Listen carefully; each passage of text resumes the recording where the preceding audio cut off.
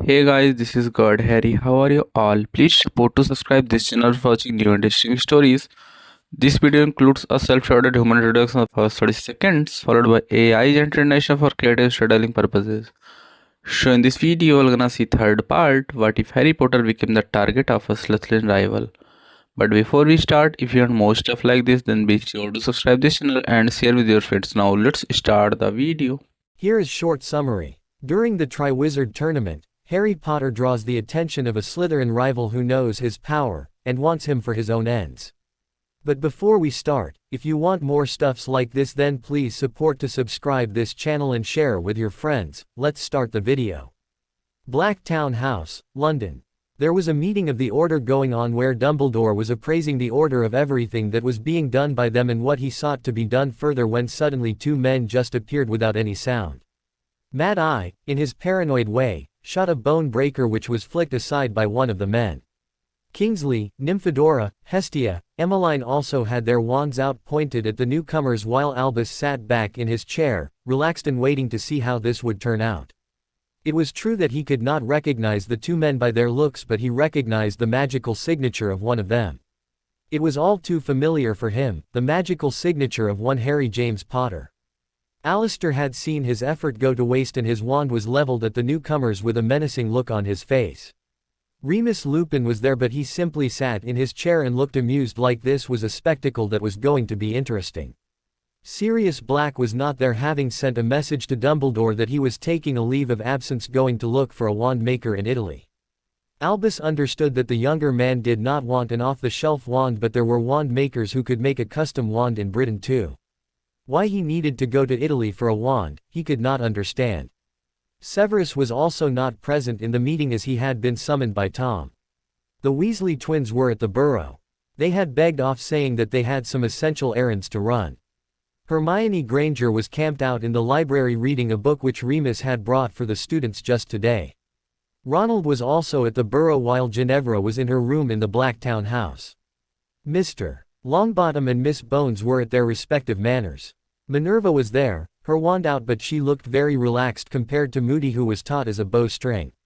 The other Order members were sitting in their seats, but Albus had no doubts that they were fingering their wands in their cloaks, ready to begin casting if it came to it.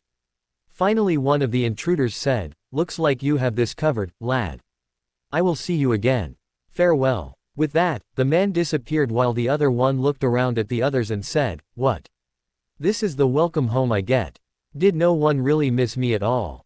They all looked Harry up and down. How could this 6-foot-tall, well-muscled, young man possibly be Harry Potter? And, where were his glasses?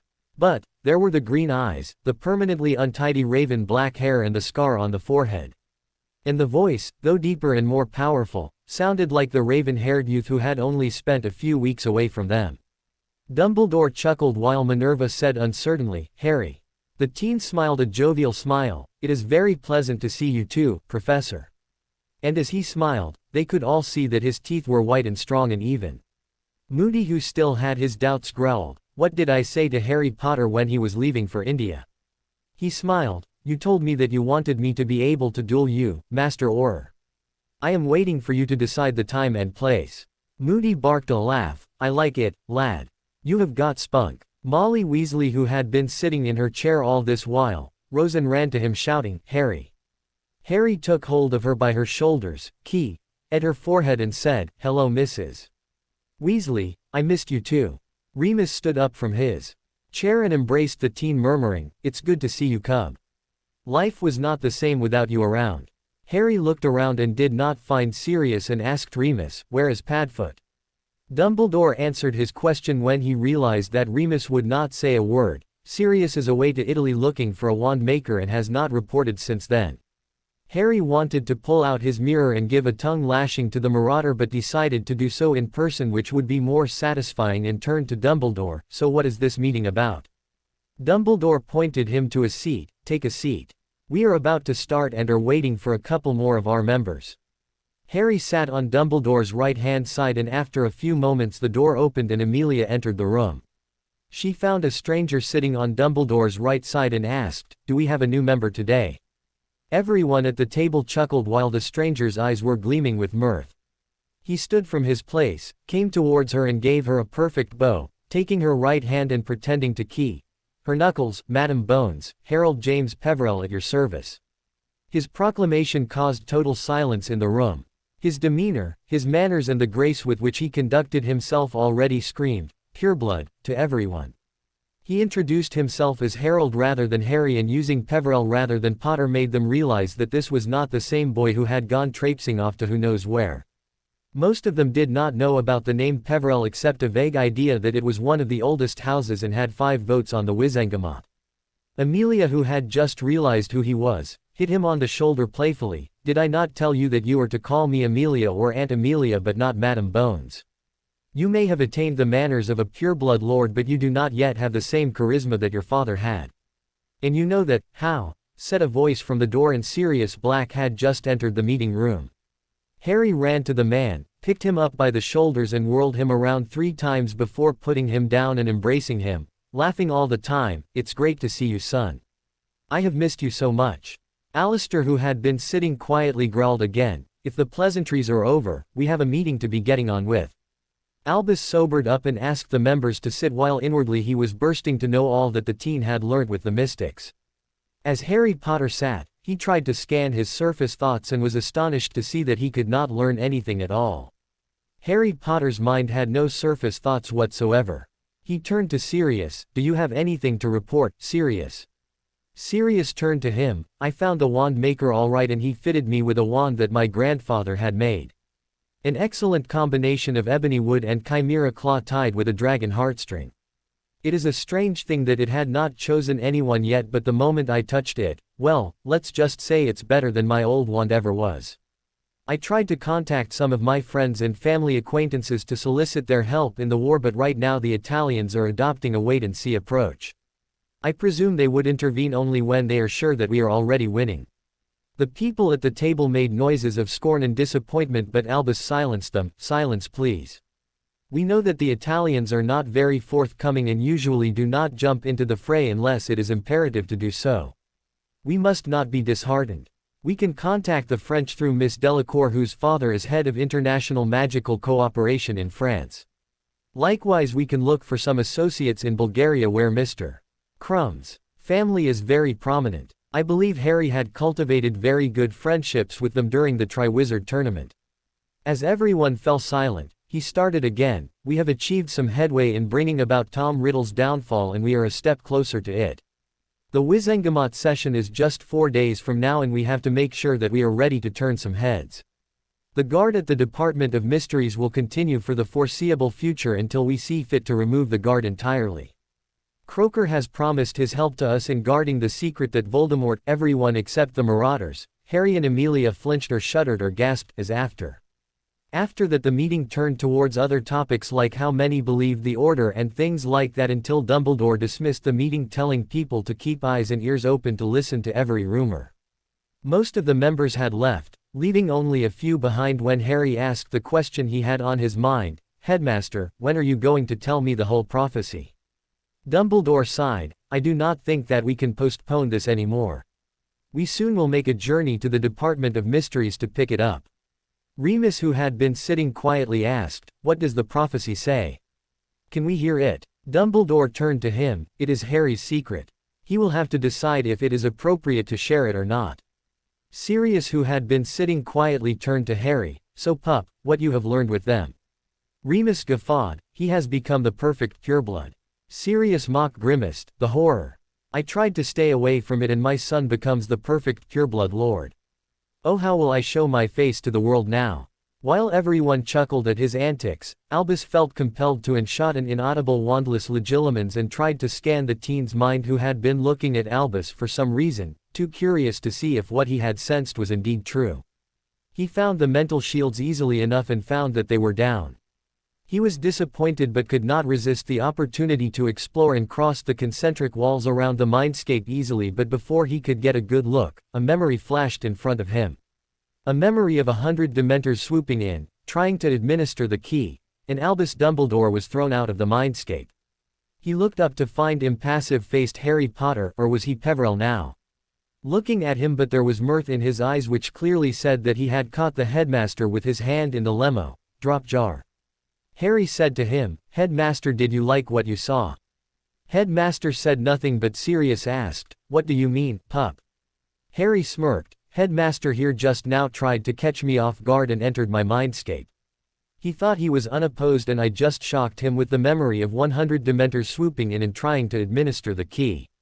Sirius looked ready to brawl. "You used legilimency on him," he roared at Albus. Harry placated him. "It's all right, Padfoot. I shot him with a compulsion charm to do so. I had to start my pranking spree on someone, after all."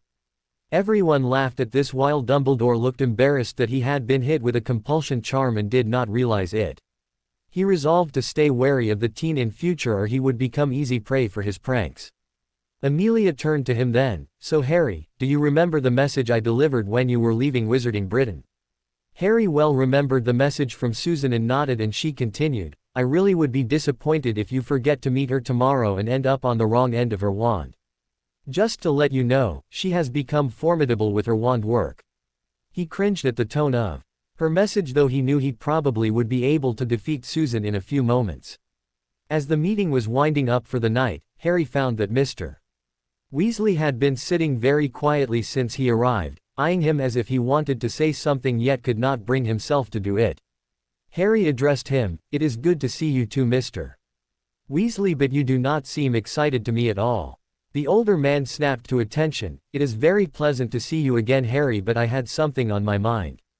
It was as he had guessed. He turned to the older man, "Please do go on. If you have to hesitate in saying anything to me, then I would assume that things are very bad between us." Arthur said, "Nothing like that, Harry. I had a small request for Lord Black, that is all.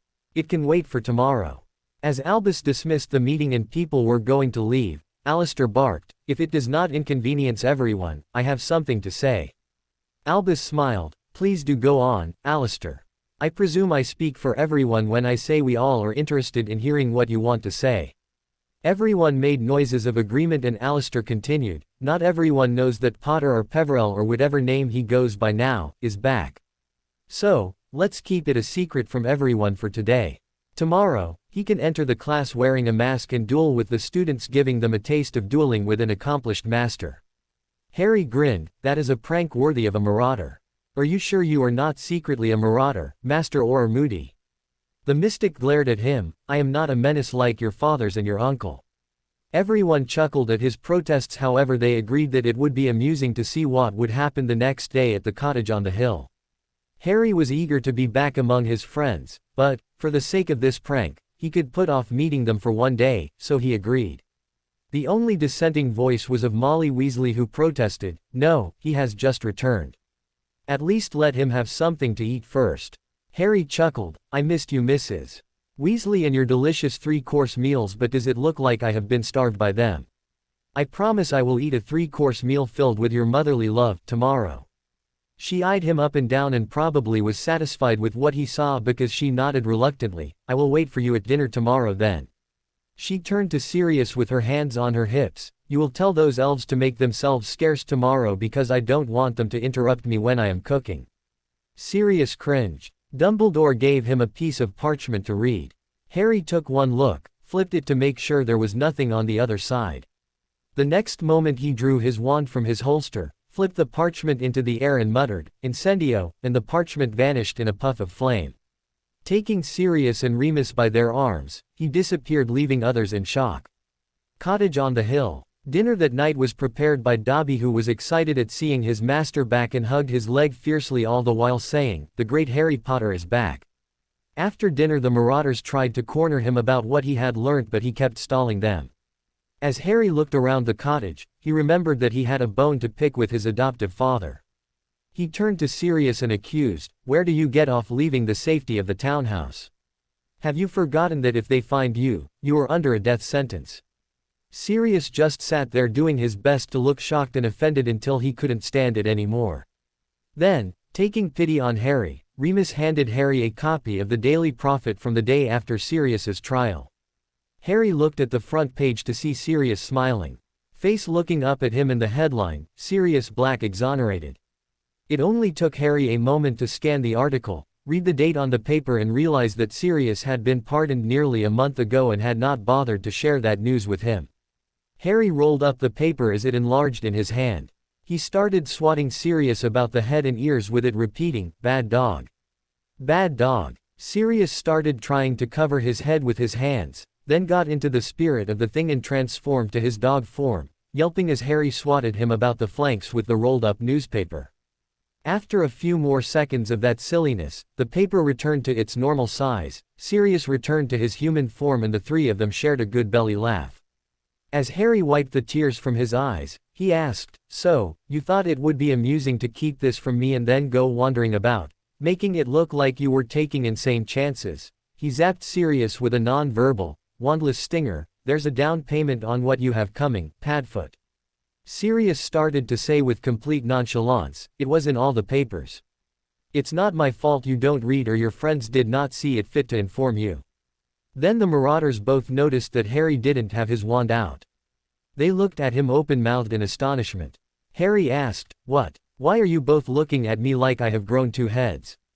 Finally Remus found his voice, "Nothing is the matter, cub. Not just any wizard can use wandless and inaudible magic with such fluency. Despite becoming a ferocious war mage he could not control his blush, it is no big deal. I can cast most spells wandlessly now." Sirius had been giving Harry an appraising look all this time. "If I were you, pup, I would not go around showing off my skills. The big deal behind me and James being animagus was that we had done it without any help from anyone and kept this secret for years." Harry smirked, "Don't worry about me. Nobody can enter my mind unless I let them." "Is your mind secure?" Sirius said offhandedly, "My skills are a little rusty but with a little practice, I can get my affairs in order. Thank Merlin that my mindscape survived the Dementors. It was one of the reasons that I could keep my sanity. By the way, I noticed you did not ask Moony the same question."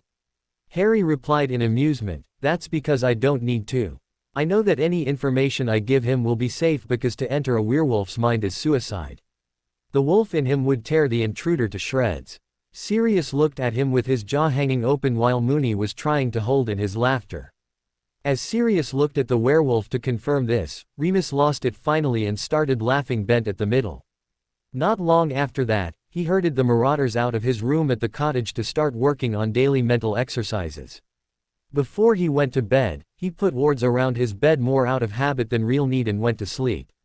Cottage on the hill. The next morning, Harry woke up just before the crack of dawn as had become his habit and sat wondering for a few minutes about why Vari had not entered his room this morning before he realized he was back in Britain and he was sleeping in the cottage.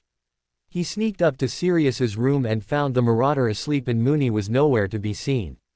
Perhaps he had returned to Grimmauld Place sometime in the night. He went outside and realized that Hogwarts was nearby and if he wished, he could visit the school. Changing his mind and deciding not to, he started running around the property but it was not as exciting as it was at Addersporum because there was no one to shoot spells at him every step of the way.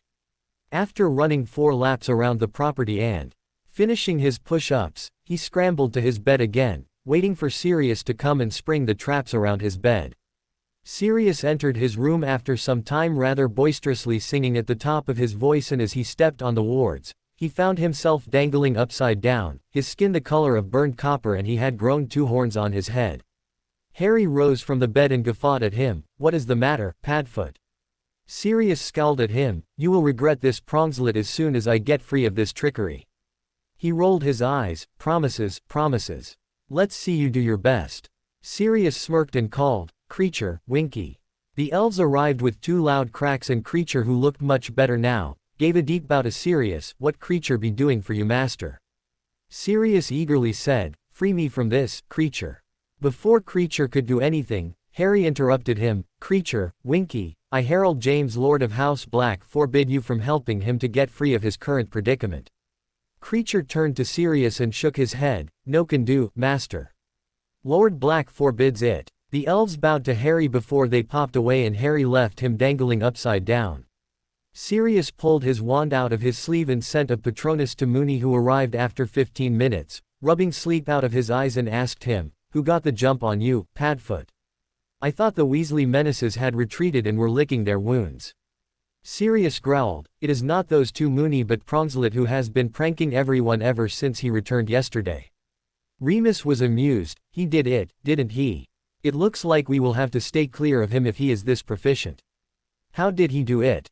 Sirius sighed, "I would happily retell the entire tale to you if you would be kind enough to bring me down." As Remus raised his wand to try and break the ward, Harry materialized out of thin air behind Remus and shouted in his ear, "Boo!" Remus was so startled that he jumped, yelped and dropped his wand. Before the werewolf could recover, the teen shot him with a cushioning charm, Ascendio and a sticking charm. Before Remus could do anything, he rocketed to the ceiling and was stuck there. Had it not been for the cushioning charm, he likely would have broken most of his ribs from the impact. The wards expired after 30 minutes and Sirius dropped to the floor with an undignified thump. Using his wand, he helped his fellow marauder out of his predicament. The two of them went to wreak their revenge upon the whelp. He would pay. They found Harry at the breakfast table, working his way through enough food for a small army. As the aroma of the food hit their nostrils, revenge was postponed as they pulled up chairs and tucked in. An hour later, Moody entered to find the marauders sitting on the sofa in the entrance hall and no sign of Harry Potter or Peverell or whatever. He growled at the duo, "Where is the lad?" Sirius smirked, "Constant vigilance, Alistair." Alistair felt someone was behind him and as he turned, a wand appeared out of nowhere and shot him with a banishing hex, throwing him across the entrance hall, and before Alistair could get on his feet, he had been disarmed and bound with chains. Harry Potter emerged from under an invisibility cloak. He could swear that his magical eye was failing him, smirking at Alistair. "I believe I just won the first round, Master Auror." Harry hauled him back to his feet by one arm and proffered his wand tip first, saying, "I am waiting for the honor to duel you at your chosen time." Alistair grumbled, "Soon lad, soon. You will get what's coming to you." Sirius and Remus merely chortled. Soon, Minerva and Flitwick arrived with Dumbledore and surprisingly Amelia. They were told to be present for this session as it was bound to be interesting. Sirius welcomed them into the classroom that they used to teach the students. The students arrived sometime later from their respective abodes. Harry had already disappeared under his cloak and waited in silence, knowing that none of the teachers had been told about him. Moody immediately took the reins of the session. "All right, here is what we are going to do. These two," he pointed to the marauders, "will be leading a charge with another person who has kindly agreed to help us with training the students today. Minerva, Phileas and I will be at different points of the property lines, defending it while the students will be on their own. Your aim is to stop these three from entering the cottage and taking a trunk which is in there. If they take the trunk, you lose. If you capture or disable all three of them, you win. You may use any spells you know, any tricks you can come up with. The only rule here is no permanent damage." Amelia and Albus will be the judges for this session. As the teachers apparated to different parts of the property, the students were left alone. Fred opened the conversation, "So, has anyone got a plan?" George added, "Because we have none. If we had known." Fred said, "We would have thought of something." Neville raised his hand, stopping them. "Let's think of something. We have 7 students and 3 teachers on our side while they have only 3 on the other team. Does that seem unbalanced to you?" Ron said, "Of course it does. It means that the 3 on the other team are more than a handful for us." Hermione, who had been thinking hard, turned to Ron. "So what do you propose?" Ron gave her a grin. "Let's pair up. Fred, you go with Neville. George, you take Susan with you, and Ginny, you are with me and Hermione." Neville said, "Okay, you've divided up the party. Now what?" Ron smirked. "Mad Eye told us to do what we can to keep them from taking the trunk. 3 of us will guard the trunk. You 4 go back up the teachers and try to hunt them down before they get in here." They decided to look in different directions for the intruders, and sometime later, horse neighing was heard from across the property line and George grinned. "They have tripped the caterwauling charm on the eastern side. Let's go." Before he and Susan could do that, a lion roaring was heard in another direction and they took off to the south where the second caterwauling charm had been tripped, knowing that teachers would already be rushing to the east.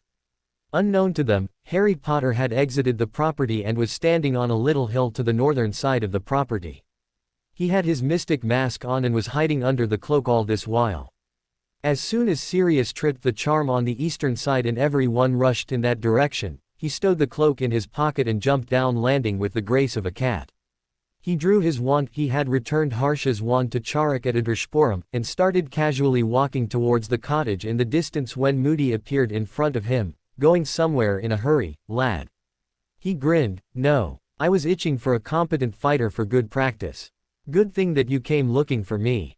Harry's wand became a blur as the tip described a rapid series of short arcs, and a chain of bone breakers and bone crushers raced toward the grizzled veteran.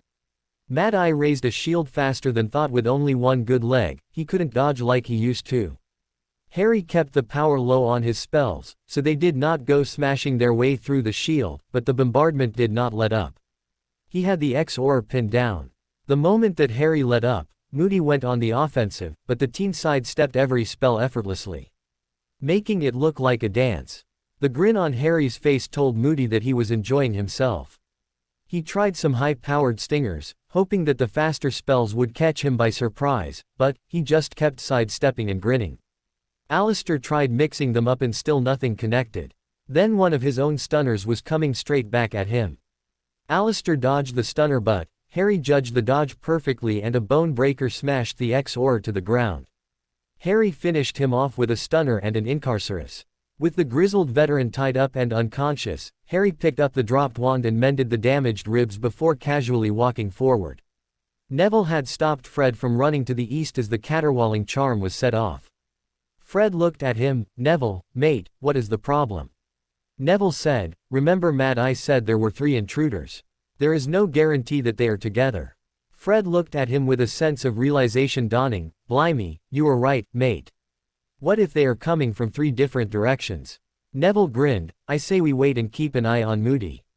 He can watch everyone around him with that eye of his, and he will go in the direction where we really need to go. So they had followed Moody and saw him disappear before appearing before the intruder and trash-talking with him before engaging him in a duel. They saw how the teen had turned the tables on Alistair and walked forward nonchalantly. Fred grimaced. That must have hurt the grizzled aura. Neville said, I agree. It is not like him to lose to anyone so easily. So, what strategy do we adopt against this one? Fred's face was set in determination. Only one strategy. I will cast and you will defend. They apprehended the teen who was walking along leisurely like he owned the place, and Neville challenged him. Halt. This is not going to be so easy for you. The opponent grinned. Big words, Longbottom. Can you back them up? Fred started casting everything that he knew, including some prank spells for good measure, and just like when he faced Moody, he did not bother to shield. He barely even moved as he just sidestepped every spell. After Fred had failed to get a hit on him, he hollered to Neville, Longbottom, let's combine forces and teach him a lesson. The two together started casting curses at their opponent, and he merely raised Protega Maxima between them and stood there, smirking at them. Fred used a contraption to bring down the shield, and immediately their opponent started casting at them. His casting speed was blinding, and before they were able to defend themselves from a spell, another would be there. They raised shields to protect themselves, but in a few shots, their shields were broken. As they raised another shield, he sent an incendio at them, followed by a shield breaker and then a stunner. Fred jumped in front of the shield breaker and was knocked out by the stunner. Neville was left alone to fend for himself, and his opponent sent an Incarcerus at him, which he tried to dodge, but the rope kept following him and eventually tied him up. Flitwick, who had been watching the fight with some appreciation, Susan and George were keeping Remus busy, decided to confront him as he saw him using the Incarcerus creatively on Longbottom. Win or lose, he anticipated that this would be someone who would give him a good fight. Flitwick sent an incendio at the boy. He could sense it was a teen, probably in early 20s, and the teen batted it aside and turned to find the charm's master standing with his wand in his hand and bowed to him. Master Duelist Flitwick, I would be honored to duel with you. Flitwick said nothing but shot another incendio at the teen, who swatted it back at him. Flitwick had to dodge to save himself. As he straightened, the teen had conjured a fire whip, Krishanu, and waved his wand at Flitwick, who had to raise a shield to avoid being snared in the whip. The teen gave a jerk to his wand and Flitwick's shield was broken. The charm's master opened a hose of fire at the teen, who jumped aside and used a flame freezing charm, freezing his fire hose, then started sending bolts of fire at him, Pavakam, in an almost unbroken chain. Flitwick was hiding behind a shield and waited for someone to come to his rescue, but others were equally engaged. When Harry saw that Flitwick, feeling secure behind his shield, was looking around for help to come to him, Harry sent a shield breaker, followed a split second later by a disarming charm from his open left hand. Before Flitwick could react to his shield being shattered, his wand was flying through the air to Harry's outstretched hand. Finally the teen conjured a cage of earth, summoned the charm's master, guiding him into the cage and fixed him there with a sticking charm. After disabling the charm's master, he went in search of others and found McGonagall about to overwhelm Sirius, who was hiding behind a shield while she was using animations against him. Thinking it was as good a time as any to try the trick Harsh had taught him, he claimed one of McGonagall's animations and sent it back at her. McGonagall turned around to find her own animation attacking her and looked around flabbergasted till her eyes found Harry, who was standing there grinning at her. While she inwardly felt proud of the display he was putting on, she had a reputation to maintain and she started sending all sorts of spells at him which sometimes he dodged, sometimes flicked aside. As she sent conjured arrows at him, he conjured a metal shield and the arrows pierced themselves into the shield. He immediately transfigured the shield and arrows into javelins and banished them at the professor, who conjured a wall of stone to stop the javelins. While she could not see him, her sight line being cut off by her own wall of stone, Harry took the opportunity to disapparate silently and apparate behind her. With her back turned to him, he transfigured her into her cat form. Sirius immediately transformed to keep the professor busy with the cat and dog game. That left Remus, who was dueling with the duo of Susan and George. Harry sent a stunner at George, who dodged it and grinned at him. "It won't be that easy to stun me." Harry grinned, "I have just come from stunning your twin, who was saying the very same thing." George started casting without thinking when Susan stopped him. "He is just egging you on into making a mistake." Harry grinned and sent some of McGonagall's animations, he had commandeered all of them, at the pair of them while grinning to Moony. "You have it covered now. Stun them and join me inside." Before he walked inside, he sent a Homnum Revelio spell inside, showing that the three were hiding in what they considered strategic locations.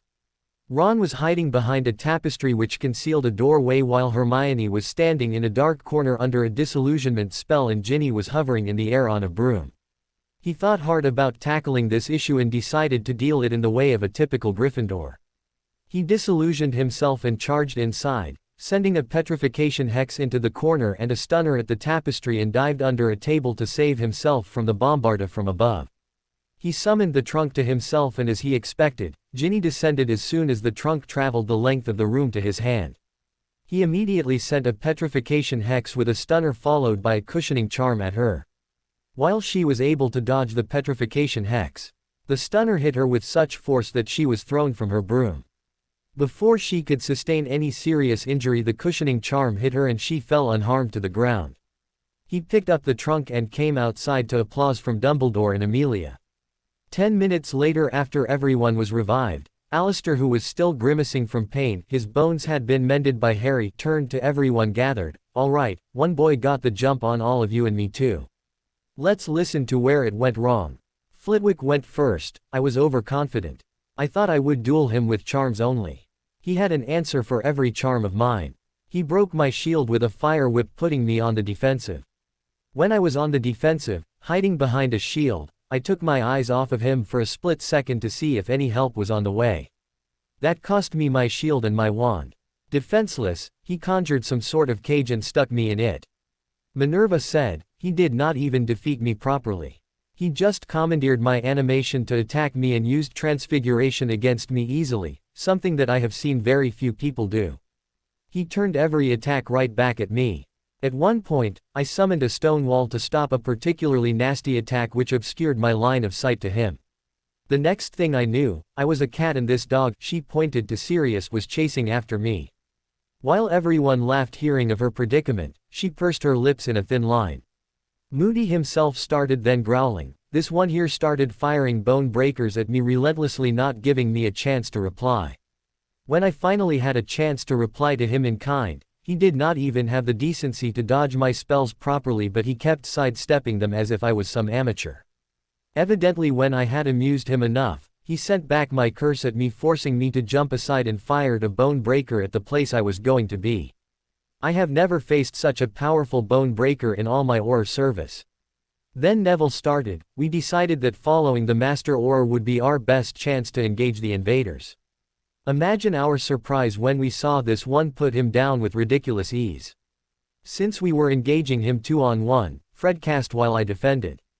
After some time, it was clear that Fred could not hit him. He kept doing that sidestepping thing. When we attacked him together, he raised Protega Maxima which we brought down. He sent a spell chain at us which Fred took on himself and was stunned. Then he sent some weird incarcerus at me to tie me up. Susan spoke for her and George. This one sent all of McGonagall's animations at us forcing us to deal with them and then had Remus stun us. Hermione spoke for the three of them. He must have cast the Homnum Revelio because he knew exactly where we were in spite of the fact that we were well concealed.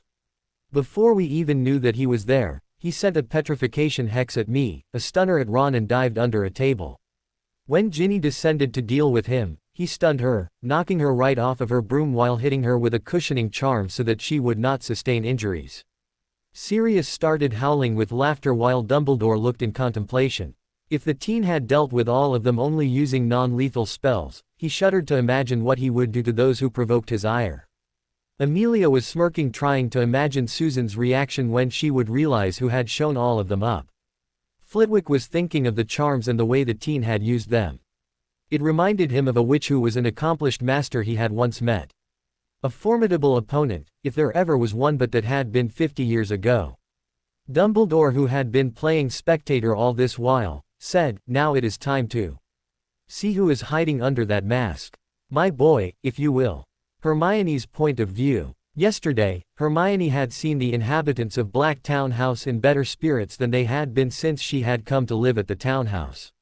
While she was not allowed in the order meetings, none of the students except the twins were, but Molly's smile was more dazzling than other days, as if she had been given a gift she coveted above everything. The headmaster had greeted her very jovially, and that was out of character for the old wizard who had looked grim and contemplative for the past month. Mad-Eye was looking disappointed as if someone had defeated him in a duel, but there was no one who could get the jump on that old Auror in a fair duel. Was there? She was surprised to see Madame Bones in the meeting, considering the head of DMLE had never attended any meetings as far as she knew. The rest of the members that she had seen were looking happy, but she knew it was pointless to ask them why. They were under strict orders from Dumbledore not to tell the students anything about what happened in the meetings. If Dumbledore thought that something should not be told to the students, then it was fine with her. He was after all Albus Percival Wulfric Brian Dumbledore, the greatest wizard in all of Britain. If there was anything that they needed to know, he would see to it that they were told. Mad-Eye told her to flow call the students, telling that there was a practice tomorrow where the students would team up with the teachers. They had never teamed up with the teachers on their side yet in a duel, and she was excited. This morning when Moody announced the fight that he had staged, she was excited to show her prowess and clever wand work, hoping to cement her place as the tactical thinker for the group, but the boys had made strategy among themselves and acted on it. She had hatched the plan for the three of them to hide in different places in the hall where the trunk was kept, and she was fairly certain that the intruder would miss at least one of them and could be taken down. What she had not planned for was for the intruder to cast a Homnum Revelio before he entered the house and he had discovered their positions. She was certain that she would not be discovered because she was in a dark corner and under a disillusionment charm, but the intruder had shown his extremely sharp reflexes with his wand, sending a petrification hex at her and following it with a stunner too quickly. She watched as he stunned Ronald and jumped under the table, forcing Ginny to come down when he summoned the trunk to him. He had shot the spell chain at her without any effort, as if he knew where she would be. To be successful in such close quarters he must have practiced hard at aiming his spells, something which none of the students had practiced before. When Dumbledore asked him to take his mask off, the face which emerged seemed familiar to her. But how could this be the same bloke? He must be about half a foot taller, no glasses, and where did he get all those muscles? It wasn't just the physical changes either. This fine, young man stood up straight, carried himself with confidence, and had the manners of a young lord. She looked again. There was the familiar raven black untidy mop of hair. There was the scar, though just a thin white line, a mere shadow of what it used to be. And finally, those emerald green orbs. Once she looked into them she was sure. This was her best friend, Harry James Potter, looking back at her. There sure were a lot of changes, but she was sure she could get used to it. Before Hermione could react, a stinger had left Susan's wand and she realized that she too had made the same connection, and realization was dawning on others as he gave his. Lopsided grin to all of them. Everyone who had been at the receiving end of that grin knew it too well. As she watched, Harry just swatted Susan's stinger aside with his hand, and Susan followed it with a volley of hexes such as petrification hex, stunners, and even a couple of bone breakers too, but none of them seemed to connect with the way he was just sidestepping her spells. Finally Harry disarmed her with his wand. What was it made of? And Susan pounded him with her fist, shouting, "You moron, Harry James Potter! You are such a prat! You did not come to see me when you returned." Finally Amelia had to pull Susan away from the boy who had been laughing while Susan had been pounding him, enraging her. As Susan was subdued, Hermione lunged and hugged him tight, muttering, "You ever pull this on me again, Pratt, and you will be dead." "Deal." He only keyed her head and said courteously, "Miss Granger, while you make an interesting offer, I fear that I shall have to decline." Everyone around them chuckled, and then there were Neville and Ron who were hugging the teen. "Blimey," exclaimed Ron, "you're nearly as tall as me, Harry." "What happened?" Harry muttered something like, "Growth spurt. That Indian cooking is good for you." Ron's enthusiasm was contagious. "It is good to see you, mate. There was no one to play chess with me." Harry chuckled, "You mean there was no one you could defeat again and again?" Finally, as they let go, Neville grinned at him. "It is good to see you again, brother." Harry clasped his hand in sign of brotherhood of old. Finally, he approached Ginny and bowed to her, taking her right hand and pretending to key her knuckles. "It is good to see you too, Miss Weasley." Ginny did not squeak or try to run as she used to, but blushed a little. "Since when did you become so smooth, and where did you learn the pure blood manners?" Sirius seized the moment to put his two nuts in. "As I said yesterday, Prongslet, the horror is unimaginable." Harry finally turned to the twins. "You too, it's good to see you too. I hope our venture is not doomed." Gred said to him, "You stunned your partners." Fiorja added, "You will pay for this." Together they said, "We declare prank war on you." Harry said nothing, but Sirius muttered, "Be careful, you two. He is on a spree. He even bloody pranked Dumbledore." Dumbledore said nothing but just grimaced. Blacktown House. Everyone had gathered in the townhouse for dinner when Arthur returned from the ministry. Arthur had sent for his sons to be present, with the exception of Percy, for what was to transpire in the evening. Harry was sitting in the meeting room reading a book while Sirius was lounging in a chair and Hermione sitting, engrossed in a book, when Arthur entered the room followed by his brood. They stopped at a respectable distance from Harry and he waited for them to say something. However, Arthur remained silent for some time. Finally Harry looked up at him to see him fidgeting, wringing his hands, and he recognized that perhaps the Weasley patriarch wanted to say something but had no idea about how to proceed. He broke the silence. "If you want to say something, please do, Mr. Weasley. You do not need so many people at your back to talk to me." Arthur went on one knee and addressed him formally. "Lord Black, I have a favor to ask you." Harry immediately straightened, recognizing that Mr. Weasley had come to him as a supplicant. "State your wish, Arthur of House Weasley, and if it is in my power, I will grant it." Arthur said clearly, "My lord, my mother was a daughter of your house and was cast off from the family by Lord Orion Phineas Black for marrying a blood traitor. He further asked the other houses to shun us, and we were deprived of our family seat on the Wizengamot." Harry pondered over this for a moment and then said, "Your mother Cinderella Black was a daughter of this house and married for love. That is not an offense in the eyes of Mother Magic, and as such her banishment is illegal and is not sanctified by Mother Magic." Arthur shook like he was ready to cry, but Harry was not finished.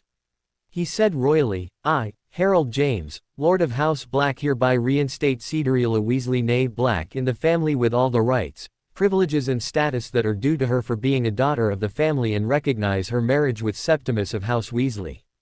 Arthur lost control and started to cry. His face tear-streaked and looked at Harry, who had stood. "Do you, Arthur Septimus of the House of Weasley, accept your admittance in the House of Black?" Arthur replied with his voice hitching from tears, "I do." Harry said further, "Do you swear to serve the family in its best interests and to protect its members as they would do to you?" Arthur replied, "I do."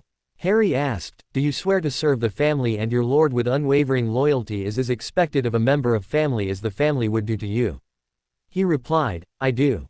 Harry solemnly declared, I Harold James, Lord of House Black, welcome you and your brood into the family as an extended part of the family, whereby your family will be a cadet line to the House of Black, and the House will petition to restore the lost honor of your family so that the House of Weasley can again sit upon the Wizengamot in its capacity as the ancient and noble House of Weasley. So I say, so mote it be. Tendrils of golden light rose from Harry's magic, which had been covering him like a cloak, and it engulfed all the members of the House of Weasley in its folds before it dissolved into their bodies. Harry, however, had not yet finished and said, "As your mother was not given her customary dowry and all other emoluments as are due to the daughter of House Black, reparations will be made. I will procure rings for all the members of House Black which will connect them to me, so I would know if one of them requires my help." Arthur, who still was on his knees, stood shakily, and Sirius embraced him. "Congratulations, cousin. Welcome to the family." A 3-course dinner followed, and Harry was served 3 helpings which he ate with relish.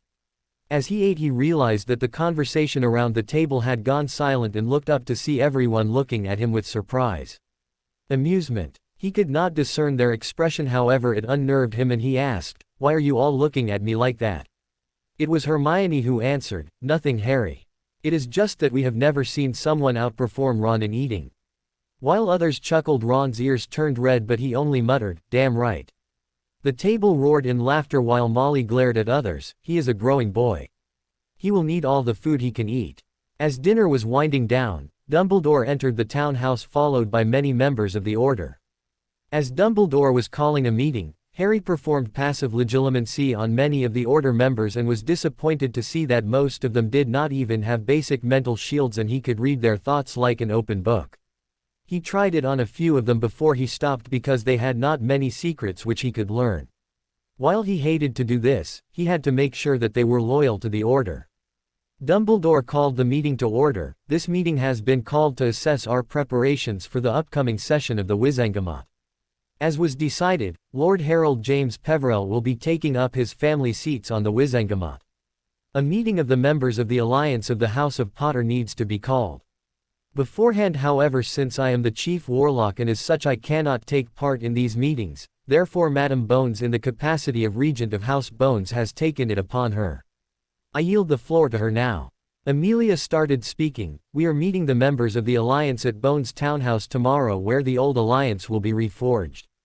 In the capacity of Regent of House Bones and as legal guardian of Harry Potter, I invited them for a meeting in the House of Macmillan, House of Boot, House of Longbottom, House of Acton, House of Addington, House of Ainsworth, and minor houses of Dayton, Marlow and Livingstone have assented to attend the meeting." There were loud cheers at her proclamation, and Dumbledore quietened everyone before he started again. "Is there any other news that you all want to share?" Arthur said, "Lord Black has reinstated Cedrella Weasley née Black back into her family and has instated House Weasley as a cadet line of House Black, in addition to agreeing to petition the Wizengamot for reinstating House Weasley to its position." The Order members congratulated Arthur, toasts were raised, wine and butterbeer was poured, and the meeting was over on a happy note, with the members of the Order leaving after saying their goodbyes. Harry took the opportunity to connect with his friends, as he had hardly talked to them during the day. They joined him in his room, and as he had expected, Hermione went in her rapid-fire mode. "Where have you been, Harry? What did you learn from them? How did you learn to fight like that? What were your teachers like?" Harry smiled and shook his head at his friend's tireless barrage of questions. He took both of her hands in his left, patting the backs of them with his right, saying, "Hermione, breathe. I am sorry, but I cannot answer any of those questions. There are some things that must remain unknown. What I can say is that I learned something of charms, transfigurations, potions, herbology, care of magical creatures, and runes." She asked, "But Harry, you didn't take runes as one of your electives. How could you study runes?" He smiled. "I had some very good teachers. They taught me enough to catch me up. So, I'm going to drop divination and take runes for my owls." She beamed at him. "That's great, Harry. Divination is a sham anyway." Harry shook his head. "Hermione, most so-called practitioners of divination are nothing but scam artists. Sadly, even though Professor Trelawney has at least some of the true gift, she has no control over it and resorts to their methods to try and hide her inability. She is to be pitied, not despised. There are real seers out there, and their power is both arcane and ancient. Sadly, unless one has the gift, there is no way that they can learn the true art. She was hanging on every word of his as if he was in a class, and when he finished she said, "You really believe that there is a thing such as sight?" I thought Trelawney as making it up. Harry smiled. As I said, most of what she does is just mumbo-jumbo to dazzle and distract, while she tells you only what can be learned or guessed from keen observation and some good guesses. She has no control over her gift, but her gift is genuine. She has made, I think, 2 real predictions. True seers are very rare and there are only a handful of them in Avalon. She asked, "Avalon?" He shrugged. Britain was once called Avalon in ancient times when the world knew of magic. Ron, who had been quiet all this while, asked, "You said there are seers in Britain. Who are they?" Harry smirked. "That is a secret which I would not give up." She glared at him. "Why not? What harm will it do?" He sighed. "Hermione, some secrets better remain secret. It is not wise to go poking into every nook and cranny to find some secret. Some things should remain forgotten for the general good of the world." Hermione asked again, "What happened in the evening with Mr. Weasley? What was all that bowing?" It was Ron who answered this time. "Father petitioned Lord Black to reinstate grandmother into her family. In the next session the House of Weasley will be restored to its hereditary seat on the Wizengamot." Hermione was confused. "Lord Black? But Harry is not Lord Black, and when did you become Harold?" Harry laughed. "It was always my name.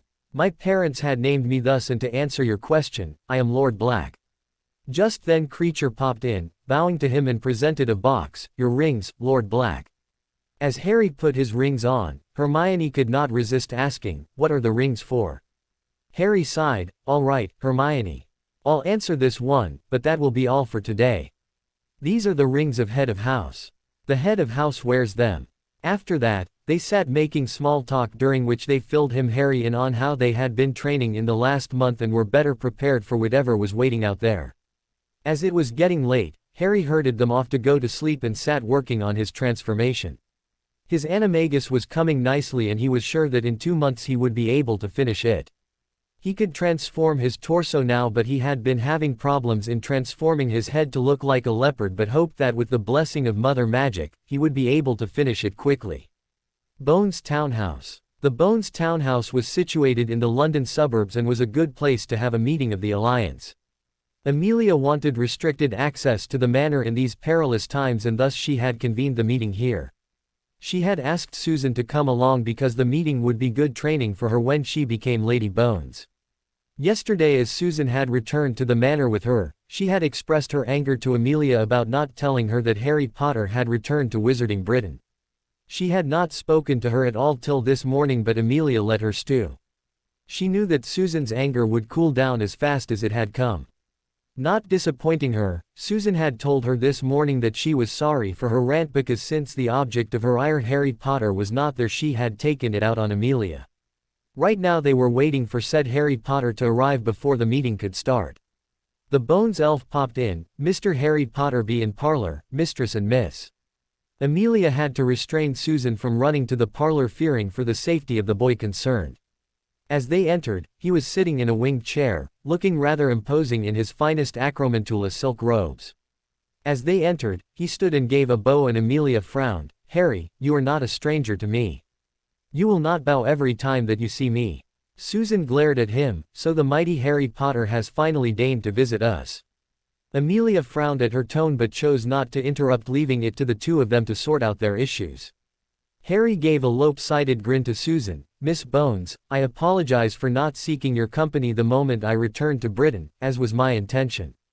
There was a certain veteran Auror whose request I granted instead. I ask your forgiveness and will make reparation in any way you choose."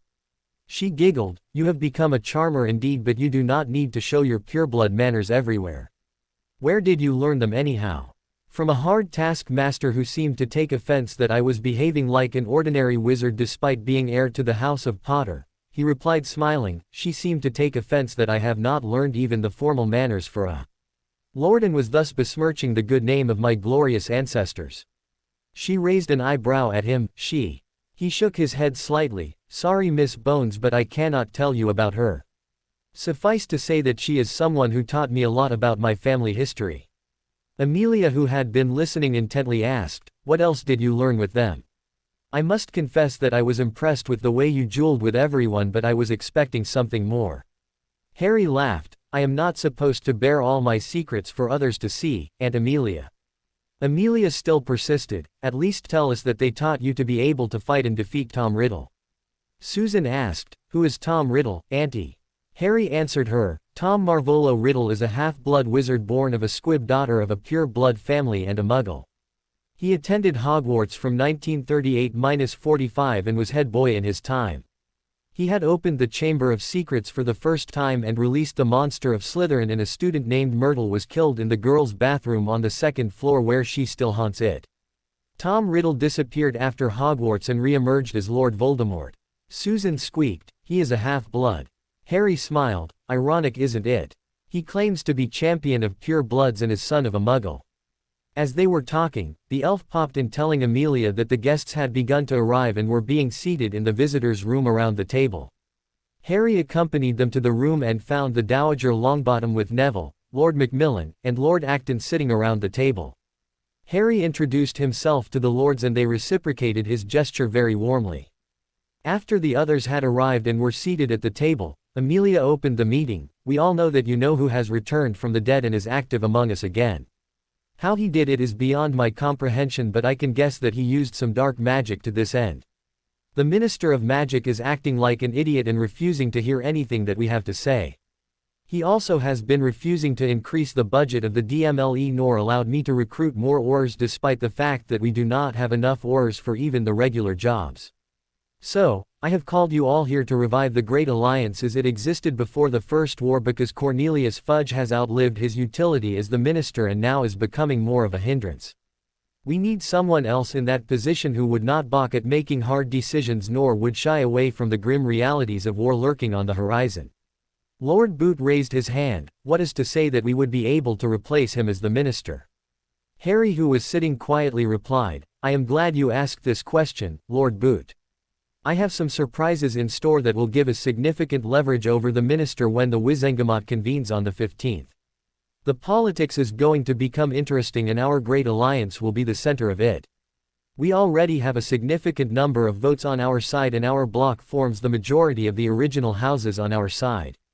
Lord Macmillan, who was not quite convinced, said, of the original houses there are Bones, Black, Potter, Macmillan, Sayre, Greengrass and not left out, of which only Potter, Bones and Macmillan are represented in this meeting. How do we have the majority? Amelia took the conversation from there, because Harry Potter, being the godson of Sirius Black, is his heir. Since Sirius Black is the blood heir of House of Black, Harry Potter has ascended to lordship of the House of Black. House of Black will sit in the Great Alliance on the Wizengamot in the upcoming session. The members cheered at this proclamation and the meeting was dismissed with the promises of ousting Fudge from his seat. However, the question remained as to who would succeed him. They both decided to discuss it in the meeting of the Alliance later. After that, Amelia left the two of them to have a little talk, and Harry, who had no practical experience of talking to a girl outside of Hermione or Ginny, knew of nothing to say and was sitting quietly till Susan broke the ice. What was it like in India, Harry? Harry beamed. It was a pleasant experience except for the training part. The trainers I had were ruthless taskmasters and they ran me ragged every day. However, I did learn a lot more there in 1 month than I ever did in 4 years at Hogwarts. She giggled. Did you even try to learn anything at Hogwarts other than defense and Quidditch? Harry mock scowled. I will have you know, Miss Bones, that I was very good at charms too. I mastered the summoning charm enough to summon my broom from the castle all the way to the arena. I could cast a Patronus at the age of 13. She chuckled. I am just having some fun, Harry. Don't worry. Left without anything to talk about, he asked again, how is Hannah? Did you visit with her during the summer? She shrugged. I had decided that I would call her once you forgive her.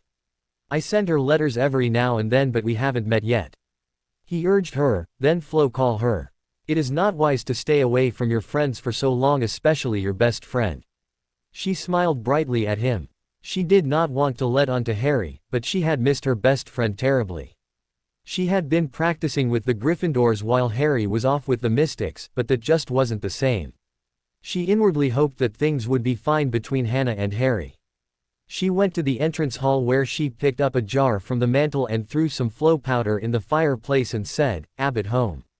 A minute later, Hannah's face appeared in the flames and Susan grinned at her. "How soon can you come over here?" Hannah started, "Oh, I don't know. I have to wash my hair, iron my shoelaces, and finish my shop." And Susan had to get out of the way as her friend stepped out of the fireplace. As Hannah stumbled out of the flow and followed her friend into the parlor, she playfully growled at her, "About time, Bones. I thought you had forgotten about." Her words trailed off as she found the stranger sitting in one of the chairs.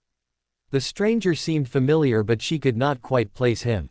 She raised an eyebrow at Susan, who just smirked at her. The stranger was about 6 feet in height, and while he wore robes, she could guess that he had an excellent physique and his eyes glowed with power.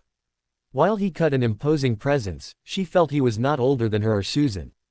The stranger rose from his seat, gave her a perfectly executed bow showing off his pureblood upbringing, and took her right hand, pretending to key her knuckles. "Miss Abbott, Harry James Potter at your service." Hannah thought she had heard wrong and could not connect this person to the boy who had been studying with her for the last 4 years, but there was no doubt about it that he was indeed Harry Potter, because those emerald orbs were not so common in the wizarding world. "Miss Abbott," his words jolted her from her reverie, "how are you and how has your summer been so far?" She hesitated to say anything. She had not yet asked his forgiveness for the last year, and he was being nothing but cordial towards her. She stuttered, Harry, I have something to say to you." He inclined his head slightly. "Oh. Please do go on." She gathered her courage. "Harry, I am sorry that I caused you unnecessary trouble last year when your name came out of the goblet. I am sorry that I resented you for entering your name into the tournament when it was not you. I didn't realize my folly till it was too late and could not gather courage to say sorry." Harry smiled serenely. "Hannah, we are children. We are bound to make mistakes, and we will fall and rise while we are growing up." Cedric was a Hufflepuff, the finest champion Hogwarts could have hoped for, and a good and loyal friend.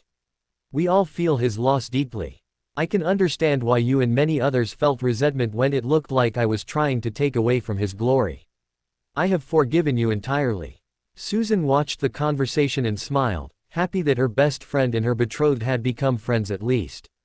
Gringotts, the same evening. Harry Potter and Sirius Black were sitting in front of Griphook in the bank. Harry had been looking for time to go and claim his family grimoires so that he could study them. Harry opened the conversation. "How are you, account manager Griphook? I trust things are well. How are things going with maintaining my account?" The goblin replied, "Lord Potter, when you left after claiming your lordships, we had a lot of business to conduct and you were in haste. As I have audited your family accounts, I found that a large chunk of your money is loaned to different families and never repaid. I have sent missives to them to ask them to pay the borrowed amount with interest. I have also made some investments on your part in several businesses, and as a result you own many businesses and majority shares in a Quidditch team." Harry sat up a bit straighter. "A Quidditch team? Which one?" "That would be the Puddlemere United, Lord Potter," said Griphook, looking like such details were completely beside the point. Now Harry was grinning widely. "That makes things interesting. Now my former captain Oliver Wood plays for my team." The goblin sighed. "Now, can we get down to business?" Harry asked him. "Excellent. What about my estates?" Griphook pulled a bulky stack of parchments and looked into it before replying. "The Potter family has many homes spread throughout the world, which include Potter Manor, Potter Castle, and of course the cottage in Godric's Hollow. Except for the cottage at Godric's Hollow, which has been declared a national monument, the rest of the properties are preserved under stasis charms which would need to be lifted, and it depends on you whether you want to do so. The same goes for properties of your other houses except House of Black, which is being managed by Ripthroat." Harry turned business-like then. "Griphook, how many companies manufacture the Wolfsbane potion? What is their financial condition? I want you to look at them and find out one such company which is in the middle of an economic crisis but can be bought, and with little restructuring we can run it successfully." Griphook looked sharply at him. "You have something in mind, Lord Potter?" Sirius, who was sitting quietly, turned to him. "Are you planning to take over one such facility, pup? Wolfsbane requires costly ingredients and is sold slightly above the manufacturing cost, not to mention there are only a few potion masters who can successfully brew it. I would only advise you that if you are planning to take over one such facility, think about it before you make a decision, because running an enterprise is not an easy task while you are in school." Harry was already getting an idea about how business worked. already knew that you can't make potions without ingredients. There was a certain supplier which seemed to have the market cornered in aconite and they were gouging. Well, Harry thought, they are going to be in for a rude surprise when they find out that their poison is completely worthless. He turned to Griphook, we will need greenhouses. We will not have any supply issues. To Sirius, he said, I have discovered alternate version of the Wolfsbane potion which will need to be registered by ICW before we can start its mass production, however I have perfected it already. It does not use aconite but another substitute. We will be using my process to brew the potion but I will not be looking after the day-to-day operations. That will be supervised by my steward. Sirius was confused and it was evident on his face. Okay, you have got me confused here. Who is this steward and when did you appoint him? Harry grinned, I have not appointed him yet. Sirius asked sighing, okay I will bite, whom do you have in mind? Harry smiled, Moony, of course. It took Sirius a few minutes before he could stop laughing. Then he sobered up, while this is a good idea, do you think he will accept it? Harry gave him a conspiratorial look, leave that to me. Griphook, who had been sitting quietly, muttered, while all this is good and cozy, time is galleons and a minute wasted is a galleon lost. Harry turned to him, right. So, your instructions are to find one such facility and buy it. Also look into my estate to find if there are greenhouses and if there are any, we will lift the stasis charms on those properties. Once you do then I will have further instructions for you. Now I have a question for you, Griphook. Griphook said offhandedly, and what is the question, Lord Potter? Harry smirked, how would you like to make some quick galleons, say 1,000,000G. Griphook's countenance immediately brightened, I am listening. Harry said, I have a slightly decayed 1,000-year-old basilisk's carcass which would get me a lot of galleons. Gringotts would be paid 10% commission to broker the deal to the highest bidder. Griphook's eyes were big as galleons, and how long is the carcass? How did you come across it? Harry said offhandedly, around 60 meters or so and around 4 meters in diameter. Not quite in perfect condition as its eyes and one fang are gone. It was the monster in Salazar Slytherin's Chamber of Secrets and was petrifying students. I killed it with the sword of Gryffindor. Griphook was literally salivating now, what do you want in the deal in return for Gringotts rendering the corpse of the beast? Harry smirked knowing he had the goblin hanging on his every word now, that depends upon what Gringotts is offering me. I can give you a memory to see its size and let me know how much it is worth. Griphook produced a pensieve and Harry pulled a memory out of his head and handed it to the goblin who replicated it and returned the original to him. He delved into the pensieve for a few minutes and returned ashen-faced, you slew it with only a sword. That is incredible. Gringotts can fetch you 10 million galleons for the carcass of the beast after deducting the rendering charges. Harry contemplated his words for some time before he spoke again, put that in writing for me if you please. I will offer 10% of the amount being offered to me as payment to Gringotts for sale of the parts of the beast.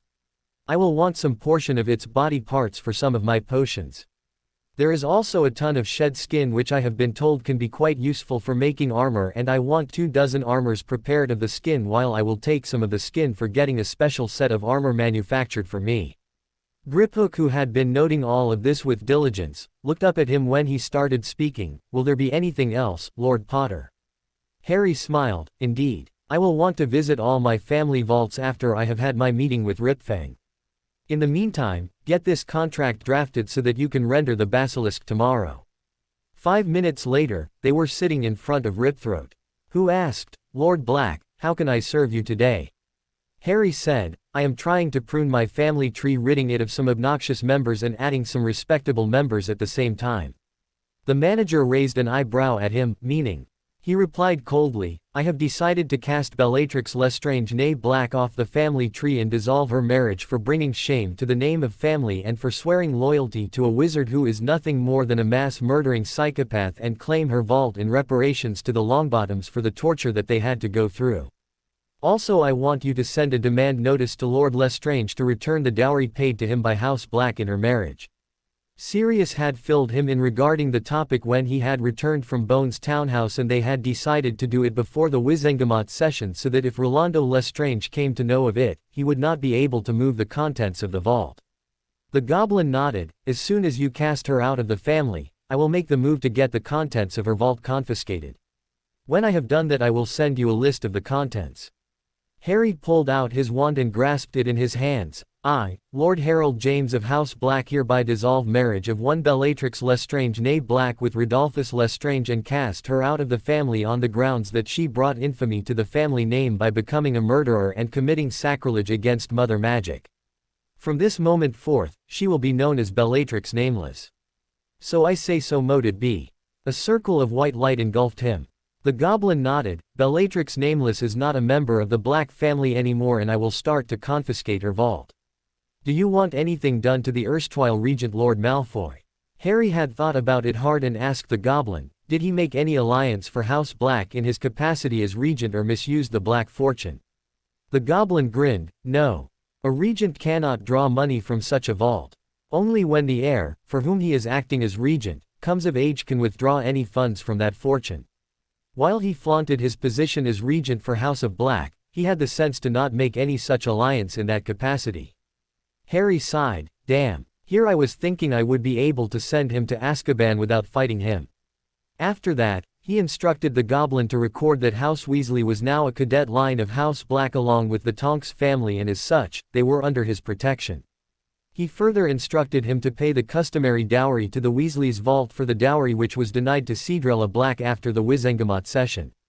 He also instructed him to get rings made for each member of the House of Black which would be connected with his ring and inform him if any of them were in danger and required his assistance. Ripthroat escorted them to the trolleys, and the trolleys went in deeper than he had ever seen. It went into such depths that he had not even imagined that it was possible. Finally they came to what he thought was the lowest level, where the vault's numbers were in single digits and some familiar names appeared to him like Potter, Bones, Black, Greengrass, etc. The cart stopped in front of a vault with number 6 and an adder was inscribed on the door. As he put his hand to the handle, it scanned his magic and opened noiselessly a second later. The vault was huge. It was magically expanded and looked about 3 stories high.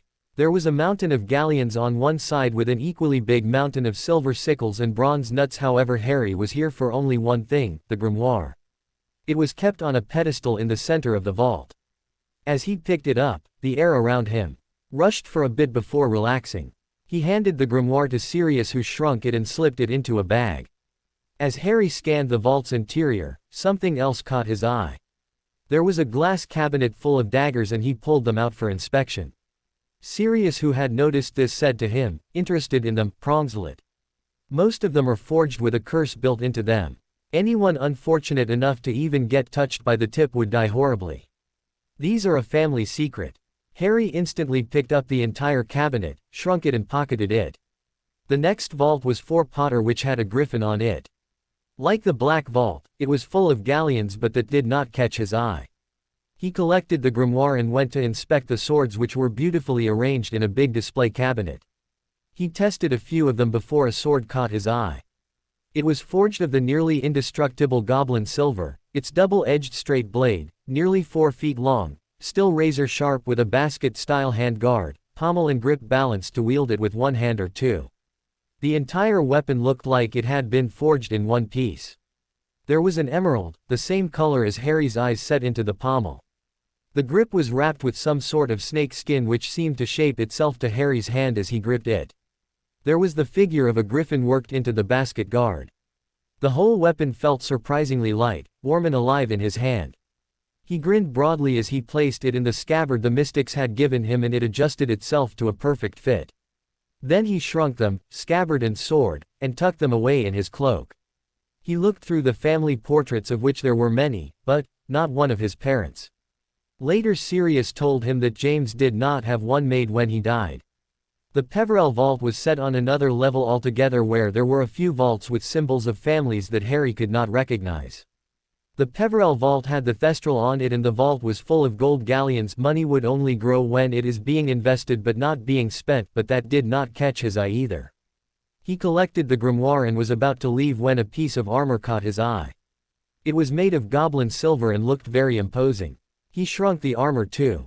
The same happened with Rosier and Weber, though their vaults were not as spectacular. Blacktown House. As Harry Potter reached his room after a big dinner, a pile of presents was waiting for him, with grinning Ron, Hermione, Neville and Susan there. They told him that they had brought their gifts for him for his belated birthday. The top of the pile was a gift from Sirius and Remus, which was an album of photographs of him with his mother and father. He had some in his personal vault, him with the Marauders, and a set of books.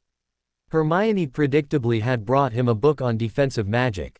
Ron had brought him a big packet of chocolates, which he said he had brought from the amount he earned by working for Fred and George. The twins had given him a packet of their latest inventions and directions about how to use it. Susan had brought him a bracelet which contained some built-in charms meant for safety. Neville gave him a set of books like others. After an hour of idle chat and merry-making with his friends, he went to sleep after placing some wards on the door. He woke up early, and as he opened the door to his room, Sirius was there, stuck to the floor. Harry grinned at him. "Bested again, Padfoot." Sirius scowled. "Cheeky brat. I swear that those people have changed my son with another person. You were not so paranoid before." Harry descended downstairs while waving his hands around and hollered to Sirius, "They just made me aware of the world around me in more ways than one." Sirius sent a Patronus to Remus, who arrived promptly, but as he stepped on the last stair, the step disappeared and his leg passed through and the step reformed, instantly catching his foot. He roared to Sirius, "Curse you, Padfoot. You get stuck and drag me into these pranks. This is twice that Prongslet has got the jump on us." Sirius did not say anything but sent a Patronus to the twins, hoping they would be able to help them, promising them to help with some pranks if they would come and rescue the Marauders. When the twins arrived, they laughed at the Marauders for a bit before they apparated. Sirius had lifted the anti-apparition ward for this near Sirius, and one of the twins found himself to be standing in a swamp, one of the twins' products which was in the gift box, while the other was stuck waist-deep in what appeared to be quicksand. They all roared in chorus, "We will get you for this, Harry." Meanwhile, Harry Potter was at the cottage, running laps around the property and imagining how things would be playing at Black Townhouse, and he could imagine that they would be vowing revenge against him. When he returned to the townhouse, he found a guest sitting at the dinner table. He was a redhead, well-muscled, with partially healed burns on his arms and calloused hands. Harry had no problem remembering Charlie Weasley, the dragon handler. As he entered, Charlie stood up and bowed to him. "Lord Black, it is good to see you." He immediately scoffed, "Please call me Harry, and none of this bowing unless it is absolutely necessary. I won't stand on formalities with you or your family." "When did you arrive?" Charlie replied, "I was working in the reserve and received an owl yesterday from Father asking me to come home as soon as I could manage. I grabbed the earliest portkey out of there today and here I am." Arthur, who had entered the kitchen just then, said, "Harry, when you petition for reinstatement of House Weasley on the Wizengamot, I seek favor from you to petition them to allow Charlie here to take the mantle of Lord Pruitt, since there are no Pruitts anymore, and by reason of being their daughter, Molly and her children are entitled to ascend." He nodded. "I understand that, however, why not Bill?" Arthur smiled. "Considering that Bill is my heir, there is no other option than Charlie." Charlie muttered, "That means I will have to find a job at the reserve in Wales here." Headmaster's office. Later that day, Harry Potter was sitting before the headmaster after they had a tiring day. He had taken the headmaster and McGonagall with the goblins to the Chamber of Secrets, where they had collected the skins shed by the basilisk, then spent 4 hours rendering the basilisk. As they were collecting the ingredients, Harry had asked for a vial of basilisk venom, which was now sitting in his cloak. As the goblins were leaving, Harry had taken Griphook aside and gave him the piece of armor, telling him to meld it with the basilisk skin so that he could have armor like Powyn had suggested. Dumbledore, who could not control his curiosity, asked, "My boy, why did you ask for the basilisk venom?" Harry said nothing but produced the scabbard and sword from somewhere in his cloak. He returned them to their natural size, then drew the sword, its polished blade and the gemstone catching and reflecting the light in the office. Harry placed an impervious charm on the top of the headmaster's desk and laid the sword there. Then he took the phial from his robes, and being careful to keep the blade lying flat, he poured the venom, drop by drop, down the length of the blade. When the venom was absorbed by the marvelous material, he flipped the blade over and repeated the operation on the other side. The blade momentarily flashed the same color as the venom, then returned to its normal sheen. When he was done, he looked at Dumbledore, who understood what he was doing. The headmaster smiled. "Of course you are readying it as a way to destroy Horcruxes. Now how can I be of service?" The operation completed, Harry replaced the sword in its scabbard and, shrinking it, tucked it away in his robes again. There was still some venom remaining in the file, so he stowed that away for future use before he answered.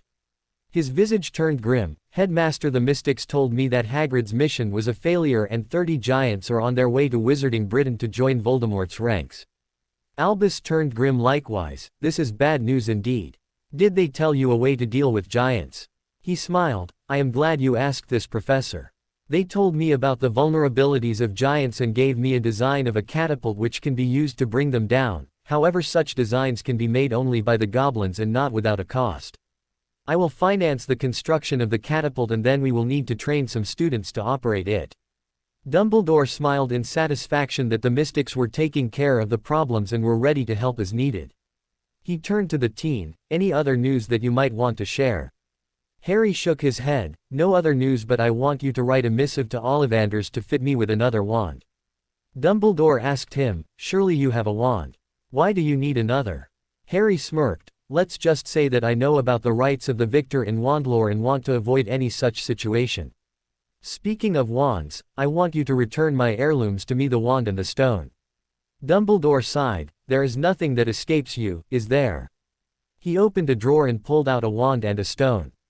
The wand had beads throughout its body and was larger than other wands that he had seen. He of course knew that it was made from elderwood and thestral hair. As he took the wand in his hand, he could feel his magic flaring, a feeling of rejuvenation passing through his body. The stone was warm in his hands and gave him a comfortable feeling. The heirlooms of Lord Peverell had returned to him at last. Harry produced a very ornate-looking box and passed it to Dumbledore, saying, Lord Harshvarden has sent this gift to you. Dumbledore eagerly opened the box and was stunned by the necklace of Slytherin. He employed his wand in casting several diagnostic spells and none of them returned positive, meaning that the necklace was not a Horcrux anymore. He looked at Harry to find him smiling and said, My boy, by rights this belongs to you. Why are you returning it to me? Harry shrugged. For the same reason that the sword of Gryffindor is not mine. This is a common heritage of the wizarding world to be treasured and appreciated by all. I would have no use of it at all. Dumbledore slipped the box in a cabinet and closed it shut and put some protective spells on the cabinet to stop anyone from finding it. Dumbledore wrote a missive for Ollivanders telling him to fit Harry with a new wand, and the teen left happily. The Wizengamot. The Wizengamot was a circular chamber where the old houses were given seats in the center, signifying their importance, while other houses were sitting in their spaces in other adjoining rows. The minister had a seat beside the chief warlock and the head of DMLE had a seat on the other side of the chief warlock. The older houses were each allowed a chamber in the Wizengamot, and as such, there were chambers for the houses of Black, Potter, Longbottom, Bones, etc., in a row. The regents or the lords could stay there until the session was called, or they could flow into the chambers directly, saving them from the hassle of coming through the ministry entrances. This morning, Harry Potter flowed into the chamber of the House of Bones, since his house's chamber would not be opened until after he had been invested. Likewise, Sirius and Remus had accompanied him with the Bones ladies to their chamber. Harry was wearing the traditional robes for the Wizengamot members with his house crests on the right side of his chest under a disillusionment charm. It was to be lifted after his investment became official. Arthur had also arrived with Bill and Charlie and was sitting in the spectator gallery. The spectator gallery was meant for people who wanted to see the proceedings but did not have a seat on the Wizengamot. There was a small enclosed sitting area which was meant for heirs of families and all the heirs who were at school, like Draco Malfoy, Terry Boot, Michael Corner, Ernie Macmillan, Daphne Greengrass, Tracy Davis, etc., and some grown-ups too were sitting in that section waiting for the session to start. After an hour-long wait, Amelia left them in the chamber for House Bones, telling Harry and Susan to come when their names were announced. The teens were nervous at the prospect, but they were assuring each other by gestures that everything would be all right. The chief warlock banged his gavel. Let the session of the Wizengamot for the month of August 1996 begin. Before we proceed to main business, is there any preliminary business to be conducted? Amelia stood from her place. Yes, Chief Warlock, it has recently come to light that a new lord has come into his heritage, and as such, it is time to invest him into his rightful seat on the Wizengamot. Dumbledore, who obviously knew the first bomb was about to be dropped, adopted an impassive expression and said, Who is this lord, Madam Bones? Amelia smiled. Ladies and gentlemen of the Wizengamot, I present to you Lord Harold James Potter. Harry walked in the chamber confidently projecting his magic outwards, his face impassive and his eyes shining with power, his cloak billowing behind him while the chamber erupted in outrage. The first to find his voice was obviously Cornelius Fudge, the Minister of Magic, who bellowed at the top of his voice, "Amelia, this is not a place to jest. He is a minor. He cannot be invested." Amelia's voice adopted a cold demeanor. "It is Madam Bones to you, Minister. I am the Chief of DMLE and Regent of House Bones, and you will address me as such." Fudge, who cowered before her stern gaze, rallied valiantly, "But he cannot be a lord. He is a minor." Harry smirked. "Of course you would resist my investment, Minister. But the Council of Lords, the predecessor of the Wizengamot, had it decreed that if the lord of a house is not alive or is otherwise incapacitated and unable to attend to his duties, then the heir can ascend to the position of head of house and to the hereditary seat of the family at the Wizengamot.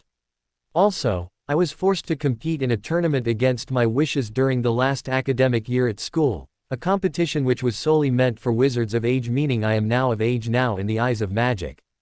Also, the family magic has accepted me as the lord." He flashed the Potter family ring on his finger to Fudge and smirked evilly at him. "This means, Minister, that I am invested now and eligible to sit on the seat."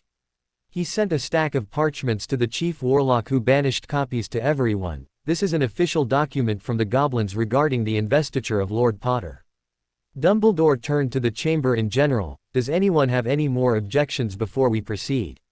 When no one said a word, Dumbledore turned to Harry. "Lord Potter, you may take your family seat now." Harry climbed to the center aisle and took his seat beside Lord Macmillan, who smiled at him, and he returned the gesture while Fudge was sweating bullets. Having the boy on the Wizengamot would lead to his downfall, and he knew that there was nothing he could do about it. He just hoped there would be no more bad news for him today. Of course, he had no idea how wrong he was.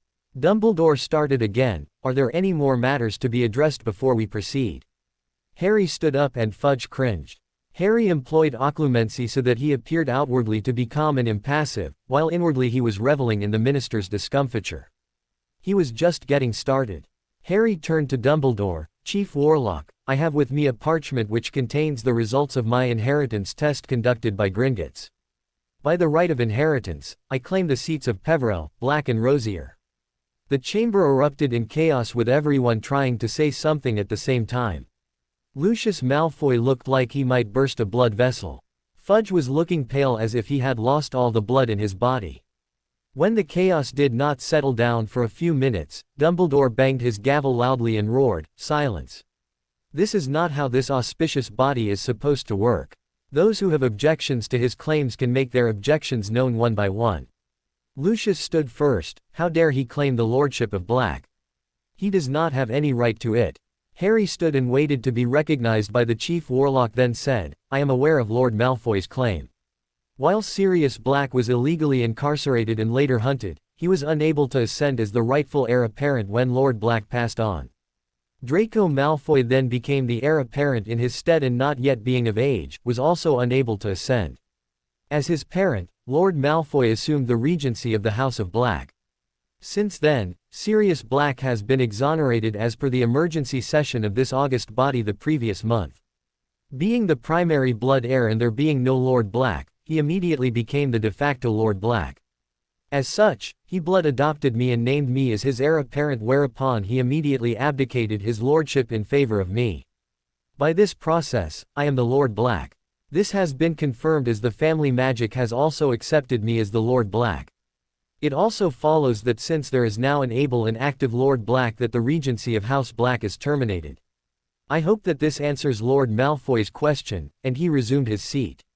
Lucius roared, "No half-blood can claim lordship of the House of Black."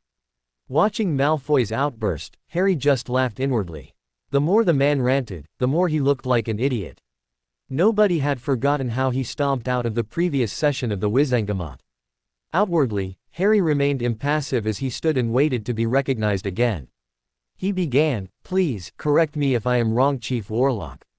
But does not the ancient law provide that anyone who is child of two magicals is pure blood and not a half-blood?" He sent another stack of parchment to Dumbledore, who distributed the copies to the members. Harry continued, "Lord Malfoy, if you will review the document which has just been distributed to you, this is a certified copy of my inheritance test. It clearly shows that Lily Potter née Evans, my mother, was adopted. By birth she was the daughter of Vincent Rosier and Amelia Weber. Therefore, I am a pure-blood wizard on both sides of my family," and he sat down again. All the members started reading the document with great interest as if it were some very interesting book. After a few minutes, Lucius stood indignantly. "I still object to his claim as Lord Black." Harry scanned the lords and ladies and thought to himself, "How long will Malfoy be allowed to act like that? He had been out of order 3 times now and not even given a warning." Well, he wasn't going to feed into Malfoy's game, he would continue to be above it. According to procedure, Harry stood and waited to be recognized again. "Lord Malfoy, I have given satisfactory answer to your every question, with supporting documentation. However, if you believe that your son, Draco Malfoy, is still the rightful heir to the House of Black, then let him summon the spirit of the family magic. If he can do it, I will abdicate my claim."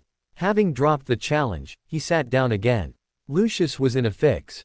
If he allowed Draco to try to summon the spirit of family magic and he failed, he would be subject to ridicule from others. If he didn't, that also would make him the laughing stock of the wizarding world.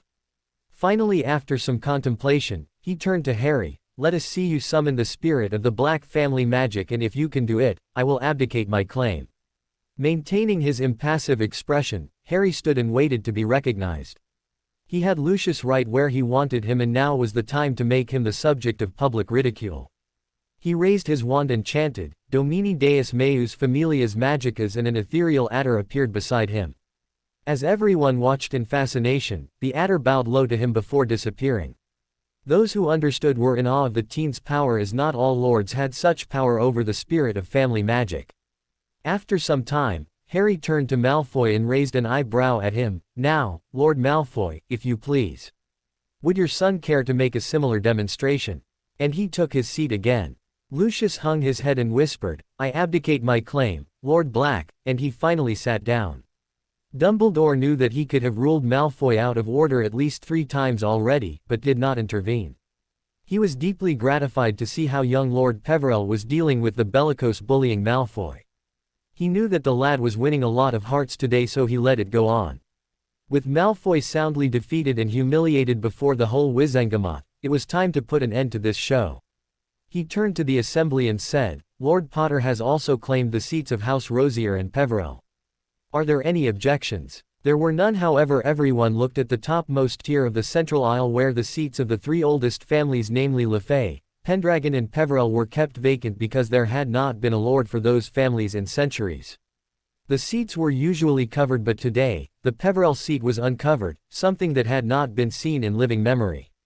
Those who understood family magic were also wary of this new wrinkle because they all had heard legends about the Peverell magic being the magic of war mages. If the magic had accepted him, things would go pear-shaped for the dark side very soon. Harry walked up to the Peverell seat and sat on it. An attendant approached him with a golden pin which was to be pinned to the front of his robes, identifying him as a member of the Wizengamot, giving him unrestricted access to the Ministry of Magic except for the Department of Mysteries. Dumbledore cleared his throat in an effort to get the attention of the chamber. "Is there any more preliminary business before we move to routine matters?" Cornelius was hoping that there were no more such matters. He had already taken more than he could take for one day. In fact, he was sure that the effects of the happenings of this day would be talked about for years, if not decades. He was ready to bolt from the chamber when Augusta raised her hand. He was sure that there was a pattern to these happenings because all the members of the former Great Alliance had taken this day to make it a catastrophe. He cast a glance at his Undersecretary Weasley, who was focused somewhere, and as he followed his gaze, he found Arthur Weasley to be sitting in the stands. Arthur never came to a session unless it was imperative. For some reason, Fudge had a deep feeling of foreboding about him being here today, though he did not know why. He also noticed Andromeda Tonks sitting in the stands, and this sent a chill down his spine. He was sure there were more catastrophes coming his way. Augusta stood and addressed the Chief Warlock. "The House of Longbottom is ready for its lord to return to his position as the head of family. I abdicate my duties as regent in favor of Lord Frank Jeremy Longbottom, who along with his wife has recovered from the effects of overexposure to the Cruciatus curse." Frank Longbottom and his wife strode into the Wizengamot, and everyone including Dumbledore was gaping in surprise and wonder at them. Dumbledore found his voice first. "Welcome Lord and Lady Longbottom, the Wizengamot is honored to have you among us again. I cannot express my happiness enough to see you up and about." Dumbledore was truly surprised because Harry and Harsh had not informed him about the successful ritual. Neville also had not informed him either. He had so much on his mind that he had not asked Croaker either. To sum it up, it was a prank which was played on the entire Wizengamot and no one knew what to say about it. Frank bowed his head a little and smiled. "Thank you, Chief Warlock. I am thankful to you for your warm words." While Alice and Augusta went to sit in the seats reserved for family, Frank ascended to his seat where other lords welcomed him boisterously, shaking hands with him and congratulating him. Dumbledore said one more time, "Are there any more preliminary matters before we proceed to the daily business?" No one raised a hand this time and he breathed in relief, however he was sure that the day was far from over yet. He raised his voice, "Now we will proceed to the houses to see if they have any declaration to be made."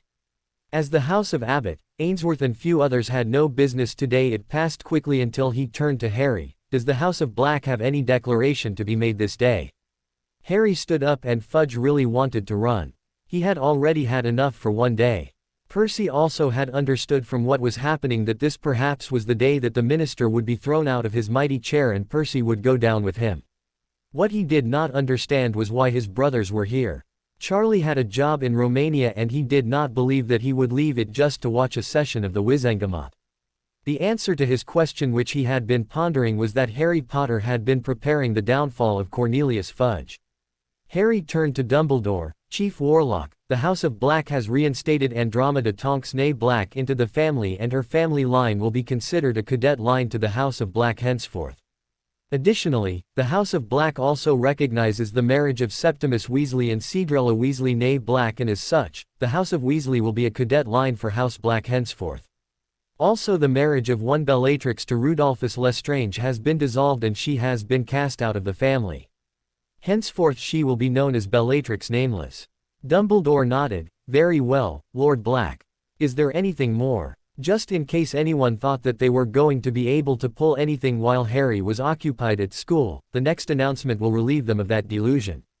He grinned in anticipation as he answered Dumbledore, "Since I am a student and cannot give proper attention to the Wizengamot session as is required of me, I hereby appoint Andromeda Tonks as regent to House Black till I come of age and am ready to resume my duties." Dumbledore replied, "Very well, Lord Black." He turned to the chamber. "Is Madame Tonks here?" Andromeda rose and Dumbledore asked her, "Do you accept the responsibility given to you by Lord Black?" Andromeda replied firmly, "I do." Dumbledore turned to the chamber in general. "Is there any business from House Bones to be announced?" Amelia stood up and even Dumbledore had to wonder how catastrophic this session was going to be. She addressed him, "Chief Warlock, the House of Bones is ready for its heiress. Susan Bones has been accepted as heiress of the House of Bones by the family magic and will be invested as such." Susan entered the chamber amidst warm applause from the members of the Wizengamot and went to sit in the enclosed area for heirs of the houses. Dumbledore addressed Lords Boot and Greengrass who had no declarations at the moment and he came to Lord Longbottom who stood. "The House of Longbottom is ready for its heir, Neville Frank Longbottom who has been accepted as such by family magic." Neville entered the chamber amidst warm applause from the members of the Wizengamot and went to sit in the enclosed area for heirs of the houses. Then the Chief Warlock turned to other houses who had no declarations to be made at the moment till he came to Peverell and Harry stood. "The House of Potter, Peverell and Rosier have a declaration. In order to effectively dispense my duties towards this auspicious chamber, I appoint Sirius Orion Black as regent for House Rosier, Remus Lyle Lupin is regent for House Potter and Amelia Susan Bones is regent for House of Peverell." Murmuring spread through the chamber and finally Lord Knott stood. "Remus Lupin is a werewolf." Harry glared hard at the man. "Lord Knott, there is nothing in the charter of the Wizengamot nor in the house charter of House of Potter that anyone afflicted with lycanthropy cannot be appointed as regent. Even the anti-werewolf laws written during the First War do not provide anything which would preclude this decision or stop me from making this appointment."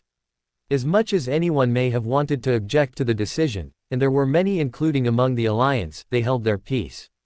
There simply were no legal grounds to object. With all these changes, people in the assembly were beginning to wonder how the day was going to play out. With Harry Potter directly controlling seats for 4 houses, it seemed that something major was still to come. Dumbledore rapped his gavel. Very well. Are Mr. Black and Mr. Lupin present here? Sirius and Remus entered the chamber and Dumbledore asked them, Lord Potter here has appointed Sirius Black as regent of House Rosier, Remus Lupin is regent for House Potter and Amelia Bones is regent of House Peverell. Do you all accept this responsibility? The 3 of them stood and said in chorus with each other, we accept. Remus walked to the Potter seat, Sirius went to the Rosier seat while Madame Bones resumed the seat for DMLE head. Dumbledore again rapped his gavel. Are there any motions to be presented by any of the houses before the session moves to administrative matters? Harry stood again and everyone sighed. This was beginning to be one of the most tiring and exciting sessions ever. No other lord had before presented so many motions before the Wizengamot in one day and yet they could not do anything but listen. Harry turned to the Chief Warlock. Chief Warlock, I want to address a matter which is of significance to this august body. Dumbledore replied, the floor is yours, Lord. Harry replied, I hereby request this august chamber to henceforth recognize me as Lord Harold James Peverell as has been decreed by Mother Magic and accepted by the family magic. Dumbledore, who was considering all that this announcement implied, was thinking about having a long talk with Harry about it later, said, so recognized, Lord Peverell. The floor is yours. Harry turned to the gathering, lords and ladies of this august body. A few decades ago an injustice was perpetrated in this chamber towards one of our ancient and most noble houses by one of my predecessors Lord Black only because a daughter of the house married for love. A motion was passed by the ancient and most noble and ancient and noble houses whereby the said house was ousted from its rightful position from this body and since then they have been subjected to scorn by the wizarding world. Despite belonging to the Sacred 28, the family has been treated as being inferior to other houses. I say that they have been punished enough. I am of course talking about the House of Weasley. Let us right this wrong and restore them to the Weasley family seat, here in this assembly. They are also entitled to inherit the seat of the ancient and most noble House of Pruitt by reason of Molly Weasley née Pruitt being the last scion of the said house. I move for reinstatement of House Weasley to its hereditary position and status of ancient and noble house to them which would be upgraded to ancient and most noble should they continue contributing for the betterment of the wizarding world. As he sat, there was applause for his speech which kept going for some time before Dumbledore banged his gavel again. Does anybody second Lord Peverell's proposal? Surprisingly Lord Cyrus Greengrass stood up. I second Lord Peverell's proposal. It is only right that a family like Weasleys should be given their rightful place upon the Wizengamot. Dumbledore rapped his gavel. Now, before we vote on the issue, if anyone has any objection then come forth or forever keep your peace. When no one objected, he announced that the voting will take place. Of 160 members of the Wizengamot, the light faction led by Dumbledore and Lord Harold Peverell, he was the de facto leader for the Great Alliance, had 50 votes now. Lord Greengrass with 60 votes of the neutrals voted in favor of the motion while there were 40 votes against with 10 abstaining. Arthur was called up and given a set of Wizengamot robes with the house crest stenciled on the front of his robes and Arthur took his seat on the Wizengamot and Bill was named his heir. When Dumbledore asked which of his sons would be invested as Lord Pruitt, he proposed Charlie to be named as such and Charlie was invested as Lord Pruitt and given a set of robes bearing the house crest. Instructions were given to the scribe, ironically who was one Percival Ignatius Weasley, to send a missive to Gringotts to open the family vaults of the Weasley family and the Pruitt family and to give access to the contents therein. Fudge had a sense of dreadful unreality. This session of the Wizengamot seemed like a nightmare from which he could not wake. Dumbledore banged his gavel for what he hoped to be the last time before they moved on to administrative matters. But no, there on the other side of Dumbledore, Amelia Bones stood up. Percy just had no words to express his astonishment. Previously, he had the perception that Harry Potter Peverell now was nothing but trouble for his family. But, there he was, keeping a cool head, showing nothing but perfect manners and an absolute rigid determination to follow procedure no matter what Fudge and Malfoy did.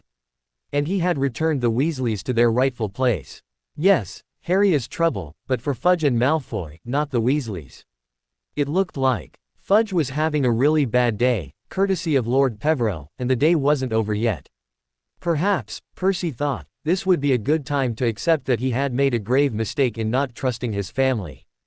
After she stood, Amelia paused just long enough to let the tension build before she spoke loudly and firmly. I hereby present a motion of non-confidence against the Minister of Magic, Cornelius Fudge, on the grounds that he has utterly failed to serve the public interest as he has sworn to do. The chamber fell silent. The spectators were gawking in wonder while the lords and ladies who were in the know were smirking at what was to follow. The other lords were quickly assessing their position and deciding whom to support, because while Fudge was incompetent, he was also a fool who was useful. To lose a fool and for him to be replaced by a cunning and shrewd person was risky, and they were deciding the perks and risks before they would throw in their lot with one side or the other.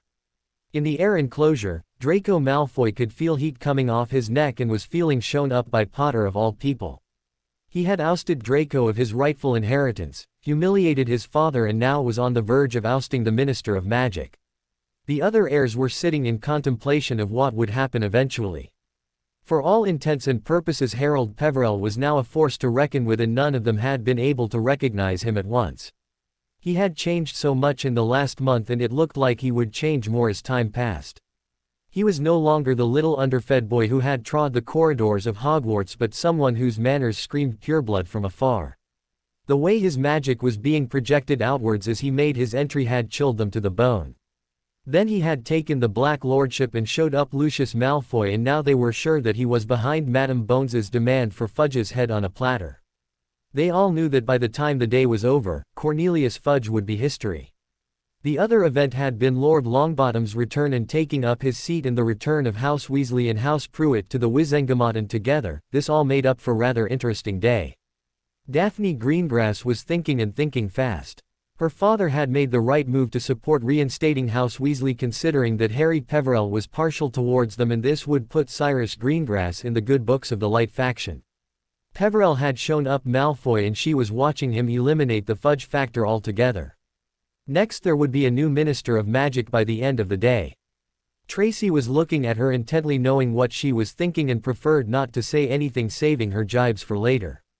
Right now, the Wizengamot was amusing enough. Dumbledore rapped his gavel. Is there any second for the motion? Lord Macmillan stood up. I second Regent Lady Bones' proposal. Dumbledore announced, the motion is seconded. We will continue with this business after a 2-hour recess for lunch. Harry looked at his watch and found it had been 4 hours since they had been sitting. Dumbledore took him to a large chamber which was set apart from the others with a thestral on the door. Harry touched his ring to the lock and it opened. The room was twice the size of other chambers and was bare save for a large table with chairs around it. While it was kept locked, the room was surprisingly clean. As Harry sat at the position of head, Amelia, Sirius, Remus arrived, followed by other lords of the Alliance. As they were sitting down for lunch, the heirs of the houses also arrived, and Dumbledore called an elf which was assigned to take care of the chamber. The elf produced more chairs, then brought refreshments for everyone. Lunch followed shortly. As they were getting started, an elf brought him a missive from Lord Greengrass which invited him, Sirius and Lord Longbottom for a meeting before they went to vote. Since Dumbledore was acting as chief warlock, he made himself scarce lest he be accused of being partial towards them. Lord Macmillan opened the conversation. Lord Peverell, I must accept that I had not expected things to change so quickly. We had only hoped for ousting Cornelius Fudge, but you made the Alliance the biggest block on the Wizengamot. Quite a few surprises you had up your sleeve. Harry smiled. Please call me Harry, Lord Macmillan. I intended to turn the Wizengamot on its head, and so I did.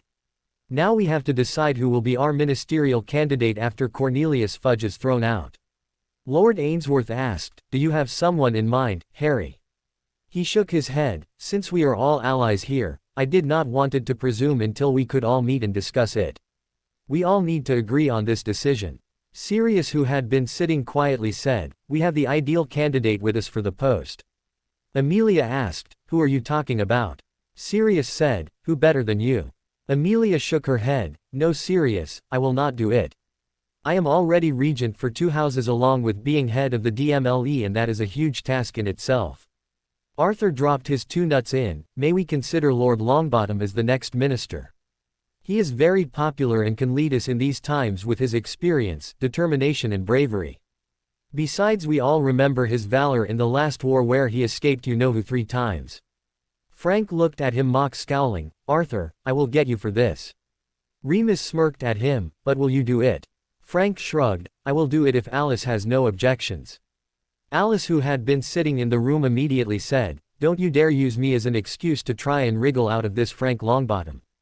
Harry looked at the other lords and asked, is there anyone here who has another name to put forward as a potential candidate? And he waited a minute to let them think it over. Of course, nobody was putting forth Dumbledore. He had made it clear that his position as headmaster of Hogwarts was much more important to him. He knew that being the chief warlock that could not be bribed or coerced was essential for maintaining order in the Wizengamot. He was most effective right where he was. Looking around the room and seeing that nobody had anything to add, he then asked, if any of you have an objection or concern with putting Lord Longbottom's name as candidate for the post of Minister of Magic, please say so. None of the lords raised any objections, since everyone knew that Frank was from one of the old families and had been extremely popular in his day as an Auror. As they ate lunch, it was decided that Frank would indeed accept the nomination as was proposed. As the lunch was winding up, Cornelius Fudge sought a meeting in private with Harry and Amelia. While the other lords took a cue and left, Sirius, Remus and Frank remained behind. Seeing Fudge close up, he looked like he had aged 20 years in the last 4 hours. Far from the bigger-than-life bullying prat who had opposed Harry's ascension to Lord Potter at the beginning of the session this morning, he now looked stooped, frightened, and had approached Harry with his green bowler spinning through his hands. Lord Peverell, I would like to make a request of you. Harry said, please do go on, Mr. Fudge, I am listening. Fudge noted that Harry had not addressed him as minister. In Harry's mind, this was already a done deal. The green bowler spun faster as his face went from apprehension to anger to pleading, I want you to stop this non-confidence motion. Harry decided to have a little fun at Fudge's expense. The man may be a corrupt fool, but you didn't get to be the Minister of Magic without knowing who is really pulling the strings, and Fudge had gone straight to the source. Harry adopted an air of mock innocence. Mr. Fudge, you surprise me. The motion was brought by DMLE head Madam Bones. What makes you think that I could block it? The hat was spinning faster now. Fudge was looking sick. Lord Peverell, it will serve no purpose. Besides, I have not done any harm to you. Harry dropped his innocent act and became earnest now. The purpose it will serve, Mr. Fudge, is to replace you with a person who will be effective, diligent and honest in his duty to serve and protect the public trust. As for having caused me harm, here are a few incidents. At the end of my 3rd year at Hogwarts, I told you that Sirius here was innocent. Something you could have easily verified with a memory from any of the 4 witnesses who were there when Peter Pettigrew confessed. You instead chose to bring in Dementors of all things to execute him. And when he escaped, you continued to hunt an innocent man. This year, you have been conducting a smear campaign to discredit Albus Dumbledore and myself in an effort to cover up the return of Voldemort, delaying vital preparations to stop him, placing the entire wizarding community of Britain at risk. Again, the facts could have easily been proven by a simple memory check. You have also allowed several Death Eaters to remain free who were witnessed returning to Voldemort's side the moment he called for them. Many of these individuals are working to undermine the Ministry, even now. May I remind you that the only reason Pettigrew was captured is that I captured him while I was running for my life from the graveyard. That is why Sirius is free now. Not due to any action of yours. Finally, you have consistently blocked funding for the DMLE, recruitment and training of new Aurors when they are already understaffed and there is a war coming. Now, Mr. Fudge, why should I support you? Fudge had stopped spinning his bowler, but he had to try again. Lord Peverell, this is simply unimaginable that. Harry cut him off. That is the first thing you have gotten right all day, Mr. Fudge. It is unimaginable that you have let things go this far. No thanks to you, they will go no farther. Now, if you will excuse me, I have a meeting to attend. He led the charge as the 4 of them brushed past and headed towards the Greengrass chambers. The previous evening, Harry had met with Lord Greengrass and his guest at the Rosier Manor House in Wales. Harry and Sirius had chosen the location for the meeting and lifted the stasis charm from the property the night before. During that meeting, Lord Greengrass had pledged his support to Harry and the Alliance for what was happening today. He reaffirmed his promise as they told him that the Light faction was putting forth Frank Longbottom as the next minister. There was a fair amount of murmuring in the assembly hall as the lords and ladies of the Wizengamot made their way back to their seats after lunch. Debates and gossip which had been the topics during the entire break were now spilling over into the session time. When Chief Warlock Dumbledore could see that most members were in position, he rapped his gavel smartly and called the session to order. The stragglers quickly found their seats and the noise ceased. Dumbledore rapped his gavel again, a motion of no confidence as before the Wizengamot. If any member wishes to speak to this motion, now is the time. To make a long story short, Madame Bones presented a long list of failures of the minister to adequately fulfill his duty to the public. She added charges of libel and slander in his smear campaign against Lord Peverell and the Chief Warlock and multiple abuses of his office to assert undue influence and deliberate suppression of evidence that would have exonerated an innocent man. She stated that this is not the person to lead the ministry and called for his immediate dismissal from office. Her remarks were greeted with a loud, "Hear, hear," from most of the members of the assembly. There were one or two feeble remarks against the motion, which gave more of an effect of damning the minister with faint praise than anything else. These remarks were greeted with a combination of polite applause and grumbling. After a scant half-hour of debate, Dumbledore rapped his gavel again. "Does any other member wish to speak to this motion?" He paused. "There being none, I now call for a vote. All in favor." A forest of hands rose from the light side, accompanied by not a few of the neutrals, led by Lord Greengrass, and even a few on the dark side. They may be Voldemort's supporters, but it didn't hurt to join the landslide when it was already a done deal. When the count was done, Dumbledore spoke again. "All opposed." The remaining hands on the dark side went up and a few, scattered neutrals.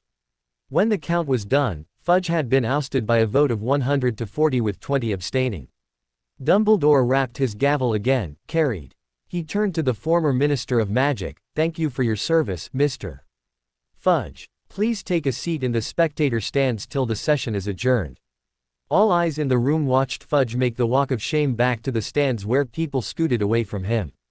Dumbledore rapped his gavel again. "The post of Minister of Magic being vacant, we will now hear nominations for the office."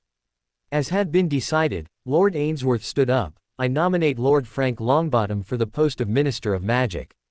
Dumbledore spoke. "Lord Ainsworth has nominated Lord Frank Longbottom for the post of Minister of Magic. Will anyone second that nomination?" Charlie Weasley, Lord Pruitt, rose to his feet. "I will second that nomination." Dumbledore rapped his gavel again. "Let the record show that Lord Pruitt has seconded the nomination." Then he addressed Frank. "Lord Longbottom, do you accept nomination?" Frank rose to his feet. "Yes, Chief Warlock, I accept nomination." Dumbledore rapped his gavel again. "Thank you, Lord Longbottom. Are there any other nominations for the post of Minister of Magic?" Lucius Malfoy rose. "I nominate Lord Erwin Yaxley for the post of Minister of Magic." Dumbledore, following procedure, spoke again. "Lord Malfoy has nominated Lord Erwin Yaxley for the post of Minister of Magic. Will anyone second that nomination?" Walden McNair, known Death Eater and would-be executioner of Buckbeak, rose. "I will second that nomination." Dumbledore tapped his gavel down. "Let the record show that Lord McNair has seconded the motion." Then turning to Yaxley, he said, "Lord Yaxley, do you accept nomination for the post of Minister of Magic?" A tall, well-muscled man with cold, cruel eyes rose from his seat, giving a defiant glance in Harry's direction before turning to face Dumbledore. "Yes, Chief Warlock, I accept nomination." Dumbledore's eyes sparkled briefly, then he said, "Thank you, Lord Yaxley. Are there any more nominations for the post of Minister of Magic?" There was a pause for a minute while people in the room began to talk among themselves, but nobody addressed the assembly. The Chief Warlock rapped his gavel twice to call for order and the people fell silent once more. "There being no further nominations, I give you your candidates. Please come forward, my lords." Frank and Yaxley made their way down to the floor. One Death Eater and one Auror. The two opposing sides could not have been better defined. They turned and bowed to the assembly. Then Dumbledore spoke again. "My lords, Longbottom and Yaxley, we will return from recess tomorrow morning at 8 o'clock am. You have until then to prepare to address the Wizengamot." But then addressing the assembly, he said, "There being no minister for magic at this time, we can do no business. I, therefore, declare a recess. We will reconvene at 8 a.m. tomorrow morning, at which time we will hear from our candidates." He tapped the gravel twice and the members rose from their seats as the noise level in the room began to climb. As they were leaving, Harry asked others to go on while he went with the Longbottoms to Diagon Alley. When Sirius asked if he would be safe, he cryptically told him that he was being guarded every moment he was out of the townhouse. He sent a Patronus with instructions to Himbot and proceeded to Diagon Alley with the Longbottoms. He took the flow because he did not wish to advertise that he could apparate. As they arrived in the leaky cauldron, he gracefully stepped out of the flow. Tom, who had watched the party arrive, did not recognize Harry or Frank and Alice at first glance, and Harry was rather thankful for it. Harry accompanied the Longbottoms to Ollivander's, and this time, he could sense the magic pervading the shop, making his skin tingle very distinctly. He could also feel Ollivander's magical signature coming from behind one of the shelves where the wandmaker was stocking wands. As the wandmaker came out, he said, "Merlin's beard. I had not hoped that I would live to see this day. Lord Longbottom and Lady Longbottom, it is a pleasure to see you up and about." He turned to Harry. "Welcome back, Mr. Potter. Holly and Phoenix Feather, 11 inches, a powerful wand indeed. How is it working for you?" Harry hesitated, telling him, regrettably, "Mr. Ollivander, my wand was destroyed in a duel at the third task last June." His brow furrowed. "So he is indeed back. Send him back where he came from, Mr. Potter." Neville took that moment to interject, "It is Lord Peverell now, Lord Ollivander." Ollivander's eyes opened wide in surprise. "Lord Peverell. That is an interesting development indeed." He then turned to Neville. "Finally you come to be fitted for a wand, Mr. Longbottom. Are you not a bit late?" Neville chuckled. "I am using a family wand which serves me well, Lord Ollivander."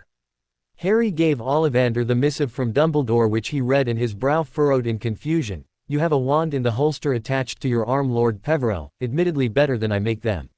Why do you need an off-the-shelf wand?" Harry was a little surprised that the wand maker knew about the wand in his holster, but hid his surprise well and wordlessly scanned the shop for wards and found one which would send an analysis of a person to the wand maker when they entered. Really ingenious, he thought. He had left the elder wand in his trunk in the part under Fidelius because he did not want to advertise to others that he had it. Ollivander was smirking. "Albus is an old friend, and so I will fit you with another wand. If you would not mind too much, Lord Peverell, may I inspect the wand you are carrying?" Harry remembered that he had been cautioned about showing his wand around, but he was curious to hear the wand maker's opinion about Shilpagya's work. Reluctantly he summoned the wand and gave it to Ollivander, who inspected it thoroughly and cast 1 or 2 detection spells and kept muttering, "Ingenious." Harry had a hard time hiding his smirk, but he employed occlumency and his face returned to its impassive expression, and he held his hand out to Ollivander, who reluctantly handed the wand back to him and said, "Lord Peverell, this is a masterpiece, the likes of which are very rare. In fact, I cannot recall if there is anyone else in Wizarding Britain who has the like. There is only one wand maker who is capable of crafting such a wand. I am happy to know that he is still alive after all these years. He disappeared years ago and I feared that he might be dead. I don't know if there is a wand that will suit you among my humble wares, but we will give it a try." He started pulling out boxes and kept trying them, but none of them seemed to fit Harry. The mystic's words echoed in his ears that none of Ollivander's wands would fit him. At length, the wand maker disappeared into the back of his shop to re-emerge befouled with dust and cobwebs, carrying a dust-covered box which spoke of a wand both ancient and forgotten. He used his own wand to clear away the sediment of decades to reveal a beautifully crafted box of polished mahogany. When he opened the box, it revealed a wand of unique design. It was about 13 inches long, had a groove in the handle and pliable. He handed the wand to Harry carefully as if it were some dangerous thing. The wand felt comfortable in his hand and his magic reacted well to its presence. He aimed that wand at a water pitcher and shot an animation spell at it, making it grow wings and fly. Ollivander was clapping his hands in enthusiasm while Frank was looking at him interestedly, and so was Alice. Ollivander summoned the pitcher back and undid his animation. Harry turned to the wand maker. "You did not tell me about its wood and core, honored wand maker." Ollivander started as if lost somewhere in the past. "It is one of the first wands that I made under the tutelage of my master. In all these decades, I have never found anyone, including myself, who could wield it. Finally, I forgot all about it, but, while I was trying to fit you for a wand today, it came forcefully to my mind, as if it were calling you." It is made of acacia, which makes for tricky wands and often refuses to produce magic for anyone but for their owner, and also withhold their best effects from all but those most gifted. The core is thestral hair with dragon heartstring intertwined together. Now it has chosen you and would only stop working for you if someone equally powerful as you manages to best you in a duel. He turned to Lord Longbottom. Oak, 11¼ inches, dragon heartstring, springy, wasn't it? Do you still have it? Frank proudly showed him the wand and the wand maker examined it eagerly and pronounced himself satisfied as he conjured a flock of canaries and returned the wand to him. He turned to Alice. Lady Longbottom, as I recall you had cedar, unicorn tail hair, 12 inches, unyielding. Was it retrieved? She shook her head. The mad witch Bellatrix Nameless snapped it in two. I will need to be fitted with a new wand. Ollivander happily started pulling boxes off the shelf, trying to fit her with a wand, and after trying 10 or so wands, he pulled out a wand which sent red sparks as she held it, and she cast a few charms with it before pronouncing herself satisfied, and Ollivander happily wrapped it for her, all the while muttering, Ash wand cleaves true to its one true master and ought not to be passed on or gifted from the original owner, because it will lose power and will. The core is unicorn hair, so the tendency would be even stronger. Use it with care. After paying for the wands, Harry left for the manor house where Himvad and dozens of mystics were waiting for him. He raised his fist to his heart and said, Dharm Aur Mon, and Himvad repeated the gesture, leveled his wand at the teen and asked him, what did Guruji transform those two free boarders into? Harry smiled. He transformed them into partridges and threw them into the air from where they were devoured by griffins. The mystic asked him, what we can do for you, Harry? Harry recounted the entire day of happenings at the Wizengamot for him and said, I want you to watch the houses of members of the neutral and light factions for tonight, because I fear that Voldemort will send his agents to try to terrorize or kill some of them so that the candidate for the dark will win. We want to keep our hand hidden if we can. I ask that if you do encounter any of Voldemort's agents that you confound and obliviate them so that they believe that they have carried out their orders and have no recollection of you whatsoever. Himvad replied, what you ask can be easily done, Harry, but would it not be simpler to make them quietly disappear? Besides, that abomination is a skilled legilimens and is certain to discover our deception. Indeed he shall, said Harry grinning. Remember that Tom Riddle is a being full of fear. He does not understand love or loyalty. When the election is done and his candidate has lost, he will look to his people to discover the reason why. Then he will punish those who failed. And they will resent him for it. And he will know that we can get to his people. And that, my friend, will leave him wondering what else we can do. Himvad gave Harry an appraising look, then nodded. Very well then. We will try it your way. We will keep an eye on them for tonight and ensure that no misfortune befall them. Good luck, Harry. As the mystics left, Sirius flowed in just behind Remus and they both cornered him. So pup, did you forget to mention or did you willingly omit telling us about Frank and Alice? Harry had the audacity to laugh. Augusta Longbottom swore me to secrecy. Besides, it was great to see your faces. Sirius wanted to whip out his wand and hex the teen, but knowing his prowess with a wand, chose not to. Instead he asked, why are we meeting at this manor, Prongslet? Harry offhandedly replied, this manor is part of the dowry of Cedrella Black which I intend to hand over to the Weasleys at the end of the meeting today. I want you to back me up when they try to refuse. Sirius nodded eagerly, of course pup. An hour later, Frank Longbottom arrived with his heir, and as he stepped out of the flow the marauders mobbed him. After a teary heartfelt embrace, they reluctantly let him go and he teased both of them, look at you two, getting all teary-eyed for poor old Frank. Nobody would have believed that back in the day when you both made my life hell for snitching on you to McGonagall. Sirius answered him with a stinger and they continued bantering for some time before Harry had to tell the marauders to behave. Lord Greengrass arrived after some time with Daphne in tow. Harry bowed to him, Lord Greengrass. Cyrus Greengrass shook his hand and said, it is improper for you to bow to me, Lord Peverell. You are lord of an ancient and reverend house. Harry shook his hand and said, please call me Harry when we are not in the Wizengamot. It makes me feel old to be called lord at this age. Cyrus chuckled, call me Cyrus then. May I present you my heiress, Daphne Greengrass. Harry bowed to her and took her right hand pretending to key her knuckles. Heiress Greengrass, I could swear that you look even lovelier than you did when you were sneaking into the hospital wing to visit me. Daphne blushed with Cyrus looking on curiously. He decided that he would ask his daughter about this later. A few minutes later, the rest of the lords and ladies arrived. Most had brought their heirs or heiress with them. Amelia Bones sat at the head of the table. This meeting is about the voting for the new minister for magic tomorrow. While we are meeting here, Chief Warlock Dumbledore is rallying his supporters to vote for Lord Longbottom, and I believe Lucius Malfoy is sending threats to members of the neutral faction to vote for Yaxley. Harry said, "There is no need to worry on that account, Lady Bones. I have already seen to the security of the members and families of both the light and neutral factions. Those who would serve the interests of Voldemort, most of them shuddered, will not be able to approach them." Everyone nodded their approval while Cyrus watched everything with a critical eye. Harold Peverell's body language exuded confidence and his words did not sound as if he was boasting. To arrange for the security of 100-odd families was no mean task. Daphne sat watching him and eyeing Susan, who only had eyes for Harold Peverell. She could sense that if she did not make a move, she might as well forget about Harold James Peverell. The way he was cozy with Bones, she would have no problem in ensnaring him. The meeting lasted for an hour where they tallied their votes, and Lord Greengrass promised him the support of the largest block of neutrals and to ally his family and friends with the light after the voting. When the meeting was over and the lords and their heirs were leaving, Harry drew Arthur to one side. "Mr. Weasley, a word please." Arthur turned to him. "Yes, Harry."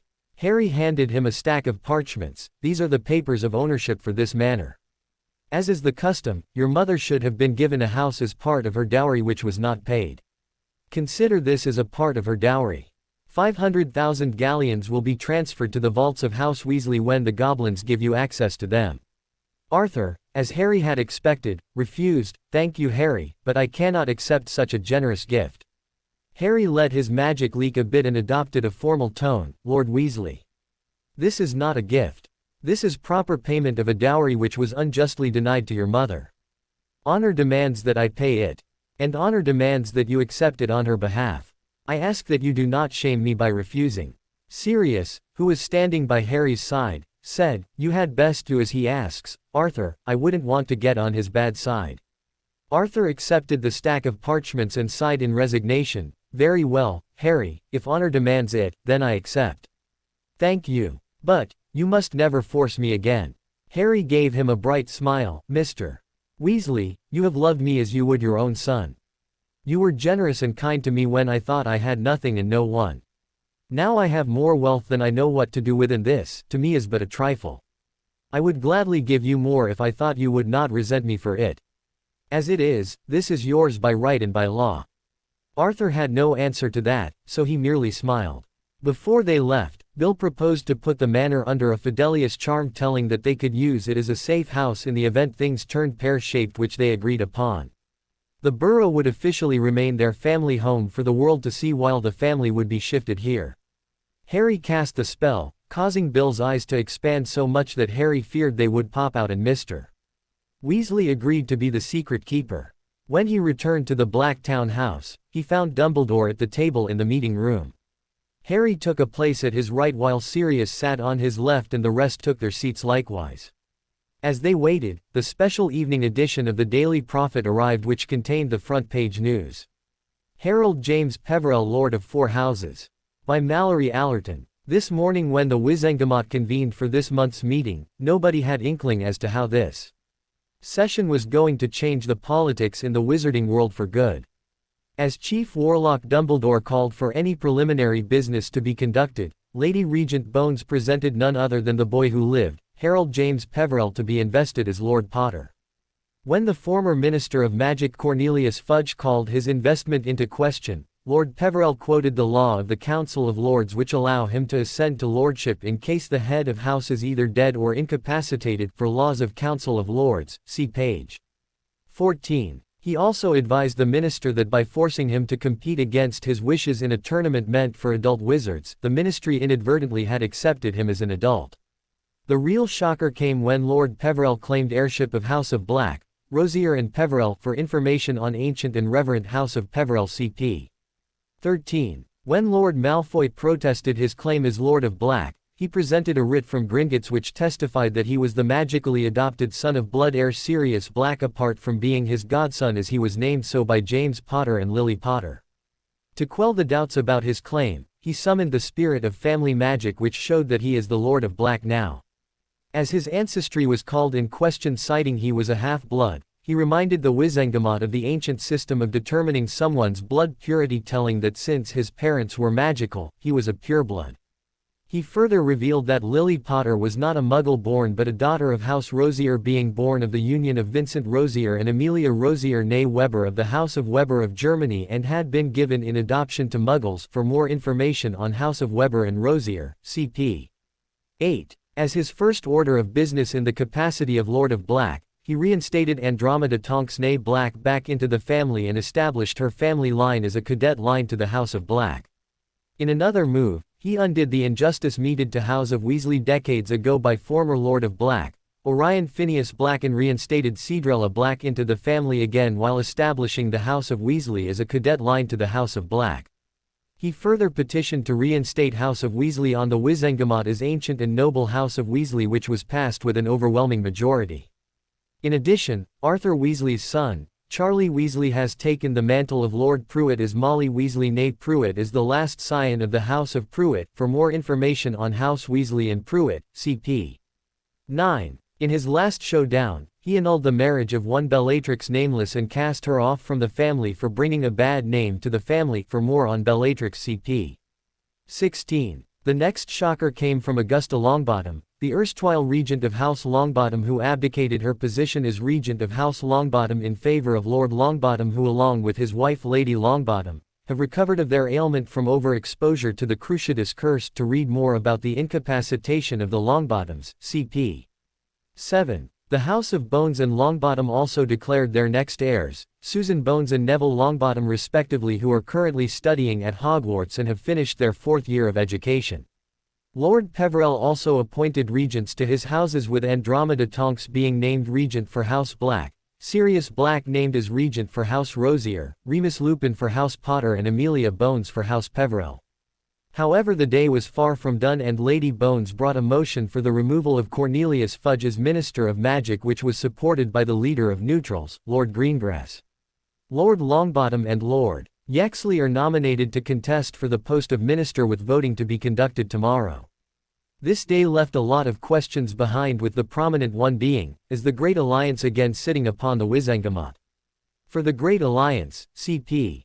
12 with one of the reverent houses sitting again on the Wizengamot, what will be the far-reaching consequences? What will happen in the voting with the neutral apparently leaning in favor of light?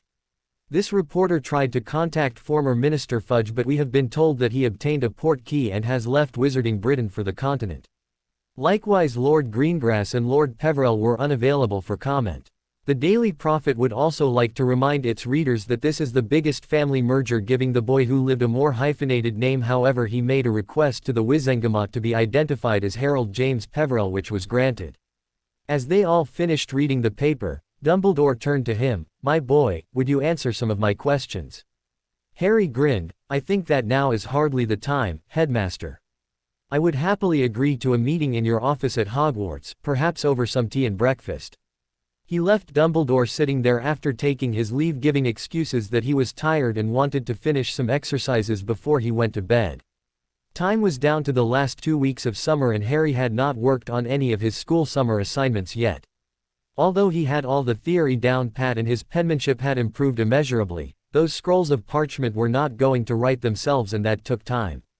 When it came to the potions assignment, he took particular pleasure in not only covering the properties and uses of all the assigned ingredients, but gave additional information on suitable substitutes with resulting variation in effect and side effect of each substitution. Even the dungeon bat would have to give him an "oh" for that paper. After 2 hours or so he set up some wards and retired to bed determined to wake up before dawn. The next morning, Harry woke up to go for his exercises and as he was about to open the door to his room, he felt someone standing outside. He sent a silent hominem revelio to find 4 persons standing outside his room, waiting for him to come out. He immediately knew who they were, the Marauders and the twins who were out for his blood. He calmly pulled out his invisibility cloak, wore it and stepped out of his room. As the door opened, spells flew and were absorbed in the cloak. Harry smirked inwardly. He saw Remus casting a Homnum Revelio and wanted to laugh. Sirius tried to summon the cloak but it did not move an inch. He calmly levitated himself and bringing out his wands he thoroughly doused the four standing there and tied them with chains before leaving. This morning he went to Hogwarts and started running laps around the Black Lake, which was twice the size of the lake in Idrisporum. As such it would give him some sense of satisfaction of being thoroughly tired. As he was completing his fourth lap, he found Severus Snape coming towards him in long strides and grinning inwardly. He set some glamour charms upon himself to change his appearance and waited for the potions master to arrive. Severus Snape, as he had expected, pulled his wand and leveled at him. "Who are you and what are you doing here?" He calmly replied, "I am running around this lovely lake for some physical fitness. Maybe you can do the same. It works wonders for one's physical being." Severus sneered at him, "Who gave you permission to enter these grounds?" He goaded the potions master further, "I do not need permission from anyone, Professor." The potions master had a dangerous glint in his eye, accompanied by the trademark Snape sneer which generally preceded some form of misery being inflicted on Hogwarts students. He said slowly and clearly, "Don't get smart with me." He cheekily replied, "If I became smart, Professor, it certainly did not happen in your class." Snape, who evidently was at the end of his tether, shouted, "I am warning you for the last time. Answer my question or duel me." Harry was really in the mood to jest with him now. "Do your worst, Professor." Severus shot a spell at him, Legilimens. While this was a surprising choice of spell, Harry understood that the potions master wanted to see his secrets. He did not bat away the spell but waited for it to connect, not even having pulled his wand. As the spell hit him, he found Severus knocking on his mind shields, having been surprised at the presence of a well-organized mind. Harry found and pulled the perfect memory to distract the potions professor. He allowed Snape in his mind and presented him with the image of a basilisk lunging to kill him. As Snape flinched, he threw the potions master out of his mind. Severus was mad at him now and started with his first spell, which was cast inaudibly. Harry had not heard of the spell but he recognized that it was a dark cutter spell and swatted it away with a flick of his wand. The potions master started casting darker spells at him which he batted aside. He was advanced beyond the point that a single opponent could give him any challenge. He either swatted his spells aside or sidestepped them, laughing all the while. Severus had lost all control and was firing everything he knew without even bothering about his aim. Harry caught one of his spells on his wand. He was using Ollivander's wand now, and sent it back at the potions master, who realized in time what was happening and jumped aside. After that Harry started sending bone breakers, bone crushers, and bone exploding hexes at the potions master, who could barely dodge and was using shields. Harry started casting with his full power and kept breaking through his shields. After he had amused himself enough while he practiced his casting and he could see that Snape was swaying dangerously on his feet, he sent an Ascendio at the potions master, sending him spiraling upwards. However, before the potions master could fall to the ground again, he banished him into the Black Lake midair. After some time, he retrieved the flailing Severus Snape by a summoning charm. Just for fun, he bound the potions master in chains, then shampooed his hair before drying him off. On a whim, Harry transfigured Snape's hair into a golden, wavy perfect replica of Gilderoy Lockhart's trademark style and left him there. Later, when he was retrieved by Dumbledore, he told the headmaster about the mysterious fighter who had defeated him easily. Dumbledore had a good idea who it was and chuckled before saying, "I like the hair, Severus. It is a good look for you." But he refused to explain anything to Severus, knowing it would be interesting to see Severus's face after he realized who had bested him. The Ministry of Magic. The Wizengamot convened at the required time and a few lords from the Dark faction were missing who had been sent to intimidate the members of the Light and Neutral faction. Dumbledore rapped his gavel. "We will now hear the platform speeches of our candidates. Lord Longbottom, Lord Yaxley, please step forward." Dumbledore waited a few moments while the candidates made their way to the floor before he spoke again. "Lord Frank Longbottom, inasmuch as you were the first to be nominated, you will be the first to speak. You will have 5 minutes to address the Wizengamot." Frank scanned the chamber, making note of which seats were empty and the expressions on the faces of those who were present, making eye contact with many of them before he began. "My fellow lords and ladies of the Wizengamot, Dumbledore turned the hourglass that was sitting on the table in front of him. Ever since the establishment of this august body, the office of the Minister of Magic has carried with it an obligation to serve and protect the public trust. These are duties which I recognize and accept with the greatest of gravity. By the time Frank finished his speech, he had promised a complete audit of the ministry's budget and spending, reforms to policies regarding relations with intelligent magical beings of other species, a complete overhaul of the wizarding prison, Azkaban, and finally a budget increase for the DMLE and an end to the hiring freeze for Aurors. Before the last grain of sand had fallen to the bottom of the hourglass, he thanked the members present and fell silent.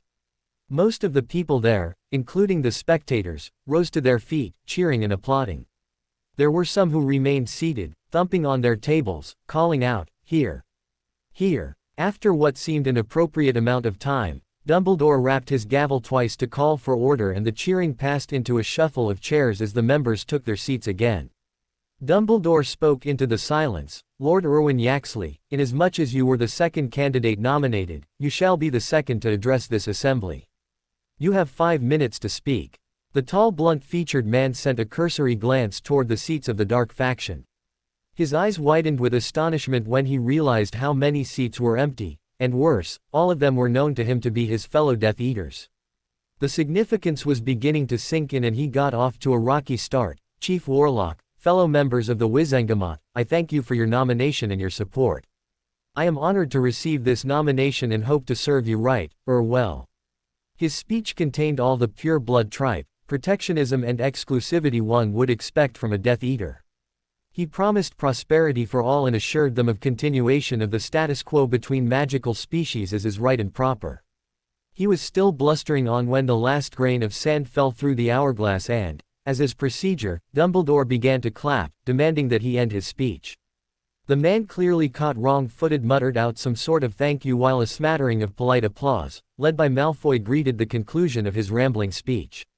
The applause, what little there was of it, died out quickly.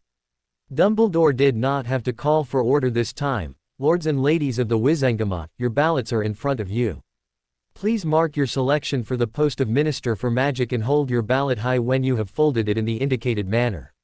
Malfoy protested, "Some of the members of my faction are absent and as such, I move that the voting be postponed until their duly appointed proxies are able to attend." Dumbledore turned to Percy. "Mr. Scribe, do we have quorum for this meeting?" Percy, already anticipating where Malfoy's question was going, had a ready answer. "Chief Warlock, according to our charter, to elect a new Minister for Magic, quorum is a minimum 2/3 plus 1 seat represented either in person or by proxy.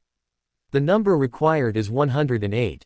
This morning's attendance shows that of the 160 seats, 145 are either here in person or duly represented. We have quorum." Dumbledore spoke again. "Thank you, Mr. Scribe." Then turning to Malfoy, "Lord Malfoy, your objection is overruled. As this ministry cannot operate without a minister, under Article 25 of our charter, we have quorum and I am invoking my duty as Chief Warlock to call for a vote to select our next Minister of Magic." Then addressing the assembly, "We will proceed with the voting." Percy rose to his feet. As the members held up their ballots, one by one, he summoned their ballots until he had collected the last one. He then retired to a chamber just off of the main assembly hall with Lord Pruitt, Charlie, and Lord McNair to count the votes. The vote was not even close. Frank Longbottom was elected Minister of Magic by a whopping majority of 100 to 45 with 15 absent.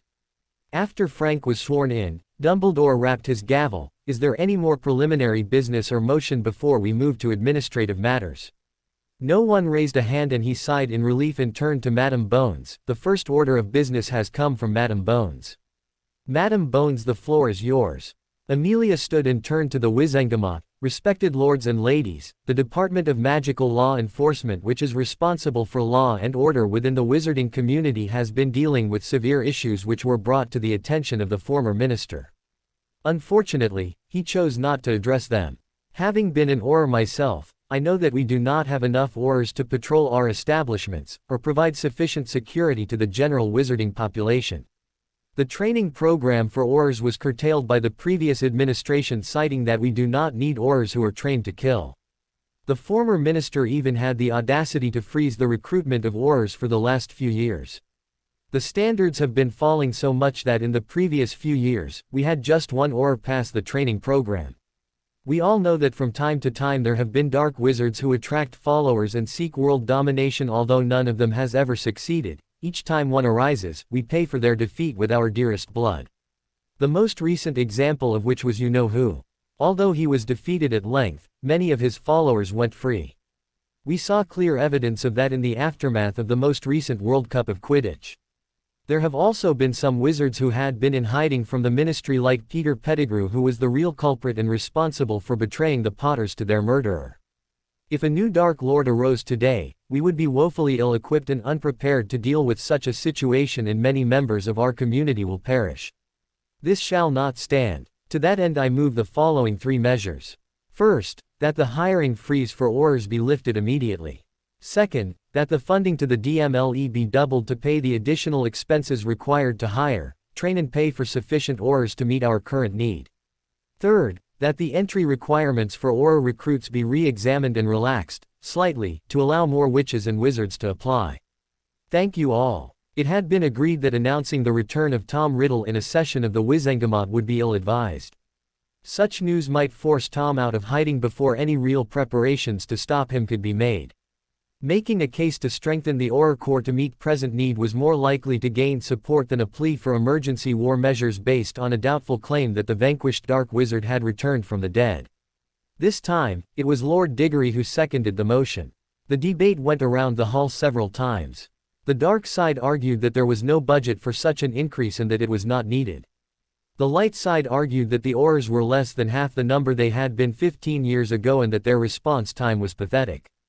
They were severely understaffed. The neutrals mostly stayed silent, their eyes following the debate like a slow-motion Quidditch match.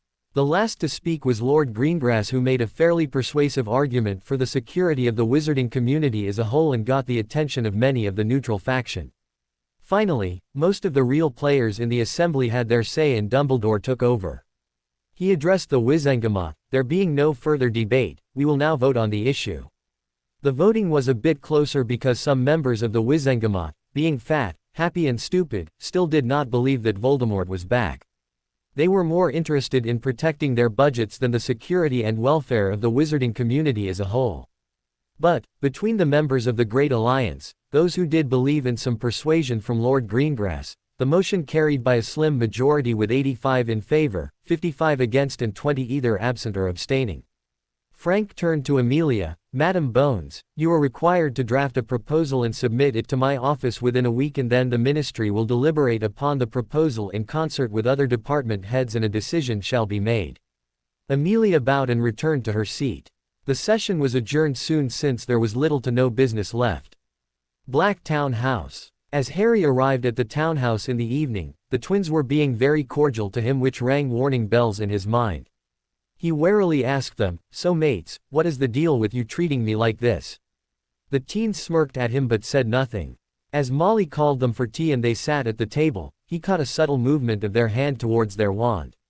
Wanting to make sure, he wordlessly and wandlessly cast the detection spell, and it showed that they had tinkered with his tea. Smirking to himself, he switched his tea with Fred and sat waiting for their prank to go off. As Fred drank the tea, he clutched his throat as if something was clogging his airway.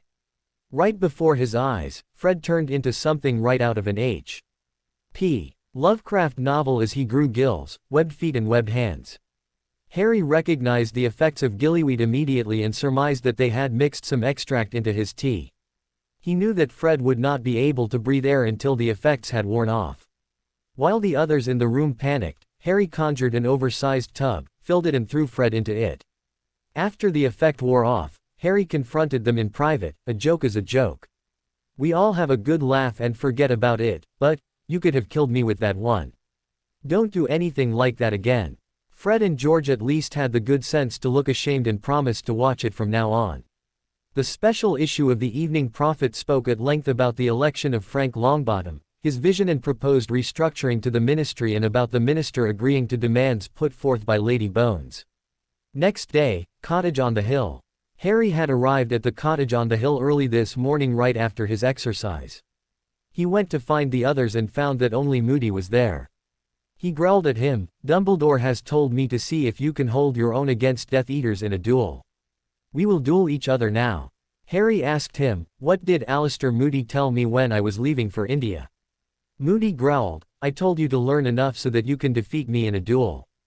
Harry lowered his wand and said, "I had to make sure that it is you." Moody growled, "If it is all the same to you, I will have that duel now." Harry summoned his wand, the one manufactured by Shilpagya, and bowed to the Auror, who did the same. Just as Moody was getting into the stance, Harry sent a blasting hex at him, which Moody swatted aside. And started casting lethal curses at him, and Harry dodged around his spells with ease. He kept dodging for 5 minutes, all the while taunting Moody that his aim was off, that he was growing old, and that he was slowing down in his old age. After 5 minutes, while Harry was dodging his spells, he sent a banishing charm at the Auror, who swatted it aside. In that second, Harry fired a chain of Reducto, Confrigno and Bombarda, forcing the old Auror to raise a shield. He had put all his power behind his spell, and the Reductor destroyed his shield. Moody ducked out of the way of the rest of his curses. After that, he kept the Auror on the defensive for 10 minutes, testing his endurance by casting all the lethal spells he knew of. He did not use Sanskrit spells in front of the Auror, wanting to keep it a secret. He deliberately made a lull in his casting, and the Auror started casting dark spells at him, which Harry matched spell for quite some time. Moody sent a cutter at him, and he lazily dodged it and conjured a fire whip with which he pulled the fake leg of the Auror, forcing it to come off, and as the Auror fell, he stunned him and bound him with Incarcerus. After he released Moody and returned his wooden leg and wand to him, he said, "Master Auror Moody, I apologize for taking advantage of that wooden leg you wear. It does seem to hamper you quite a bit, and no dark wizard is going to have any qualms about taking advantage of it either." Moody had a pained expression as he refitted his leg, and said, "Aye lad, 'tis true enough, and that is the one of the reasons I retired from being an Auror, not that I could not kill Death Eater scum even on this leg. But, what can be done?" Harry said, "Let me try something." Tapping his wand to the claw-footed prosthetic, he transfigured it into a convincing mirror reflection of the ex-Auror's other leg. Satisfied with the transformation, he then animated the limb, which began to move like a natural leg. Then Harry said, "Okay, now I want you to try and stand up." Moody looked down at the leg with astonishment, then slapped his forehead with his open palm. "Why didn't I ever think of that?" And he stood up. The leg worked well enough, but after a few seconds, Moody stumbled and Harry cast a cushioning charm before he fell down. Moody growled, "What was that all about?" Harry looked a bit sheepish. "Sorry, I lost concentration. To make this really work, you are going to have to take over the animation. I think that with some fancy mind magic, we could even give you some sense of touch in the prosthetic. What do you say?" Moody cast his own animation, and Harry tapped the leg twice more to make the transfiguration and animation permanent. For the next few days, it became a trend for him to go for his training in the morning to the cottage at the hill, but none of the trainers wanted to touch him with a 10-foot pole except Moody. The Auror was always able to give him some good practice in back-to-back duels. The upgraded prosthetic took a bit of getting used to, but in the end, the old Auror was getting his dodge back. The rest of the time, he sat and watched others fight and train. At times he tried to join them, but none of the rest of them would even try to match him. The Marauders, as a team, were able to give him a challenge. Soon, he was visiting the cottage when no one else was around, and he would conjure dummies and fight with them, practicing all his spells or practicing his animagus transformation. He had long since accepted that the transformation would happen in its own time and was content with running around the cottage on his paws, trying to get the feel of the animal so he would have no challenges when the time came to transform. Another thing which Ambar had told him to do was to transform his whole body at once to make it easier to transform every time, and he would not need as much time to transform. He had seen how fluid McGonagall and Sirius were with their transformations, and he was aiming for that. When he thought back about his first transformation, it occurred to him that it had been spontaneous, complete and instantaneous, but he had also lost control of the beast. The problem was not really about completing the transformation, it was more about remaining Harry while obtaining the form of the snow leopard. He practiced transforming for an hour every day, and it usually took him at least 15 seconds to transform and then 15 seconds to transform back, but he was quite sure that he would be able to do it effortlessly soon. Susan had been visiting the cottage and Black Town house more often. They would sit and talk for hours at a time. While his days were extremely busy, he was thankful for the reprieve that her arrival was. With her being there, he could be a teenager in love rather than some ferocious war mage. He still remembered what had happened in the Three Broomsticks when he visited with Susan in an effort to make up for not coming to see her at the moment he landed in Wizarding Britain. Flashback starts. He and Susan had been walking the streets of the Wizarding Village and she decided that she wanted a drink. Chivalrous being that he was, he offered to escort her and they entered the inn where all conversation suddenly stopped as people realized who had just walked in. As he walked up to the bar, many of the wizards and witches in the inn came up to him to say hello or to congratulate him for his ascension. "What can I get you two?" Madame Rosmerta asked them. "We will have 2 butterbeers, thank you," he replied and she nodded. As she served them, she asked offhandedly, "Are you two an item now?" Harry choked on his butterbeer for a moment while Susan blushed. He spluttered, we are not, I mean we are not it right now." Rosmerta was openly chuckling now. "Don't worry, Lord Peverell. It is just that your fathers were never flustered so easily. While James was easy-going from the time I knew him, he pined after your mother. Sirius never settled on anyone before Marlene smacked him upside the head for chasing her around all the time. In the end, however unlikely it may have seemed at first, they were meant for each other." Harry thanked her for the anecdote and left as soon as he paid for the butterbeers. Flashback ends. Blacktown House. There were just 2 days to go until start of term. Harry was sitting in his room at the manor, when Ron walked in with 2 envelopes in hand. "The letters and book lists have arrived." Harry looked a bit surprised. "Book lists? Aren't they really late this time?" Ron tossed Harry his envelope and as he read the list, he found that there were 3 new books for Defense Against the Dark Arts. No surprise there. Every year the new Dada teacher had their favorite books. All in all, he had to buy 6 books for this year, one being the new spell book for charms, one for transfigurations, one for herbology and 3 for defense. He was excited to see what defense would be like and who the teacher would be. Dumbledore had not told him about it. The mystic had also told Dumbledore not to say a word to Harry, citing it was a part of his training and he should see it for himself. As he finished reading his letter, he looked up to see Ron holding a small silver red-colored badge with P inscribed on it, the prefect badge just like the one he had seen Percy wearing on his first ever train ride to Hogwarts. Ron handed the badge wordlessly to him to inspect if it was indeed real and he wanted to laugh at his friend's expression. He thought that he should have been feeling a little jealous that Ron had been chosen for that honor over him, but, ever since he had seen Mother Magic, these things mattered to him very little. Anyhow, he had much more on his plate than he wanted. He congratulated Ron warmly, saying that he deserved it more than him. With 2 loud cracks, the twins chose that moment to apparate into the room and were horrified at the prospect of one more prefect in the family. Fred scowled in mock horror. "Where did we go wrong with this one, George?" George replied in an equally grim voice, "Oh. The horror. Not another one like Percy." Ron retorted angrily at them, "I am not like that git." Fred waved him off and turned to Harry. "We thought you would become the prefect. Dumbledore fawns over you and I thought he would have given the position to you without a second thought." George said, "Alas, we did not start a betting pool for the positions of Gryffindor prefects this year, or this would have made us filthy rich and you would have some very angry people after you." Harry scowled at them. "Are you both mental? I am the same bloke who breaks 100 rules every year, fights trolls for fun, smuggles dragons out of school, runs to fight a basilisk, sneaks out of the school when he is not supposed to and doing so can put him in mortal peril, the same bloke who can run circles around the professors single-handedly. Giving me the position would have made people question his sanity." They all laughed loudly until Hermione came running into the room and saw the badge in Ron's hands.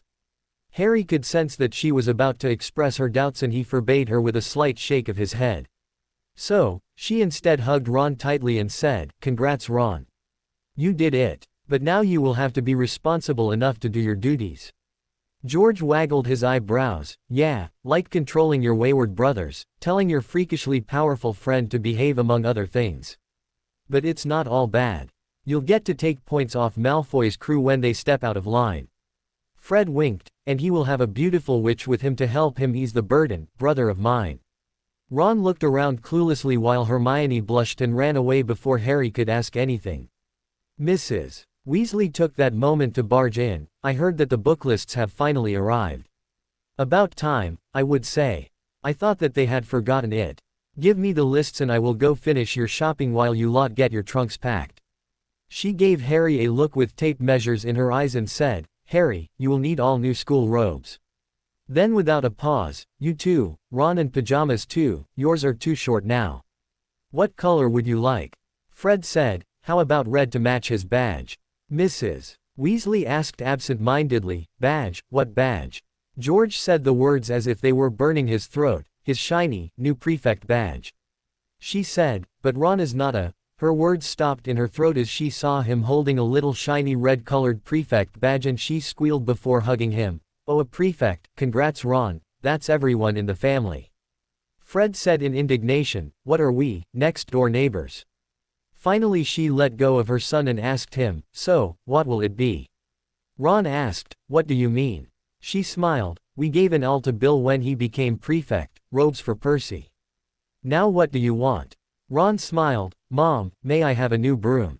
She smiled brightly, of course you can have a new broom. You have earned it. Harry did his best to remain impassive. Harry knew that they could afford a fire bolt if they wanted to. But he knew that Mr. Weasley or Mrs. Weasley would not want to spoil him by giving him expensive gifts. As she was collecting the lists, Harry protested, Mrs. Weasley, I don't need robes. I have school robes. She giggled at him, have you even tried them on, Harry? They fit you when you were at least 5 inches shorter and 25 kilos lighter. Your robes from last year will be too short and too tight if you can squeeze into them at all. Harry took one of his old robes and held it up to his chin. It looked several sizes too small. Finally, he had to admit that she had a point. Sometimes it felt good to be taken care of. That evening they had a feast in honor of the new Gryffindor prefects and Alistair asked loudly why Dumbledore did not give the badge to Harry. He was treated to several anecdotes of his father's antics while Remus whined that he never succeeded in controlling his wayward friends when Dumbledore had given it to him, trusting him to control his friends. Out of the 40 or so boys in their year, he supposed that Remus was the only one with a chance of keeping a handle on his friends. Too bad it didn't work out that way. 2 days later, the Black townhouse was in chaos. People were going up and down the stairs, packing their trunks, trying to find their stuff and in general making mayhem. Harry's trunk had already been packed by Dobby during the night. He sent the elf to pack for others in the house, telling him that he wanted everyone at the breakfast table at 9 a.m., something which was no ordinary feat. Somehow they all managed to do it and Andromeda came by to say goodbye before he went to school. She had been coming regularly to see him and called him Harold instead of Harry, telling him that he should insist that only people really close to him should call him Harry. After some discussion, they decided to travel to King's Cross Station through the Flow network. It had not taken much persuasion to get it done. A fireplace would look out of place on a train platform. However, the place was already warded from prying Muggle eyes and it would greatly reduce the chances of a whole bunch of wizards and witches, running through the barrier, getting spotted. Traveling this way would not run the risks of getting stuck in traffic, being spotted on brooms, using underage magic, exposing the location of the Black townhouse or any of the hassles associated with using the Muggle transit system. Of course, they could have used the night bus and gone all the way to Hogwarts if they wanted to, but Harry, who all had experience with that, turned it down flat. They all queued up at the kitchen fireplace in the townhouse. Mad-Eye went first, followed by Nymphadora, followed by Sirius, who was followed by Arthur Weasley, who was followed by Hermione Granger, then Ginny, Ron, Harry and the twins. As he gracefully exited from the flow, Hermione asked him, "Since when have you become an expert in flow travel? I distinctly remember that you always fall flat on your face." Harry mock scowled. "Miss Granger, I will have you know that I am very accomplished in traveling by flow." They stood making idle chatter when Susan arrived surrounded by 2 Aurors and Neville arrived sometime later flanked by 2 Aurors. Being the minister's son had privileges. As the train gave the signal to start, he boarded the train with the others.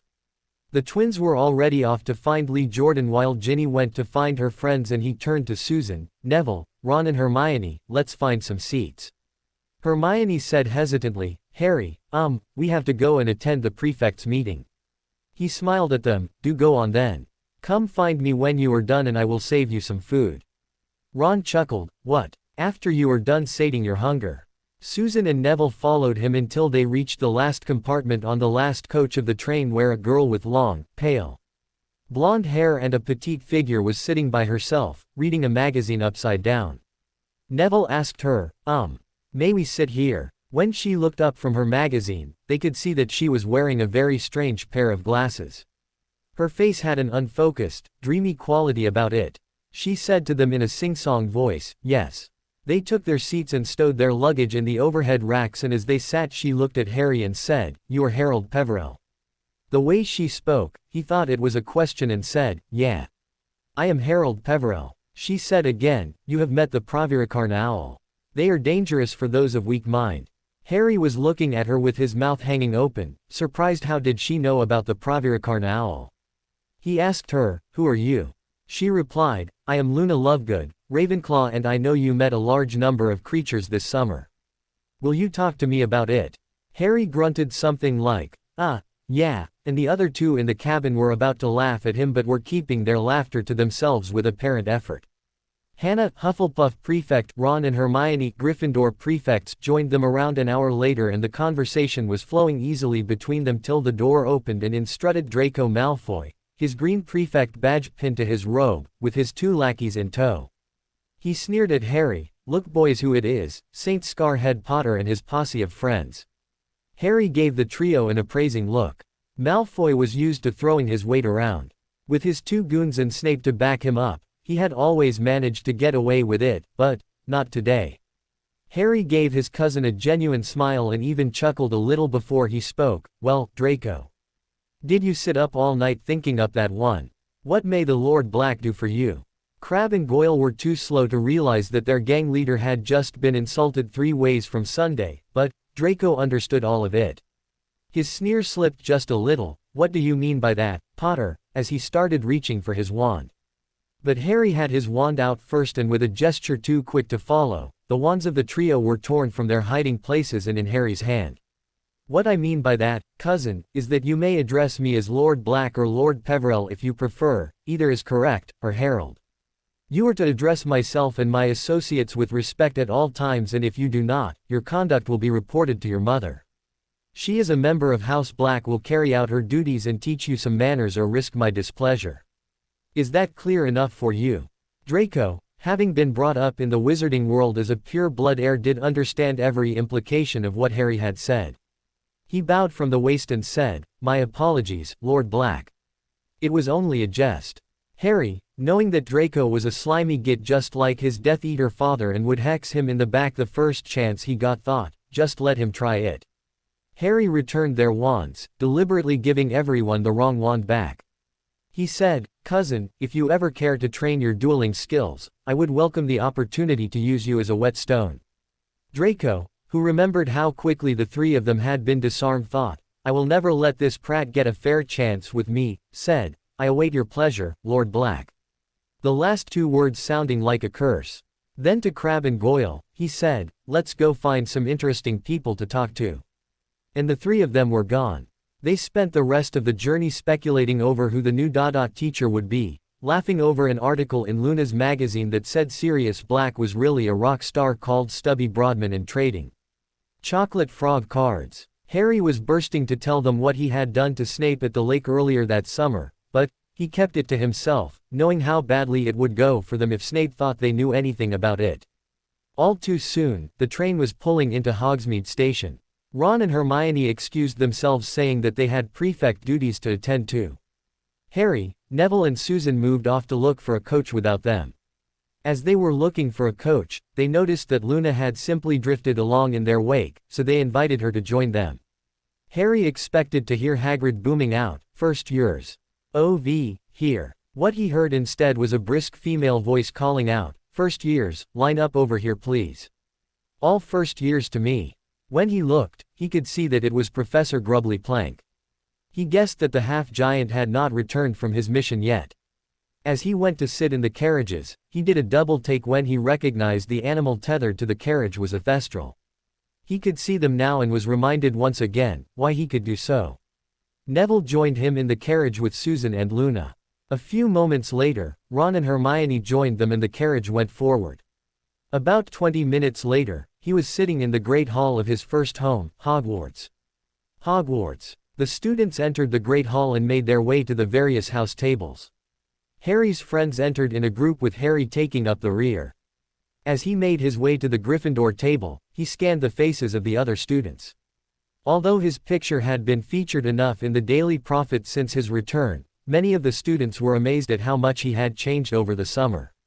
Some spotted him looking at them and waved. Harry returned their greetings as he went. Some scowled at him, supporters of Fudge and Voldemort, he thought. And others, particularly the girls, were giving him appraising looks. Harry did not give any indication that he noticed, but there were eyes watching him from the head table too. Snape, Dumbledore and the new professor sitting to Dumbledore's right were all watching the reactions of the students as the tall, well-built and lordly teen worked the crowd before he sat down. He finished making his way to the Gryffindor table. He chose a seat with Fred and George to his left and Neville and Ron to his right, facing the other house tables. The chasers of the Quidditch team sat across from him with Hermione directly opposite. It was only then that he realized that Wood had graduated at the end of his third year and Angelina now wore the team captain's badge. There would be tryouts this year. They would need a new keeper at the very least. Of course, with the Triwizard last year, there had been no Quidditch and they had not replaced Wood. Harry gave the staff table another look. There was Albus Dumbledore sitting in his chair, McGonagall on one side and an unknown face at his other side. Perhaps the new defense instructor. Harry gave him a good look trying to assess him and his capabilities. The man did not look like much, but he had learned not to judge a book by its cover. After all, the mystics looked like ordinary people and yet they could give even Dumbledore a good run for his money. He noticed two other new teachers at the table. One was a stern-looking witch that he did not know. The other wore a kind expression. She had gray eyes and wore her blonde hair down, past her shoulders. Sitting down, she looked like she was somewhat shorter than Professor McGonagall. As far as he knew, there were no other posts vacant. He decided not to think about it because Dumbledore would be telling them in a few minutes' time anyhow. He heard Hermione say, "I wonder where Hagrid is." He watched as Professor Grubbly Plank sat down in Hagrid's usual spot before he answered. Harry turned to her. "He has gone off to see some blokes who refused to become his friends. Some friends who would make him look small." Hermione heard him and pondered his words for a few seconds before her eyes spread in wonder. "He has gone to see giants." She was whispering, but her words were loud enough to be heard by Neville and Ron. Harry glared at her. Ron, who had been listening to every word, choked on his words. "Giants. He is mental, that one." Harry quickly erected a privacy ward and glared at Ron too. "Can you shout it a little louder, Ron? There might be somebody in the astronomy tower who didn't quite make that out." Neville sheepishly smiled. "So mate, what is the deal with the giants?" Harry started in low whispers. "This is supposed to be a secret.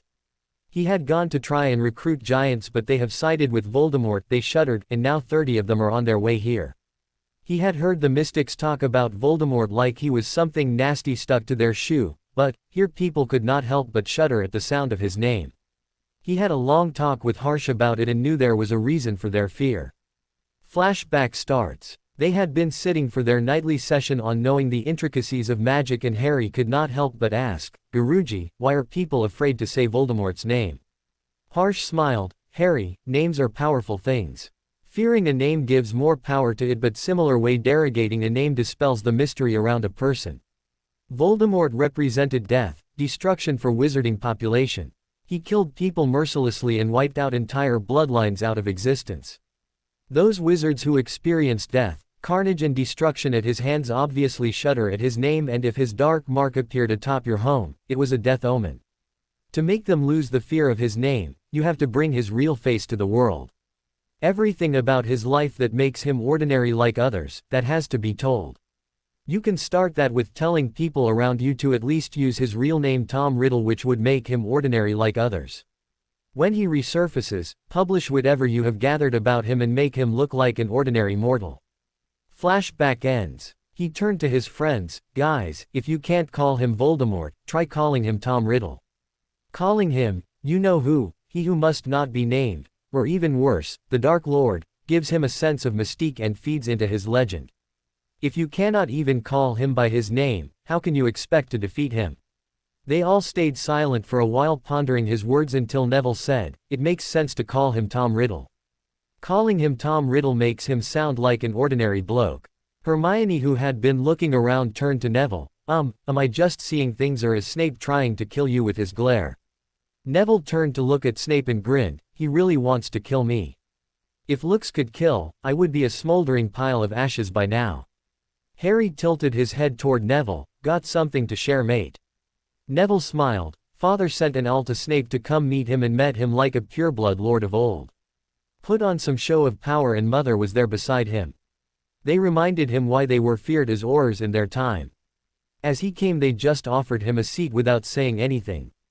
They made him sweat for 10 minutes without saying anything, and then Mother laid into him that he had disappointed her by being a bully towards me when she had been kind to him during his school years, while Father glared at him the entire time and reminded him of all the times he intervened and saved him from the Marauders' pranks. Mother in fact told him that if she was in the prime of her health, she would have shown him why she was feared by others. For good measure, she told him that when she got better, she would have words with him for all the times that he has mistreated me." Harry winced. He had been on the receiving end of Alice's glare a few times, as he had been a regular to Greenhugh's recently. Harry looked toward the head table and, smirking, said, "Am I seeing things, or has Snape done something with his hair?" The others followed his gaze and attempted to take a surreptitious look at the potion's master.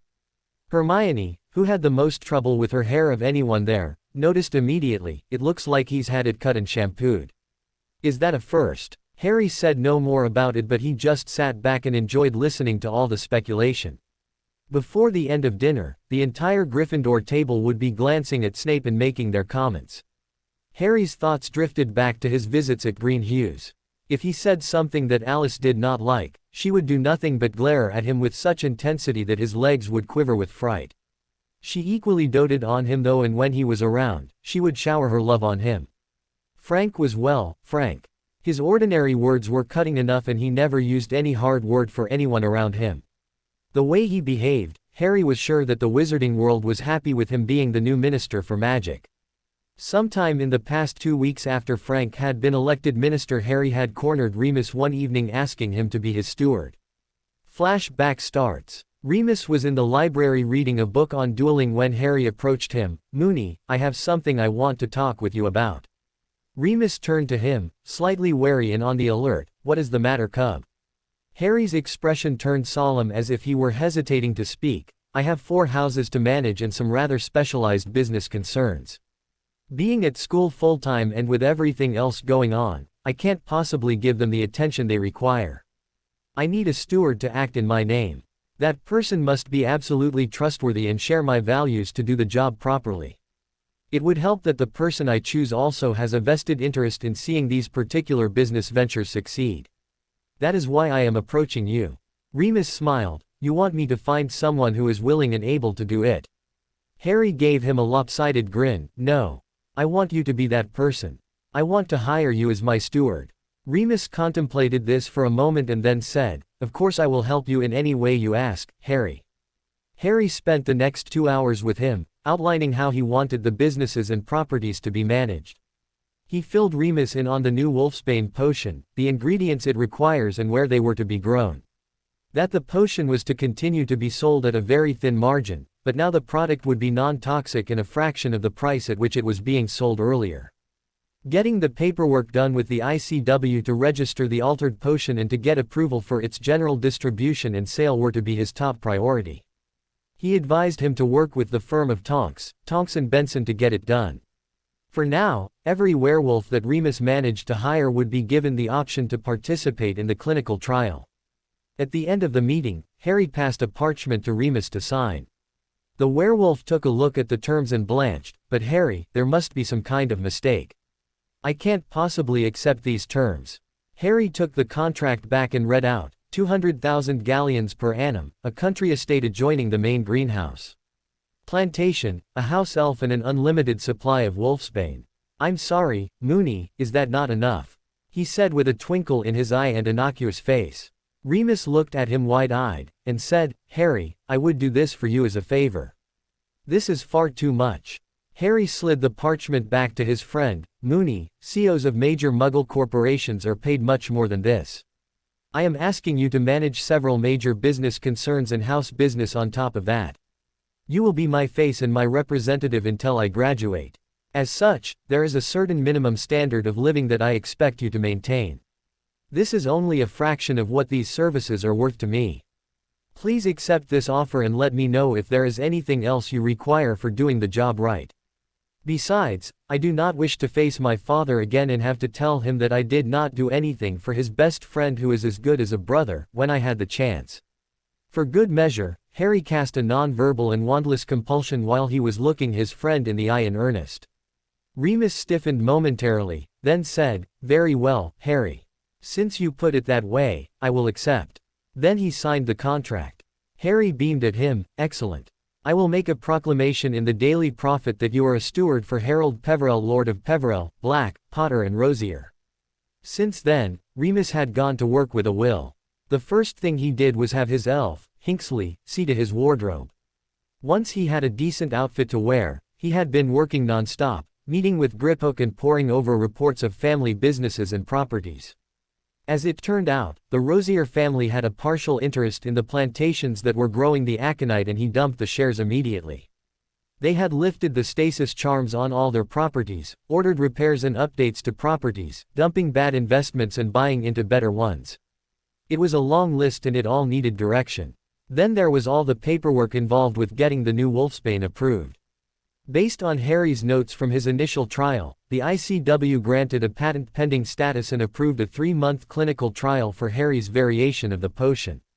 Harry told Remus to gear up for full production based on the assumption that the clinical trial would be successful and that they could go to market immediately at the end of the trial. Working from Harry's notes, he prepared an article to be published in Potions Today, the moment that ICW approval was granted. He had also met with Ted Tonks and instructed him to do whatever it takes to get the recognition of Harry's potion and approval for distribution as soon as it was humanly possible. Ted had told him that thanks to Lord Peverell's considerable resources that for certain considerations bribes the process could be fast-tracked. Remus said that he did not need to know all the details, just try and get it done without outright trampling the law. There were a number of werewolves who had skills but had become unemployable because they could not afford the price of Wolfsbane or the side effects were more than they could tolerate. Likewise, there were a number of businesses owned by his houses which were hazardous and no other wizard was willingly ready to do those jobs. Remus knew many of them personally and they responded well when he approached them with offers of employment and the new Harry Peverell potion. 30 had joined his workforce already and word was getting around, but it was also a bitter truth that number of such wolves was a handful. Of the total 500 werewolves estimated to be in Wizarding Britain, they were not expecting for more than 80 or so werewolves to accept their offer of employment and unending supply of Wolfsbane potion. Flashback ends. Hermione tapped his shoulder and he turned to find the Sorting Hat finishing its song. He was so lost in his musings that he had missed the whole song and the sorting was starting now. After 100 new students had joined their new house tables, the sorting was at an end. Dumbledore stood and like all previous years, told them to tuck in and dinner started. As dinner proceeded, he caught stares at him from the Slytherin table, particularly Daphne Greengrass. He reminded himself of his promise to have more friends in other houses which he had repeated to himself many times during this summer. As they finished dinner, Dumbledore stood, "To the new students, welcome to Hogwarts where I hope you will find the greatest treasure of all love, friendship, family and acceptance. To our returning students, welcome back for another year of enlightened learning. Now for some quick notices before you can trot off to your warm beds to forego the weariness of travel. The Forbidden Forests is just that, forbidden. I hope our new students would stay clear of it and some old students would remember well not to go wandering where they do not belong." He gave the twins a distinctly pointed look. "Mr. Filch has reminded me for perhaps the 1000th time just this morning that no magic is permitted in the corridors between classes. The list of forbidden products now numbers 472. The complete list is posted outside the door of Mr. Filch's office and may be examined at your leisure. Now I would like to introduce new members of our staff. Please welcome our new Professor Vikram Rana, who took his education in the United States and has agreed to teach defense against the dark arts this year. Good luck, Professor." The man stood and bowed to the Great Hall, and Harry had a distinct feeling that he should know this man. Before he could say anything, Dumbledore had started speaking again. There is other news which should be told to the students, and while I find it tragic, my deputy has told me otherwise. Professor Binns, who has been teaching us history of magic for all these years, decided to move on to his next great adventure, and he is replaced by Professor Martha Hughes, who has done her mastery in magical history from Australia. The stern-looking witch, who Harry had not recognized, stood to the general, heartfelt cheers and applause of the students. As the cheers died down, Dumbledore was speaking again. Be warned. I do believe that anyone who skips history of magic now would be noticed. This drew a general chuckle from the students. Now, with the air of a naughty child, pulling a truly delightful prank, Dumbledore was speaking again. I believe that I have saved the best for last. After some discussion with my deputy, we have decided to reintroduce wizarding etiquettes as part of our curriculum here at Hogwarts. This class will help students to understand what's and the whys of appropriate conduct in the wizarding world. As this class is brand new to most of you, you may see your head of house to sign up for this class. First-year students already have this added to their timetables. We have procured the services of a member of the ancient House of Leicester to fill this new post. Please join me in welcoming Professor Cassandra Lester. As the witch rose to her feet, Harry could see that her hair fell halfway down her back and that she stood about 5 feet 5 inches tall. Her robes positively screamed pure blood and wealthy. She looked around the great hall and inclined her head a precise number of degrees to each of the house tables, Slytherin, Ravenclaw, Hufflepuff and lastly Gryffindor, while the students applauded. Then she resumed her seat, pulling her robes under her, just so, as she sat down. Again, the announcements and introductions over, Dumbledore declared the welcome feast to be at an end and dismissed the students, citing that they had classes the next day. Hermione and Ron had to stay back to escort the new students while Harry bade goodnight to Susan and then went to Gryffindor Tower. He was standing before the portrait of the fat lady when he realized that he did not know the new password. Neville came strolling up behind him and said, "It's okay, Harry, I know the new password. And I won't forget this one."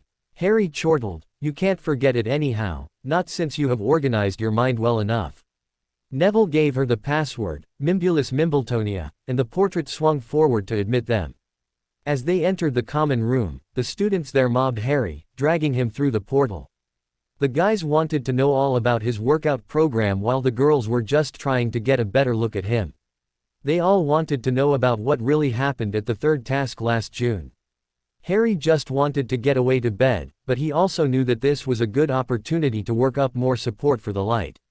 He greeted and cheered everyone, without really answering any of their questions. If anyone probed too hard, he quickly found someone else who required his attention. When the first years arrived, he welcomed each one of them to the house and encouraged them to study hard, play hard and bring honor to their house. He impressed them by remembering all their names. During the sorting, he had found that he was able to commit all the names of the new students to memory easily. When Harry had enough, he made a signal to Neville. Neville grabbed Hermione and asked her to step in and start answering the first year's questions for them. Ron set off a noisy spell near the entry to the girls' dorms. Harry disillusioned himself and took off up the stairs to the boys' dorms while everyone was looking the other way. Harry entered his dormitory to find Seamus and Dean already there. He turned to Dean. "How was your summer, Dean?" Dean smiled. "It was very good. Seamus's was a bit rough, however." He turned to Seamus, who muttered, "Me ma'am said that I should be wary of you as the Daily Prophet had published those articles about you." Neville arrived just then and immediately snapped, "For which they have already been apologizing for a month now. If you are going to say a word against Harry, then I swear by Merlin." He could not finish his words as Seamus raised his hands in front of him. "Mate, I told her that I thought those articles were rubbish. That Harry never had a reason to lie like that.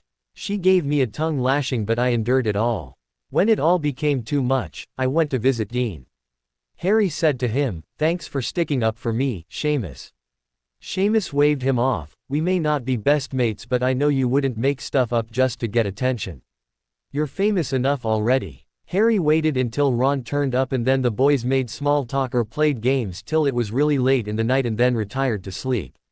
Ministry of Magic. Frank's first order of business had been to summon the unspeakables to boost Ministry security. The new budget for the DMLE from department head Madam Bones had crossed his desk well ahead of schedule. Since the increase had already been ratified by the Wizengamot, he signed off on it immediately. He did notice, however, that even with the budget they had previously, they weren't making the best use of it. Next up was the tongue lashing he had given to head Auror Scrimgeour for the laziness and inefficiency of the Aurors. His words however had the desired effect and the Aurors were being run through the ringer the old-fashioned way. Scrimgeour had reached out to Moody to ask for help. The old Auror, with his hugely improved prosthetic leg, gladly volunteered to be one holy terror of a drill sergeant for a couple of hours a day and returned to active duty. Tonks had complained to him once that she had never been sorer in her entire life than she was under Moody's training. He had been having them run and exercise the Muggle way, building their endurance, saying that the one who would last the longest in a duel would be the one to stay alive. In the end, it was his job to teach them to stay alive. Frank had kept Percy Weasley as his undersecretary. Even though he had worked for Fudge, the young man was bright, thorough and hard-working.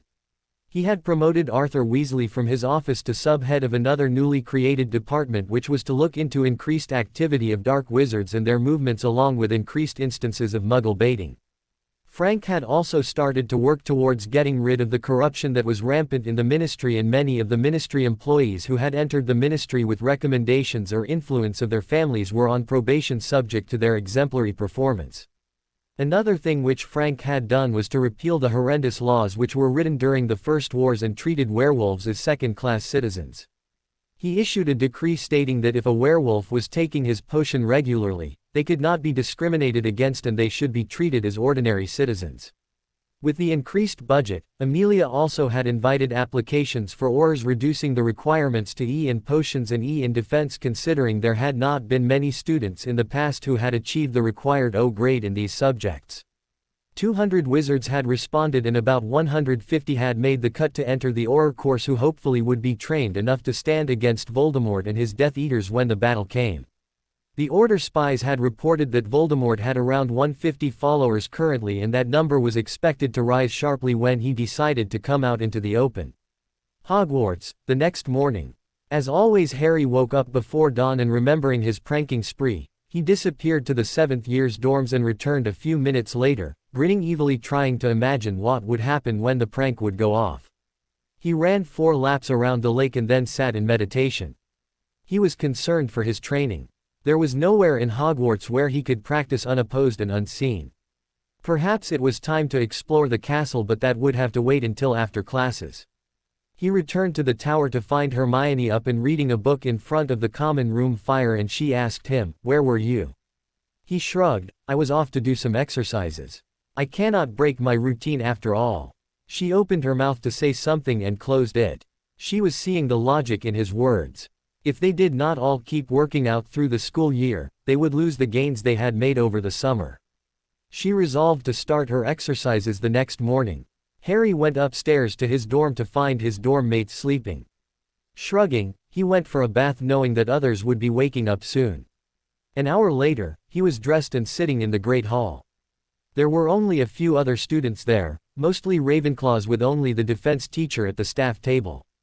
He dug into his breakfast and had almost finished with it when someone sat down opposite him at the table.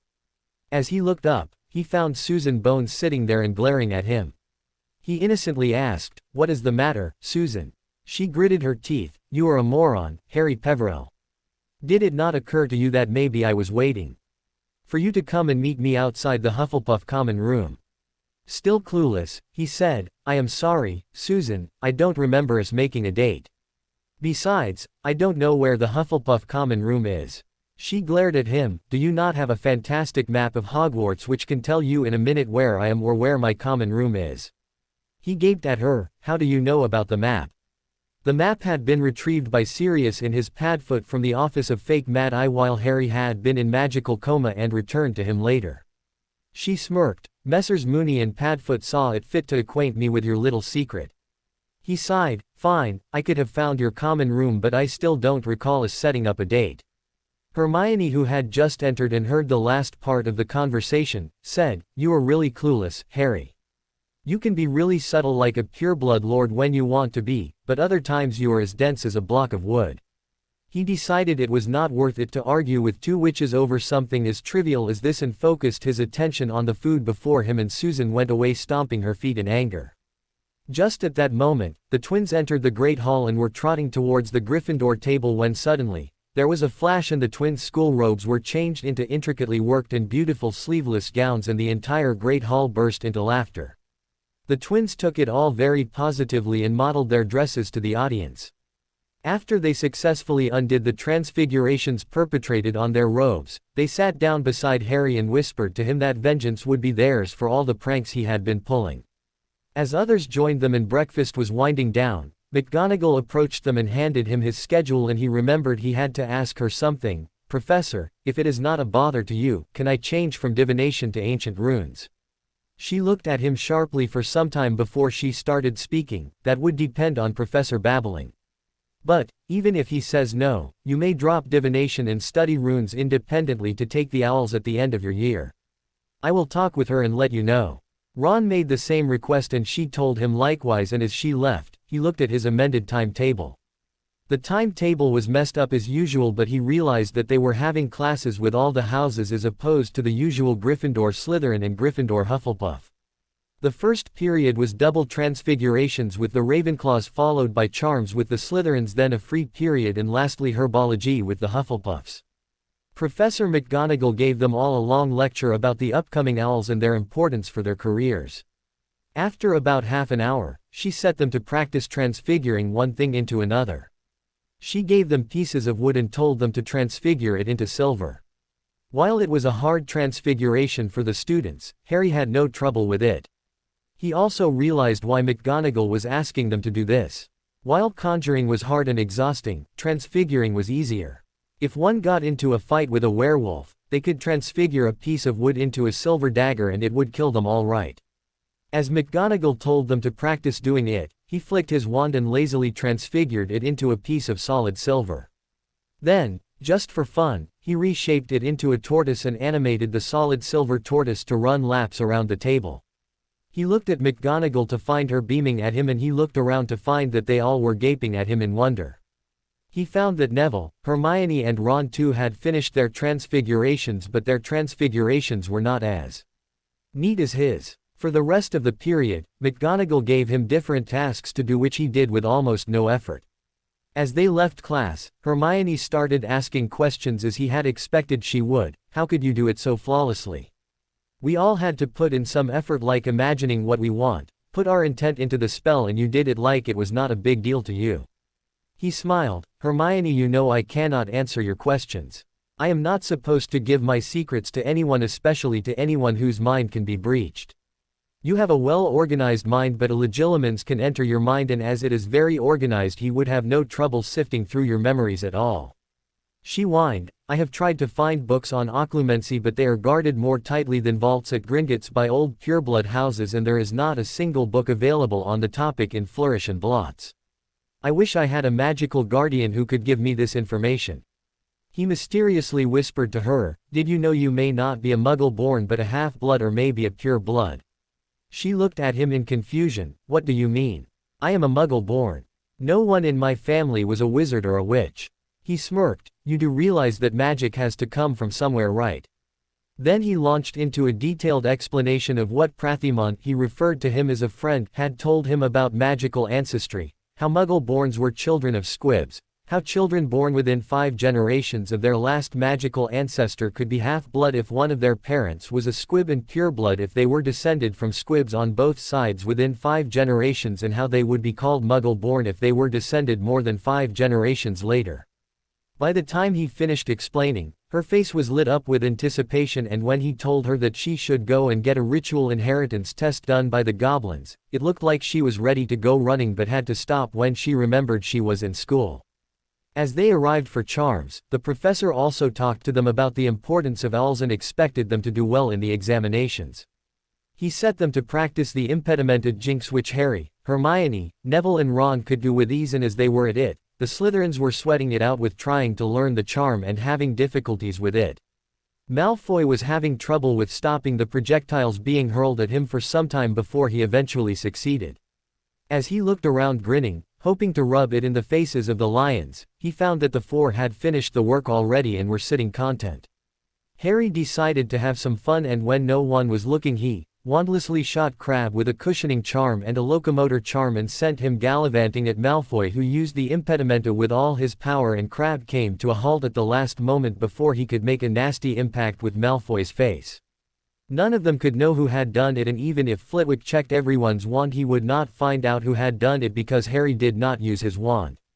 As he came out of charms to go to lunch, he heard someone call him Lord Peverell. He turned to find Daphne Greengrass and Tracy Davis coming towards him.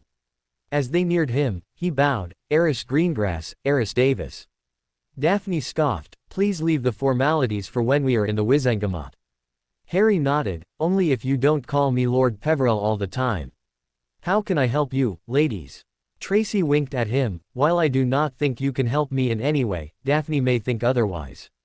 Daphne scowled and said, "Just wanted to say hello and ask if you are going with someone for next Hogsmeade weekend. If not, would you go with me as a friend?" Harry was surprised at her straightforwardness and told her that he would require time to consider.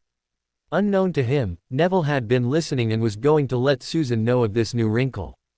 As he arrived at lunch and sat down to eat, he cast the detection spell and found that while the food had not been touched, the utensils had been hexed to make him change his appearance right in the middle of the Great Hall. He remembered that Remus had used the same prank on the twins in the townhouse at the start of summer after they had fed him the draught of rage.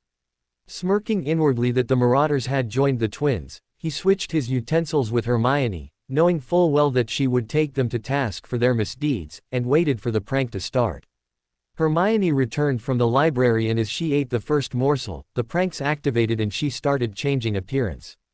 Harry knew exactly what was going on and countered the spells almost the same moment they took effect.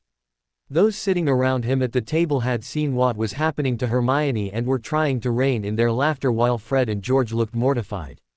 Hermione sat there gritting her teeth, and as the prank was countered, she rounded on them while Harry cast a privacy ward around their table so no one would hear what she was saying. She glared at the twins, "How dare you two prank a prefect?" Fred said seriously, or at least as serious as Fred ever gets, "Sorry, Hermione. You were not the intended target of our prank. It seems," George said, glancing toward Harry, "that someone is having us all on." Hermione went ballistic, "I don't care who you were trying to prank. Enough is enough. People should be able to eat in peace. You two will stop it right now, and if you don't, I will write to your mother." George gasped, horrified, "No. You wouldn't." Fred said, "Why would you bother? It looks like you've been taking lessons from her already." Harry turned to her, "Hermione, while you may be a prefect with authority to report people for rule breaking, it is not your place to write a letter to parents of a student telling them about their children's misdeeds at school. It is a prerogative which exclusively belongs to the headmaster and their head of house. Not you. Even if the Weasleys hold you as dear as their own children, this is not propriety, and it will look bad for you in the wizarding world if you break propriety." She rounded on him, "I can do it if I wish to, Harry." He shrugged, "Be my guest then, but before you do it, why don't you ask Professor McGonagall about the rules regarding this, or better read the Hogwarts Charter if you have not already committed it to memory from start to end." Herbology with Professor Sprout and the Hufflepuffs was next on the schedule. Harry left lunch a bit early to get to his dorm and retrieve the plants he had brought with him from India. He brought the plants and the notes regarding their care. He was going to give them to Professor Sprout after class. He was sure that they would be helpful in defending the school when the time came. Herbology class went fine for the most part, and as Professor Sprout asked them to select partners from a different house, Harry was immediately singled out by Susan, Neville, Hannah and Ernie. Ernie greeted him pompously and told him that he believed him. The class was not very hard, and having worked with these plants and even some more dangerous ones for the past month, he worked very casually with them while Susan glared at him hard. He could not understand her reaction and chose to ignore it while he really wished the mystics taught him to understand a woman and her ways. As the class wound up, he asked Neville to wait. The rest of the class had gone and they approached the herbology professor. She asked him, "What is the matter, Mr. Peverell? Need any help?" Harry said, "Professor, recently I was on a tour outside of Wizarding Britain where I saw plants which are not found in the greenhouses here, so I thought maybe you would like a sample of them." Professor Sprout's curiosity was piqued. "Oh. Bring them out then, Mr. Peverell. Let's see them." Harry brought out the 5 plants and handed her a stack of parchments detailing the care and characteristics of each plant. The notes included things like what soil they prefer, how much sunlight, how much water, fertilizer, and most important, what precautions to take when approaching each plant. He could also see that Neville was really eager to get a peek at the stack of parchments. Perhaps Professor Sprout too had noticed this because she offered him the stack of parchments. He read through them while the professor had her wand out, inspecting the magical cousin of Mimosa pudica, and muttering, "Interesting." When she was done with inspecting the plant, she turned to Harry. "Mr. Peverell, this is an interesting plant which has been developed by someone who had some real skill in herbology. This has an excellent defense mechanism, but I noticed that you did not list its uses." Harry's face turned impassive. "It would be best if that remains a secret, Professor. It is a toxin and that is all that anyone needs to know about its uses." She nodded but said nothing. She inspected the second plant and could not see any special characteristic about it and asked him, "What is special about this one, Mr. Peverell?" Harry smiled grimly. "Let me show you then, Professor." He planted it and cast an engorgio at it, making it increase in size. As they waited, it started emitting trance-inducing music and Neville had obliviously started walking towards it when Harry had to swat him on the head to snap him out of it. When he looked at Harry, he pointed his attention towards the plant. A small animal had wandered over from out of the forbidden forest and was approaching the tree. When the animal was within reach of the tree, it fell to the ground, dead. They watched as a tentacle emerged from the plant and drew the animal into a toothy maw which had been hidden in the bole of the tree. A second later, the animal was gone and the tree looked like an ordinary plant again. Harry turned to Professor Sprout, who had undone his engorgio and stunning the plant had uprooted it. She turned to Harry. "Mr. Peverell, these plants are not normal but very dangerous. This one especially should not be approached without earmuffs on because one would be ensnared in its music. Now if I may ask why you did show them to me, and are the others equally dangerous?" Harry said grimly, "Professor, as you know, Voldemort," she shuddered, "has returned and sooner or later, he will turn towards Hogwarts. These plants can be used effectively to kill many of his followers who unknowingly would walk into it. To answer your other question, the other plants are equally dangerous. One of them emits musical notes which can put anyone into a charmed sleep from which they cannot be revived except by Wiggenweld potion. Another is one which remains inert in sunlight but in darker shadows. Touching it bare-handed would activate its mechanism and it would spit highly corrosive sap at anyone unfortunate enough to be within 10 feet of it. The last one is like Devil's Snare, but it can work even in sunlight and it can choke a person to death within seconds. To defeat it you would need to destroy its root, which is not possible within a few seconds that you have due to its dense foliage." Sprout said nothing but took the plants in her custody all the while. Muttering, "These will need a greenhouse for themselves where only Newt students can touch them and not without me being present all the time." Knowing they were dismissed, he and Neville returned to the Great Hall and Harry asked what had been on his mind. "Neville mate, why was Susan looking angrily at me?" Neville grinned. "She was hoping you would ask her out for Hogsmeade weekend, but you told Daphne that you would consider her offer. Being a good friend to Susan, I relayed this little tidbit to her." Harry scowled at him. "You will pay for that, Longbottom. I have been pranking everyone mercilessly except you, but now it's your turn." Neville shuddered but said nothing. As they entered the Great Hall, Harry went to sit at the Hufflepuff table alongside Justin and Ernie. Susan, who was still pretending not to notice him, looked up and scowled at him. "For what reason does the mighty Harold Peverell deign to grace us with his august presence?" The others, sensing Harry's impending demise, scooted farther from Harry to get out of the blast radius.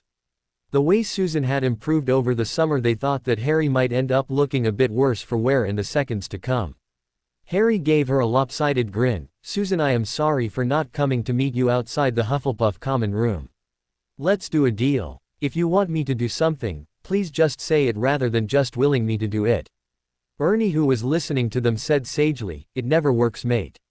Woman loves subtlety." Sally Ann Perks, who had just taken a seat beside Susan, asked him, "You know that how? Had any experience with that, Macmillan?" Ernie turned to her. "Nobody was talking to you, Perks. I was just advising Harry about women and their eccentricities." Zacharias Smith, who was sitting a few places down the table, sneered at Harry. "What are you doing here, Peverell?" Harry turned to him. "It looks like I am having dinner with my friends, Smith. Is that going to be a problem for you?" Smith growled. "Do you need a map? You are a Gryffindor. This is the Hufflepuff table." Hannah snapped at him. "Shut up, Zacharias. He is welcome among us if he chooses to dine with us." Zacharias opened his mouth to say something more and Justin elbowed him in the ribs hard, telling him to drop it. Wayne Hopkins turned to Hannah. "Since when did you become friendly with Peverell? I distinctly remember that you fought your best friend when she stood up for him last year." Harry could sense that tensions were rising and addressed them. "I do not want you all to fight among yourselves. I just came to see Susan. I will be going now." He returned to the Gryffindor table and slipped into a seat between the twins. "Hello, you two. I hope you are not going to try to prank me again." The twins laughed good-naturedly. Fred said, "No mate, we can appreciate a good prank when we see one." George added, "You did best us all the times we tried." Together they said, "We would rather have a prank war amongst us to see who can prank more students. 1 week of pranks and the winner gets 100 G. Harry smiled. "All right. Now, are there any other rules to this competition?" Fred said, "The only rule is that it must not be life-threatening. Also, the prank must be at a place where everyone can see it." Harry grinned. "Well, that's easy. You are on." As he was returning to his dorm, someone called him. "Harry."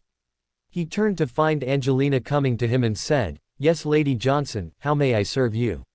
She rolled her eyes. "You know I like the older version better. You can save your pure-blood lordy ways for someone who is not your team captain."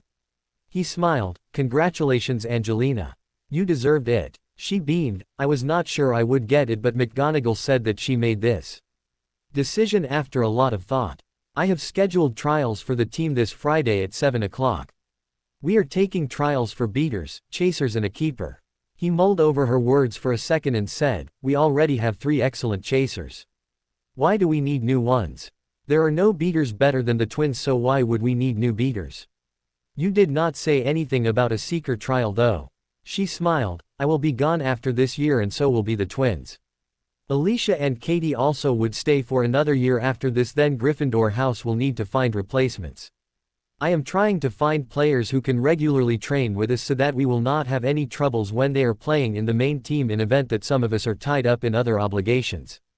Also, there is no one else who can play seeker like you. You can fly circles around us with that broom of yours."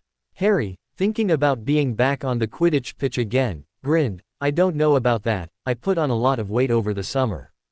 I may not be as good as I used to be. But, I will be there at 7 o'clock on Friday." Harry went out in the grounds to practice flying without a broom the way the mystics do. The sun had set and the sky was overcast. The only visible light was coming from the windows of the castle. Harry cast a glance at Hagrid's hut, but it was just a darker patch against the trees of the Forbidden Forest, no sign of life there. As he willed his sight to see in the darkness, the snow leopard answered and the vague, dim shadows resolved themselves into sharp focus. It was then that Harry could see someone zooming about the Quidditch pitch on a broom.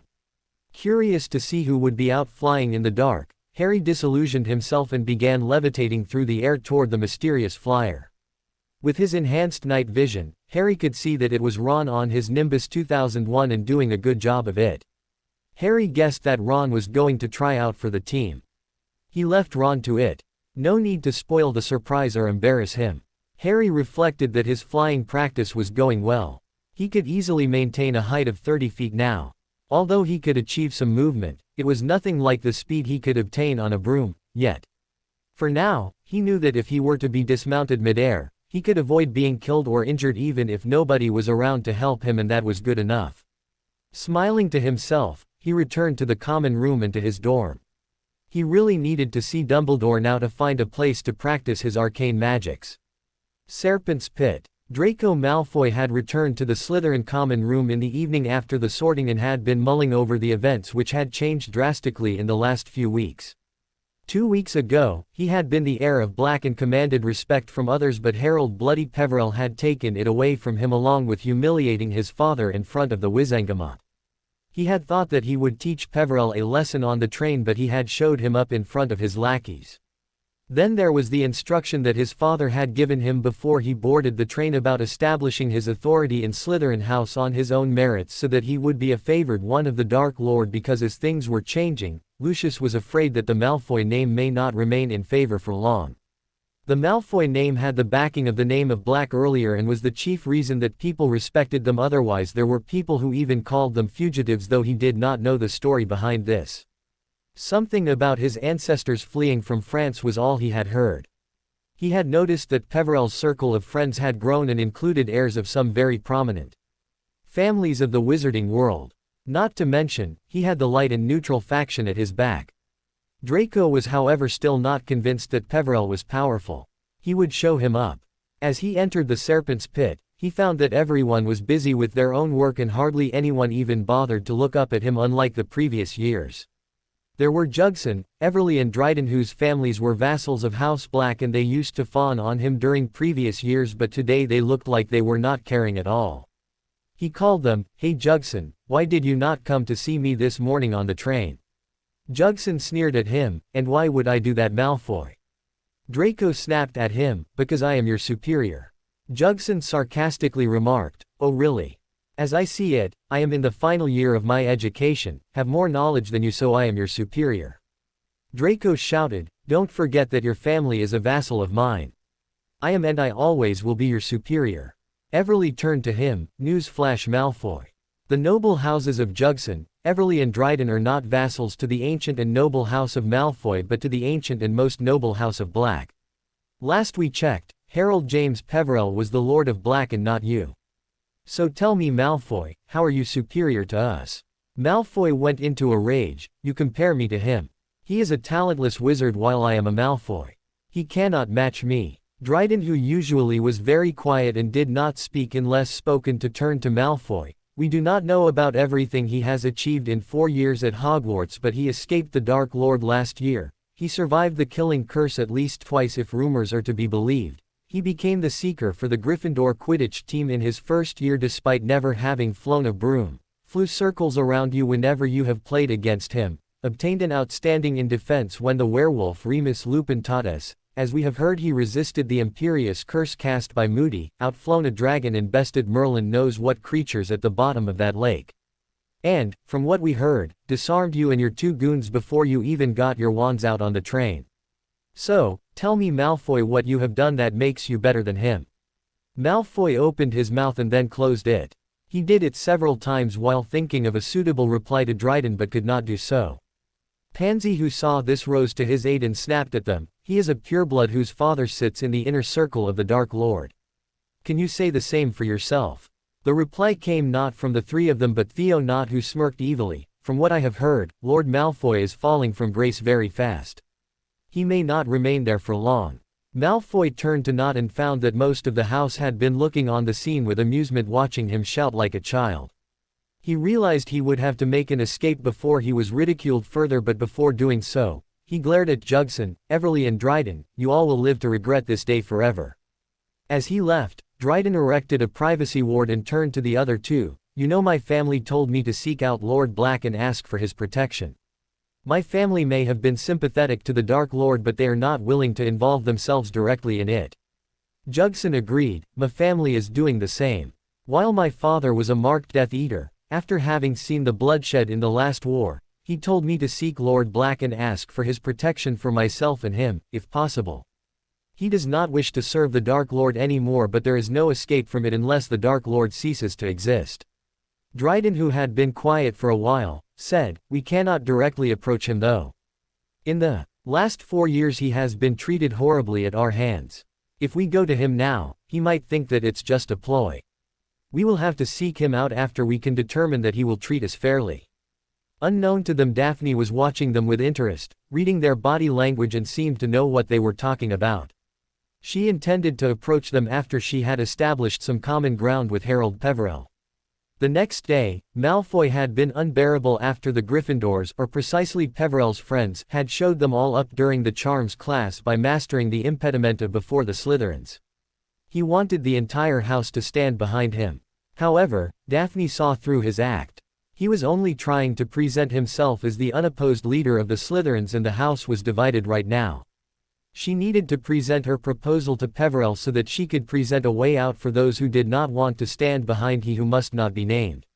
Pansy was being insufferable, misusing her authority as prefect, and Daphne was forced to wonder if the headmaster was going senile as he had given the position of prefect to her and Draco of all people. Those two would further alienate the Slytherins from the rest of the school. She was sitting on her bed thinking about a way to proceed with the meeting she wanted to have with one Harold James Peverell, when Tracy jumped on her bed, still thinking about your raven-haired boy wonder Daph. I must accept that he has become more attractive this summer. If you are not making a move, then I will. Daphne glared at her and Tracy raised her hands in a pacifying gesture while grinning at her. You don't need to go all Ice Queen on me, Daph.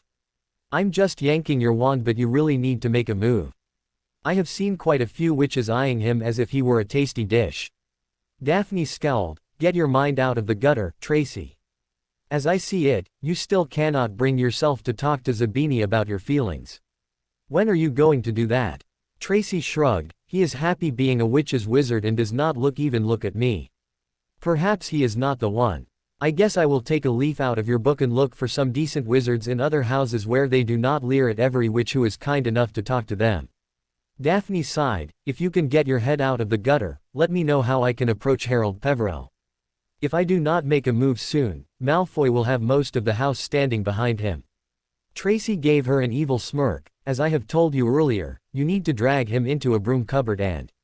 As Tracy rambled on about what she should do, Daphne put her fingers in her ears and pretended not to be able to hear her. Next day, it was still an hour before dawn and Harold Peverell dived into the lake to start his morning workout. As he smoothly slid through the dark water, the giant squid kept pace with him, waving a tentacle in time with Harry's strokes. The glow of the pre-dawn was filling the sky as he finished his second lap and strode out of the lake. By the time he had dried off and put on his running gear, the new defense instructor was just finishing his first lap running. As Harry joined him, he cordially said, "Good morning, Mr. Peverell." Harry responded to him and started running around the perimeter of the lake when the defense instructor asked him, "I have heard you are very good at defense, Mr.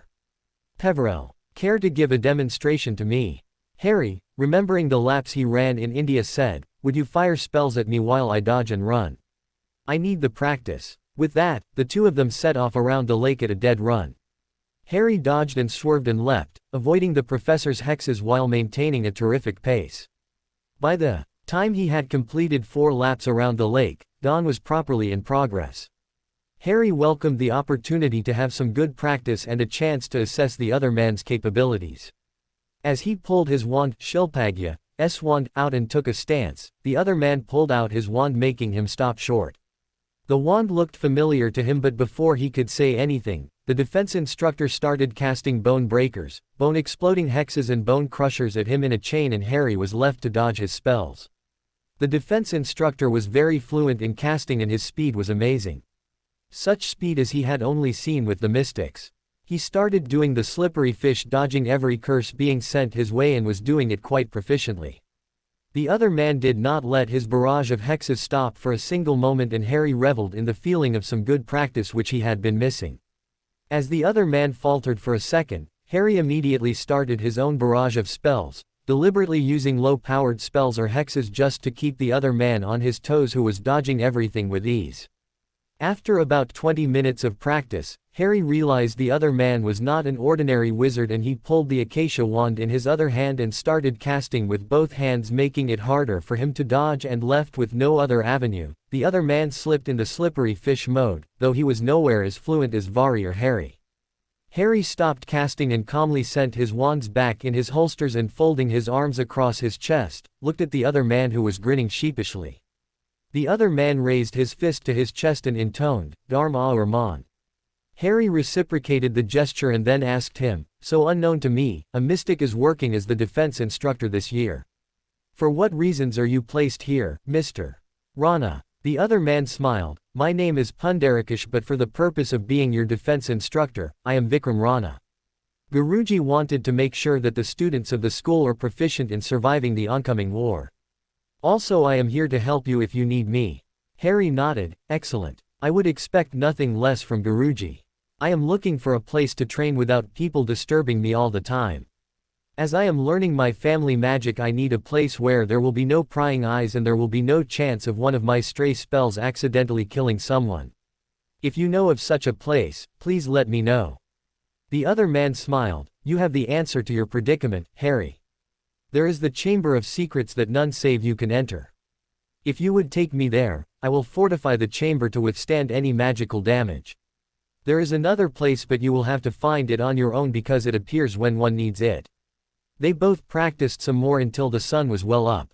Then Harry headed back up to his dorm to get cleaned up to meet Susan for breakfast. As he approached the portrait of the fat lady, he remembered the prank challenge that the twins had set for him. As he thought about it, he had his first victim, an unsuspecting Neville Longbottom. He had to pay for snitching to Susan. Neville was sitting in front of the common room fire, studying. As Harry passed, he fired some prank spells at Neville and waited for the time when they would go off. Cleaned up and properly dressed in his school robes, he employed the Marauder's map and quickly located a route to the Hufflepuff common room. And, yes, Susan was already there. Something in the back of Harry's mind said, "Never keep a lady waiting." He quickly tapped his wand to the map saying, "Mischief managed," and stowed the map back into his robes. There was a wonderful swooping sensation in his chest as he climbed out through the portal and set off at a run for the area near the kitchens. He reached the barrels all right which flanked the Hufflepuff common room, but he had no idea about what to do next. As he stood there looking gormless, Justin emerged from the portal and halted when he saw Harry there. He asked hesitatingly, "What can I do for you, Harry?" Harry smiled at him. "If it is no bother to you, Justin, would you please call Susan outside? She is very cross with me and I am hoping to please her with my chivalry." Justin snorted, "If it were only that easy, mate. I am not helping you. She is more than a handful when she is really angry, and right now she wants to have nothing to do with you. Something about being a reckless, foolhardy Gryffindor." Harry grimaced and thanked the other boy, sending him away. As he stood and waited, Hannah emerged and seeing him standing there grinned at him. "Don't worry, Harry. She has a temper, but it cools off as quickly as it comes." Just then Susan emerged and was visibly pleased, but to maintain appearances, glared at him. "So what do I owe this pleasure, Lord Peverell?" Harry sighed. "Susan, would you give me the honor of being your escort to the Great Hall for breakfast?" Susan giggled and he offered her his arm. As she wrapped her hand around his bicep, Harry felt about a foot taller. Together they reached the Great Hall. As soon as they entered, all conversation went silent. Susan asked, "Do you always have this kind of effect, Harry?" Harry grinned. "Maybe they are wondering how a git like me got a charming lady like you on his arm." She swatted his arm playfully and he dragged her and Hannah to the Gryffindor table. They had not made more than a couple of steps when Neville entered the Great Hall behind them. He started to make his way toward the Gryffindor table when he started tap dancing. As he danced, his hair grew down past his shoulders, two horns sprouted out of his head and he grew a spiked tail for good measure. After a minute of him trying to relieve himself of his predicament, the defense instructor undid the prank spells and Neville reached the Gryffindor table. He whined to Susan, "Look what he did to me, Bones. I had to endure this just for being a good friend." Susan glared at him and he lost it, laughing at the top of his voice while others were trying to conceal their laughter. Hermione and Ron arrived at that moment and breakfast was proceeding without any trouble. That is, until the owl post started coming in. A snow-white owl was among them, flying rapidly towards Harry. Seeing Hedwig, he paled, but before he could do anything the owl had started attacking him with her talons and he had raised his hands above his head while yelling, "OWW. Hedwig. OWW. No. Okay, I made a mistake. OWW no." After Hedwig was sure that she had chastised her stupid two-legged pet enough, she perched on the table and thrust her leg forward at him. He removed the letter and offered her a piece of bacon. The owl glared at him, pecked him on the head once more for good measure and took off. He had not seen the owl in the last 2 months, as when he had arrived at the Black Town house at the start of summer, he knew that he would have no use for her and an owl flying in and out of nowhere would be suspicious.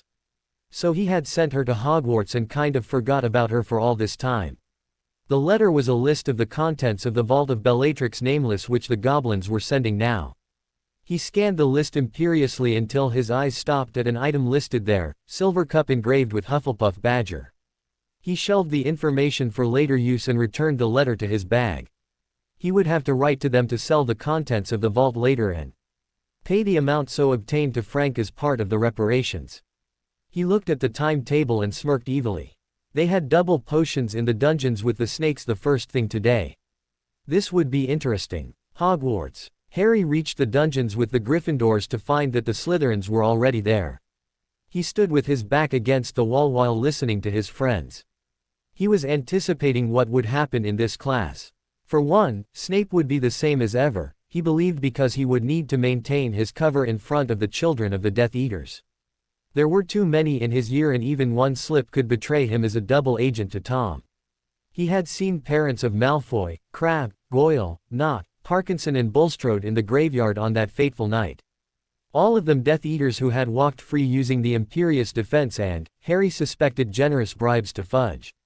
He was surprised that many of the snakes in his year had no connection to Death Eaters. Greengrass and Davis were known neutrals. Lilith Moon was from the ancient House of Moon, which usually remained above the Wizengamot politics, and it was not a part of any of the three factions, with the Lord usually doing what he thought would be best for his house. Zabini was the son of Cassandra Zabini, who was infamously referred to as the Black Widow, as she was rumored to have been married 7 times and each of her husbands had died under mysterious circumstances. Zabini often stayed away from any conflict. He heard Neville say, "I wonder what Snape will be like to us this year." Ron, optimistic over something which he could foresee, whispered, "He will be cordial to us, of course, seeing that he is a spy for the Order now." Harry wanted to hex his friend into oblivion. He hastily erected a privacy ward and growled at his friend, "What is the matter with you?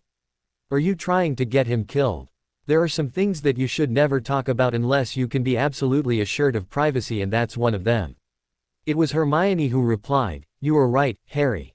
We must be careful about what we are saying, especially when we cannot know who is spying on us. Do you have a way to stop others from listening in on our conversation?" Harry nodded. "Yes, as a matter of fact, I took care of that before I took Ron to task for his loose lips. There is a privacy ward around us." Hermione gaped in wonder. She knew that privacy wards were not taught below 6th year, and Harry, who had never studied runes before, just did it so quickly that she could not even follow the movements. She said, "You'll have to teach me that one." Harry tried to look humble, but his pleasure was writ large on his face. "Told you I had some very good teachers." She scoffed, "Which you refused to tell us about. Must have been some outstanding teacher to teach one who could not differentiate between 2 runes before the summer." Neville, sensing the tension, tried to diffuse it. "What do you say, Harry? Will the dungeon bat be nasty as usual?" Harry replied thoughtfully, "I do not think he has a choice. Your father is the Minister for Magic now, and your mother will hex him out of existence if he tries to bully you, so I think you can expect some better treatment. But, he can't tip his hand and treat any of the rest of us any better. He has an appearance to maintain before the children of the Death Eaters, lest word find its way back to Voldemort." This was the first time that his friends had not shuddered at his name, and he considered that a success. "Either way, we will know shortly." Daphne was looking towards them, and she saw him erecting a privacy ward. Her father had taught it to her as being the heir. She had to be careful in what she spoke at any time, for fear of consequences, and had taught her to detect if wards were in place. She was fascinated by this new Harry Potter, who could do complicated magic with ease, and could not help but imagine herself on his arm. She had been willing to hex Bones this morning after she had seen her draped on his arm, but had to swallow her anger. The door to the dungeon opened, and the hook-nosed potions master started to usher the students in. Harry took the privacy ward down and followed the others inside. As they were taking seats in the class, Snape started to speak in his familiar menacing tone. "The headmaster has asked me to have you sit in pairs by assignment. Something about bolstering house unity, which I do not think will happen, but who am I to argue against him? I will call pairs and you will sit accordingly." He started calling people in pairs and pointing them to tables as he went. Hermione Granger with Lilith Moon, he pointed to a work table at the back of the room. Ronald Weasley with Blaise Zabini, he pointed at a work table halfway back and to his right. Seamus Finnegan with Pansy Parkinson, he pointed to a table at the back and to his left. Millicent Bulstrode with Dean Thomas, he pointed to a table at the back and to his right.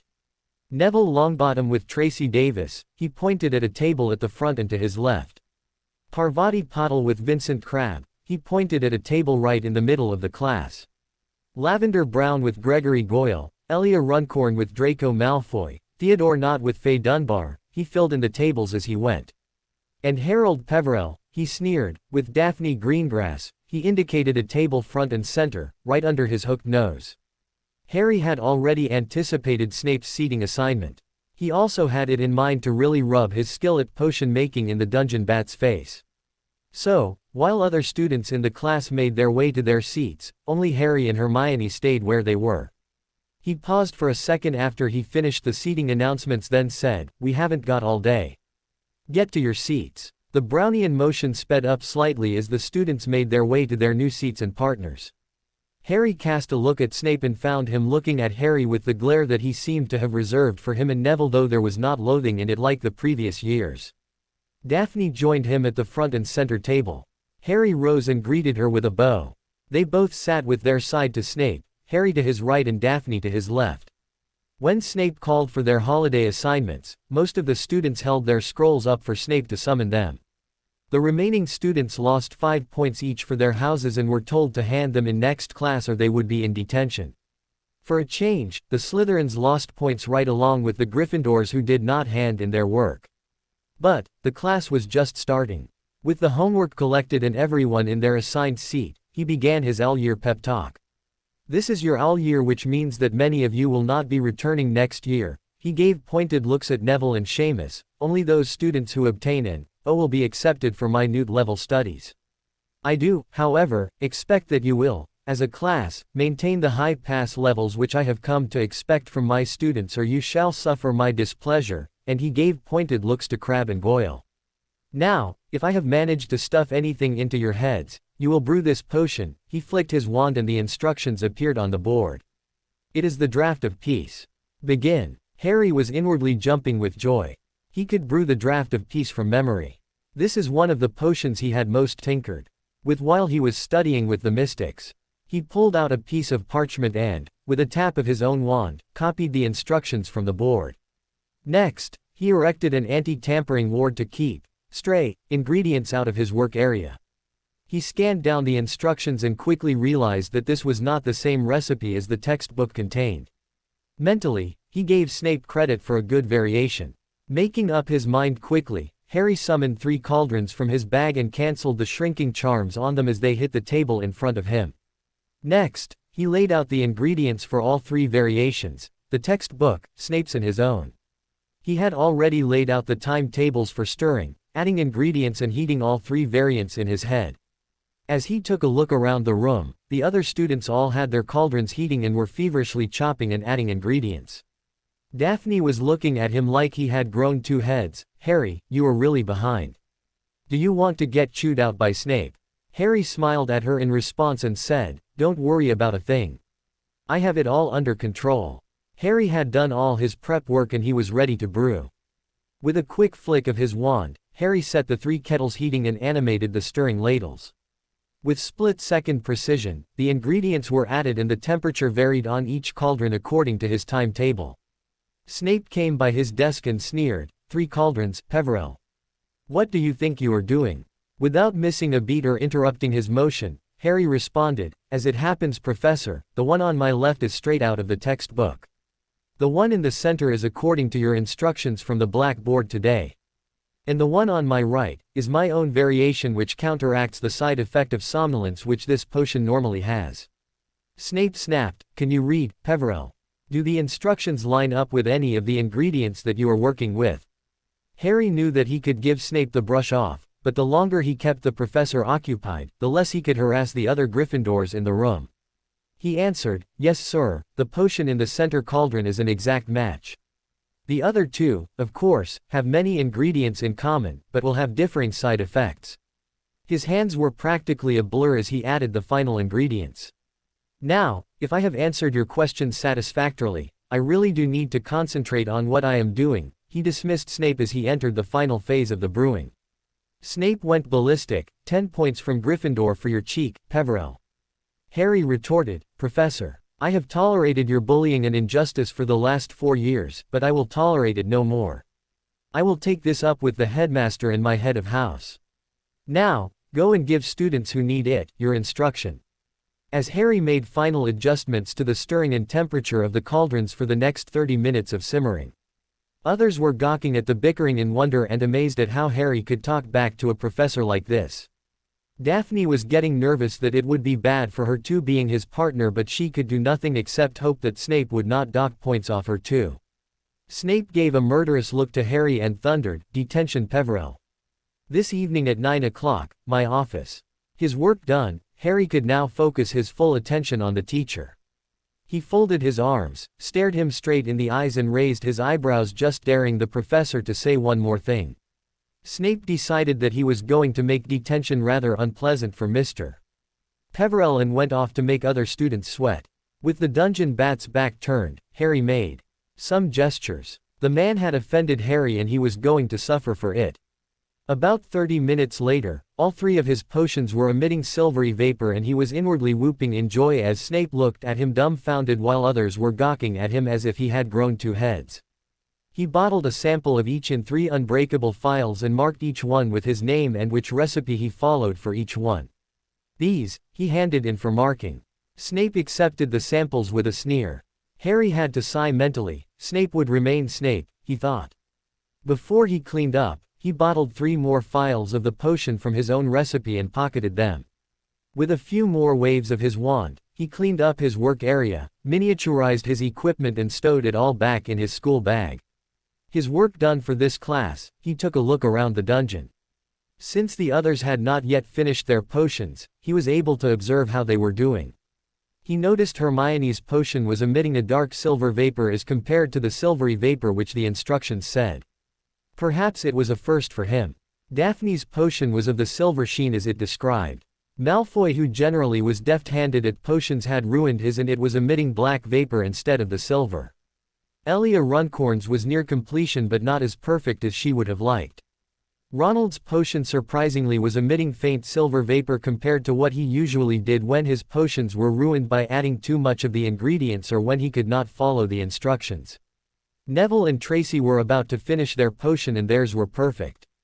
Perhaps not having Snape breathing down his neck was good for Neville, or maybe changing his partners had worked wonders for him. Seamus as usual had blown up his cauldron. Millicent was covered in soot and glaring at him. The others were also in various stages of completing their potions and more or less their potions were near completion. When Daphne had bottled her sample, Harry offered to clean up for her, an offer which she accepted with a smile. The period ended and those who had finished their work handed in their samples. Seamus was given an assignment on the correct use of portable fire and lost 10 points for Gryffindor. The other students who had not finished their work or had ruined their potions were given an assignment on the uses of Moonstone. Snape called out to Harry, "Perhaps we should test your potion now, Peverell. Just to be sure that it works the way it should." Harry knew that the professor meant to test an unproven potion on him, but took a deliberately obtuse meaning. "Of course, you are welcome to do so, Professor. You look a bit stressed. Perhaps it would do you some good." And he ran off to the Great Hall before Snape could take another 10 points off of him. When his friends were able to catch up to him, Hermione asked him, "Why did you run, Harry?" Harry mock shuddered. "That was the only thing that came to my mind when I thought about the interrogation that would follow after the potions period." As others processed what he meant and broke into a laugh, she punched him in the arm. "What was that in the potions class? You brewed 3 potion variations perfectly and you did not even look at a book. How could you do that? To experiment with potions with so many people around. What if it had ended badly for us?" Harry frowned. "Hermione, do you realize that Snape's instructions for brewing these potions are different from the instructions in the book? This is our 5th year in his class and I realized that he never had us use the textbook but make us work from his instructions on the blackboard every time. So, one variation was straight from the textbook. The second one was Snape's instructions from the blackboard. The third was something I came up with while I was studying potions under a master who taught me more in 6 weeks than our dear Professor Snape has managed to teach me in 4 years." Hermione thought about it and went through the instructions from the textbooks, which she had read in their entirety, and the instructions she had followed from the blackboard, which she had neatly filed away, in her head, for the last 4 years. And yes, there were significant differences in most and minor differences in the rest. She realized he was right. Snape always gave them instructions and never told them to follow from the books. Maybe he had been giving his own instructions. But it gave her more questions to ask. What did you learn in potions? You must teach me. Harry shook his head. Sorry, Hermione. I am not at liberty to teach these things. She retorted, why not? They would not know that you are teaching us these things. Those teachers are not here. He mentally smirked, if only you knew. Before Hermione could ask anything further, Snape glided into the Great Hall, his cloak billowing behind him. He had nearly reached the staff table, when with a sound like stretching rubber, his body grew black fur, webbing grew between his fingers and under his arms, his ears became much larger and pointy, his face grew into a snout with fangs. When the transformation was complete, he had morphed into a giant bat with a 10-foot wingspan. As the Great Hall broke into laughter, McGonagall whipped her wand out and undid his transformation in a second. McGonagall turned to the Great Hall in general and asked in her scolding tone, who dared to do this? The Great Hall had fallen silent under the withering glare of Snape, and Harry had pushed up his mental shields to the maximum and was employing occlumency to morph his expressions into one of confusion and horror. McGonagall turned to the twins, who were the default mischief makers of the school. But they had just arrived in the Great Hall and were in such a position that they could not have hexed him without their involvement being known. Snape turned to Harry, glaring at him. Harry knew what Snape was trying to do. He felt a forceful attempt at intrusion on his mind shields and he swatted it down hard. This gave Snape such a shock that he fell to the ground. Harry was glaring at him coldly and Snape shivered for a second. After some time, when it was clear that the perpetrator could not be found, Snape sat down to lunch. Harry was planning to take Snape's actions up with Dumbledore later. As the tension in the Great Hall dissipated, Neville asked him, mate, why was Snape glaring at you? Harry said offhandedly, Snivellus was trying to enter my mind to see if I had pranked him. I threw him out before he got past the outermost walls. Hermione was looking at him critically but said nothing. She was noticing the changes in him and could hardly believe that it was the same boy. Earlier he was happy with being mediocre, would not counter what others said, and he was a slacker. But ever since he returned, it looked like he was a different person altogether. The way he would duel with Moody, making the veteran Auror cower before him even with his improved leg, the way he had defeated McGonagall and Flitwick, and the pranks that she heard he had done to the Marauders and the twins were sufficient to make her feel uncomfortable. Either Harry Potter had obtained some unseen powers or he had been hiding them all this time. She did not know which was scarier. Then there was the fact that he knew of such things that she had only heard about others doing. He could cast wards when 2 months ago he knew nothing about runes. He could brew potions as if it were second nature when as recently as last June he bungled them on a regular basis. He could perform complicated spells with ease. He could fight with experts with their own spells. And by his own admission, he was now proficient in occlumency and legilimency. And she had a suspicion that this was not even a fraction of his powers. Her friend had changed too much in the last 2 months, and perhaps by the time the war ended, he would not be recognizable. She had to know what else he could do. She turned to him and looked at him beseechingly. Harry, what can you tell us about which potions you can brew? Or what magic you can do? Harry sighed. Hermione, there is a great deal about what I know that I cannot share with you, or anyone else for that matter. What I can tell you is that I can brew any potion that Snape will teach us. I can duel with anyone and defeat them. Just then a girl drifted up to him and he noticed it was Luna Lovegood, the girl they had met on the train, and he felt like he should be wary of her. She said to him in her dreamy voice, did you see Nargles on your trip? Or a crumple-horned snorkack? Daddy thinks that we may have been looking in the wrong place for them. Harry looked at her and was trying to hide his mirth as he answered, diplomatically, Hi Luna. I met a large number of creatures that were new to me while I was away. Sad to say, Nargles or the crumple-horned snorkack were not among them. Then he suggested, perhaps I know them by different names. Do you have drawings or photographs of them? She looked at Harry with her very large eyes for a moment, then said, sadly, no. Father and I have never sighted a crumple-horned snorkack. And although Nargles are quite common, they are always invisible. With a smile, Harry said, sorry I can't help you then.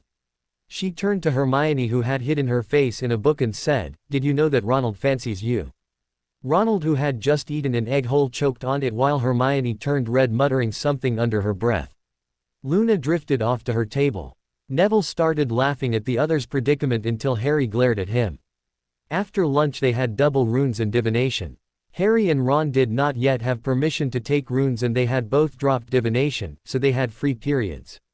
While Hermione went to runes, Ron headed for the Gryffindor common room to get started on the potions homework. Harry thought that now was as good a time as any to take up Snape's behavior with his head of house, Professor McGonagall, and made the trek to her classroom. He found her there, grading the summer assignments. As he knocked, she was visibly pleased to see him and said jovially, "Please come in, Harry. I have just marked your summer assignment. Outstanding does not even begin to describe it. Where have you been hiding your talents?" Harry said, "My summer studies have done me a world of good, but that is not why I have come to speak with you, Professor." Harry took a seat across from her and she said, "I was looking for a way to talk to you without others hearing. Tell me, Harry, what you have learned in these 2 months in Transfiguration." Before he began to answer her, Harry erected a privacy ward and an alert ward at the doorway. She looked visibly impressed. Then Harry began, "Professor, what I have learned must remain a secret. If your mind is secure, I can tell you what I have learned in Transfiguration." She looked at him critically. "Do not worry for my mind, Harry. I am an accomplished Occlumens, but I never took the trouble to learn Legilimency." Harry told her about learning all the transfigurations that she could teach, including animation, and her eyes were spread in wonder. "And you learned all this in 1 month? He sheepishly smiled. "Yes, Professor." She mock glared at him, "And exactly why you did not study hard with that motivation in the last 4 years. As he just smiled like an idiot, she asked him what she had been most curious about. "Did they teach you animagus transformation?" Harry told her the half-truth. "They told me all about it, including how one becomes an animagus, but that is all." She eagerly replied, "If you want, I can help you become an animagus by obtaining the potion for you and helping you along the way. I dare say that in a year, you will be able to achieve the transformation." Harry felt bad about rejecting her offer. "I'm sorry, Professor, I have a lot of things on my mind and a lot to learn which takes precedence over this." She nodded reluctantly. "I understand. It is just that your father was an accomplished wizard and could have done transfiguration mastery if things were normal. I hoped you would become an animagus like him. Now why have you come to visit me when others are in classes?" Harry retold her all that had transpired in potions class. By the time he was done, her nostrils were flared. As it was time for classes, she turned to him. "Come to the headmaster's office at 7 o'clock this evening. You will not need to do the detention." Bidding her goodbye, he removed the wards and started roaming around the castle. He came across Professor Flitwick, who beamed at him. "Mr.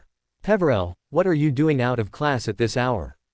He told him about dropping divination and the runes, Professor not having replied to McGonagall's query yet.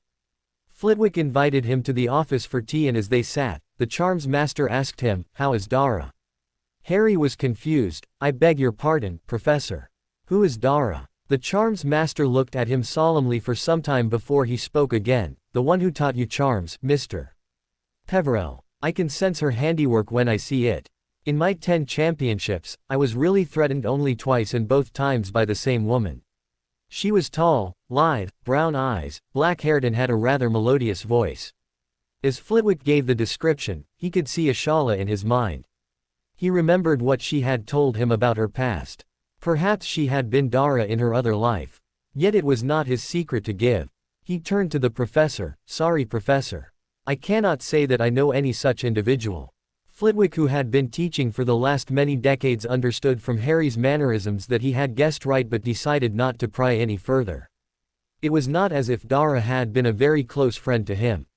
He was content to know she was alive and well. He turned to the teen. "So Mr. Peverell, what have you learned this summer apart from sticking your professor in a cage?" Harry snorted. "It was just one of many things, Professor. I cannot tell you my secrets though." The tiny professor nodded. "I will look forward to more displays of charms from you, Mr. Peverell." Harry took his leave and went to the defense professor and accompanied him to the Chamber of Secrets. As they opened the chamber, Harry muttered, "I should have brought my broom with me." The mystic looked him in wonder. "Are you a mystic or an ordinary wizard, Harry? We can fly down to the chamber. Why would you need a broom?" Harry was embarrassed at his own stupidity. "You were right, Professor. The mystic immediately flew down the pipe with Harry hovering just below the entrance, where he asked the entrance to close before he descended downwards. Since the tunnel was long, he realized he could use it to practice flying and nobody would be able to observe him doing it. As they entered the main chamber, Harry cast a big incendio with his wands and lit all the torches in their brackets on the walls. He started to examine the walls of the chamber and the serpent heads. He had been thinking that Salazar definitely could not fly down the pipe to the chamber, so there must have been some way for easy access to other parts of the castle. He noticed one of the serpents had a rune engraved on its hood which was absent on others. Curious, he tapped the rune and the snake slid down and a door opened behind it. Harry stepped out of it and realized he was near the room where Dumbledore had told him about Horcruxes. Excited about his success, he turned to find that the door was gone. He looked carefully and found that there was another rune on this side of the wall, and he tapped it but the way did not appear. He sat thinking for some time before inspiration struck him and he hissed, "Open." The wall slid up and he was in the chamber again. As he stepped in, the wall was back in its place. The mystic was busy examining the humongous head from which the basilisk had emerged 2 years earlier, and he raised his hand in a sort of commanding gesture and hissed, "Speak to me, Slytherin, greatest of Hogwarts 4. Nothing happened for a few minutes and then a hissing voice emerged, "Who addresses Salazar Slytherin?" Harry replied firmly, "I am Harold James Peverell, scion of Potter, favored one of Mother Magic, and I implore you to grant me access to chambers behind this statue." The voice answered as if amused, "No one is granted access to the chambers within for the reason that there is nothing beyond this except the basilisk's nest. With the beast slain, there are no secrets left there." Harry said nothing more to the statue. He shrugged and relayed to the defense instructor what the statue had said. The mystic said nothing but set to work, fortifying the chambers to withstand any magical backlash. Harry set to work, cleaning, reinforcing, warding and lighting the chamber. He set up a ward to power the charms he had liberally employed in the chamber and connected the ward to ley line, meaning the ward would keep working without being powered from time to time. By the time they were done, the place was clean, dry, well lit and just a bit on the cool side of comfortable. They left after an hour. As he entered the Great Hall, he saw that some Ravenclaw students were braying at their friends. He chuckled knowing that the twins were probably trying to even the score. He would have to think of some monumental prank to win the war by the next day. He did not want to waste the next few days pranking the hell out of people when there was work to be done. But he needed access to the Slytherin house for that purpose. Perhaps it was time to use his old trusted invisibility cloak again. He remembered that Remus was starting this month's clinical trial for the new Wolfsbane potion tomorrow. He hoped to see some positive results from it. He had also put a mail directing ward over him during the summer so that all the mails which were sent to him would be directed to his steward instead. Remus would deal with most matters himself. Only personal mail which required Harry's attention would be forwarded via Hedwig to Harry, in addition to letters he received from his friends and extended family. Susan had not thrown a tantrum since the morning and he was thankful for it. She had a good heart, but she could be bossy at times when she thought he was ignoring her. While Harry had a general dislike for people trying to boss him around, this trait of Susan endeared her to him. In the evening at 7 o'clock, he went to the gargoyle and realized that McGonagall had not given him the password. The gargoyle noticed him and asked, "I hope you have not just come after slaying another basilisk or broke some other rule or had another adventure of yours." He looked at the gargoyle, frowning. "What are you talking about?" The gargoyle opened the staircase for him. "Go up, the headmaster is waiting for you." As he knocked on the door, it opened immediately and he could see Snape and McGonagall standing at opposite ends of the room while Dumbledore sat in his chair looking weary. "Come in, Harry. I have heard you had some difference of opinion with Severus." Harry snorted. If were only that simple, headmaster." "Professor," he stressed on the word, "Snape had it in his mind that I was brewing the wrong potion, and when I humbly explained to him that I was doing exactly what he wanted, and in addition, I was also brewing the potion straight out of the textbook and my own variant. He took 10 points from Gryffindor. When I protested, he gave me detention." Dumbledore turned to the potion's master. "Severus, this is not the first time that a complaint like this has reached my ears. You should know by now that the point system is to be used to encourage correct behavior from our students. I will not have you use it to bully them. Did you test the potion that Mr. Peverell submitted to you after class?" Snape sneered. He submitted 3 different potions actually. The one from the textbook responded exactly as that rather inferior blend would be expected to, side effects and all. The one from the blackboard was as good as any I have ever brewed myself. The third one, using his own formulation, was not only effective, but did not have the usual side effect of drowsiness. By the end of his narrative, McGonagall's eyebrows had climbed to her hairline, while Dumbledore's eyes were sparkling. The headmaster turned to Harry. 3 different formulations. How did you find the time to brew them? Harry shrugged. Headmaster, I brewed them concurrently. Snape cut in. He must have cheated somehow. He was not following instructions on the board and the summer assignment he turned in was written by someone else. Dumbledore looked at Harry. That is quite a severe charge, Mr. Peverell. Then he turned to Snape. May I examine this parchment? Snape handed the scroll to the headmaster. He unrolled it, noting the broken Peverell seal on the outside. The first impression of the scroll was neatly arranged rows of a slightly slanted flowing cursive. Extra care had been taken to make the capitals at the beginning of each paragraph into pictures of fantastic beasts or plants. As Dumbledore read down the text, he remarked about how insightful and accurate it was. At the conclusion, he looked up at Professor Snape. I could give this work no grade other than an O. What is the problem with it? Snape produced another scroll from Harry's work last year. It had crumpled corners. The writing was irregular and blotted. As Dumbledore read down the text, he noted numerous corrections, but the final product was reasonably correct. Dumbledore looked up and said, this looks like it would merit an E, and I notice that you have given it an A. Is this typical of your marking Severus? Snape said snappishly, that is not the point. The point is that these 2 papers were obviously not written by the same person and he should get a T in detention for cheating. Harry, who had been silent all this time, said, calligraphy is one of the arts I studied over the summer. I can settle the question as to who wrote this parchment in a minute.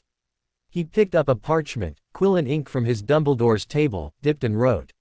The flowing script flowed from his quill to the parchment.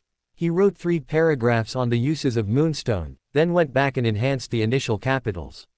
With a wave of his wand, he dried the ink, then handed the parchment to Dumbledore. The whole process only took him a minute. The headmaster took one look at the new parchment and said, I am satisfied that Mr.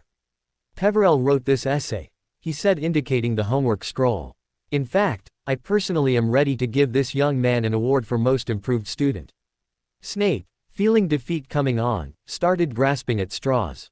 He transformed me into a giant bat, right in front of the entire school. Attacking a teacher is grounds for expulsion, he blustered. Now, Dumbledore's eyes were sparkling with merriment and the corners of his beard were twitching visibly. Yes, we all saw you turn into a bat. And thanks to Professor McGonagall, that transformation was very brief. No harm done. But, what precisely makes you think that this was Mr. Peverell's doing? At this point, Harry spoke up again. Headmaster, this is most serious. He attempted the use of unauthorized passive legilimency on me. When I detected the attempt, I ejected him, forcefully. That is why he fell down shortly after the bat transformation. As you know, this is highly illegal and could be quite severely punished. Dumbledore glared at his potions master. Severus, if Mr. Peverell chooses to press charges against you, there is nothing I can do to stop him. As it is, the points you docked from Gryffindor will be returned. There will be no detention. And you will apologize to Mr. Peverell for attempting to besmirch his character and for attempting to invade his privacy.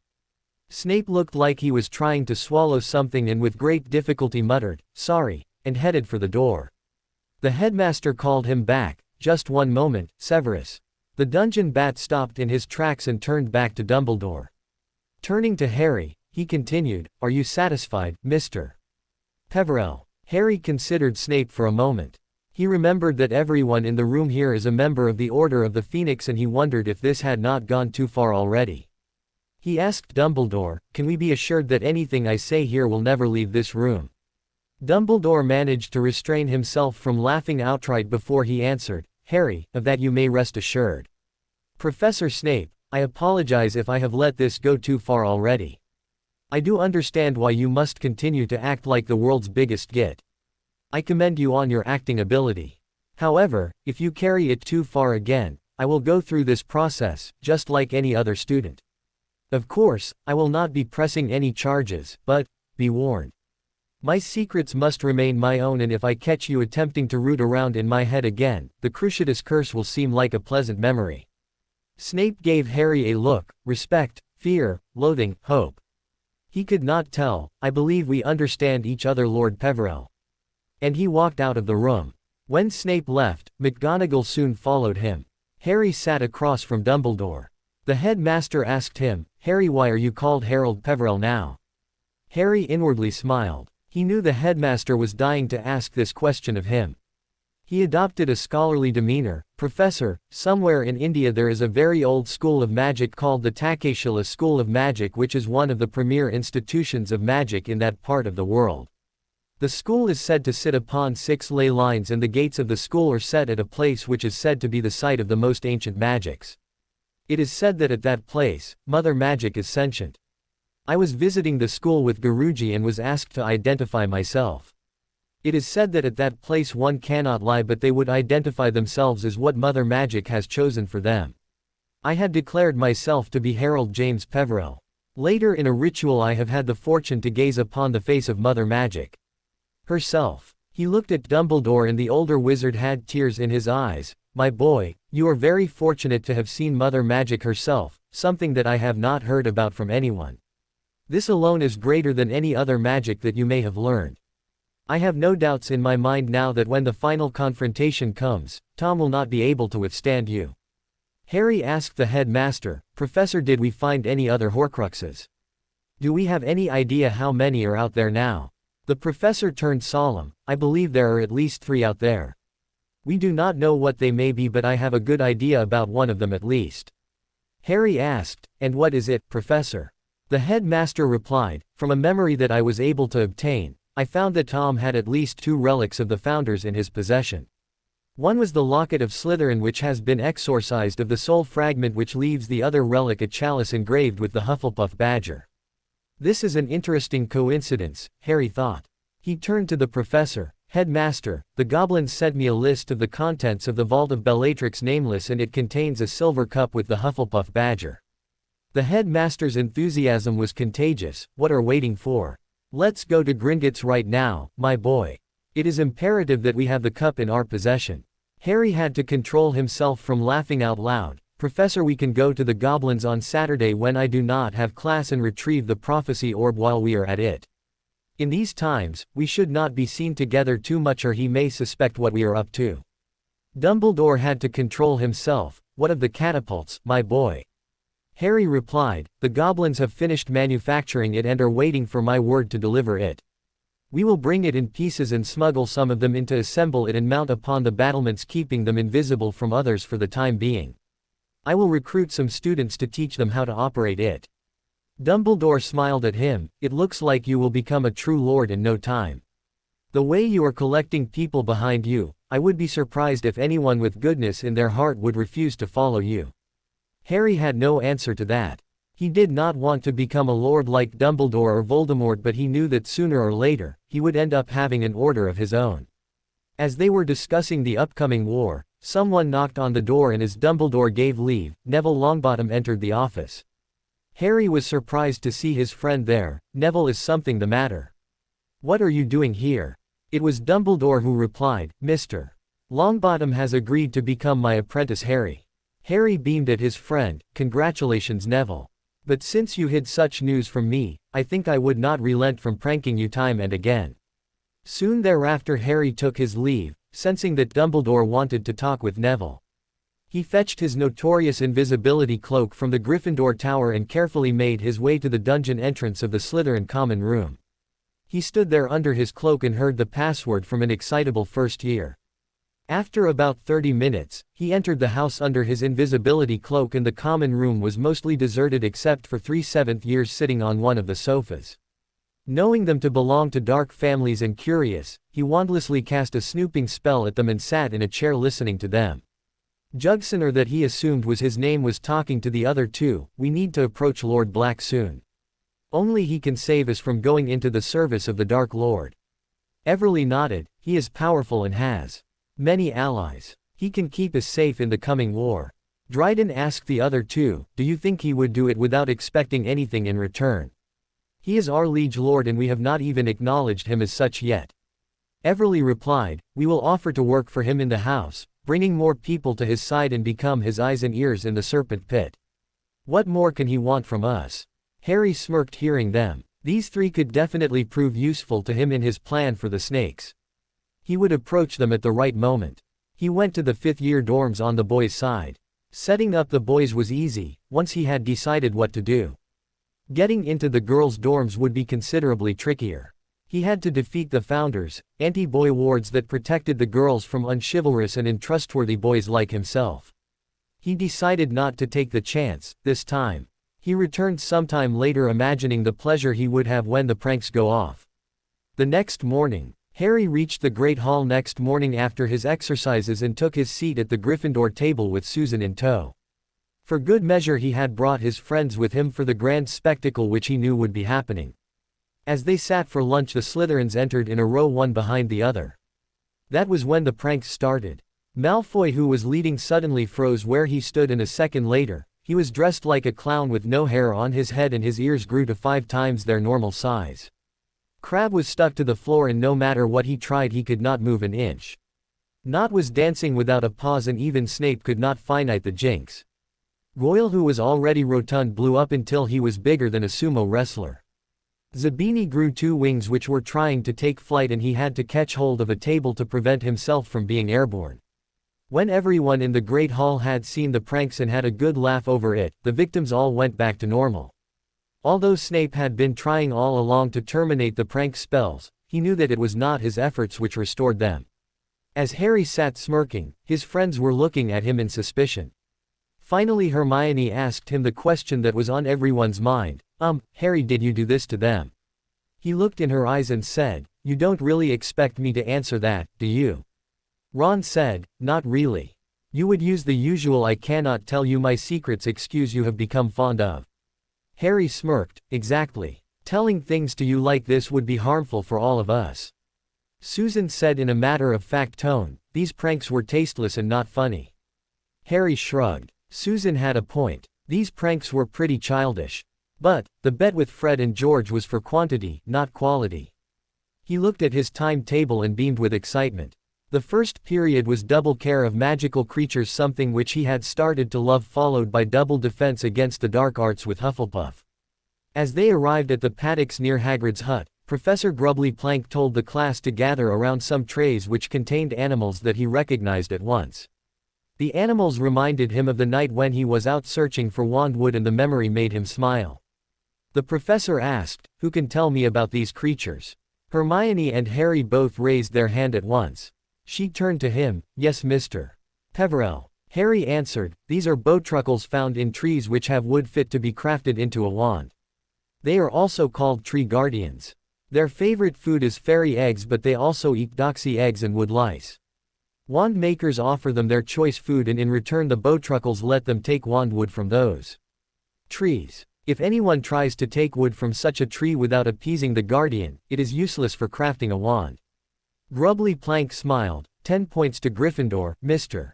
Peverell. After that she divided the class into groups to take a bowtruckle and to study its anatomy and draw a labeled diagram of it.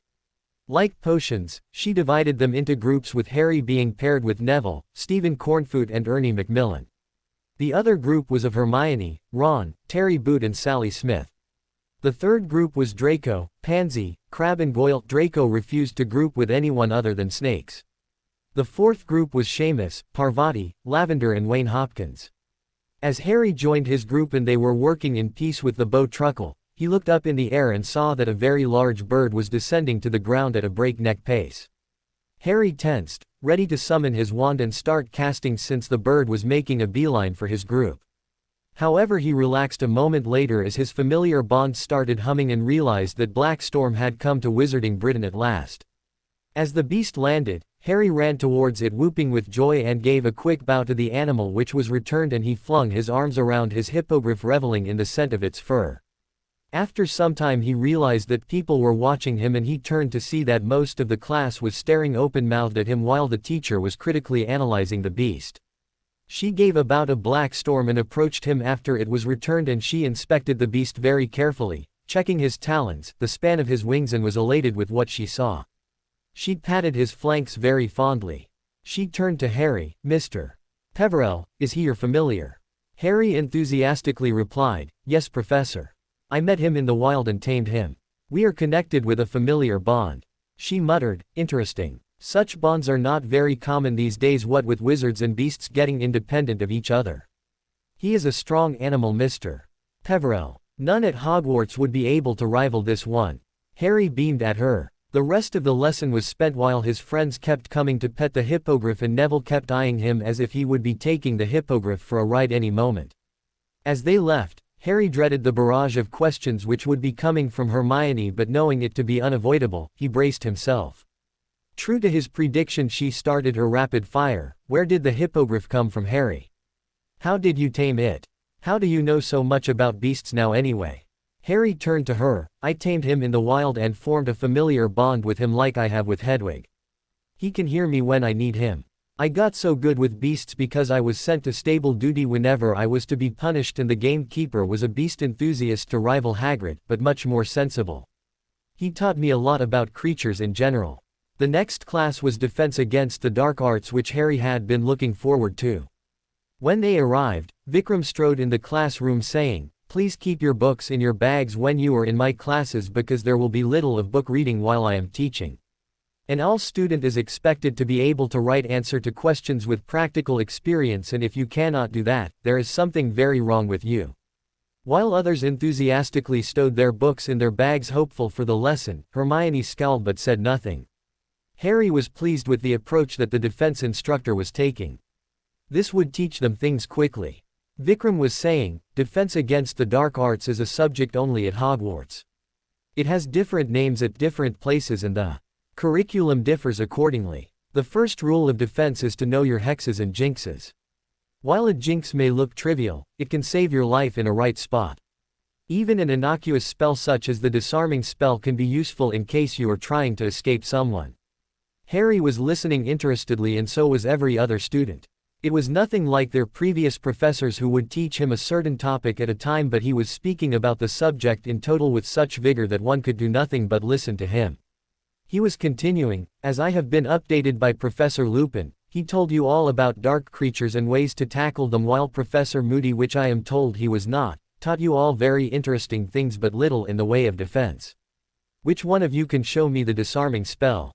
Hermione raised her hand. He turned to her. "Yes, Ms. Granger. Would you give me a demonstration of the disarming spell?" She pulled out her wand and cast the spell perfectly, and he smiled. 5 points to Gryffindor. Smith raised his hand. "How can a disarming spell help in a duel, Professor?" He turned to him. "It is useful if you want to subdue your enemy without killing him in a fight, or win over your opponent in a duel without trying to maim or injure them." Smith sneered. "Even a first year can cast the Expelliarmus, Professor. What is special about it?" He smiled. "All right, let's see. Everyone please vacate your seats." As the students stood, he flicked his wand and all the desks lined themselves up against the wall, leaving the space in the middle of the room vacant, and with another flick of his wand, the vacant area was surrounded by wards as are employed around dueling rings. He addressed the class again. "Now I am going to show to Mr. Smith about how Expelliarmus can be useful in a duel. Anyone who want to volunteer for the task?" Harry raised his hand. "I would be happy to demonstrate, Professor." He beckoned him forward. "All right, Mr. Peverell. Mr. Smith will use non-lethal but dangerous spells on you. You have to defend yourself from him with only the Expelliarmus." Smith glared at him while the mystic whispered to him, "Don't humiliate him, much." Harry evilly smirked. Smith cast a reductor at Harry. With an absolute minimum of movement, Harry stepped neatly out of the path of the spell, while, just for fun, he put all of his power behind the Expelliarmus spell he sent back. Smith was knocked back, nearly out of the ring, while his wand soared neatly into Harry's outstretched hand. Smith stood up panting, and Harry tossed him his wand and called, "We can do it again, if you want, Smith." Smith took his wand, and as he opened his mouth to cast, his wand was already sailing towards Harry. This went on a few more times before Smith realized that Harry was having him on.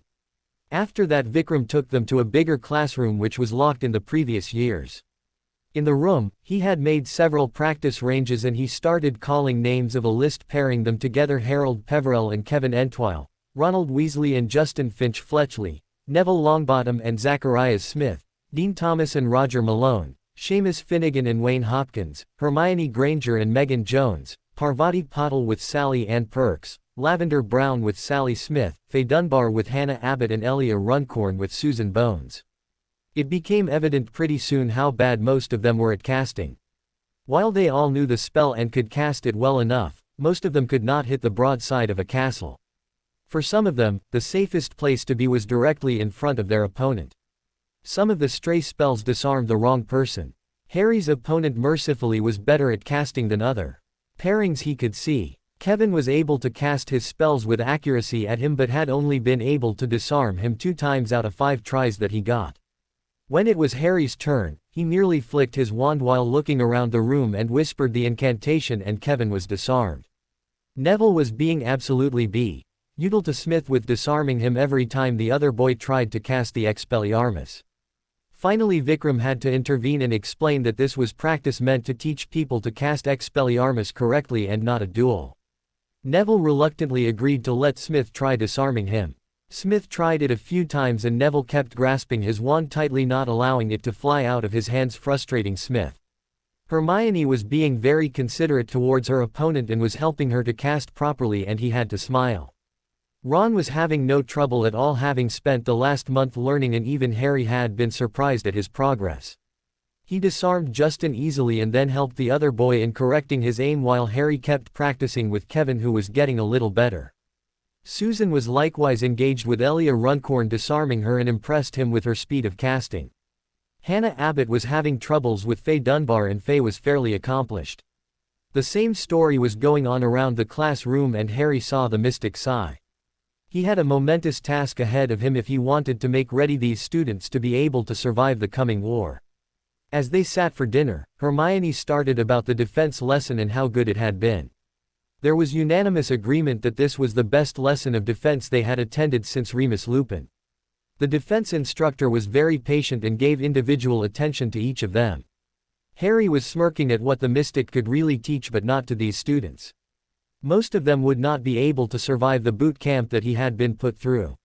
He was thinking about his nightly excursion to the Chamber of Secrets so that he could practice his family magic. Luna Lovegood came drifting over from her house table and everyone was on the alert, curious to see what she would do next. She went straight to Neville and said to him, "Hannah Abbott thinks you are delicious and you do not pay any attention to her."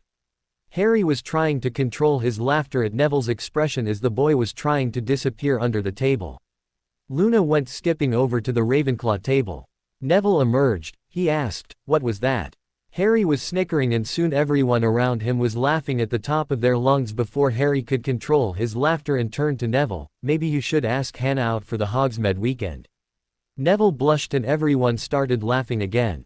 As he was finishing his dinner, a first year brought him a missive and looked at him in awe. "I have this message for you, Lord Peverell." Harry smiled at the young boy and remembered his name from the sorting. "Stephen Ainsworth, aren't you? I had the pleasure of meeting your father just this last August." The boy proudly replied, "I am Stephen Ainsworth, grandson of Lord Ainsworth and heir apparent to the House of Ainsworth." Harry smiled. "My mistake, Stephen. It was your grandfather I met. Please do call me Harry, unless the occasion absolutely calls for formal address. I don't want to feel old before my time." The boy beamed at him, "All right, Harry," and headed out of the Great Hall. Harry noted that the boy was wearing Slytherin robes and smiled to himself. He opened the letter, which was from Vikram. "Harry, meet me at the entrance of the chamber at 8 o'clock this night. Use that cloak of yours. Vikram." He pocketed the note without any comment and ignored the looks his friends were giving him. As he was leaving dinner, McGonagall stopped him and Ronald, "Mr. Peverell and Mr. Weasley, Professor Babbling has agreed to see you both at 7 o'clock. As dinner wound up they ran to the Runes professor's chamber and as they arrived she offered them seats before coming to the point. "Mr. Peverell and Mr. Weasley, Minerva told me about your requests and I must confess I am surprised and not sure if you both can handle the coursework which is advanced for a beginner, but she has assured me that you both have been working hard and I should give you a chance before I dismiss you outright. So tell me about your knowledge of runes and I will then give a simple test to you to determine if you can attend my class. Ron went first. Professor, my elder brother, Bill, who is a curse breaker at Gringotts, taught me about the 7 languages and I have finished 3 of them. I can recognize their runes and their uses. I know I am a little behind the course, but with hard work and some diligence I think I can cover it. Professor Babbling sat up a bit straighter. Bill. Do you mean former head boy, William Weasley? One of the best students I ever had, she said with some enthusiasm. Well, he said, if he has been tutoring you, perhaps you can handle the work after all. I have a test here. He handed a parchment to Ron. This will give me a good idea of where you are in your studies. Fill it out, and we shall see. Ron accepted the parchment and immediately set to work with a will. The professor then turned to Harry. Mr. Peverell, if you would be so kind, please tell me about why you think you can pick up this course today when you have shown no interest in this direction for the last 2 years. Harry started. Professor, this summer I had a teacher who taught me the 7 languages and another which is not taught here. He told me of the symbols and their uses, but this training revolved around the practical use of runes more than the theory part. I can cast all the basic wards as well as some very specialized ones. I can even do some rune clusters. Really? She beamed at Harry. As your teaching leans more toward the practical, would you please be so kind as to demonstrate a few wards for me? Gladly, Professor, Harry answered as he drew his wand and started to work. In the next 5 minutes, Harry had drawn a privacy ward, an alert ward, a magical detection ward, the anti-tampering ward that he used in potions and a few others that he set up every night before he slept. He finished his demonstration with a repulsion ward and an invisibility ward. Mr. Potter, she said, I don't normally teach wards until Newt level. To satisfy my curiosity, could you perform a few more? Harry nodded and held his wand ready. During the next 10 minutes, as she called them out, Harry did the wards for a containment ward, a ward to protect a property, muggle-repelling wards and anti-apparition and anti-portkey wards. When he demonstrated all of them easily, she was excited and clapped her hands happily. I am amazed, Mr. Potter. You have surpassed your mother and father, and that is something considering they were some of the brightest students of their generation. Your father was like you, storming his way through everything, while your mother was of the type to dismantle a problem bit by bit until it was reduced to cinders. Ron submitted his paper and she graded it. She smiled at him. Mr. Weasley, you can attend the 5th year all classes, starting with the next class. You will need to work hard to make a good grade in your OWL, however I think that will be easy for you considering that your brothers were equally talented as you. As they left her office, Harry ran to the entrance of the chamber telling Ron that the defense instructor had called him for a meeting. When he arrived at the other entrance to the chamber, he found Vikram waiting for him there. Together they entered the chamber and Harry conjured 2 chairs while waiting for the mystic to start speaking. The defense instructor started speaking after some time. Harry, today's session with your year mates showed me that it will be a tough job to make them ready for war. I fear would not be long away. They are not in prime fitness like you or quick with a wand, or their casting is anywhere as fluent as you were at the end of your year. In case Hogwarts is intruded, they would not be able to stand against the followers of that abomination. They will need more time than just a double defense class once a week. Harry thought about everything that he was saying. He realized that most of it was true. Most of his year mates were not as good as they should be due to the simple fact that they did not have a decent teacher in the past years, with the exception of Remus. But, even the werewolf had not emphasized teaching them dueling or fighting. He turned to the mystic. What do you have in mind? The mystic turned to him. Harry, perhaps it is time that you make your own army. You can take your trusted friends and year mates with you and teach them to fight. It does not need to be anything fancy, mind you, but enough to help them to survive the oncoming war. These students can use a hand to learn things which they should have learned in the last 4 years. I think you should make this offer and let those come to you who believe in you. There are many who do not believe that anyone can return from the dead, but many of them do believe you, and if you were able to convince them, they would follow you to the end of the world. Harry was inclined to refuse, but as he considered what the mystic was telling him, he could see that he had a point. However, there were problems that he would have to find a solution to before he could start teaching his friends. He turned to the mystic. We have many problems which need to be solved before we can start working towards this goal. A place to train for one, who to trust for another, and third as to how to approach them. The mystic smiled. There is a place in this castle which can be used for this purpose, but as I told you earlier, you need to find it by yourself. The only help I can give is that you ask about it to them who know every inch of the castle. You will have to find out who you can trust by yourself, but I do not think you need to share everything with everyone but only a select number of people. You will have to ensure that they are loyal to you by yourself. Thirdly, you are a pureblood lord who has allies in every house. Approach them and ask them to spread the word. Harry nodded. Soon Vikram took his leave and Harry pulled his wands, the wand of sandalwood and elder wand, to practice his family magics. The Rosier family magic was mostly dark magic and there were a couple of impressive spells in there, but there was nothing which he didn't already know. The first spell that had caught his attention was a cutter which could not be blocked. It was an ingenious spell and was categorized as most lethal. This spell was powerful and he had put it on his list of spells to practice daily. Another was a spell which was devised as a means to counter fiendfire. It was a spell which would produce a fire equally hot and sentient, and if the caster was able and extremely in control of his abilities, he could use this spell to kill others' fiendfire. There was a Sanskrit variant to it and Harry was practicing it, knowing many of the Death Eaters liked to cast this spell. The Weber family magic was mostly light, but they had some very dangerous and non-lethal spells, which could incapacitate anyone, and if no assistance was given to them, they would die eventually. There was a spell which would attack the nervous system of an enemy and swell their joints to such extent that the person would not be able to move a finger. Harry had chosen this one because he knew he could use it effortlessly to bring down the number of his enemies. The Black family magic was mostly dark, as he knew, and a major part of it was dedicated to parcel magic, something which he had already learned. There were a few parcel tongue spells in it which could be used to kill a large number of people at once, and he was rather happy for it. The Potter family magic was more than battle magic. There were also some extraordinary potioneers in the line and some had been warders. They had lined up ward upon ward at the Potter castle, and it was considered as one of the most secure buildings in the wizarding world, something to rival Hogwarts in terms of protection, but Harry was not planning to use it in the coming war, knowing the war will be fought here at Hogwarts. There was a fighting style which could be effective if he had to face a group of wizards alone. The Peverell magic was the magic of mages. It contained some very ancient magics such as mage sight, battling skills for a mage against a large group of enemies, spells to cause lightning, spells to lay waste to enemies, and spells to make the elements do his bidding.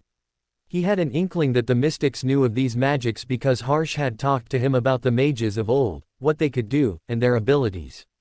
He had also shared many memories of his mage ancestors in battles, and Harry had learned those. He transfigured a block of wood into a large ornate table like the one Dumbledore had in his office and engraved a rune on the underside, making it permanent, and then similarly made a chair for himself. He produced the pensieve that Harsh had given him and placed it on the table with the caskets of memories he had received from the mystics. He had decided to leave them here in the chamber where no one would be able to see them. He started watching a memory of old from Harsh which showed Ignotus Peverell in battle. The mage was facing what looked like 100 warriors and he raised his wand. It was a large wand, probably 14 inches, of Aldar wood and engraved with runes. Ignotus raised the wand to the heavens and chanted. A few seconds later, it started raining fire from the sky, burning all his enemies to cinders. There was Harsh beside him chanting the same, and together they annihilated the enemies before them in seconds. While it was a great spell, Harry felt that it would not be useful in the battles which he may face. There would be friends and foes involved together, and it was hard to differentiate between them to kill only his enemies. There was another spell in another battle which Ignotus was using, and it caused a river to erupt and wash away his enemies. He supposed he could use it at the Black Lake to drown his enemies. There was another which brought a storm, and while his enemy was distracted, he put them to the sword. Harsh had shared a lot of memories of the fighting style he had witnessed aboard the Marichika, and Harry had started to try to copy it. It was a fascinating piece of wand waving, foot movement, and spell casting. Harry was sure that he could learn it soon, and with his ability to cast with both hands, this would be even more deadly. He started practicing this form of combat for some time before he felt the urge to practice his animagus transformation. He had been doing this when he got the time, but had not done that since he had returned to Hogwarts. He disappeared in thin air and appeared in the Forbidden Forest. He changed into his animagus form and started running around on all fours and even scared a lot of creatures in the forest. He was reveling in the feeling of running in his partial animagus transformation and came to face a wild boar. The boar looked at him warily, getting ready to charge, and Harry felt the urge to attack the other animal and kill it. He threw back his head and gave a mighty roar. The roar was so loud that birds from nearby trees took flight out of fright. It was then he realized that he had roared. The boar had already run away after hearing his roar, and he transformed back before he reappeared in the chamber and conjured a mirror. He transformed and waited until he was sure that his transformation was complete, then looked into the mirror to find the snow leopard looking back at him. He grinned and the leopard's jaw spread in what he was sure was a grin or something like it. Transforming back, he whooped in joy. He had done it. As he left, he warded the entrance with a repellent ward, a proximity ward, a notice me not ward, and a ward to attack anyone who tried to detect it. He had read about some blood magics in the Potter Grimoire, and one of them was about a ward which worked on your blood. That is, the ward would only allow access to those whose blood was keyed in it. He cast one such ward below all wards and left feeling content. Sometime during the lesson, he had laid rather very nasty hexes and jinxes at the bathroom entrance of the chamber so that no one would stumble into it by mistake. As he entered the common room, he was waylaid by Fred and George, who started bowing to him. "Prank Mage Peverell, you have outdone yourself," Fred said. "We know you did it to the snakes this morning," George said. "But we did not see you hexing them," Fred added. "Which makes us think," George said. They spoke together, "that you had entered the serpent's pit." Harry chortled, "Minions, I am not giving my secret to you." They both huffed at him, but he went to his room and slept peacefully. The next morning, Harry woke up, bright-eyed, about an hour before dawn. He started pelting his dorm mates with stingers. After being thoroughly peppered, the boys rose growling out their vows to tear apart the one who had disturbed their slumber. They found Harold Peverell with his wand raised and smirking at them. Ron grumbled, "What is the meaning of this, Harry?" Harry beamed at him, "Good morning, Ron. I just wanted all of you to enjoy this beautiful morning with me. Won't all of you fine blokes join me for some fresh air and exercise?" Seamus asked him, "Are you barking mad, mate? It is not even dawn yet." Dean, who had rolled over and tried to get back to sleep, found himself being hoisted by his ankle and yelped. Harry turned to them and said sternly, "I want you all to be ready to go running and come meet me down at the lake in 10 minutes. You fail and you will find yourself hanging upside down from the highest window of the Gryffindor Tower." He released Dean, who crumpled onto his bed. Harry disappeared to the 7th-year dorms. A moment later, he ran out being pursued by Lee Jordan. The 7th year had his dreadlocks replaced with a blonde poofy hairstyle. His eyebrows were thick enough for birds to nest in them. His beard had grown so long that he had to wrap it around himself so that he would not trip over it, and he was wearing the very latest in the way of an elegant evening gown. Fred and George followed Lee, howling with laughter, while Lee was yelling, "Come back here and undo this, Peverell." 10 minutes later, the boys from the 5th-year dorm, still bleary-eyed, reached the Black Lake and started running behind Harry, who was going at a brisk pace.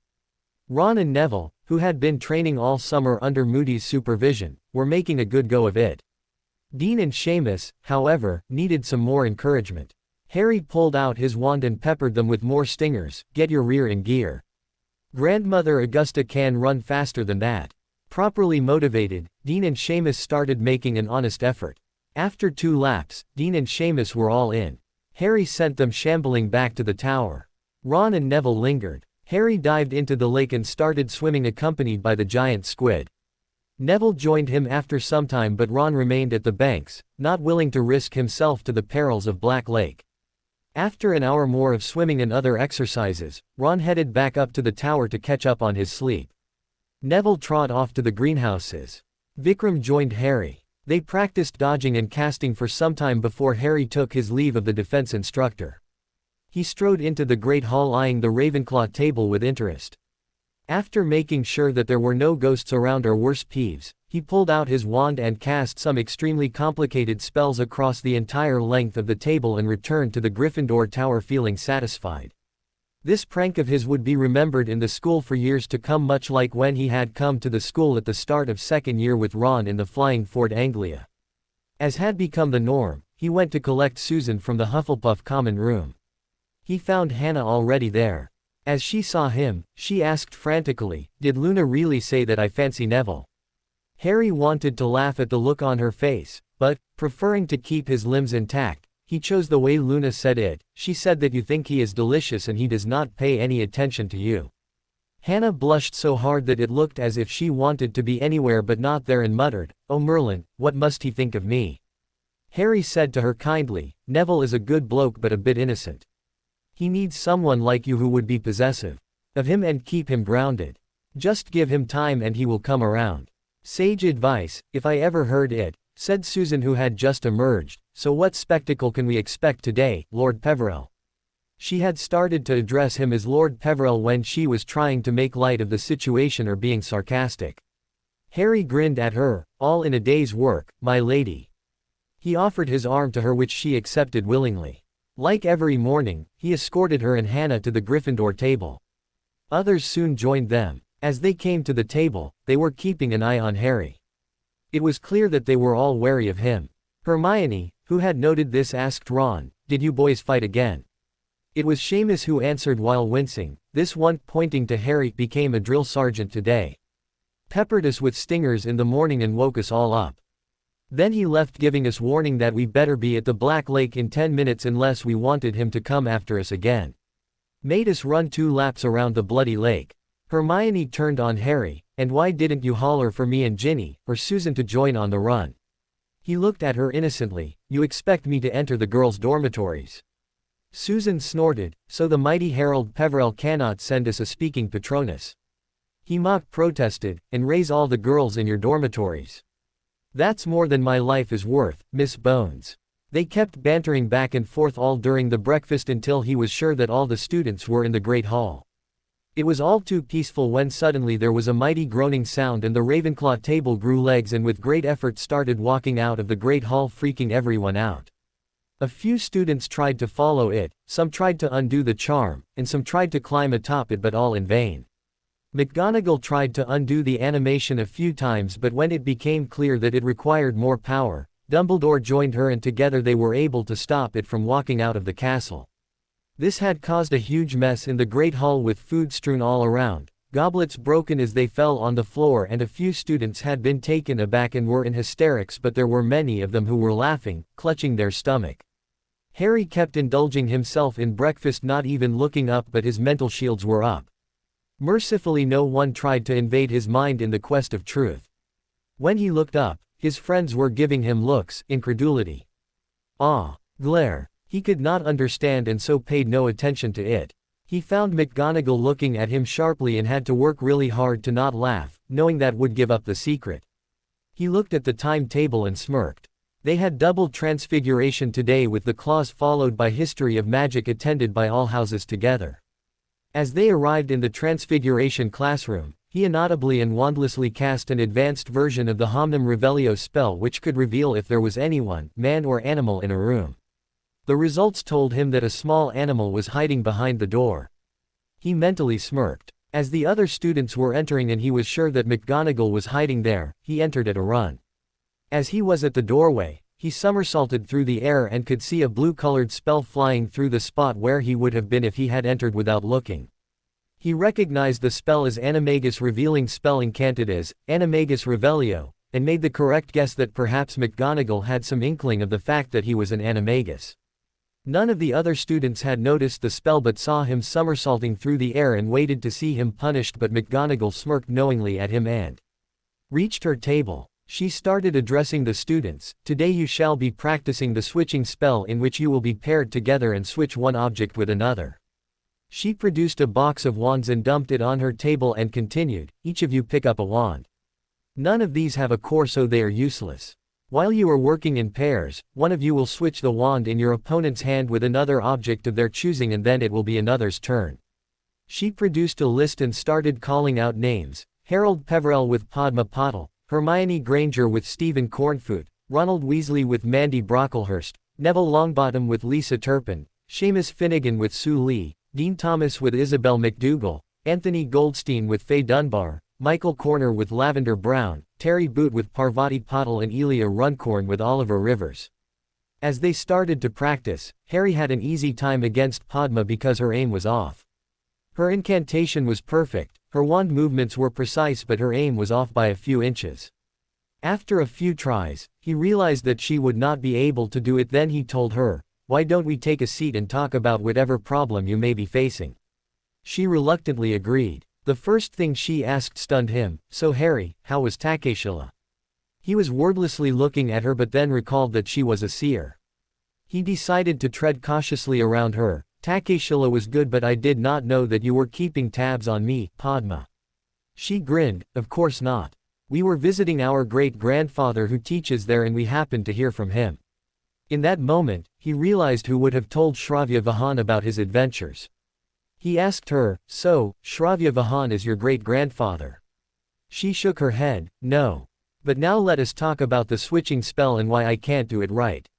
Harry told her to cast and watched her wand movement and realized she was waving her wand a little too much, which caused the aim to go awry and corrected her accordingly. In a couple of tries, she was able to switch the wand in his hand with a rope that McGonagall had given them. When it was Harry's turn, he casually flicked his wand and her fake wand was replaced with a snake. She yelped and threw the snake away towards McGonagall. McGonagall sternly looked at her. "What was that, Miss Potle?" She stammered, "Professor. Professor, Harry switched my fake wand with a snake." The professor picked up the piece of rope and looked at it casually. "To me it looks like an innocuous piece of rope which I had given to you to practice with." Harry was employing occlumency and kept his face impassive, but he realized that if he did not put an end to his pranking spree, he would start losing points. The rest of the lesson went quietly, but he was again reminded that his yearmates needed to be taught. When he arrived for lunch, the twins were there at the table. They sat on either side of him and George said, "Harry mate, we have realized." Fred added, "that we can spend the whole week pranking." They both said, "We would never get you." Fred passed him a little pouch of galleons. "Mate, here are the 100 galleons we promised." Grinning, he pocketed the pouch. The class after lunch was History of Magic, which was highly anticipated by the students. Professor Hughes had decided that all the students of 5th year would take her classes together. As such, all the 4 houses had turned up for the class. Harry was curious about it and wanted to see her reasoning for this exclusive arrangement. As they entered the old classroom which was used by Professor Binns earlier, they found the room had been transformed. For starters, the lighting was better than it used to be. For another, the blackboard looked to have been replaced and all the benches and desks which had been scribbled upon in the previous years had been replaced by more sophisticated furniture. The walls were covered with tapestries of important wizarding events, portraits of important wars, and there was a dedicated frame where the most important events of history were shown. As they looked around in awe and took their seats around the room, Professor Martha Hughes strode into the room and with a flick of her wand, the curtains over the windows closed and another tap made the projector start. She started addressing the students. "I have had a meeting with the Department of Education after my appointment had been confirmed. I told them that I was not going to teach Goblin Revolts all over again and again to students and gave a detailed description of my course content to them. Suffice to say that under the new administration, Griselda Marchbanks, Elder of the Wizengamot and Governor of the Wizarding Examination Authority, approved my request. Since it was late and the book lists could not be sent to you in time, I took the liberty of ordering the books for all of you." She distributed the copies of the book and, as was expected, Hermione was feverishly turning the pages trying to take it all in. Professor Hughes started again. "I understand that you may not be as advanced as the book requires, but I will teach you all sufficiently to obtain your all and go on to Newt if you so choose." Harry risked a look around and found that not one of the students had gone to sleep. Perhaps it was a first for the class. Hughes was saying, "As I know, Professor Binns told you all about the history of Wizarding Britain, the formation of the Wizards' Council and subsequently the Wizengamot, including the Goblin Rebellion. I have divided it in 5 parts, with the first being history of magic in general during the ancient time, i.e. before or around Merlin. Second years will be taught about the formation of the Wizarding Council, the International Statute of Secrecy, the establishment of Gringotts, the witch hunting in the Middle Ages. The third-year curriculum will be focused on the Goblin Revolts, the ban on experimental breeding and a few other prominent events of the 16th and 17th centuries. The fourth year will be taught about the modern history. In the 5th year, you would study history of magic, in which you will be taught about the rise and fall of Dark Lords throughout history." It was Oliver Rivers who asked the question everyone wanted to. "Professor, why do we need to study about the Dark Lords, their rise and fall?" She looked around the class and found everyone was hanging on her words. In all these centuries, we have faced a lot of Dark Lords who had their own agenda of world domination and used petty excuses to amass an army of fanatics behind them. Whichever Dark Lord you talk about, they cared more about their personal gain than the objective they sought to achieve. Even the last Dark Lord had his own agenda and the wizarding sheeple followed him blindly. Malfoy rose and sneered, they were Imperio used. She shot a stinging hex at him and icily said to him, "None of you are allowed to speak while I am teaching in the class. Next time I find one of you speaking out of turn, I will hang you upside down from the ramparts of the castle." I and everyone here know just how Imperio used they were. Harry had to smirk at this. Professor Hughes was doing something that he had planned to do anyhow. She was opening the mind of those who would be future leaders of the wizarding world towards the folly of wizard kind, its stupidity, and she was not afraid to call out those who had been Death Eaters, but he also feared that she was painting a huge target on her back. He would have to think about it later. This was the first time that students had not been sleepy after leaving the history of magic classes, and Hermione was perkier than others. This was the best history of magic lesson that I have had like ever. While Professor Binns knew history, he did not teach us half of those things. Everyone shared her sentiment, but no one chose to speak, letting her keep talking. The truth was that this lesson was the best that they had. Harry listened to everything that she said, but his mind was on something else. Hermione went to the library and Ron went with her while Neville followed him to the Gryffindor Tower. As they were nearing it, nearly headless Nick drifted up to them. "I would not go that way if I were you. Peeves is waiting to topple the bust of Pericles on the next person who happens to go that way." Harry decided to have a little fun with the poltergeist.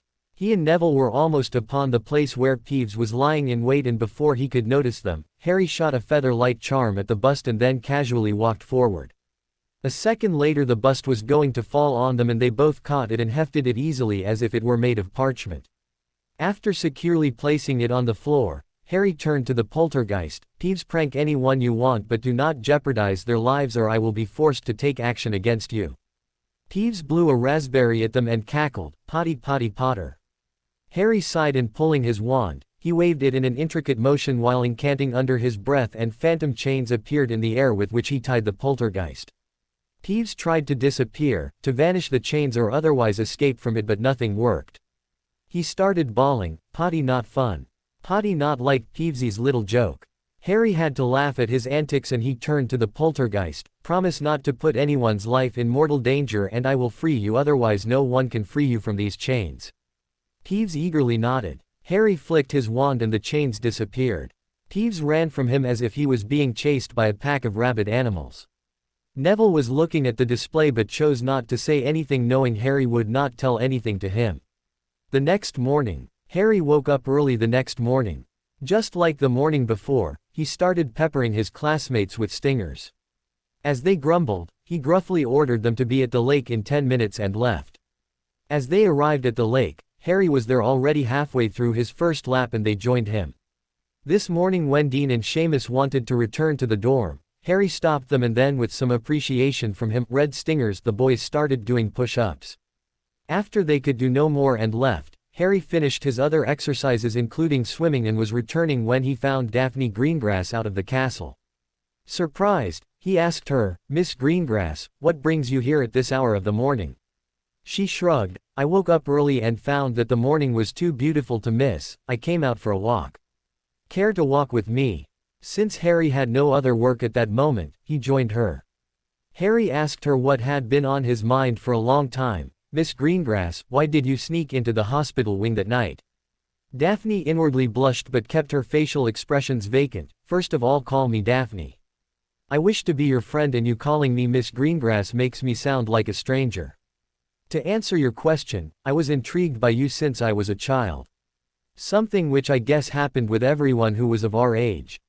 I grew up reading about the boy who lived and there was a book series about your adventures, something that became the favorite bedtime story books for all of us. I knew that you would attend Hogwarts with us and fervently prayed that we would be in the same house. Then you arrived at Hogwarts wearing rags, glasses connected with tape, malnourished and too small for your age. It was like a jolt of reality to all of us. I lost interest but I still wanted to see what kind of person you are. You know, there were so many stories and rumors about you that it was hard to find the truth among them. When I saw you sitting on the stool under the sorting hat, I wanted to know Harry Potter, the orphan who had lived away from the wizarding world and not the boy who lived who is the stuff of fantasy.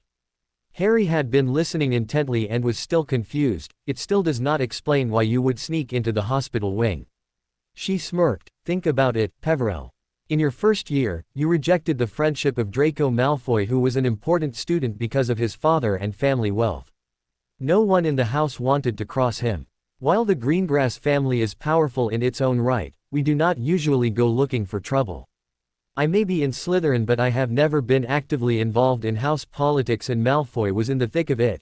So you reject his friendship, then you get on the Quidditch team in your first year, breaking a century-old record. Malfoy tries to get you in trouble, but it just backfires on him. Then at the end of the year, Slytherin stands to win the House Cup and Dumbledore gives last-minute points to the Golden Trio. Harry choked. Golden, what? She smirked. Golden Trio. That is what people called you three. Anyway, you and your friends earned those last-minute points and Gryffindor trumps Slytherin by 10 points to win the House Cup for whatever reason. Then the second year, you come to the school in a flying car, which is still talked about, and you do not get expelled for it. Petrifications start to happen and Malfoy cannot stomach that you are being given credit for something you are not. Then at the Gryffindor-Slytherin match, you fly circles around him in that match with a broken arm and Malfoy becomes unbearable. I had wanted to become your friend in the second year, but the way the entire school lined up against you, I could not approach you. Third year, you have a mass murderer after you and then Malfoy gets injured by the hippogriff. He continues to be a git to you and throughout the year, you keep getting better. Your broom gets destroyed and is replaced by the best broom out there, something that gets his dander up. The entire house is trying to sabotage you and ruin the chances of Gryffindor for the Quidditch Cup, so I don't think that any of your friends would have appreciated a snake trying to talk to you or become your friend. Then you already know of the debacle that was fourth year. However, at the end of the year I realized that we should do what we want to. I wanted to be your friend and I was worried after I overheard your friends talking about you being in a magical coma, so I had to enter the hospital wing to see that you were alright. Harry said nothing for a long time, considering all that she said, and finally turned to her. I understand your reasons.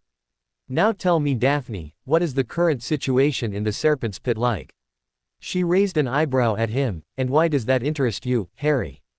He shrugged. I want to cut off Voldemort's, she shuddered, support base. Most of the house would stand behind him because they have no option. I have met some very interesting people over the summer who taught me that we must not divide people by branding them. Just because you are wearing green and silver does not make one evil any more than wearing red. And gold makes one good. It is our choices and the kind of person we are that decides so. I want friends in the Serpent's Pit who would stand with me when we are fighting for the future of the wizarding world. She nodded. That is one of the reasons that I wanted you to come with me on the Hogsmeade weekend. He smirked. What is the fun in that? If we are making a statement by our actions, then by all means, you and your friends are welcome for dinner at the Gryffindor house table tonight. You will be well received. However, before you do that, please be assured that no harm would come to you for it. She nodded, and as Harry cast the Tempest charm, checking the time, he cursed himself. Got to run, Daphne, you're a crazy witch is going to flay me alive. He took off at a run while she leisurely strolled back to the dungeons to find Tracy sitting on her bed, her face lit in anticipation. He ran all the way up the Gryffindor tower and moved like lightning, performing his chores.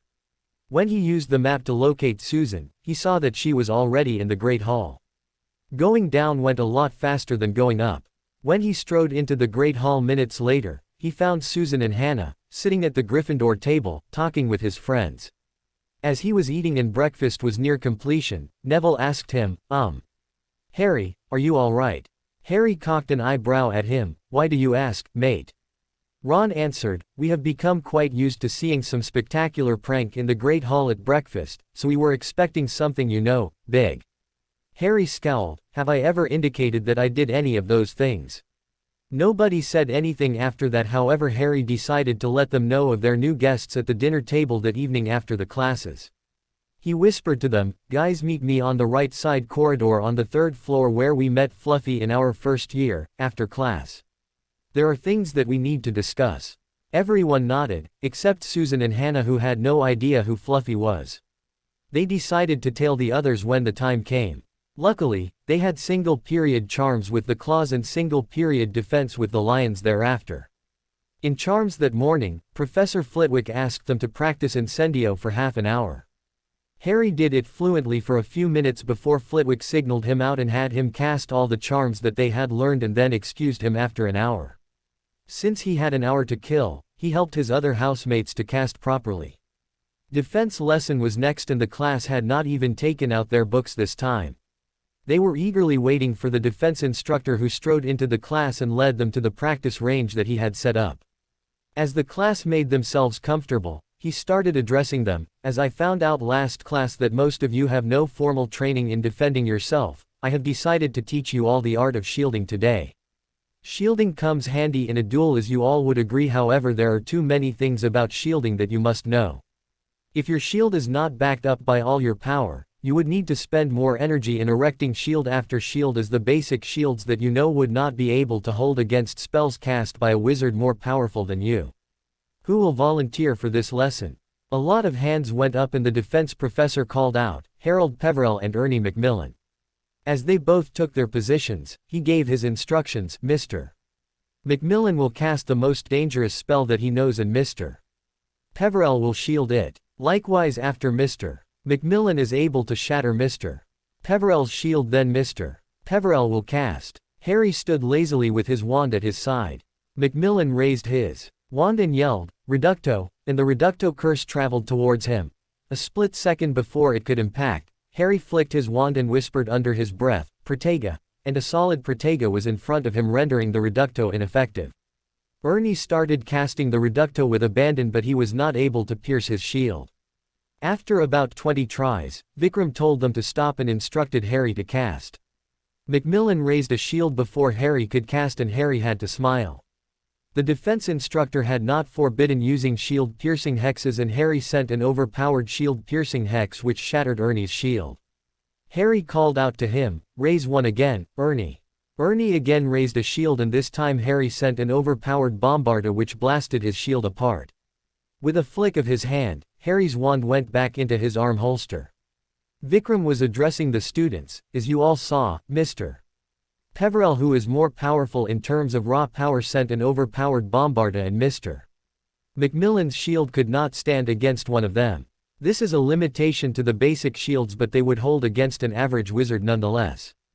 He called Ronald and Justin and told them to cast at each other and their shields held against each other, although Ronald looked more experienced and his endurance was substantially higher. After demonstrating his point, Vikram set them to practice the shield charm amongst themselves, arranging them in pairs. He paired them as he liked irrespective of houses and pitted Neville against Harry, whispering, the way I see it, only you two can stand against each other to any extent and the lesson would have some meaning for you, otherwise it would have been a lesson wasted. Harry and Neville practiced shielding, which was useless anyhow since Harry preferred to dodge or sidestep more than shield and Neville too was inclined in that direction. Still they obediently practiced the shield charm so as not to make others suspicious or resentful that they considered it beneath them. Neville was powerful, but he was not putting his whole power behind his spells, while Harry was using high-powered spells just to check Neville's endurance. He was able to stand against Harry for a long time with his shield being shattered after 20 or so spells, while Harry was able to keep his shield erected longer. But he noticed that Neville was starting to put more power behind his shields every time. After an hour they were all tired and Vikram dismissed them with a reading assignment to be completed before the next class. While he never allowed a book in class, he was not averse to his students studying between classes. Daphne's point of view. When Daphne returned to her dormitory, Tracy was waiting for her. As soon as she saw Daphne she said with mock sternness, spill. Daphne feigned innocence, what are you talking about, Tracy? Tracy glared at her, I am not an idiot, Daph. You never wake up this early. As it is, I saw you getting ready as dawn was breaking and I followed you out of here. I saw you meeting Peverell on the grounds and as I did not want to disturb your meeting, I returned. Now tell me all the juicy details. Daphne sighed, it was nothing juicy at all. He just asked about why I had sneaked into the hospital wing in June and asked what the political scenario in the snake pit is like. Oh, He also invited me and my friends to Gryffindor table for dinner this evening, something about making a political statement. So, I guess we are going to brave eating with the lions this evening. After that, the day had been pretty ordinary and she eagerly waited for the evening. Third floor. Harry led his friends to the third floor corridor, and as he led them through the door behind which Fluffy had been, he pulled out his wand and cast some wards over the door and then locked the door with a flick of his wand. For good measure, he stunned the portraits in that room. He conjured a seat for Susan and himself and sat while the others kept standing looking at him. After a few moments, he said, "Are you guys sure you want to remain standing? We might be here for a while." Hermione pointed out the obvious, "There are no other chairs here, Harry. Are we supposed to sit on the floor?" Harry looked at Ron and Neville incredulously. "Are you both wizards or not? Where is your Gryffindor chivalry? Your ladies are standing and you blokes cannot conjure chairs for them." Hermione and Susan swatted him on the back of the head at the same time, while Ron fumbled with his wand and Neville just stood there, blushing like idiots. After a few seconds, the two boys had conjured 4 chairs and the meeting began. Harry looked each one in the eye. "This is a meeting about the upcoming war and forging alliances with students in the school. As you all know, Voldemort," only Hannah shuddered, "is recruiting people while the general wizarding population does not believe that he is back. Even if Minister Longbottom has started making changes in the ministry and Madame Bones is doing her best to prepare the Aurors, we know that they will outnumber us. As such, in the event that Hogwarts is invaded, we will be hard-pressed to defend ourselves from any such attack. I am willing to teach basic defense to students so that they are able to defend themselves and their friends if the need arises. I will be looking for allies in every house, and while I can be sure of support from 3 houses, it is the House of Slytherin which worries me most.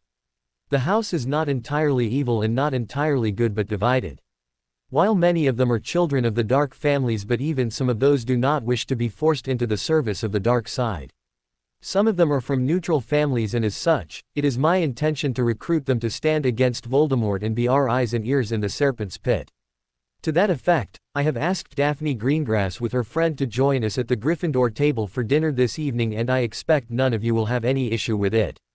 He noticed everyone's expressions. As he had expected, Ronald was frowning and perhaps he would blow his lid over it. Hermione was thinking about the ramifications of such an alliance and perhaps was leaning towards his decision. Neville was sitting relaxed, and Harry knew that he understood the reasons for this decision and was supporting Harry. Hannah was likewise silent and not saying anything, but he could not decipher Susan's emotions: anger, jealousy, or scared. Susan was inwardly fuming. She was not oblivious to what happened around her, and she had noticed the looks that Greengrass gave to Harry when she thought no one was looking. Susan did not have one iota of doubt in her mind that Daphne had set her sights on Harry. She understood the need to align the snakes with them, but it did not mean that she had to like it. However, as Amelia had drummed it into her, sometimes one had to work with those they didn't normally liked. She would watch Daphne, and if she felt that the other girl was making a move on her Harry, she would assert her claim.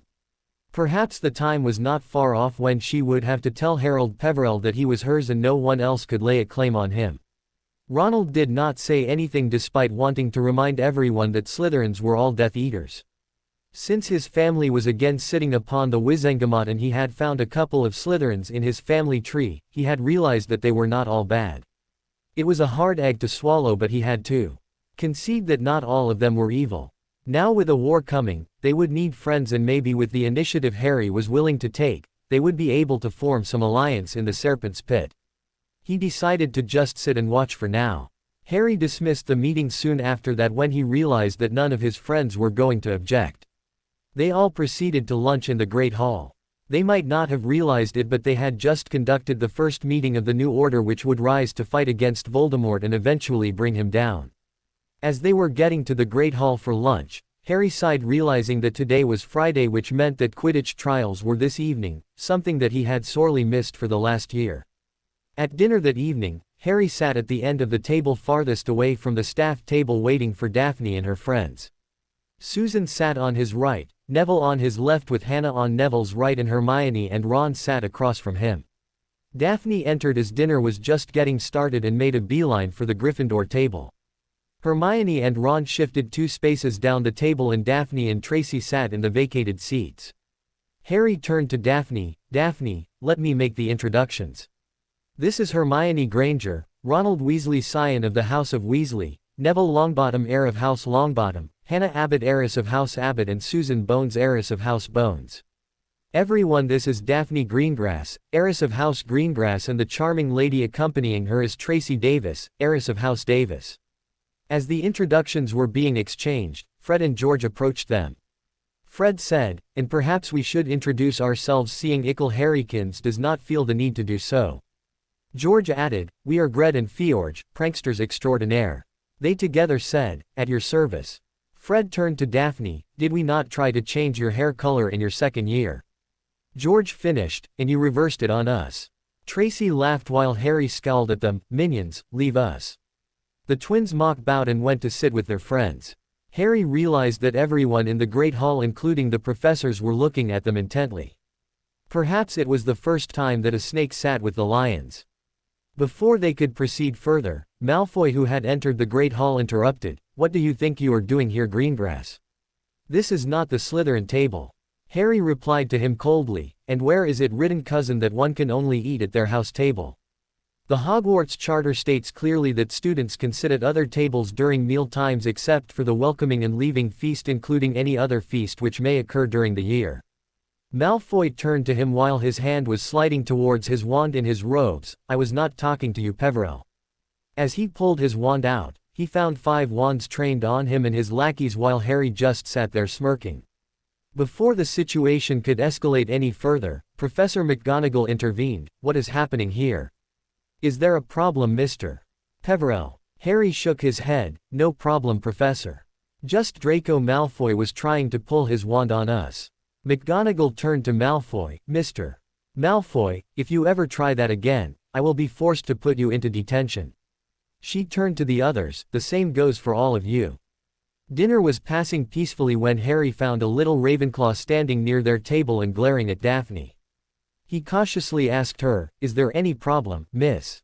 The girl gave Daphne a cross look. Daphne, have you told Lord Peverell about your little sister? She turned to Harry, hello Lord Peverell. I am Astoria Greengrass, younger daughter of House Greengrass. He replied kindly, so Miss Greengrass, why were you glaring at your sister like you want to have some words with her? Astoria grinned, that is between me and her. I just wanted to make your acquaintance, Lord Peverell. I will see you later. Harry asked Daphne, is she always like this? Daphne replied, pretty much. Tracy was inwardly smirking at what Astoria would do to her sister for keeping things from her. The dinner was spent with them talking about things in general and nothing of substance was discussed. The dinner though had sent a message to the Great Hall. Harry Potter was ready to make new friends, even in the Serpent's Pit, and Daphne Greengrass and Tracy Davis were under his protection. The Quidditch pitch. Harry was on the Quidditch pitch, dressed in his Quidditch robes, waiting for the trials to start. He was standing on one side with his broom in one hand. Angelina called to the crowd assembled, please form lines. Those who are here for the trials of beaters get in one line, those for chasers in another and those for keepers in a third line. After they had lined up, she called Harry forward, I am going to call the chasers and it is your duty to unseat them up there with the twins assisting you at times. He nodded, satisfied with being given some work. He took to the sky and was followed by Fred, and as the trials started, he started hitting bludgers towards those taking the tests. In the first wave, all were unseated almost the moment they began. He kept hitting the bludger too hard and did not realize his mistake until he knocked Dean Thomas off of his broom when the other boy was about 10 feet off the ground. Dean did not suffer any injuries, but it was evident that he would not be participating in the trial anymore. Whenever his bludger connected with anyone, it gave them bruised ribs. So at the end of the chaser trial, there were at least 10 with bruised ribs, 2 crashed shooting stars, and some very disgruntled-looking lions. In the trial for beaters, he sat on the sidelines and watched while others tried.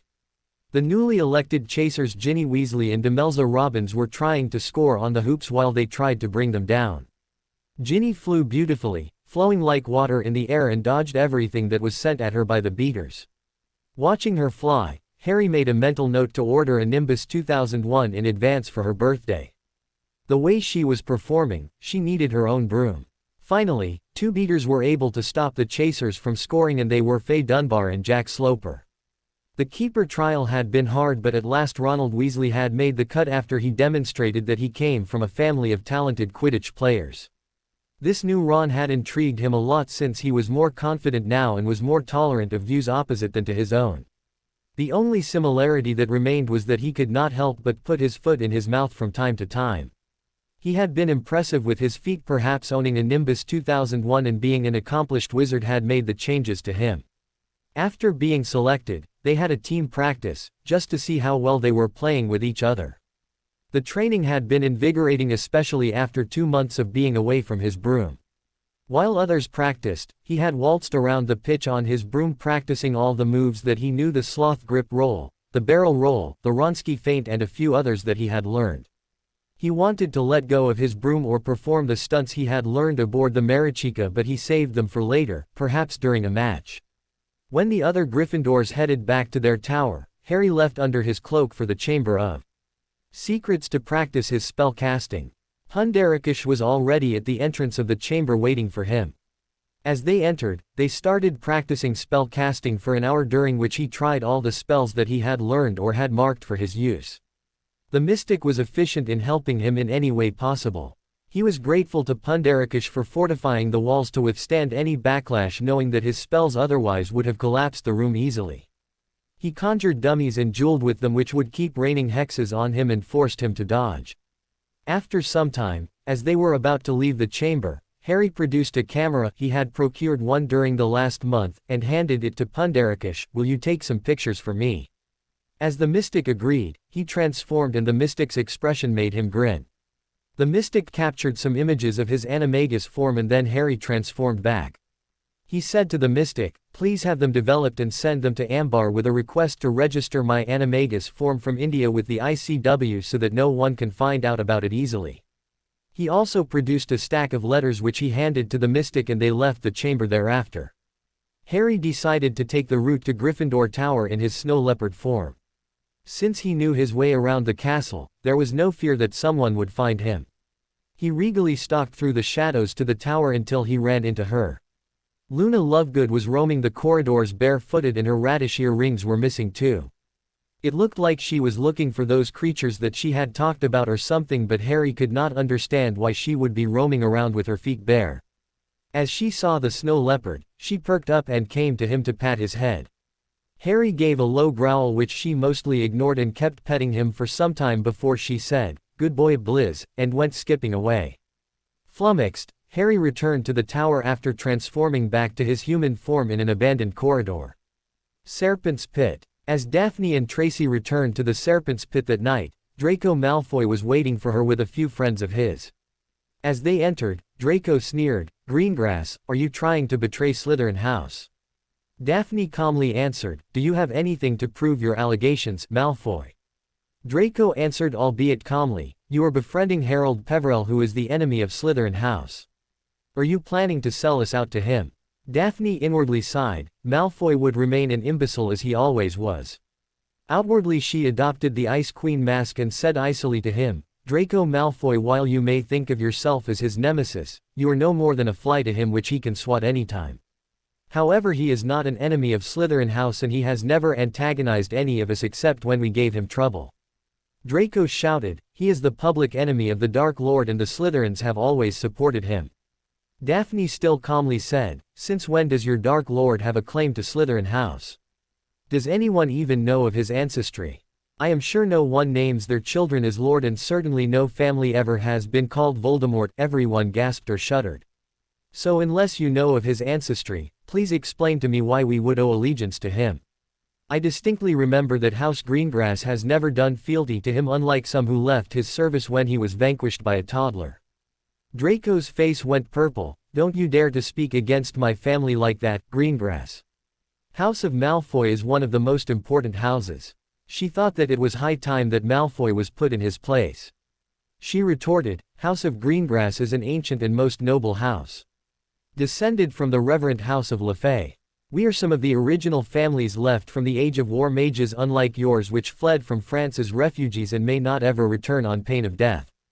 Draco drew his wand and was immediately disarmed by one of the older Slytherin prefects. "There will be no dueling in the house."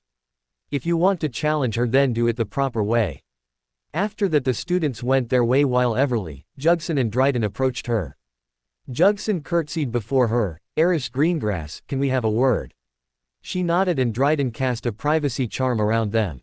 Everly started, "Greengrass, as you well know, the houses of Dryden, Everly and Jugson are vassals of House Black. With Harold Peverell becoming the Lord of Black, our loyalties are with him as being our liege lord. We need a way to get into contact with him. As you are his friend, would you introduce us?"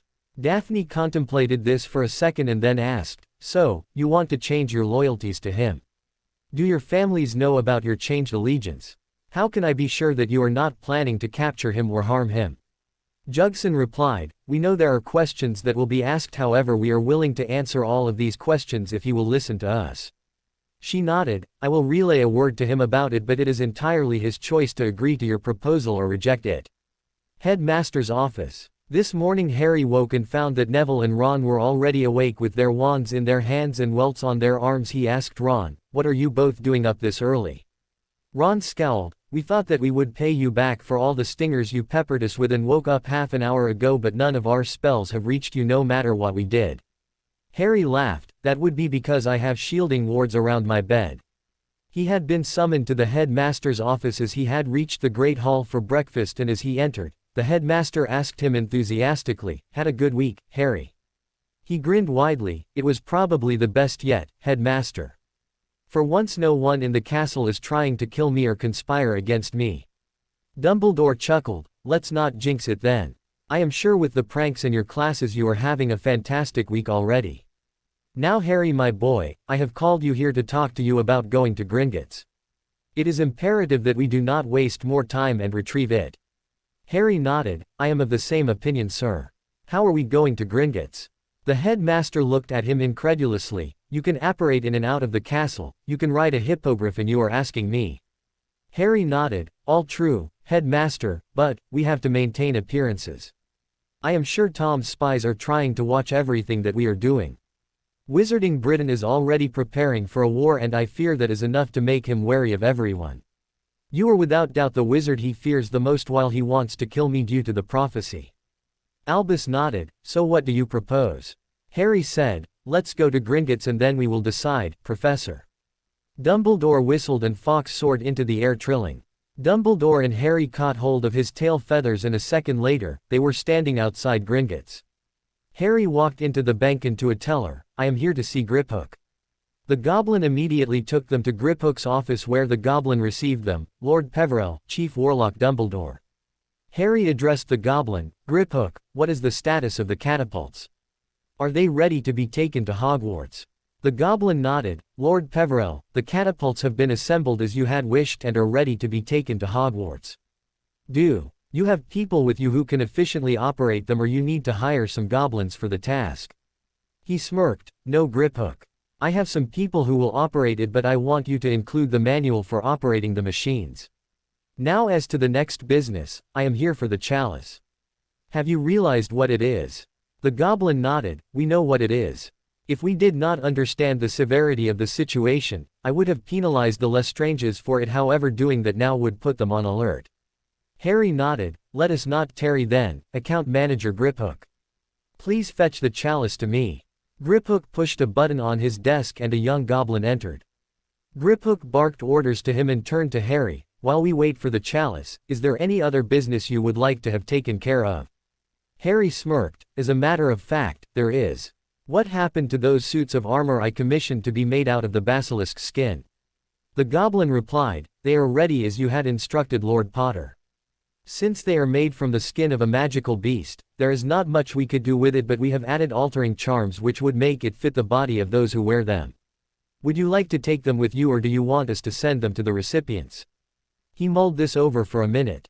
Then he pulled a piece of parchment from his robe along with a quill and wrote a list of names. He handed the list to Griphook.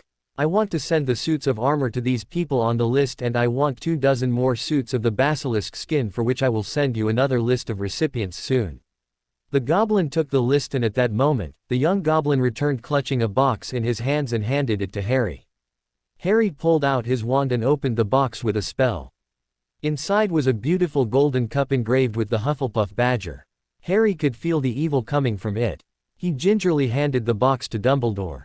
He cast a spell or two at it and declared, "This is indeed a Horcrux. Now we are a step closer towards vanquishing Tom." As they were leaving Gringotts, Harry heard someone call him, "Ari." He turned to find a silver-haired, blue-eyed witch gliding towards him. She hugged him lightly and pecked him on both cheeks. "Ari, how are you?" Harry smiled at her. "I am good, Miss Delacour. How are you? How come you were in Wizarding Britain?" She enthusiastically replied, "I joined, to improve my English. Bill, has been, helping me." She then turned to Dumbledore. "Professor Dumbledore, how are you?" Dumbledore smiled at her. "I am fine, Miss Delacour." Harry took their leave with a nudge from Dumbledore and they took the flow from the lobby of Gringotts to the chambers assigned to house Peverell in the Wizengamot. Once in the Ministry, Harry liberally employed charms on himself, changing his appearance with his hair turning to blonde, his cheekbones high, his eyes steel gray. Thus disguised, he followed Dumbledore to the lowest level of the Ministry. He could see visual distortion of the Order Guard lurking under a disillusionment spell outside the Department of Mysteries and passed him nonchalantly. When they entered the department, Croaker met them just inside of the entrance, Lord Peverell, Chief Warlock. Harry nodded to him while Dumbledore opened the conversation. "Old friend, we are here for the prophecy." Algernon led them to the Hall of Prophecy and Harry stumbled as he entered the hall. The ambient magic in the hall was overwhelming. Croaker led them to a shelf and pointed Harry towards a prophecy orb. "Pick that one, Lord Peverell."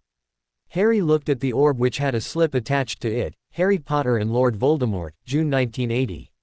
As Harry picked up the prophecy, Croaker erected a privacy ward around them. While they watched, the Chief Unspeakable brandished his wand and a replica of the orb was replaced on the shelf.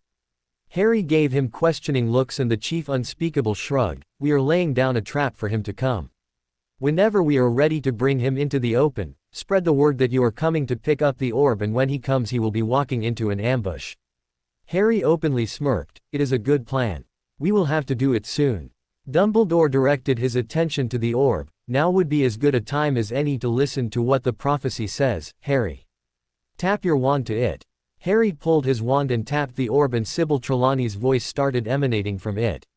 "The one with the power to vanquish the Dark Lord approaches, born to those who have thrice defied him, born as the 7th month dies, and the Dark Lord will mark him as his equal, but he will have power the Dark Lord knows not, and either must die at the hand of the other, for neither can live while the other survives. The one with the power to vanquish the Dark Lord will be born as the 7th month dies." Harry did not say anything for a few minutes but sat in contemplation and then started, "So it means that I will have to kill him if I am to live. Are you sure it does not apply to anyone other than me?" Dumbledore said gravely, "I believe so, my boy. Your parents had defied Voldemort 3 times, you were born at the end of the 7th month, and he marked you as his equal when he gave you that scar. The only other possibility was Mr. Longbottom, but you are the one in the prophecy since he chose you. And I do not believe it will end without you killing Tom once and for all." Harry nodded. "Headmaster, since we have removed the orb now, we can remove the Order Guard from the prophecy. The unspeakable security should be enough to keep him deluded that the real thing is still here." Dumbledore nodded and they took a flow to the black townhouse from Croaker's office where Sirius met him in the entrance hall. As he saw Harry, he said agitatedly, "Pup, there are some people who say that they are your friends and are here at your invitation." Harry nodded. "Some associates of mine I called to help me." Himvad and 2 other mystics were sitting in the entry hall and Harry this time saluted him, "Dharma Arman." As the mystics returned the gesture, Harry leveled his wand at them. "How did Guruji take the masks off those freeloaders?" The mystic smirked. "He melted the masks off their faces." Harry sent his wand back into the holster and sat with the mystics for lunch while Dumbledore brought him up to date on what the Order was doing. He started with the Ministry, telling how the Ministry was better functioning now, how the revamped administration had won the confidence of the public, increased orb patrols, sightings of Aurors in Diagon Alley and other places of prominent importance gave them a sense of security, how Frank had ordered Nocturne Alley to be raided. When they came to the subject of Nocturne Alley raids, Harry jokingly said, "Damn, it will be bad for business since House Black owns most of the shops down there. Guess I will have to find some honest business owners then." Everyone chuckled at his statement. As they were done with lunch, Harry presented the Hufflepuff cup to the mystics, telling them to get it exorcised and then return it to him at school. Hogwarts. Harry returned to the castle an hour before dawn on Monday morning. He used a portkey which Dumbledore had prepared and provided to him. The destination point was near Hagrid's shack, where he found Black Storm grazing and hunting wild rabbits. He spent some time with the hippogriff before he returned to the dorm to see what the situation was. He found his dorm mates still sleeping and huffed out his disappointment. What? He thought, just because I'm away for the weekend, they think they can slack off. Harry quickly realized that he needed to teach them what happens when they let their guard down. So be it. How many times did it take for Harsh and Vari to finally get it through to Harry anyway? After making some arrangements, Harry made his way to the lake to start his workout. 2 hours later, Harry returned from his morning workout refreshed and invigorated. As he entered the common room, he found Hermione, sitting in her favorite chair in front of the big fireplace, reading a book. Spotting her there, he asked Hermione innocently, "Good morning, Hermione. Have you seen Ron this morning?" She placed her finger in the book, then looked up from her reading. "Good morning, Harry." Then frowning, "No, I haven't seen Ron at all today. I thought about going up there to wake him up, but then I remembered that I had this book to read and it just slipped my mind. I thought he would get my attention when he finally does decide to get up." Harry adopted a most serious expression, "Then let us go and find what the boys are doing." While he talked, he had his hands behind him waving and undoing the spells he had cast before his morning workout. The two of them climbed to the top of the boys' dormitories, where the fifth years slept. They found the boys, still in their beds, looking rather grumpy. Ron bellowed, "Harry, what have you done?" Harry answered, Let me see. 5 laps around the lake, 3 laps swimming across the lake, about 100 push-ups, 40 or so Russian push-ups and some dueling practice with Professor Vikram." "Why do you ask?" Neville, who had been gritting his teeth, seethed. "You know what you have done, Harry. You charmed us to keep sticking to our beds and placed some wards on this dorm so we could call no one to our help." Harry scowled. "I would thank you to not tarnish my reputation, Neville. I have done no such thing." Dean bawled, "Then explain why we could not leave our beds." Harry cheekily replied, "Maybe because you could not be bothered to get up and now you are making excuses for your lazy self." Harry's taunting was more than Seamus could bear. Without thinking about how he had been trying to get out of bed for more than an hour now, he lunged at Harry and to his surprise found himself out of bed, standing on the floor. Harry glared around the room. "So, you all were saying?" Hermione turned to Ron tersely, "Honestly, Ronald. Do not make excuses for your laziness." Harry, with a big grin, went to bathe and change into his school robes before going to pick up Susan and go down to breakfast. As he emerged from the bathroom, Ron confronted him. "Mate, this was not right," he growled. Harry shrugged. "You are all responsible for this. You know how perilous the times are and yet you guys are sleeping in, oblivious to all danger and responsibility. You might think that Hogwarts is safe, but it won't be for long and we have to be ready to defend it when the time comes. You people are not in prime condition. You won't last in a fight." He turned to Dean and Seamus. "You two. You can't even run 2 laps around the lake. How can you expect to duel and survive? How would you do that?" He turned to Neville and Ron. "You have both been training this summer under Mad-Eye Moody and yet here we are. You have not even taken his mantra to your heart. Constant vigilance. What happened to keeping an eye on everything around you? You had the very best training available and now you are squandering it all by not practicing." After he finished laying into them, he left the Gryffindor Tower for the Badger's Hole where Susan was waiting for him. Susan mock glared at him. "Where were you, Peverell? I tried to find you on Saturday but you never returned from Dumbledore's office. In the evening, one of your friends told me that you had left for London. You didn't even have the decency to tell me." Harry sighed. "Susan, can we talk about it later? I just had a fight with the 5th-year Gryffindor boys and I would rather not have another one." Her tone changed immediately to concern. "Why did you guys fight?"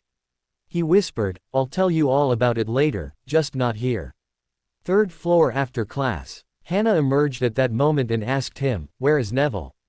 Harry raised an eyebrow at her. "I did not know that he was joining me here." Susan grinned. "Well, yesterday, Neville found some of his Gryffindor courage and asked her if they could become friends, you know." Like I want to know you better and would you go to Hogsmeade weekend with me type friends. Harry smiled knowingly. Oh. That is news indeed. I guess Longbottom found the lion in him. Offering his arm to her, he escorted her to the Great Hall. When they arrived in the Great Hall, they found the other boys already there. They were grumpily eating breakfast while Hermione was tersely glaring at Ron. Harry asked her, "Everything all right, Hermione?" She tersely said, "Ron told me about your fight and I was just telling him that you were right." Harry inwardly sighed. If his friends were going to fight among themselves, he would rather have let them sleep. Since classes were starting soon, he whispered to them, "Meet me at the right wing, 3rd floor, after classes. We need to resolve this."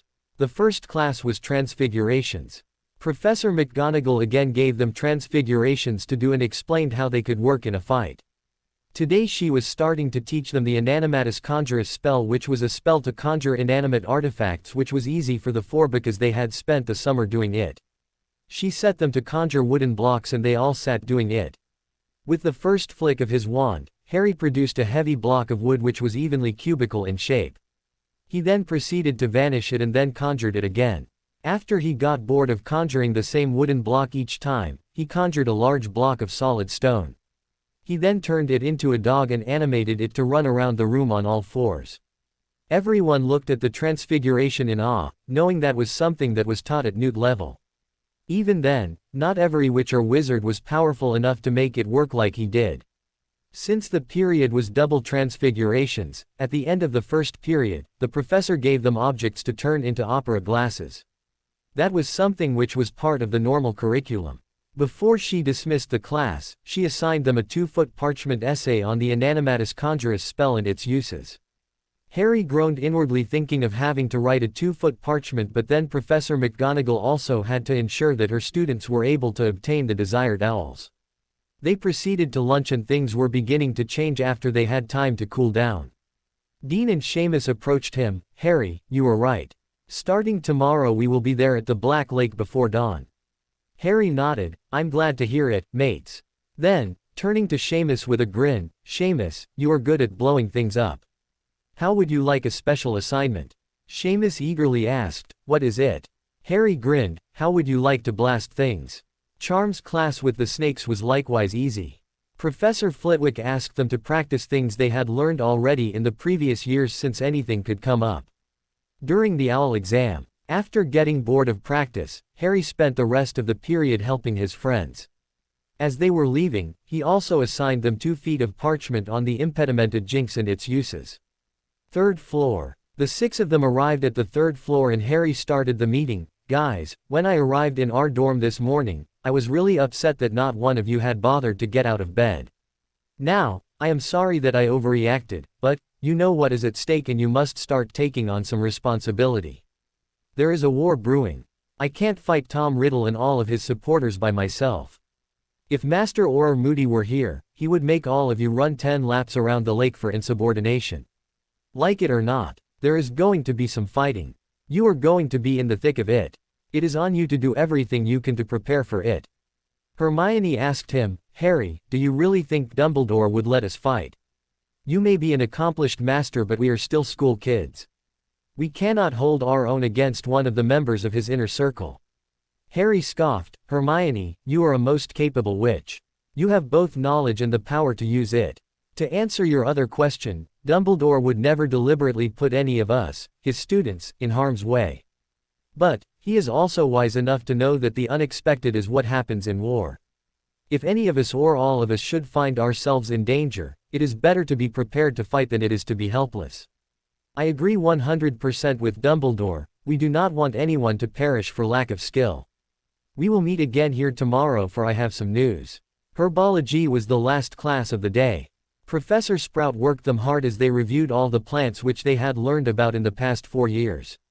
As the students were cleaning up and preparing to go, Professor Sprout quietly asked Harry to stay after class. While everyone else headed back to their common rooms to get a start on today's essay assignments, Harry made his excuses and trundled off to a separate greenhouse with the professor. On the way, she explained to Harry how she wanted to observe him as he looked after the special plants that he had brought back from India. She explained that tending those plants without a partner was far too dangerous and nobody else at the school could help her. They took turns, tending the plants while the other stood back and watched. It did not take long, but dragon hide gloves, protective goggles, earmuffs and extreme care were all required. Great Hall. As Harry sat for dinner in the Great Hall, Hedwig flew down to him. He knew that Sirius would not send a letter when he could just talk through the mirrors, and the same went for Remus.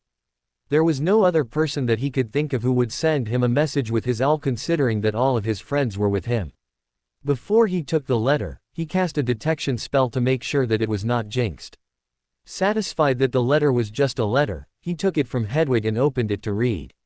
Harry. On Friday, I was approached by the heirs of houses of Dryden, Everley and Jugson, asking for an audience with Lord Black. They are vassals of House Black and want to acknowledge their new liege lord. While I do not know of their motives yet, I suspect that they are not willing to join the service of he who must not be named. I did not make any promises to them but assured them that I would send word to you and you will do as you see fit. They could be of use to you in bringing a number of seventh years to your side in the upcoming conflict. Daphne Isabella Greengrass. Harry pocketed the letter, thinking of a way to send word to those three without anyone else knowing. But that would have to wait till later in the week, because with the full moon coming up in 2 days, he was needed at the country estate with Remus. He knew Sirius was planning to join the werewolf and keep him company, and perhaps Harry could also do it and see the effects of his potion for himself.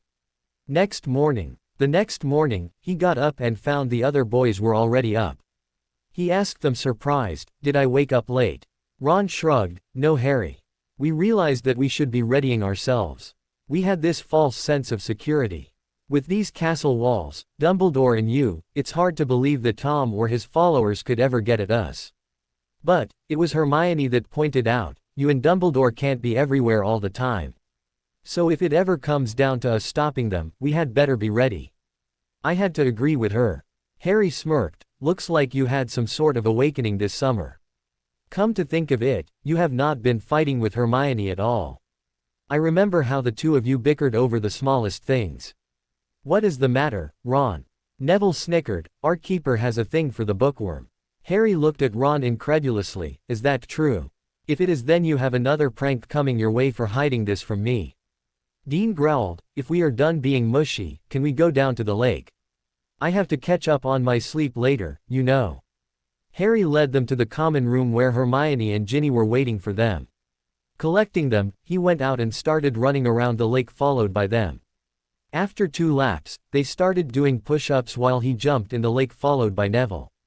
After they were done running, Dean and Seamus went back to the tower while Hermione, Ginny, Neville and Ron started spellcasting. Potions class. The Slytherins and Gryffindors arrived for potions class and quickly found their assigned partners and seats.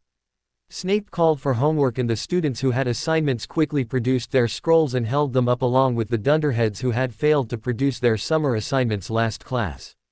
With a deft flick of his wand, the professor summoned the scrolls and they arranged themselves into a neat pile on his desk. With the next flick of his wand, he distributed the marked scrolls from the previous class. Harry didn't even look at his scroll. He just put it in his bag and started setting up his equipment for today's work. Before he put today's instructions on the board, Snape addressed the class. "The grades on these papers should give you a good idea of the grades you would receive if you submitted it for your OWL work. I was able to award a few O's and a handful of E's, there were a few T's," he said while giving Neville and Harry a significant look. "As I have said," he continued, "I will only accept students who achieve an O on their OWL exam into minute classes, and that will close many doors to the rest of you dunderheads." Malfoy snickered with glee. "Some people have got T. I wonder who they might be." His speech done, Snape tapped the blackboard where the instructions for today's potion appeared. To Harry's surprise, it was the draft of peace again. Snape sneered at the class. "Now let's see how many of you dunderheads can get it right this time." Harry produced a piece of parchment from his bag and with a tap of his wand, copied the blackboard instructions. He compared the instructions with what he remembered from the previous class and found that the amount of moonstone was off and this would spoil the potion. Quickly, he raised his hand ostensibly to draw Snape's attention to him while inaudibly drawing a privacy ward which included only himself and the professor. Snape recognized the hand and asked tersely, "Yes, what is it, Peverell?" Harry responded, "Professor, we will not be overheard, I have seen to that. The amount of the moonstone in your instructions is incorrect. It will ruin the potion. Is there a reason you did that?" Harry had to hand it to the professor. The man was a consummate actor. He continued to sneer and look contemptuous while he spoke. "Yes. I did that intentionally. I wish to know where they are sheep, or do they think for themselves?" Harry looked around the class. Most of the students were preparing their ingredients. Only Hermione, Ron and Neville had their books out. Harry nodded and took down the privacy ward. A few moments later, Harry had his customary 3 cauldrons heating while he prepared the ingredients for his 3 potions. All the while, Snape hovered over him, asking him questions about the 3 different formulations, what substitutions he had made, what could not be substituted, and how the ingredients interacted. Harry patiently answered each question as he continued to work without missing a beat. After this had been going on for some time, Snape looked up to see that almost all the students were watching him and Harry instead of attending to their work. While Snape continued to sneer and make sarcastic remarks, he seemed genuinely interested in Harry's brewing techniques and insight into the ingredients. Snape directed his attention to the rest of the class. "I assume," he began in a tone that suggested detentions for everyone, "that you have all discovered a way for your potions to brew themselves. I will be awarding AT to every student who fails to complete their work today." While the professor was distracted, Harry passed a note with the correct amount of moonstone to Daphne. Having read it, she just gave Harry a look that said, "That should be obvious," and got back to work. With that, the class got their heads down and started brewing. As class time was running out, there were a total of 7 cauldrons which were emitting the characteristic silver vapor.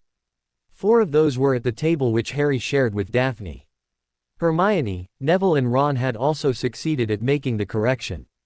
Although Seamus had managed to get through class without melting his cauldron this time, his potion was emitting the same heavy, gray fumes that were coming from most of the cauldrons in the class. As the students were bottling up their samples, Snape tapped the blackboard again. "Your assignment this week is to list all the ingredients of this potion. You will explain the use of each one. You will then research to discover which ingredients can be substituted, which cannot, and the effect of each substitution."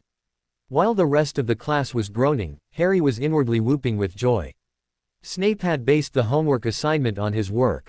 While his classmates would have to spend hours with their noses buried in at least 4 different books, Harry just had to copy his notes and hand it in. As they left the class, Hermione started in on him about the homework grades. "I got an O, but I feel that I had not done my best work for this assignment. These grades could be the base for our grades in the OWLs. I mean, we have some idea of where we are standing right now so that we know how hard we have to work from this point on to get the grades we need."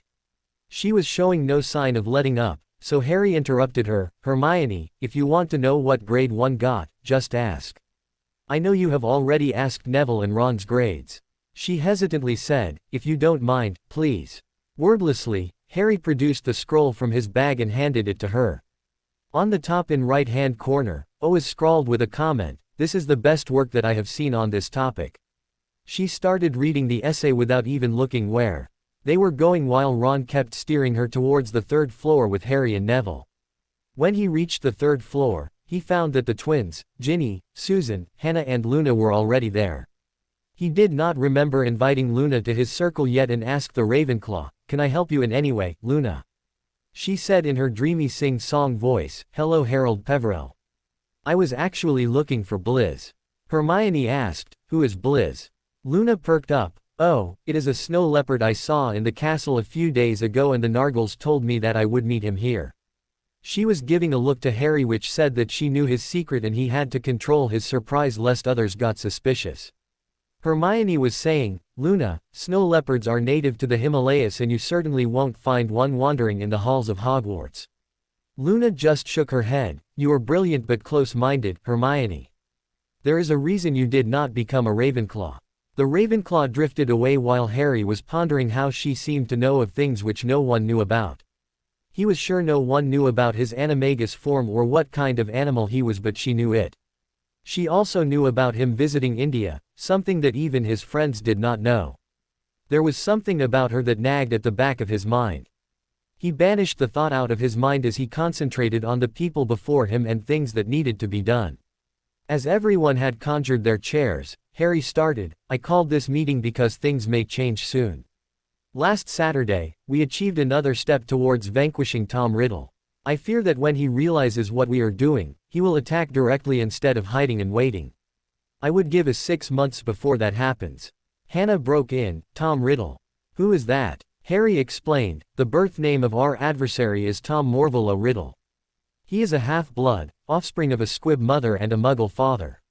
He took the name Voldemort and cursed it so that people would fear to speak it, adding more fear and mystery to his evil, twisted existence." They all paused in silence while the people who had not already heard this took in the meaning. Then Harry continued, "Before Tom comes out into the open, there is something that needs to be done. I want you all to find out who will stand with us. Do not ask them openly but try to gauge their loyalty and make note of it. Then there is another issue of our preparations for war. The Ministry has 70 active Aurors. There are another 150 currently training in the Auror Academy. If they are able to complete their training and graduate before hostilities break out, that gives them 220 total. Add to that the survivors of the last war and we have a total of 250 trained, adult wizards at the very most. The other side, according to our most recent intelligence, is about 250 and they are recruiting. His supporters have hoarded a large amount of wealth over the last 14 years and now they are going to squander it all to fund his war. We certainly have financial resources to exceed anything they have, but we will not and cannot recruit people the way he does. Numbers don't tell the whole story either. We have formal training going on and some of the best and most powerful are on our side. And remember that when he fell the last time, nearly all his followers went running for cover like cockroaches when the lights are turned on. They have no backbone. Most of them only serve him because they are terrified. He has about 10 really faithful followers and they are all cooling their heels in Azkaban for now. Minister Longbottom is doing what he can but until Tom shows his hand, others might not believe us. Last Saturday, the Order devised a plan to lure Tom out into the open and that will change the dynamics of the war. We have at most 6 months ahead of us before Tom Riddle comes out into the open. When that happens, Minister Longbottom will be able to present a motion to give himself emergency powers to act as a general against the opposing forces. We need a force of our own to augment the Ministry forces if the need arises." Neville said, "You are right Harry, but we are talking about hundreds of students here." Harry shook his head, "No. I am not allowing anyone below 5th year to join us. Even so, if Hogwarts is invaded, they will have to evacuate. I won't allow children to fight a war. As for each of you, it is entirely your choice." Susan said to him firmly, "We Hufflepuffs are well known for our loyalty. I chose your side ever since the first time I saw you in the Great Hall. Others may leave if they desire, but I am standing by your side." Neville said to him solemnly, "You do not even need to ask me about my choice, mate. We are god brothers and our family history goes back about 1,000 years. Where a Potter goes, a Longbottom will follow." Ron said, "I made a mistake once, I am not making it again." The twins said, "Don't think that we are going to desert you, prank mage." The meeting wound up quickly because some people had to get to their next class. This was the first time in Ancient Runes for Harry and Ron. They strode into the room with Susan and Hermione. The other students looked at them as if they had lost their way. Ron found a seat beside Hermione and Harry, catching a pointed look from Susan, stopped sauntering and walked briskly to an empty seat beside her in the front row. Professor Babbling entered the class and beamed when she saw him. "Mr. Peverell, welcome to my class. And to you also Mr. Weasley." She was teaching them about what they could expect in their classes and he had read ahead for her class. Runes theory was a subject where he had little knowledge but with his diligent reading he knew he could manage it. She showed them the third language which was taught before all year and he listened attentively, hanging on her every word. The class had been informative but Professor Babbling was nothing like Powin. The mystic usually taught him the practical application, only explaining enough theory for Harry to get it right. By contrast, Professor Babbling taught them theory first. She told the beginning principles one usually employed while tending to runes and even had other students explain it. Harry liked that despite knowing his abilities she was not fawning over him but rather giving him time to breathe around other students. She knew her subject and any questions that Harry may have had were answered in the course of the discussion before he could actually ask her anything. She gave them an essay to write about a runic symbol and its uses. Harry wanted to groan. He learned best by doing. Although he was now much better at writing than he ever thought he would be, he still didn't like it much. But, for a student, it was all part of the territory. It was the end of the classes for the day. Harry remembered that today was the day of the full moon. He went to the headmaster's office. The gargoyle admitted him before he could even begin to guess at the password. Dumbledore was sitting in his office behind his desk and asked him worriedly, "Harry, is everything all right?" Harry calmly replied, "Everything is all right, Professor. I came here to ask your permission to leave the castle for the night." Dumbledore asked worriedly, "Have you received any news?" Harry replied calmly still, "No, Professor. It is house business and it requires me to stay overnight." Dumbledore contemplated over this for a minute then said, "As long as you plan to return here the first thing in the morning and do not miss your classes, you are free to go. You should know that the goblins have sent a letter that they will be bringing in the catapults this Sunday. I wish to know whether you can smuggle them into the castle without anyone knowing." Harry smirked, "I will get to it right now. In fact, you have given me an idea about how to evacuate students in case Hogwarts is invaded." Dumbledore's eyes twinkled, "Would you share your plan with me?" Harry shook his head, "Not yet, Headmaster. Let me see first if this plan will work." Dorset. The Rosier estates had extensive greenhouses. Between Griphook and Remus, they worked out that this was the best place to grow the alternative to aconite. The plantation was manned entirely by werewolves that Remus had befriended and hired. For the last 20 days, they had worked as an effective team, taking the facilities out of stasis, preparing the growing beds and planting. Already, the sprouts were well above the soil and growing rapidly. For these people, it was the first time they had been able to hold a steady job in spite of being known lycanthropes. They were not only needed but welcome to work here and no one thought badly of them. Since they had come here, life had become better for most of them and they were being given wolfsbane without any cost, which was a welcome relief for all of them. It was there that Remus Lupin had decided to come to stay for the full moon night because he wanted to keep others safe from him. The manor house which Harry had given to him as his steward had a fortified room, but Remus wanted the other werewolves to know that he was no different from the rest of them. Sirius had arrived in the evening to keep his friends company. He was already transformed in his dog form, waiting for Moony to transform. The other werewolves had chosen different parts of the estate for their transformation while Sirius was here. Suddenly the moon emerged from behind the clouds and Moony started to transform. Sure, the transformation was painful, but his friend looked to be in control, unlike when he had turned on Sirius to kill him at the end of Harry's third year. As Moony completed his transformation, he threw his head back and howled at the moon. Before the echoes of Moony's howl died away, there was an answering roar. A roar so mighty that it chilled Sirius to just listen to it. He knew the sound, of course. It was the roar of a member of the cat family. A really big cat, which was among one of those sitting at the top of the food chain. What baffled him was how one could be here. There was no zoo, reserve or circus nearby that one could have escaped from. Putting his canine senses on alert, he tried to listen for the signs of the approaching predator. Moony was also alert, looking for the predator. Sirius saw a blur approaching them fast, and before he could process what he was seeing, the lightning-fast animal was upon them like a blizzard. It was a magnificent creature with snow-white fur and leopard spots all over its body. It was as big as a Siberian tiger and looked regal with its strong limbs. It started circling both of them cautiously, crouched and ready to pounce. Moony saw the danger and lunged toward the snow leopard. With a swipe of its mighty claws carefully retracted paw, the cat swatted the werewolf aside, knocking him to the ground. Sirius immediately rushed forward to engage their foe so that Moony would not come to any harm, and the snow leopard jumped, knocking Sirius to the ground.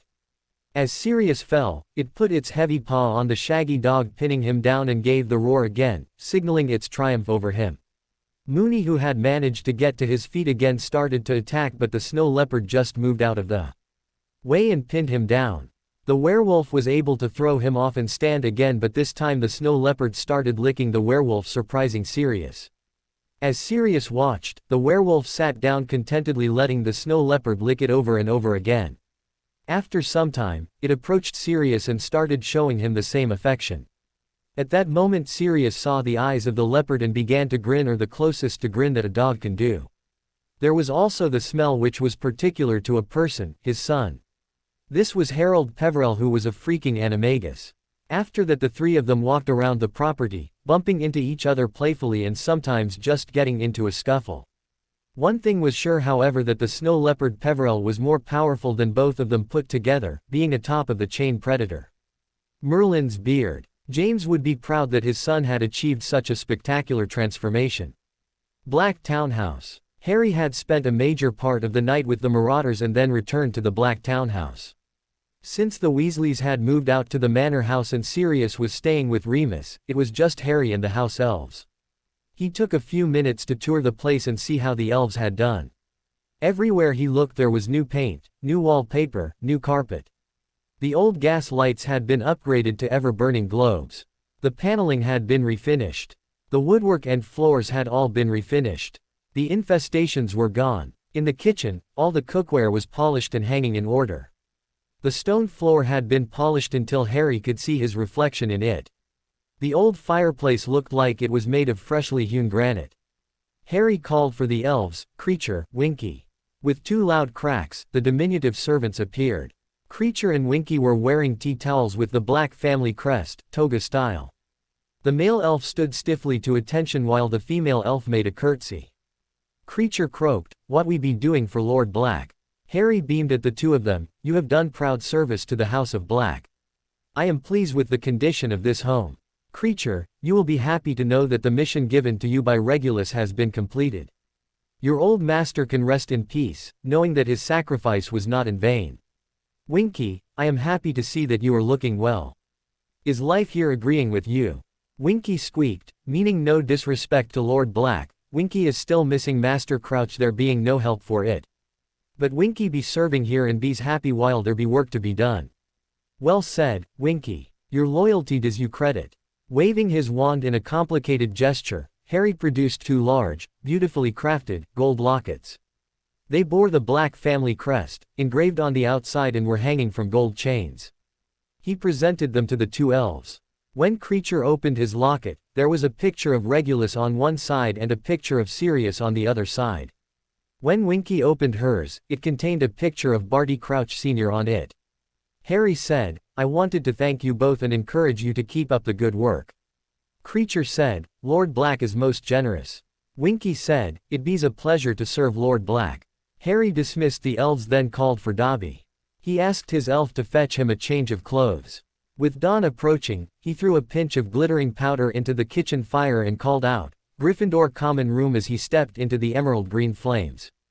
Hogwarts. Harry stepped out of the common room fire and made his way up the stairs to his dormitory. He found his roommates already up and getting dressed for their morning workout. Today's exercises were downright beautiful. Since the rest of them were taking things more seriously, Harry worked them all the harder.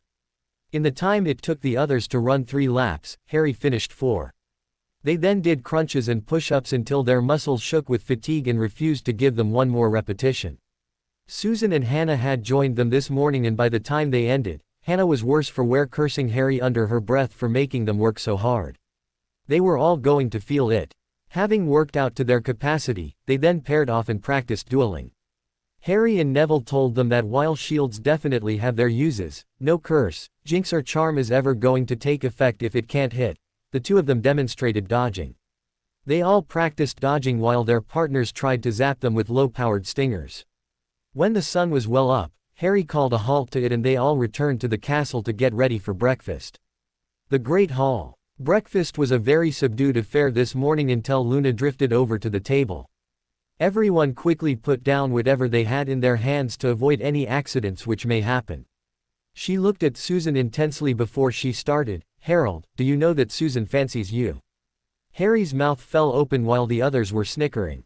When Harry could not say anything for a few moments, Luna swatted her hands in the air and by way of explanation said, "You have an infestation of Raxperts around you. They are very tiny so we cannot see them and they make your brain fuzzy." Before Harry could answer her, she drifted away. Others were trying to keep quiet, covering their mouths and making an effort not to laugh, knowing it would turn to full-blown laughter. Harry looked at Susan, who had bent her head and was blushing heavily. Harry tried to speak a few times, but he could not find his words. Finally he decided to tackle the issue at a later time. Breakfast was over and next up was care of magical creatures with the Slytherins. This morning as the class arrived, Professor Grubbly Plank banished pieces of parchment to them to read, and Harry laughed inwardly. The parchment was about the Yeti, which was part of the course material for this year. She started addressing the class. "Who can tell me about a Yeti?" Harry raised his hand with Hermione and several others. She asked a few students, who gave answers as were written in the pamphlet. It seemed that the professor was not happy with what she was told, because she kept shaking her head and asking everyone who had raised their hands. Finally she came to Harry. "What can you tell me, Mr. Peverell?" Harry smiled. "Professor, the Yeti are creatures of magic, sentient and are of human intelligence. They are generally about 12 feet tall, having pointed teeth, with thick and coarse snow-white fur all over their bodies. Their hair can be used as cores for wands, and their fur keeps them warm even in the coldest temperatures, as well as being excellent camouflage in their native snowy environment. They are generally known to reside in the glaciated and snow-covered regions of the Himalayas and are not found in any other part of the world. They have ape-like faces, their hands have opposable thumbs like human hands. They are capable of intelligent speech. They are not strictly carnivores either, but rather prefer to eat whatever is available to them. While the Ministry classifies them as extremely dangerous magical creatures, and rightly so, they are not dumb beasts. They generally stay away from humans, wizards and muggles alike. Contrary to what this pamphlet says, they are not mindless beasts. They are incorrectly classified as beasts by our Ministry, but they are beings and are classified as such by the Ministry of Magic for Barrett. Grubbly Plank had been furiously scribbling everything that he was saying, and when he was done, she asked the obvious, "How do you know of them?" Harry told her a half-truth. "Some friends that I made this summer told me about them." She tilted her head to one side. "Oh, Mr. Peverell, the detailed description which you have given us makes me think you might have met one personally." Even Newt Scamander had to copy whatever he was told, or he was able to learn from others. Harry did not answer her, knowing it would invite more questions, and the way the class was looking at him, he feared soon he would be hounded by most of them for information. The Slytherins in the class in particular were giving him curious looks. Grubbly Plank was saying, "So, you have all heard the description of the beasts from Mr. Peverell here. I hope you have written it down, because what Mr. Peverell told us is the most detailed description I have been able to find.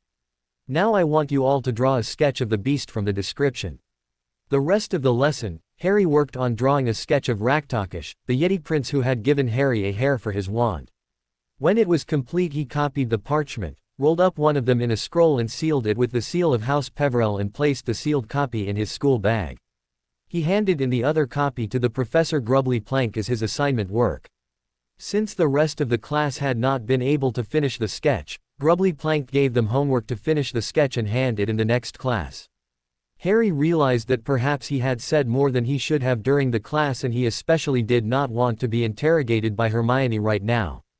Having finished and handed in his assignment, he was packed and ready to go when class was dismissed. He took off for the castle at a brisk pace and ignored Hermione trying to get his attention as she called after him. He did not stop or slow down until he was in the defense classroom. When Hermione did catch up to him, she started thundering, "Harold James Peverell, why did you not stop to listen to me? Miss Granger, please remember that this is my classroom and I do not tolerate any interruptions or outbursts as you just did. This is not your common room," Vikram said, who had just walked into the room. Hermione reddened and mumbled her apology to the professor, but kept glaring at Harry the entire time while the classroom filled up. Susan sat beside him as if chalking out her territory, and his mind went back to Luna's words this morning. Surely she did not mean what she said. Before his stay in the hospital wing last June, Harry had barely been aware of Susan's existence.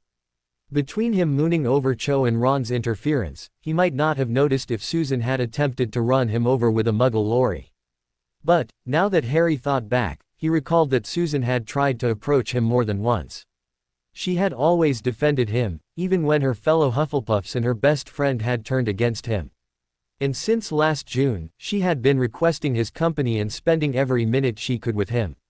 Amelia had taken him in so that he would never have to go back to the Dursleys again. She had also been instrumental in getting Sirius exonerated. He sighed, wishing that he could talk to Rachel. She would have been able to help him understand what to do about this. Professor Vikram had started his lesson. In the last lesson, we found how shielding is important and what are the limitations to a basic shield. While I expect that you all would have practiced it, but I do not attach much hope to it. The students were all looking everywhere except at the professor, as if they could escape his scrutinizing gaze by doing this. He continued, today we are going to practice shielding again, however this time you will be facing dummies which would fire high-powered hexes at you to test your endurance. Remember one lesson though, the one who would remain standing is the one who would survive a duel. In the practice range, they all started shielding dutifully and it was good practice for all of them. This year, the defense lessons were the best out of all 5 years for the single reason that the teacher was highly competent and was taking special interest in teaching each of them how to correct their aim, to cast or shield more effectively. As the lessons ended, Hermione cornered Harry. Harry, where did you meet a Yeti? He innocently replied, I already said that I was told about them by my friends. Besides, there was very little detail beyond what is generally known, if you know where to look. Hermione knew it would not be a good idea to pressure him until he caved in because he had started to keep secrets and was very possessive of them. Lunch, the Great Hall. Lunch was a normal affair until Harry saw Hedwig flying straight to him. She landed in front of him and Harry immediately offered her some bacon lest she decided to chastise him. She took the bacon, then dipped her beak in his pumpkin juice while she waited for him to take the letter and then flew off to the Ollery. The letter was from Sirius. Pup, I know that the snow leopard was you. I did not recognize you sooner because you frightened Moony and me. We were too busy saving our own hides to recognize your scent right away. Once I saw those emerald orbs I knew it was you.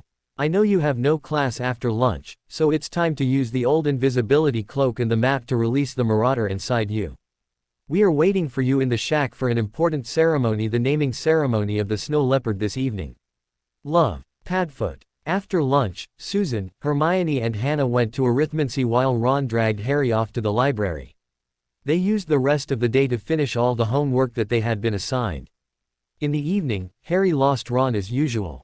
This time, instead of going to the Chamber of Secrets to practice his family magics, he donned the invisibility cloak and went out into the grounds and towards the Whomping Willow so that he could go to the Shrieking Shack. He fired a light stunner at the knothole and the restless motion of the tree ceased. With the invisibility cloak safely stowed in his robes, he transformed into his snow leopard form and stalked through the opening under the tree. It was not that he did not trust his friends. He just wanted to keep this to himself for now. Shrieking Shack. As the great cat, his heightened sense of smell told him that Padfoot and Remus were there in the shack. He stalked forward soundlessly. When his head appeared through the doorway, Padfoot leapt from behind the door on him and started head-butting him playfully. Remus broke up the silliness by firing a stinger at Harry's hindquarters. The two of them resumed their human forms. Remus mock glared at him. You achieved such a transformation and you kept it a secret from us, Prongslet. Harry grinned, says the blokes who kept the same secret for near 17 years. Sirius hugged him warmly. I am proud, Harry. Proud that you have become such a fine animagus and you achieved it before we did. How long have you been working on it, anyhow? Harry casually replied, only for 2 months, Padfoot. Sirius was amazed. 2. How can you finish it in 2 months? I do not remember a lightning storm occurring in the last 6 months at least, and that is important for one to become animagus. Harry openly smirked at the both of them. It happens when one knows such resourceful friends as I do. They have their own version of the transformation which is hard and utile but short and effective. I did not have to wait for the storm or any of the other things. It's all magic. Remus, who had listened to everything, jovially said, okay, enough talk. Now it is time to name the snow leopard. Sirius said, last night I saw you as a white blur. Just like a white blizzard moving like lightning and striking before I could think of ways to defend myself. Remus agreed, so, let's name him Blizz. Harry's mind was in overdrive with the name Luna had casually given him. How could she know that the Marauders would choose this name? As far as Harry knew, she had no contact with the Marauders or even knew about them. He was sure he was missing some important detail which was at the back of his mind and yet could not connect it. After the naming ceremony was over, Harry asked Remus, "How did the trials go this month, Moony?" Remus smiled appreciatively. "They went well. None of the test subjects complained about any of the usual side effects which occurred due to aconite poisoning. I do believe that this potion will put Wolfsbane off the market for the sole reason that it is not using aconite. The fact that it is available at half the price of Wolfsbane will fill your coffers faster than you could imagine." Harry shook his head. "Remus, this was never about money. I already have more than I will ever need. No, this is about helping you and others with the same affliction to live healthy and full lives. I can't even begin to tell you how happy I am that it is working. When we go to market with the ICW-approved product, it will help hundreds who have been shunned or had to live as monsters because they could not afford the cost or the side effects of the old potion. I suppose that my next research project would be to look for a cure so that they will no longer require a treatment of any sort." After that, the meeting did not go much longer. When Harry emerged from the opening under the Whomping Willow, he touched the knothole and donned his invisibility cloak once more. As he was walking back to the castle, he spotted Hermione, looking about and entering into the broom shed. His curiosity piqued, Harry took up a position where he could watch the door of the broom shed and waited to see what happened next. After about 10 minutes, Hermione emerged straightening her clothes and blushing. She produced a brush from inside her robes and started trying to straighten out her hair, which appeared to be more bushy than usual. A few minutes later, Ron emerged from the broom shed, grinning like an idiot. Harry thought that if it had been Fred or George who discovered this, they would take the mickey out of Ron without mercy. But, this was Harry and he decided that he would keep it to himself, for now. Looking around carefully, Harry found no one else around. He started to fly towards Gryffindor Tower. He was getting better at propelling himself forward, but he was still nowhere near as fast as he would like to be. He arrived at the level of the third-floor window and it took another 4 minutes and an extraordinary effort to levitate to the 7th-floor window. At one point during the flight, Peeves came drifting by. From the concealment of his cloak, Harry said, "Boo!" in his ear and the poltergeist fled. Perhaps nobody had ever frightened Peeves like that before. Saturday. The rest of the week was pretty ordinary. The date of the next Hogsmeade weekend was announced, which was Saturday next week. This morning, Harry ditched his friends and found Vikram. Using the Marauder's map, the two of them explored the 7 secret passages out of Hogwarts. They were working out a plan for the rapid evacuation of Hogwarts if the need ever came up. There was one on the 4th floor behind a mirror which Fred and George had reported as being caved in. They started by investigating the one which was located on the 1st floor near the Great Staircase. There was a section of the wall which was covered with a portrait of warlocks engaged in battle while being on horseback. One had to tap the horse's tail with his wand and the portrait would swing sideways and reveal a doorway. The doorway was large enough for 4 grown-ups to enter at once and led them to the edge of the Hogwarts ward line in Hogsmeade. The 3 broomsticks inn was only a stone's throw away from where they had exited. The second one was from the dungeons in the rightmost wing of the castle, which was the farthest away from the main school.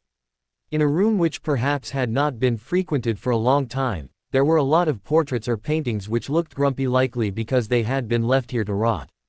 One of the portraits told him how to access the secret passage from this room. There was a trapdoor in the middle of the room which was hidden and could be revealed with the Verdimillious Jinx. Once visible, they would have to open the trapdoor by giving a password Rowena. The passageway could take 3 at once and opened at the edge of the forbidden forest near the caves where Sirius had taken refuge once. The third passageway was on the 2nd floor where there was a statue of a unicorn. Twisting the unicorn's horn would cause it to slide aside and stairs were visible. This one led to a small hill outside of Hogsmeade which was at a pretty good distance from the village. The 4th one was the way behind the statue of Gregory the Smarmy which exited near the cottage on the hill. The 5th way was the way on the 4th floor behind a mirror. It had been pretty spacious but it was caved in. Harry and Vikram went into the passage and found the cave in easily. They found that the roof was not entirely caved in.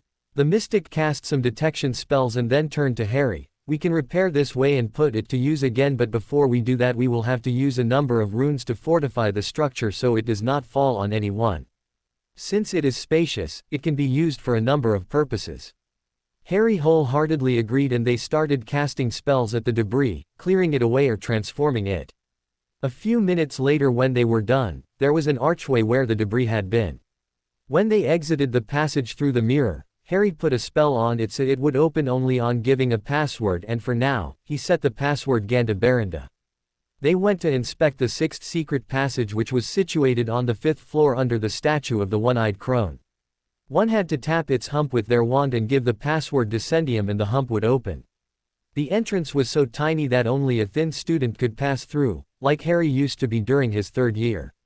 He said to the mystic, "This way is a bust. Only a runt like I used to be can pass through it." The mystic chuckled wholeheartedly. "I agree, but let's see if we can do something about it." The mystic tapped the hump and it opened. Then he transformed the statue into a slide which ended in the secret passage beneath it, making Harry grin. The seventh way was the passage to the Shrieking Shack from under the Whomping Willow. Since Harry already knew its condition, they did not bother to check it. Headmaster's office. Harry was sitting across from Dumbledore, who was sitting on his favorite chair, and his eyes were twinkling as always with a bowl full of lemo drop candies in front of him. He asked Harry, "My boy, what brings you here this evening?" Harry answered, "Headmaster, I spent most of today exploring the secret passages in and out of Hogwarts. There are 7 of them. With Professor Vikram, we repaired the one on the 4th floor and secured the mirror with a password. The one under the Whomping Willow is rendered unsafe because of the tree. The one accessed through the Witch's Hump on the 3rd floor is only big enough to accommodate a tiny witch or wizard. The other 5, including the one we repaired, can be used to move massive numbers at a time. I want you to make port keys to be used by a large group of people, preferably 8 to 10 people, and if Hogwarts is invaded, we can divide the students in groups, handing a port key to them which they can activate once they are out of the ward lines. I would recommend placing a person at the end of each passage with the port keys who would divide them into groups and hand port keys to them. Of course, each port key would transport them to a different safe house, so that if a port key is compromised, it will not take the enemy to a place where students have taken refuge. There they can be looked after by people we will have standing by. From the safe houses, the students can travel to their final destinations by flow powder, or other arrangements can be made as needed." Dumbledore proudly said, "This is a good plan, my boy.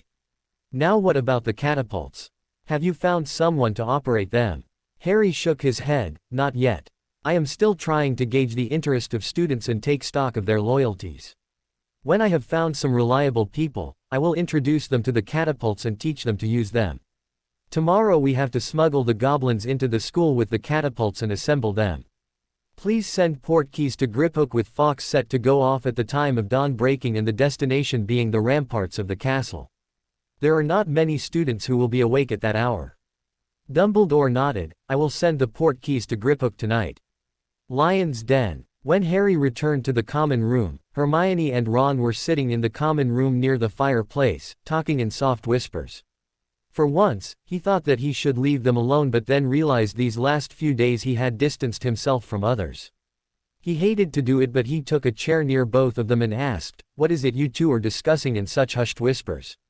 Hermione asked, "Where have you been? We have not seen you for the last few days in the common room in the evenings. You return when it is late, and then you are up before dawn and gone." He shrugged. "Sorry Hermione, but I cannot disclose my family magics to you. I am practicing my family spells in the evening." Ron asked, "Where do you practice? We have not seen you in any of the rooms of the castle." Harry said, "I cannot tell you that, Ron. If I did, what else is there that I can keep secret? It is sufficient to say that only I can access that place." Before they could ask anything else, he asked, "Where is Neville?" Hermione scowled. "Like you, he disappears in the evenings. We don't know where he goes either.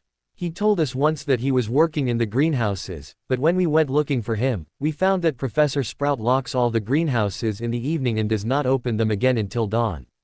So, we know that he could not possibly be there." Harry thought about where Neville might have gone. Then a certain chance meeting with the said boy in the headmaster's office came to mind. Perhaps Dumbledore was teaching him. He would have to discover for himself just what Neville was learning. Harry had yet another thing to do. He had to find some new friends in Ravenclaw and include some of them in his circle. He knew Cho, Luna and Padma, but none of them were really his close friends. Other than that, he really didn't know any of them. There was a lot of work to do there. Sunday morning. This morning Harry woke up and found that none of his friends had got up yet. As they were installing the catapults today, he decided to let them sleep. He got up and shouldering his broom he left the tower. When he reached the top of the astronomy tower, he mounted his broom and kicked off into the air. He streaked off toward the battlements. The battlements were the outer walls of the grounds, so they were quite formidable. According to Hogwarts, a history, which Harry had actually bothered to read, they had been built and reinforced by magic. They were also extensively charmed with anti-intrusion wards and detection wards. Not only would someone attempting to enter over the walls be repelled, they would also be immediately detected. He headed to the top where no students would go, nor did they fly at this height on their brooms during Quidditch lessons. With his broom miniaturized and stowed, he began running along the top of the wall. He heard a soft pop, and in the next instant, he was facing where the sound had come from with his Ganda Berenda wand ready in his hand. He pocketed his wand, sighing in relief when he found it was only Dumbledore and Neville. Neville grinned at him. "Hi, Harry." Harry raised an inquisitive eyebrow at Dumbledore, who said offhandedly, "Is Mr. Longbottom is my apprentice, he is entitled to know of what I am doing. Besides, if we have more brains to think about a problem, we can have as many solutions." Harry nodded, understanding the logic behind his statement. As they waited for some time more, Harry had to ask Dumbledore, "Do you know why they did not come at dawn as scheduled, Headmaster?" Dumbledore shrugged. "They sent a missive with Fawkes that they would come sometime after dawn." Harry sighed. "Is there a reason that you chose not to share that detail with me?" Dumbledore smiled. "Because I wanted to ask the honor of a duel with you." Harry bowed formally, with a grin. "As you wish, Headmaster," and his wand was in his hand again. This was an opportunity too good to be true. Dueling Dumbledore was something that would be as exciting as dueling with Vari. He and Dumbledore took their stance and started circling each other. Suddenly Dumbledore shot a stinger at him, which he sidestepped. Harry shot a stinger at the Grand Sorcerer in return, which he swatted away. Harry started casting inaudibly, sending a barrage of the more lethal spells that he had learned in Sanskrit at the Headmaster. Dumbledore was still pretty agile for an old guy, but he decided to try and shield instead. With glee, Harry shattered the shields with overpowered hexes as soon as the Headmaster raised them. Dumbledore sent his own spells at him, which he sidestepped or dodged. With the fluency and flexibility that Harry had, it was unlikely that Dumbledore's spells would catch him unaware. Dumbledore sent the fire whip at him, which he countered with one of his own. The main difference between them was the speed of casting. Harry was casting at twice the speed of the Headmaster, while the Headmaster was using his spells creatively. The Headmaster cast the green sparks spell at him as a distraction. Harry used the pitch black darkness spell, rendering it ineffective, and had almost stunned the Headmaster, but his phoenix flashed in front of him. In that moment, Dumbledore forced Harry to jump aside to avoid his sickly-looking pink-colored curse. Once the Headmaster sent a reductor at him, but Harry made no attempt to step out of its way. However, at the last possible moment, he vanished. Dumbledore looked around attentively but could not locate him. Harry appeared in midair just above the Headmaster and sent a bone breaker at him. But Fawkes jumped in between them again and took the brunt of the attack. Dumbledore sent an arrow at him. Harry conjured a brick in its path and stopped it. He sent the arrow back where it came from with a flick of his wand. Dumbledore started to transfigure the arrow into an animal, but before he could animate it, Harry cast Confringo at him, which was taken by the newly transformed animal. Harry started running in circles around the Headmaster while casting at him with wand and without wand. He was a blur, so neither Neville nor Dumbledore could figure out that he was casting with a wand and a hand. Dumbledore was having trouble defending from such rapid casting and erected a wall around him, making the same mistake that McGonagall had made. Harry animated the wall to grow hands and grab Dumbledore and pin him down. Dumbledore disappeared out of the holds of the wall, undoing his jinx. Harry kept his wand out and was looking alertly in all directions when suddenly Fawkes flashed in front of him and a stunner collapsed him. Dumbledore enervated him and said brightly, "My boy. That was the best duel I have had in years. I was expecting more from you, but seeing the constraints of time, we will have to make do. It has been a long time indeed since we saw someone giving you a hard time, Albus Dumbledore," said a regal voice, and they turned to find Ragnarok, the king of goblins, with a group of them. "Greetings, King Ragnarok," Harry greeted him. "May your gold flow forever." Ragnarok returned, "May your enemies bleed under your sword, Lord Peverell." Dumbledore said to him, "I did not know that it was such an important task that you would come in person, Ragnarok." The goblin said nonchalantly, "Since Harold Peverell has made us his allies, I thought I should come and see that these are installed properly." In the next hour, they prepared hard points on the ramparts that would allow the catapults to be pivoted and aimed. They then assembled the giant slayers and mounted them. With their work done, they made the catapults invisible for the time being. The next week, Neville's paw. The duel on the top of the battlements of the castle had been eye-opening for Neville. The way Harry was fighting with Dumbledore was thrilling to watch. The way he had sidestepped all his spells had left him amazed. The headmaster was one very accomplished wizard, and yet Harry was able to fight with him toe-to-toe. There was the way Harry had run circles around Dumbledore, and his speed was blinding. He also realized that Harry was casting at such a pace that it did not seem humanly possible. His spells were inaudible, and many of those were spells that he had not seen before. He had a fleeting suspicion that Harry had been casting inaudibly, something that Neville had learned to do, but he was having a hard time doing it with complicated spells. He also realized that the way he fought with Moody during the summer was just a warm-up for him, because if he had fought with the old Auror the way he had fought with Dumbledore, Moody would not have been able to stand up to him. His own training with Dumbledore was easy. The headmaster had taught him how to detect wards and how to destroy them. Dumbledore warned him that destroying wards took a great deal of energy unless someone used rune stones with the counter wards to negate the ward stones. He had explained to Neville that in every ward, there was a central ward stone generally situated in a ward chamber, while there were ward stones at the property lines which kept the wards rooted at those points. For someone to kill a ward, he just had to upend one of those stones and destroy them with a rune stone in turn. The reason that trees were planted in a circle around a property was that ward stones were generally buried under the trees. The roots would push the ward stones deep into the ground and keep them tangled, immovable and hidden. This worked well for large properties such as country manors and castles. Another ward scheme had rune stones in a central chamber. There were no peripheral ward stones, and the ward scheme could only be disrupted from the central chamber. These wards were simpler and nearly invulnerable, but they took far too much energy to be used for larger properties. This type of ward scheme could also be used to make a property unplottable. Neville had also started to learn how to feel magic. Dumbledore had taught him that all magic leaves traces. Much trickier than detecting magic was learning to detect and discriminate between individual magical signatures. It was a reliable way to identify people. There were several ways for wizards and witches to change their appearance, including Polyjuice Potion, but no way to alter their magical signature. Dumbledore was also teaching Neville how to control the amount of power he put into his spells while dueling. It was a useful deception to appear to be a wizard of ordinary power and conserve his strength in many situations. The last week had been pretty ordinary. One thing that Neville had noticed was that the defense instructor seemed very closely acquainted with Harry and his capabilities. That was something that even Neville and Harry's other closest friends did not know. Then there were the rumors, floating about the school during the last week, about the details of Harry's powers. Students were beginning to realize that perhaps Harold Peverell had become something more than the runty, underfed, docile guy he had been in previous years. The number of students who accompanied them on the pre-dawn workouts had also increased. At last count, there were 15 of them, and some of them were the girls: Susan, Hermione, Ginny, Hannah and somehow, Luna. The Slytherins had come over to meet them at the Gryffindor table twice during the week. Malfoy was infuriated, seeming to take this as a personal insult, but Malfoy was quickly becoming irrelevant in the school. The rest of the Slytherins ignored his ranting and simply brushed him aside.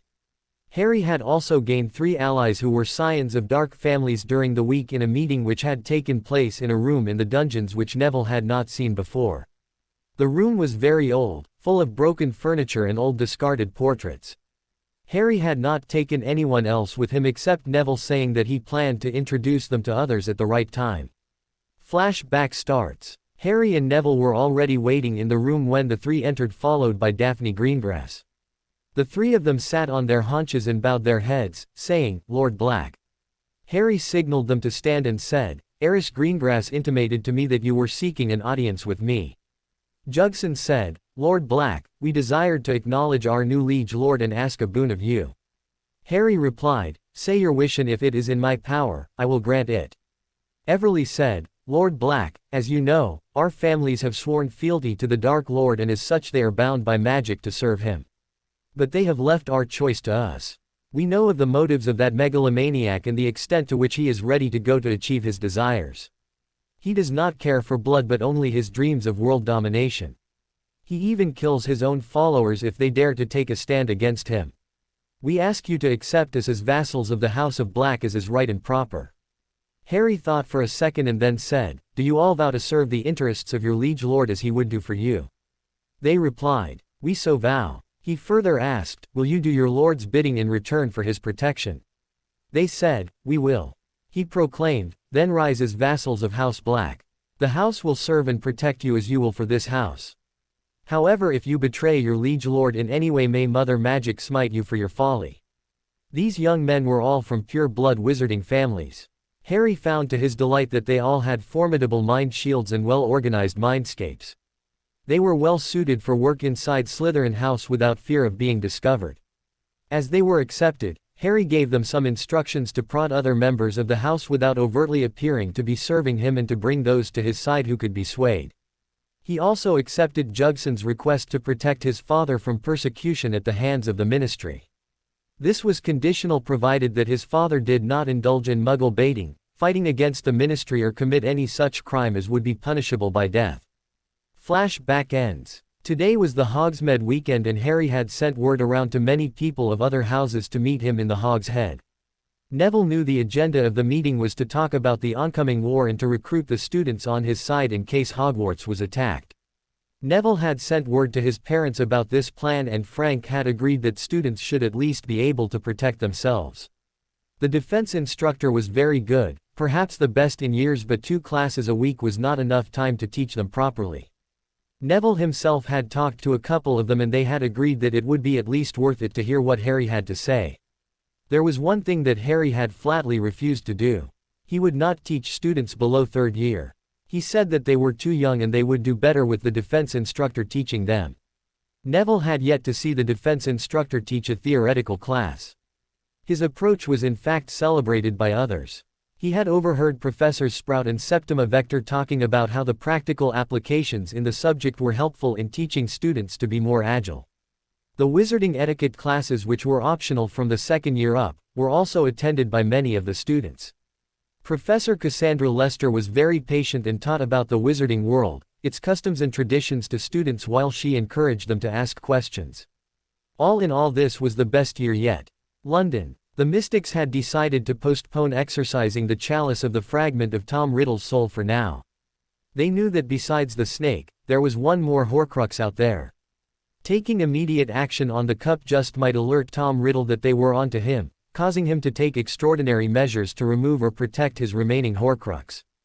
They decided to wait until they could locate and secure the last one and exorcise the 2 at once at a time of their own choosing.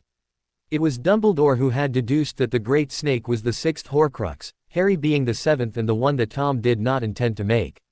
There was little chance that Tom would attempt to make yet another one.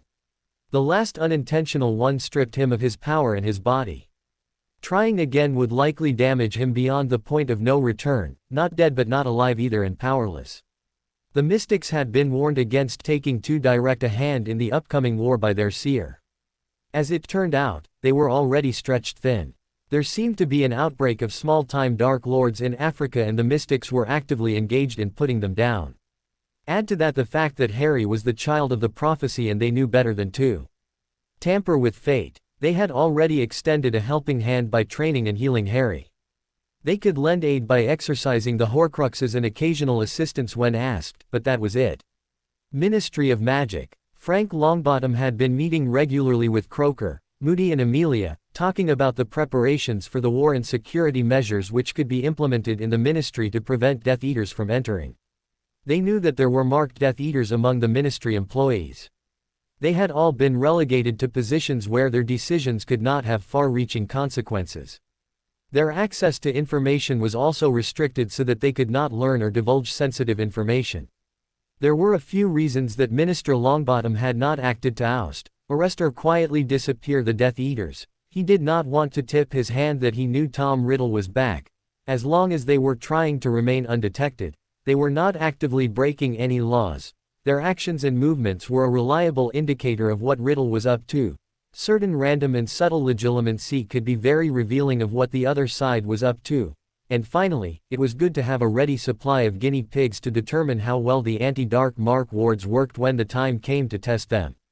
Additionally, even though the light side with their neutral allies now held the majority of the votes on the Wizengama, the backlash from moving openly against the Death Eaters now would create friction and noise that would not do anyone any good. For now, letting Riddle's lackeys had the false impression that they were unknown and undetected worked to the advantage of the light side. Letting the oblivious fools who had not realized what was really going on believe what they will would just make harsh reality that much more shocking when the truth is revealed. Besides, those fools were no loss to the light side. They would not be any good in a fight anyway. They had what they wanted for now. They had appointed Moody as the head of the Aurors. Scrimgeour was reassigned to head of the Magical Law Enforcement Patrol, and he had been given a free hand to subdue any dark activities which might be happening. Scrimgeour didn't grumble too much. He was happy to be back in the field with his boys, as he liked to call them. He had been a ferocious Auror in the last war, and if there was a war again, he sure was not going to stay behind a desk. For that matter, Moody was not sitting behind a desk either. The veteran Auror was the toughest taskmaster the recruits could have. From their very first class, he had started berating them for everything from their physique to spell casting. Whenever anyone tried to grumble, he would boast of his former protégés who had won much renown with a wand in the past. The likes of James Potter, Sirius Black, Amelia Bones herself, Rufus Scrimgeour, Gawain Robards, Frank and Alice Longbottom were just some of the more famous ones. His day would start with making them all run for 30 minutes, then he would have dummies hexing them with bone breakers. There was not a day that some Aurors did not have a broken bone. In fact, Street Mungos had posted a team of 2 healers and 4 trainee healers on permanent duty to the Aurors just to deal with training injuries. Of course, for magic healing, simple broken bones were hardly a debilitating injury. No sooner were the trainees healed of their injuries that they were put straight back to work. No, not on the practice range. That was for trainees who had managed to dodge or shield and remain unhurt. For the rest of the day, the healed recruits had to make the walk of shame to the Auror bullpen, where there was lots of hard, humiliating, physical labor, no magic allowed to help them to remember to dodge next time. Lunches were huge. Nobody could work that hard and not want to eat a hippogriff. The afternoons were spent dueling, practicing casting and aiming of spells, or working on infiltration. When Moody joined in for the dueling, he was relentless. He had managed to get the new leg to work as well as his own leg had ever worked, and he had his dodge back. When each trainee was bested in turn, he taunted them that he knew a 15-year-old that could duel better than them. The group was sharp and dedicated. They were improving fast, but there was so little time and so far to go. By the end of the day, every single trainee was sore, mentally and physically exhausted, or Moody just didn't feel like he had accomplished anything that day. One morning Frank was meeting with Amelia, Moody and Croaker to discuss something that was urgent. Croaker opened the meeting. 2 weeks ago, Harold Peverell came to the Hall of Prophecy with Albus Dumbledore to pick up a prophecy which concerns him and Tom Riddle. While they were there, we came up with a plan to lure Tom Riddle into the ministry by leaking news to his followers that Harold Peverell is picking up the prophecy at a time of our choosing. When he comes, we will be ready for him. Part of our preparations will be to devise wards that will only affect those who have been branded with the dark mark, making it burn with ferocious heat and preventing them from apparating out. Our forces will be carefully concealed, waiting in ambush. Their orders will be to arrest and disable anyone who surrenders immediately and kill the rest. This plan should take a significant number of his most faithful followers out of commission in a single action, perhaps even arresting Tom himself. Frank nodded. That sounds like a great plan. What will we do with the prisoners? We cannot risk keeping them in Azkaban while the Dementors are guarding the place. Those foul creatures will defect and join Tom Riddle the moment he shows his face there. We don't want to hand his most faithful followers straight back to him. Dismissing the Dementors is no solution. They will just join him all the sooner. Increasing the guard is no solution either. They will just be killed when the inevitable breakout happens and the Dementors revolt. Moody spoke up. I understand that there are a number of his most faithful minions there now. I ought to know, having put most of them there myself. Could we not thwart his plan by removing and hiding or executing those prisoners? It was Amelia who answered, yes, we could do that and deprive Riddle of no less than 10 of his favorite lieutenants, but there is a problem. They are all scions of noble houses, and if anyone ever got wind that they had been executed without due process, we would have a riot on our hands.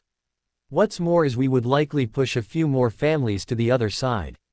Not all, said Frank, the mad witch Bellatrix Nameless has been disavowed by the new Lord Black. There is one we could eliminate with impunity. Not quite, said Amelia, she is still the sister of Narcissa Malfoy née Black and it would be noticed. Moody blustered, let's lay a trap then. When he raids the prison, we'll blow the whole thing up and eliminate the whole bunch of them. It's nothing less than what they deserve. Frank said, we can't do that either. For one thing, there are several inmates there who are guilty of lesser offenses who will see the light of day again. For another, that would not even injure the Dementors or kill Riddle. Sorry, but we are just going to have to allow the breakout to happen. Amelia said with firm resolve, from now we will try those we have captured and record their crimes. If we are certain that they do deserve only death, we will throw them through the veil. It has been used in the past as a method of execution and we will use it again. For those who do not deserve the punishment of death, we will send them to prisons of other countries in secret where they will serve out their sentences. Moody growled, talking about the veil, what happened to the scum who had impersonated me? It was Croaker who answered, he flew through the veil, Alistair. Alistair grinned and the scars on his face contorted into a hideous expression, all the Death Eater scum deserve to be thrown through the veil for what they have done. Frank turned to Amelia, who was it? She smirked, it was Barty Crouch Jr. He had been sentenced to life imprisonment in Azkaban for the crimes he committed as a Death Eater. Then his father faked his death and rescued him from the prison. Since he was already declared dead and the general wizarding world did not know about it, I did not see any reason to try him again. Frank nodded, right, but we are not doing that with anyone who is not proven guilty. Moody turned to them, what do we do about the ambush we're planning for the Hall of Prophecy? I assume that Peverell will be involved. Frank grinned, I like the lad from the moment I saw him. Yes, he will be involved. In fact, he will be leading and coordinating the attack. When he decides to ambush Voldemort, we will provide Aurors to help him. Your task, Moody, is to select a bunch of them who are battle-hardened warriors and train them for ambush without letting them know any of the specifics. We will give Riddle and his followers a mighty blow indeed. Alistair gave a maniacal smirk, that is the best plan I have heard. Will I be leading them? Frank said, no Alistair. As I said, Peverell will be leading this attack. You are the most battle-hardened and experienced Auror we have. You will be his second in command and advisor. I will personally be third in command and taking orders from him. I would have led the charge myself but for two things. I have been out of circulation a long time and I'm still not 100% fit and I am not the child of the prophecy. However, I have escaped Riddle's clutches 3 times already and I'm ready to make it 4. I'll be joining you and your trainees whenever I can get away from my desk. Amelia, you will be forming a perimeter with your regular forces to round up anyone who manages to escape the primary ambush and tries to make a run for it. Amelia shook her head while laughing. It was good to have people around who loved to lead from the front. Since then Frank and Alice regularly turned up in the Auror floor of the Ministry, training hard like the older days when they were the Star Aurors. Alice had in fact applied for her old job again and Moody had told her that the day she went through the ringer without a scratch, she would be back on the team. Till that time, she was made to sit behind a desk and look after the recruits as well as the younger Aurors. Hogwarts. This was a Hogsmeade weekend which was a relief to the students from the grueling weeks of school. This year was special for all of them because of the initiatives taken by Dumbledore. He had procured the services of teachers who knew their subject like the back of their hand. While any teacher would have been an improvement over Professor Binns, who was a ghost, Professor Martha Hughes was simply the best.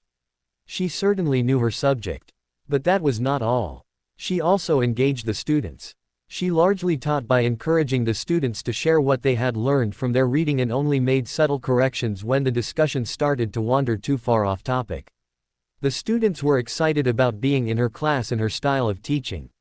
Encourage the students to do their reading so that they could participate in the class. When the professor spoke, the students listened. She was passionate about her subject and she never sugar-coated the truth. She made her feelings clear regarding the mindless fools who followed Dark Lords and shared many grisly tales about the unfortunate demises of those minions, often at the hands of the very ones they served. She had introduced new history books to each class, pointing out that the standard text by Bathilda Bagshot was in serious need of editing. She had no patience for Death Eater's kids either. If they had any ideas that they could intimidate her or gain special privileges because of their position, she quickly set them straight. In her short time at the school, she had given detentions to almost half of the Slytherin house and many students from the other houses. Her detentions weren't meaningless tasks such as writing lines, cleaning the potions lab or her office, etc. No, she sent most of those she punished to Professor Sprout, who generally made them work in the greenhouses to gather ingredient for potions. If she felt that they required stronger correction, they were sent to Filch, who worked them as he saw fit. Very few students were willing to incur her wrath once it was clear that she had no favorites and made no exceptions. She also loved giving homework. Every lesson ended with reams of parchment to be turned in. The students felt that the way she was going, history of magic will be indeed a hard awl to pass this year. The wizarding etiquette professor was a different matter altogether. She never set homework in the form of written assignments. She did, however, expect that the students would apply what they had learned whether they were in or out of class. She did not put much emphasis on blood purity, nor did she allow anyone to use being Muggle-born as an excuse for ignorance. When she told them about each custom or tradition, she also told of the reason why each one came to be. If some student contested her views, she would engage them in a healthy debate and get her point across. If she did not like a practice or felt that it was outdated, she did not teach it to them at all. Then there was Professor Vikram, the new defense teacher. He worked the students hard and minor injuries were common in his class. Even so, he never lost patience with any student. When someone had trouble getting it right, instead of belittling and berating them in front of their classmates, he took the time to deepen their understanding until they could get it right. He was quick with both smiles and praise every time a student showed improvement, and he was equally quick to correct a student and give them push-ups if they failed to give him their very best. On the rare occasions when a student asked what the use of a thing was, he quickly arranged a demonstration that left the student with no doubts. He never taught a theoretical class. He demonstrated everything he wanted to teach to them. He also gave them homework every now and then to submit an essay about a topic and graded them impartially. The way he was teaching, it was clear that this year there would be a record number of E or O grades from the Owls and Newts. There was also a rumor that he was mentoring Harold Peverell. There were some eyewitnesses who had seen Harry and the professor practicing in the early morning light out by the lake. The defense instructor was liked by every student in the castle. If rumors were to be believed, the astronomy witch Aurora Sinistra was quite taken with him. Although he was always polite to everyone, he did nothing to encourage her. This year was also the year of pranks. Of course, there were the Weasley twins. Some of it was that they demonstrated their new products which they were selling through their mail-order service. They also pranked people who richly deserved it and a few people who just presented a target that they could not resist. Then there were the pranks for which nobody took credit. There was that amazing transformation of Snape into the giant bat. Fred and George had to admit that it was a good look for the potions master and suggested that he should keep it. Snape gave them a week of cleaning the dungeons for their suggestion. There was the Ravenclaw table getting up and walking out of the Great Hall. Even McGonagall could not stop that one by herself. The students were still talking about those stunts. All students of third year and above were going to the village today. The excitement was palpable. Harry was waiting for Susan in the entrance chamber just on the side of the Great Hall with Neville. Ron and Hermione were already off to the village and he promised to join them in the Hog's Head at 1. As he was waiting, someone entered the entrance chamber behind him and called, "So Peverell, I have not received your answer yet." He turned to see Daphne Greengrass standing there with her friend Tracy Davis. He had been avoiding the issue of the Hogsmeade visit for days because he felt that Susan would hex him for it. Besides, in the last week Susan practically spent every spare moment around him as if she was trying to make a point to someone. He had already sent a letter to Daphne during the past week about the meeting that they had scheduled today and asked her to bring some of her friends who would be agreeable to ally with him. He turned to Daphne. "Please forgive my failure to answer, Daphne. Although I would be honored to be your escort today and I do not wish to give you any cause for offense, Susan has laid claim to my company and I would rather face Voldemort and all of his minions than an enraged witch." Tracy snorted, "And I thought you were a Gryffindor through and through." Harry mock protested, "I will have you know, Ms. Davis, that I have many Slytherins, Ravenclaws and Hufflepuffs on my family tree. The Sorting Hat itself wanted to place me in Slytherin. I might have gone along with that choice, but having already met Malfoy, I was not willing to associate with him for the next 7 years. I chose Gryffindor." Daphne was looking at him with her mouth open in an "oh" while Tracy was laughing. "This is rich. Imagine what Malfoy would have done if you were in Slytherin. He would have burst an artery over this." Neville, who had been quiet during this time, said, "Imagine what Ron would have been like. He would not have even tried to be your friend. While I am sure that would have been a world-changing event, it is time for us to go to Hogsmeade," said Susan, who had just entered the entrance chamber with Hannah. Harry turned to Daphne. "We will all meet up at the Hog's Head at 1 o'clock. Hogsmeade. When they reached Hogsmeade, Neville and Hannah decided to go separate ways from Harry and Susan. They confirmed that they would be at the Hog's Head at 1 and went off towards tomes and scrolls to replenish their writing supplies. Harry and Susan ventured into the apothecary to buy some of his potion ingredients. When he tried to pay, the proprietor refused to take any payment, telling him that as the landlord of the premises, he was entitled to take anything away with him and it would be deducted from the rent. Harry said that such an arrangement would be convenient for him if he were ever short of funds, but it was just too big a headache for the account manager and it was not necessary. He thanked the shopkeeper and paid the bill anyway. As they left the shop, Susan asked him what the shopkeeper meant and Harry told her that the apothecary was built on land which had been in the Black family for generations. As such, they paid rent to house Black. In fact, many businesses in the Wizarding Village were built on land owned by his houses. The next stop was Honeydukes, where they ran into the Marauders and Tonks, who were visiting the village reminiscing over the old days. To Harry it looked more like they were there to buy tons of chocolate for the werewolf who loved it. He noticed that Tonks was sitting very close to Remus and trying to get his attention more and more. She left soon after they had arrived and Harry saw her tripping over nothing. He remembered that she was a metamorphagus, the first to be born in the House of Black in 3 centuries, and perhaps had problems with keeping her balance. He had something which could help her, but that would have to wait. Sirius took the 3 of them to a private room in the 3 broomsticks and ordered lunch for them. Madame Rosmerta was elated to see the Marauders in her inn. She fawned over them like they were her favorite children. Sirius was openly flirting with the witch, making her blush. Harry was thinking about the meeting later in the day and what he would say to the people who would gather to hear to him. "Pup, what have you been doing in the castle these past weeks? Did you prank someone?" Sirius's voice brought him out of his reverie after they were in the private room. Before he could answer, Susan had beat him to it. "He has become an absolute terror. He started the first day and has not stopped ever since." Then she proceeded to tell them in detail about his pranks, and by the time she was done, the Marauders were laughing while holding their stomachs.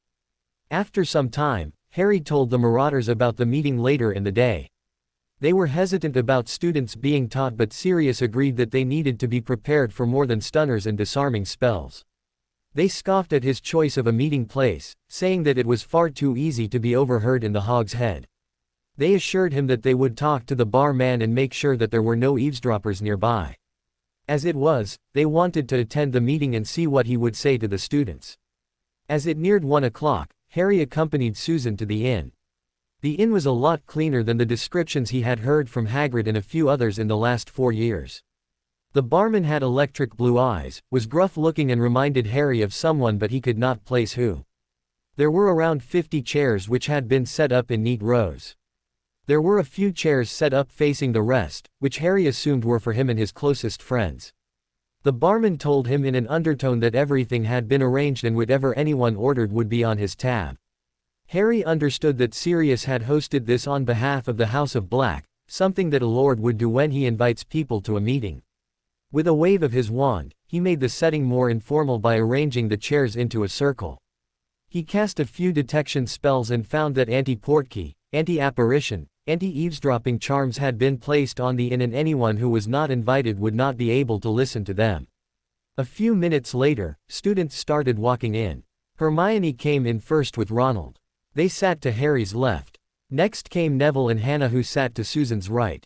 While they were still getting settled, Daphne and Tracy came in with a party of Slytherins: Lily Moon, Adrian Pusey, a 7th year chaser on the Slytherin Quidditch team, the Bletchley brothers, Amrish Gupta, Trupti Kadam, Terence Higgs. Harry had sent him a message to meet in his capacity of Lord Black, Camille Duvant and Nerys Orpington. Ernie came with a number of Hufflepuff students from 4th year or above, as Harry had expressly said that he would not meet anyone below 4th year. The Ravenclaws came as a block, with Cho in the lead with her friend Marietta Edgecombe. Harry had heard her name from someone he could not remember. A couple of other girls from her year: Luna Lovegood, Michael Corner with Ginevra Weasley, Anthony Goldstein, Isabel McDougall, Lisa Turpin and Mandy Brocklehurst among those he knew or could recognize on sight. The Gryffindors came in large numbers, with the twins in the lead, followed by the Quidditch team. Colin Creevey came with a number of 4th years: Seamus Finnegan, Dean Thomas, Lavender Brown, Faye Dunbar, the Pottle twins, Sakura Akagi, Fiona Belmont, Kajal Bhatt, Pete Balsall, Sally Birchgrove, Andrew Cleverley and a few others he could not recognize by name. As they were all seated and butterbeer was distributed to them, Harry stood up. "Thank you all for accepting my invitation and coming today. Before we go any further, I would like to have some idea of what you expect to hear at this meeting, or what you would like to know." One of the Claws said, "We would like to hear what you have to say regarding these rumors that you know who is back. There were a number of nasty articles about you in the paper. We want to hear your side of the story." Harry responded, "I'm not going to share all the details of what happened on the night of the 3rd task here. What I will say is that I lost a good friend that night. His only crime was that he was in the wrong place at the wrong time, and he was murdered for it." One of the Puffs sneered, "Why did you call us here then?" Harry recognized Zacharias Smith, who had some grudge against him for some reason. He addressed the boy, "I am here to talk to you all about the war which is coming, Smith. If you are not willing to listen, then you are welcome to leave. I will not hold it against any of you if you are not willing to listen to what I have to say." The said boy huffed but said nothing, and Harry continued, "To fill you all in, Voldemort." Most of the students gave an involuntary shudder or cringe. "Returned that night after a ghastly ritual which was a nightmare. I escaped after dueling him and suffering torture at his hands in the form of the Cruciatus Curse. I had some luck on my side and I escaped from there. Since then, Voldemort has been in hiding, augmenting his forces and planning an assault on the wizarding world in the days to come. How he came back is something I do not know, but his being back is bad news for the wizarding world in general. When he comes out into the open, we will be in a tight spot because we are not prepared to deal with the situation.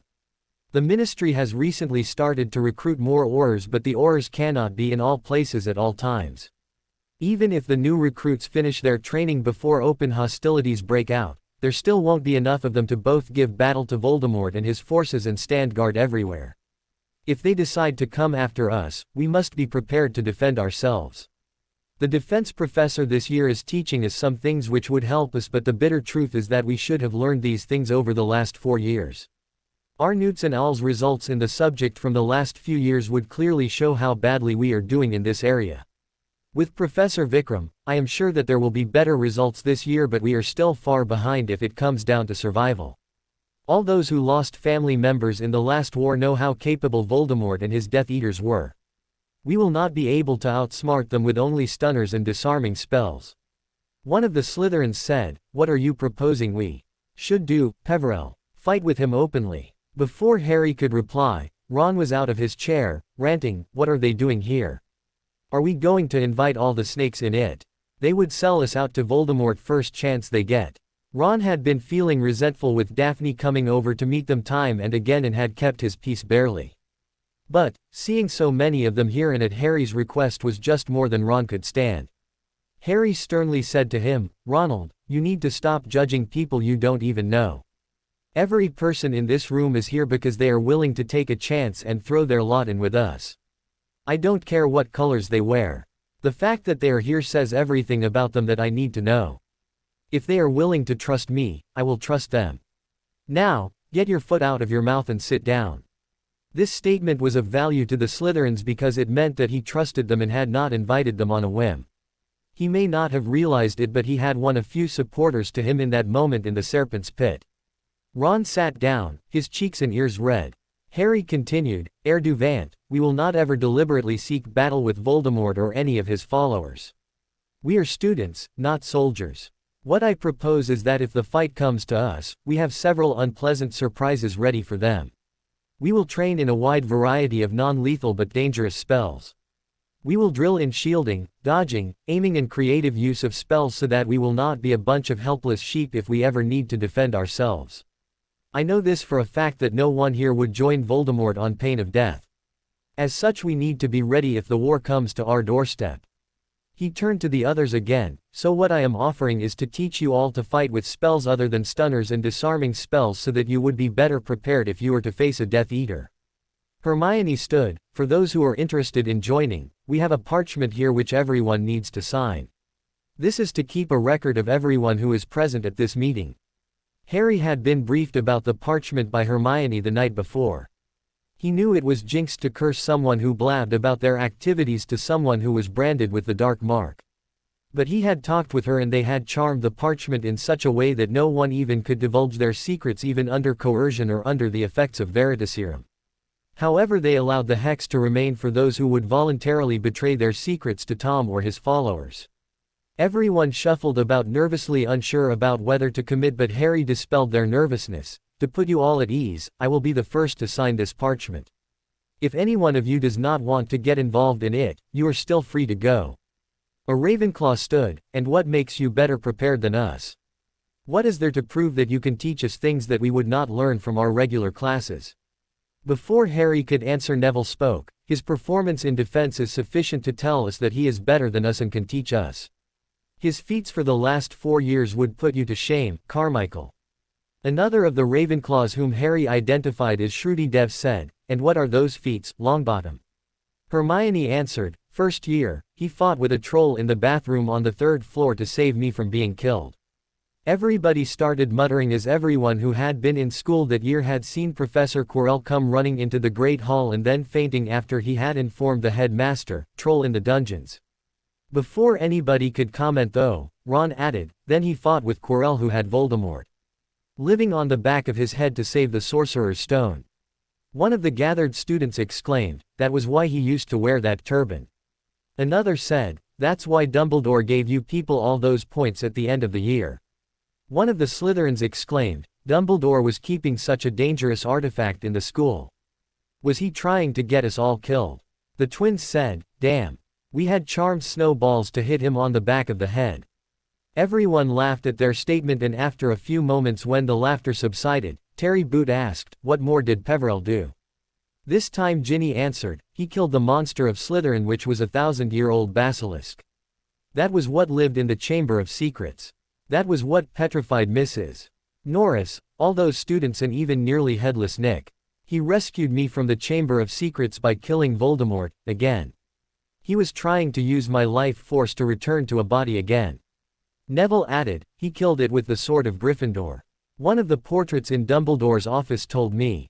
The exclamations were louder this time with, "There was a freaking basilisk in the school." 2. You found the Chamber of Secrets.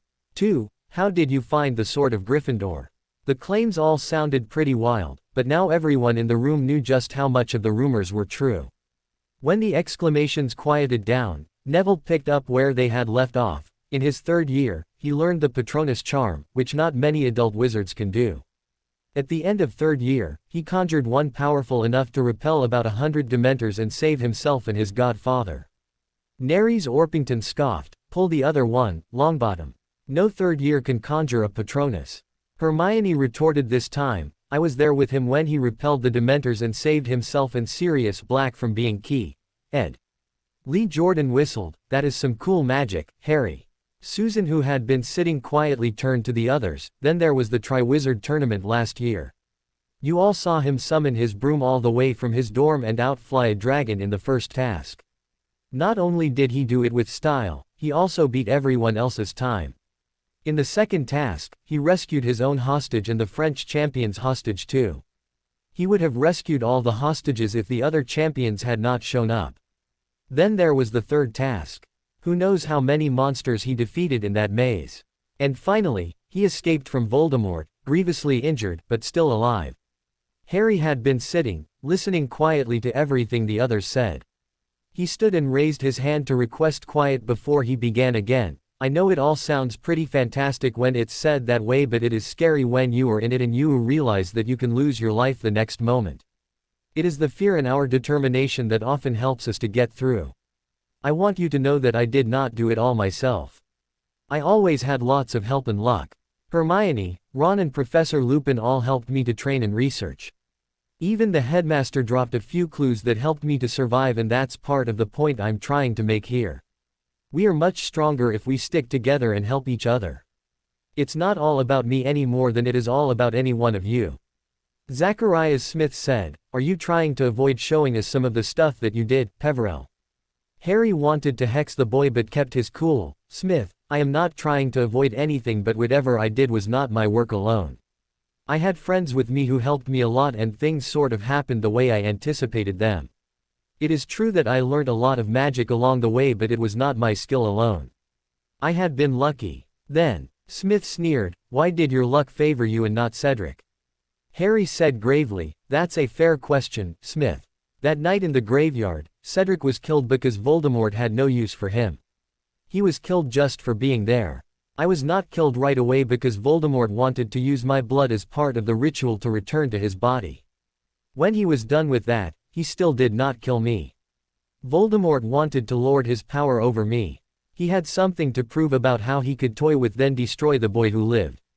Killing me while I lay there, tied to the headstone of his dead father and helpless, was not good enough for him. So once he had his Death Eaters gathered about him, he had his servant return my wand and forced me to duel him, but it did not go exactly the way he planned. Thanks to the Moody's imposter, I was able to resist the Imperious curse. When he engaged me properly, something happened with our wands which he did not expect. In the distraction which that caused, I was able to flee for my life. It wasn't easy to see Cedric die the way he did. It was like a nightmare that I can't wake up from. It is no comfort knowing that the only reason I'm not just as dead as he is was because Voldemort wanted to taunt me before killing me. That is what happened. You can believe me or walk away. I won't blame you either way." Neville, who had stayed silent all this while, turned to Zacharias. "If you have any doubts still, Smith, you are free to leave. In fact, among you people, if someone thinks that Harry is lying or you do not want to join us, you are free to leave. He will not be telling you anything more about that night or going to demonstrate something just to appease your curiosity." Zacharias left the inn. Harry decided to deal with him later. He had an interesting experiment in mind magic to perform on the boy. As the Hufflepuff left, Hermione produced the parchment and a quill. Harry took the quill and with a deliberate flourish, wrote his name in the first spot. In turn, Susan, Neville, Ron, Hermione and then Hannah all signed in turn. Without exception, the rest of the students all came to the front and took their turn to sign. With all the signatures collected, Hermione furled the parchment and stowed it into her bag. They had decided to let it look like Hermione was in charge of the parchment, that it had been her who put the charms on it. In reality, Harry had done it. He had been quite inventive to include charms to prevent anyone from speaking about what they were being taught to anyone who had any hostile intention towards him. It was a very hard and obscure charm from Ashala's memories which made it possible. The parchment had 50 names on it. Harry considered that an achievement, considering that there were many students who belonged to the dark families and would follow Voldemort. He would have to make do with the 50 of them for now. Harry turned to the others. "Now there are a few rules which you must know. The first rule is to keep it quiet. You are not to discuss what we do with anyone who has not signed this parchment. Anything that I teach you, this meeting and all other meetings, are strictly confidential. What we learn here may help you with your academics, but the main purpose is to help you survive a potential encounter with Death Eaters. The second rule is recruitment. None of you recruit. If you come across someone that you feel should be part of this group, let me know. If I am satisfied that they are not trying to infiltrate to give away our secrets, I will admit them to the group. You, however, are to say nothing. Confirm nothing, deny nothing. If asked, a blank stare is the best response. We will not admit anyone below 4th year. They are simply too young. They will be better off learning from our defense teacher. Finally, we will be meeting twice a week once I have found a place to practice. You will all be contacted when this is done. After that, the meeting did not last long. They sorted out little details such as the meetings should not clash with Quidditch team practice for any house and other such matters. Harry reminded them that he would inform them when he found a place to hold their meetings. If they were to have any chance of keeping what they were doing quiet, they could not practice out in the open. As they all were leaving, Harry asked Terence to stay back. When the inn was empty, he turned to Terence. "I have some questions to ask of you, Higgs, before I can offer any choice to you." Higgs nodded. "Yes, Lord Black." Harry asked him, "Is your family supporting Dark Lord Voldemort? Have they returned to his service since he was back? Did they expect you to go into service? Are you branded?" Higgs started telling. "Lord Black, the Dark Lord sent his minions to the Higgs family home a week after he was reborn. My father renewed his loyalty to him, though it is not clear whether out of fear or faith in him. My father asked me to join his service as soon as I graduate.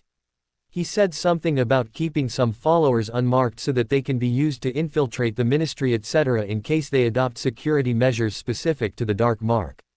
My father plans for me to be one such follower, but I do not want to join the charlatan." As he was speaking, Harry had been reading his mind. He could see that the boy had mind shields, but they were down. He read his mind easily. Harry found that he was speaking the truth. Harry started addressing him. "I will offer you protection against Voldemort and his followers and grant you asylum in case you are estranged from your family. However, for now I wish for you to remain in the Serpent's Pit, acting as if you hate me with every fiber of your being, flushing out those who are loyal to Voldemort.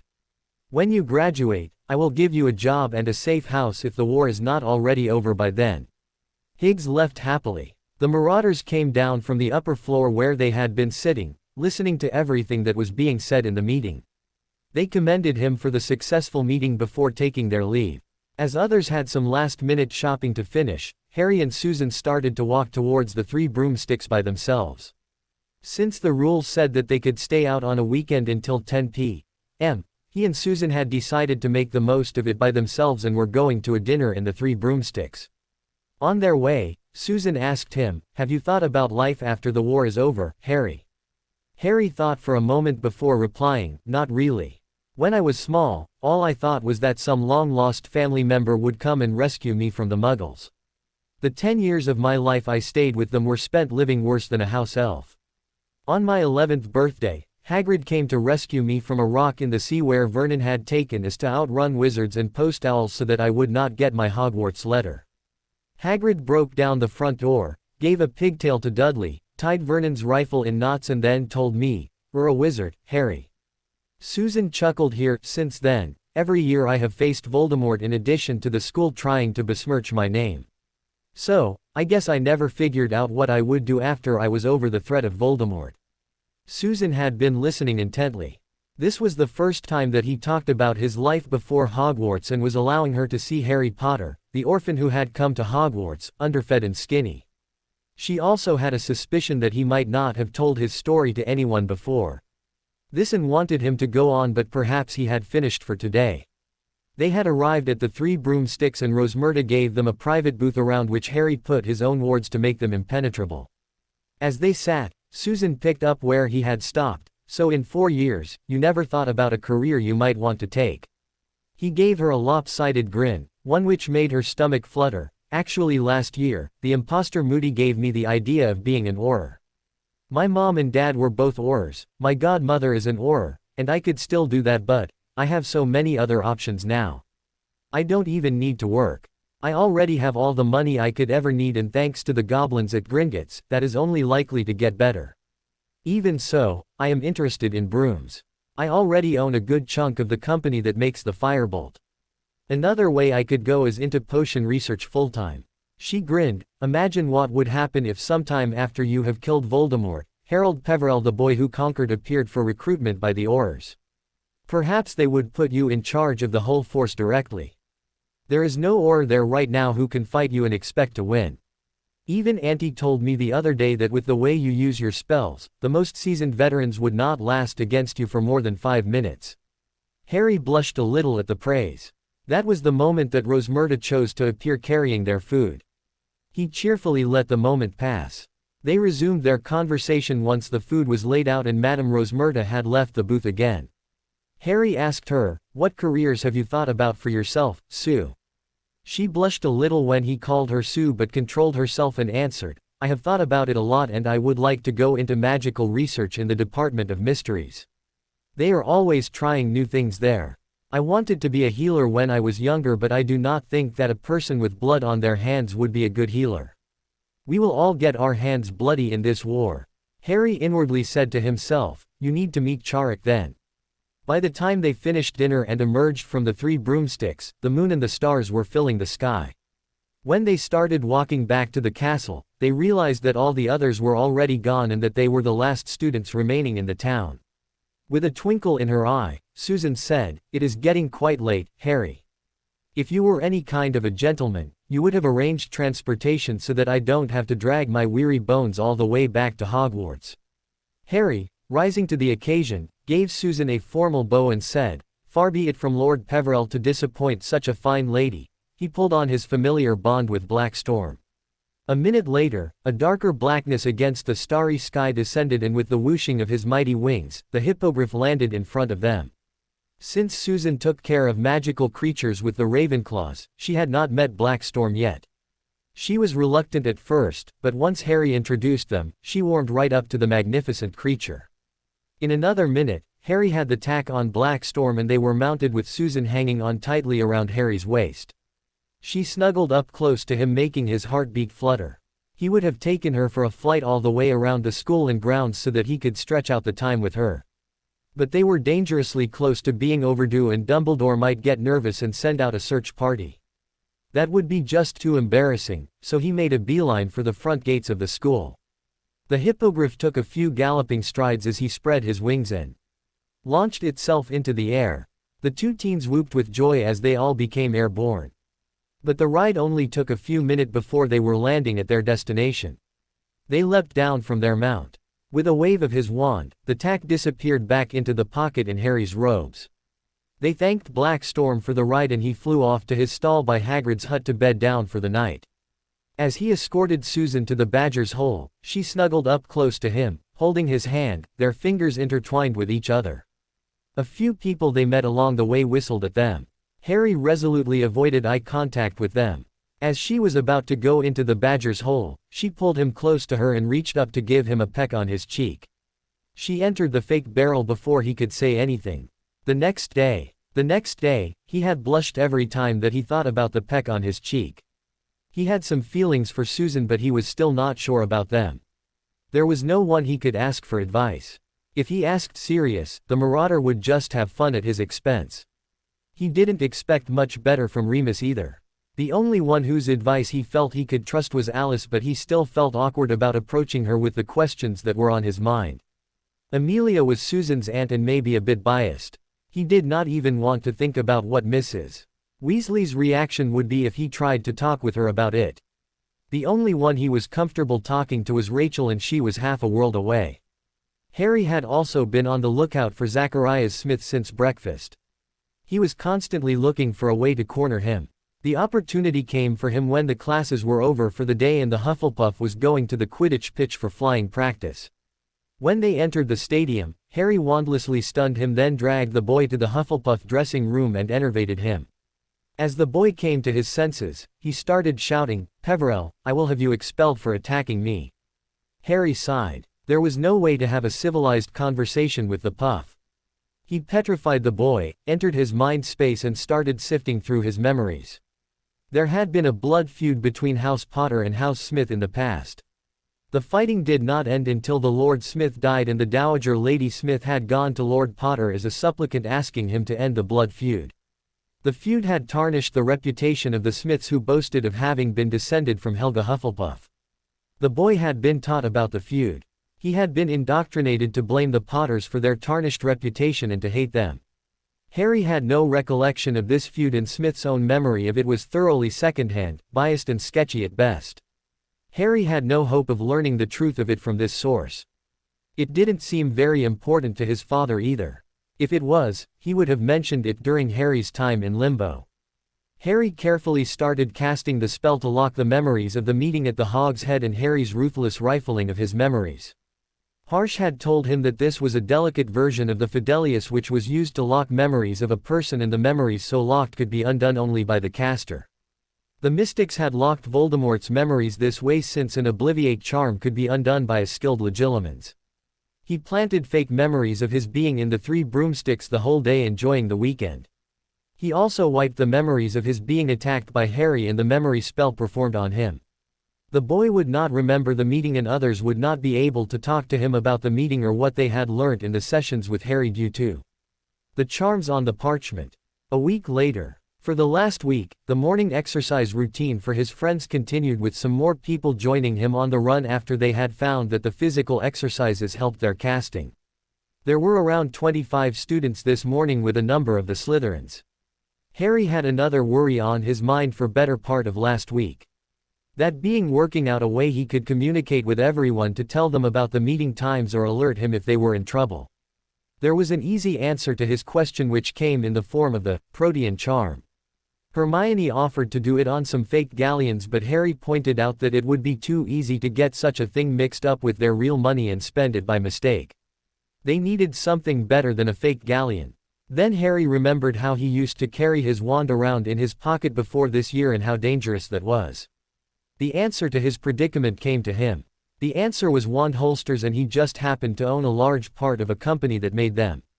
With a few seconds on the mirror to Remus, his steward had instructions to obtain 100 Auror-grade wand holsters and send them to Harry with Dobby. The next day, Dobby popped into the 5th-year boys' dorm as Harry was getting ready to go out for his morning workout. Later that day, Hermione and Harry worked together to cast the charms on the premium holsters. Not only were they capable of two-way communication, Harry's wand holster could be used to determine the location and well-being of the wearer of any other holster. Then the holsters were glamored to look perfectly ordinary to anyone but the person that they were keyed to. Each time that the holster had a new message, it would heat up to alert the wearer. With the devices prepared, Neville and Hannah delivered them to the intended recipients in 3 houses while Daphne took it upon her to deliver it to Slytherins. Harry was careful not to be seen to do anything directly and kept his involvement behind the scenes. His next challenge was to find a place to meet and practice. The mystic was not forthcoming on this subject. He would have to find it another way. He would have to find someone who knew every inch of the castle. He racked his brain for the better part of a week on this problem. Fred and George had explored the castle extensively, but they only knew what the Marauders map showed, and Harry knew the place he was looking for was not on that map. Even Dumbledore admitted that in his over 70 years at Hogwarts, student, teacher and headmaster, that he did not know everything about the school. Hermione, having memorized Hogwarts: A History, said that there was a hint about a room that answered to specific needs, but that was all. He finally got a break when he asked Professor Flitwick about it. The charms master had enthusiastically told him that except for the elves, no one knew every inch of the castle. With that clue, he took Susan to a dinner date in the kitchens.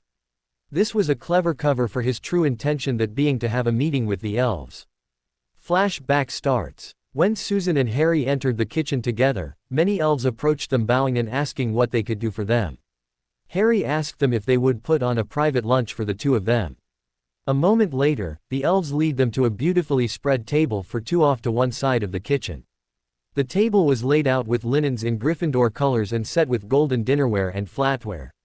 The goblets were of the finest silver crystal with the Hogwarts crest etched into them.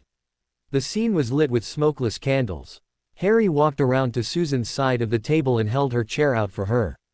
Once he, too, was seated, an older male elf, with all the airs of a maitre d' at a 5-star restaurant, came to their table and asked, "What Master Peverell be liking?" Harry looked at Susan and asked her choice by raising an eyebrow at her, but she shrugged. Harry asked the elf to bring them the lunch which was being served to the rest of the school in treacle tart, his favorite dessert. While food arrived, Susan asked him, "That day in Hogsmeade I wanted to ask you so many questions, but there was not enough time." Harry smiled. "You can ask those questions now, Sue. I will answer them if I can." She asked the most important, in his opinion, question, "What is your desire?" He put down his fork and sat still for a few moments before replying, "During my first year here, I came across the Mirror of Arised. It is a magical artifact which shows one their heart's desire. What I saw was me with all my family behind me. It was the first time that I saw my parents. My deepest desire is to have a family to call my own. While Uncle Frank and Aunt Alice consider me as good as their own child, Gran Augusta dotes on me as a loving grandmother, Aunt Amelia and you consider me as your family, and Mrs. Weasley mothers me a bit too much for my comfort sometimes. I crave a family above all things. She asked further, and have you given any more thought about what will you do when you graduate from here? He smiled. I have so many avenues open to me. I would love to take up enchanting to make racing brooms, or I could delve into research in potions or something like that. Then there can be times when I will be called upon to fight, and I will fight then. Susan listened to his options and pondered them for a long time before she spoke. Looks like you have a lot of options to choose from, but do not worry. We will figure it out together. He remembered something that he had to ask. Sue, what is your desire? She blushed a little. My desire is to have a family and live in peace without people bothering us all the time. As the lunch was winding up, Harry called an elf. Little elf, can you answer a question for me? The elf nodded its head vigorously. What be master asking for? Harry asked. I am looking for a place where I can practice defensive magic with my peers. The place needs to be big enough. We also need to make sure that no unwelcome observers ever find the place or learn what we are doing there. The elf was jumping up and down with glee. Tippy be knowing a place, Master Peverell. There be a room on 7th floor near the tapestry of Barnabas the Barmy. The room be big enough to become anything and not found unless in need. Harry excitedly asked, and what is the room called? The Come and Go Room, sir, also known as the Room of Requirement, the elf replied. Harry asked about how to open the room and access it. When the elf had answered all of his questions, they left through the fruit bowl painting and headed off to their classes, hoping to go unobserved. If anyone learned about their date, it would cover the real reason for their visit to the kitchen, but Harry would never have another peaceful day again. Flashback ends. That evening, Harry had taken Vikram along, promising Susan to take her when he could ascertain that the room was not dangerous, and they reached the portrait of Barnabas the Barmy teaching ballet to trolls. The wall opposite to the painting was bare. Harry walked in front of the wall 3 times wishing, I need a place to practice magic where no one can find us. As he finished his 3rd pass, a door emerged out of the plain wall. It was very ornately decorated, and as he opened it, he gasped. Despite having seen some very bizarre creatures during his travels and even Mother Magic herself, the room surprised him. It was a huge room which had many practice ranges around it with dummies programmed to cast or defend as needed. There was a table full of dark detectors like a sneakoscope, probity probes and a faux glass. Near the table were huge shelves bulging with ancient tomes. As he was trying to take in everything that the room had to offer, the mystic said, Rowena outdid herself. Harry raised an eyebrow at him. Are you also as ancient as Guruji? I thought you hardly look a day above 45. The mystic snorted, I am a child if you compare me to Guruji, Harry. I am only 80 years old. Guruji told me the story of this room. It was designed by Rowena Ravenclaw with significant input from Helga. Slytherin had his Chamber of Secrets, Godric enchanted the Sorting Hat, and Rowena designed the headmaster's office. This room was designed by Rowena and Helga. The only thing to be careful of is that this room will answer to anyone irrespective of whether they have good intentions or bad. It has infinite uses and can fulfill almost any needs. There are a few limitations.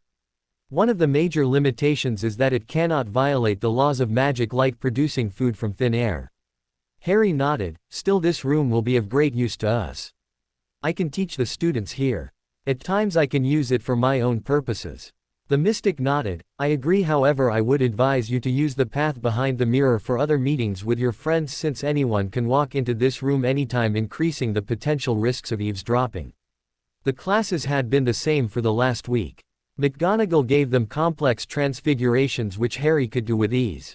She had stopped comparing him to the other students because it just made the rest of the students look too disappointing with their progress.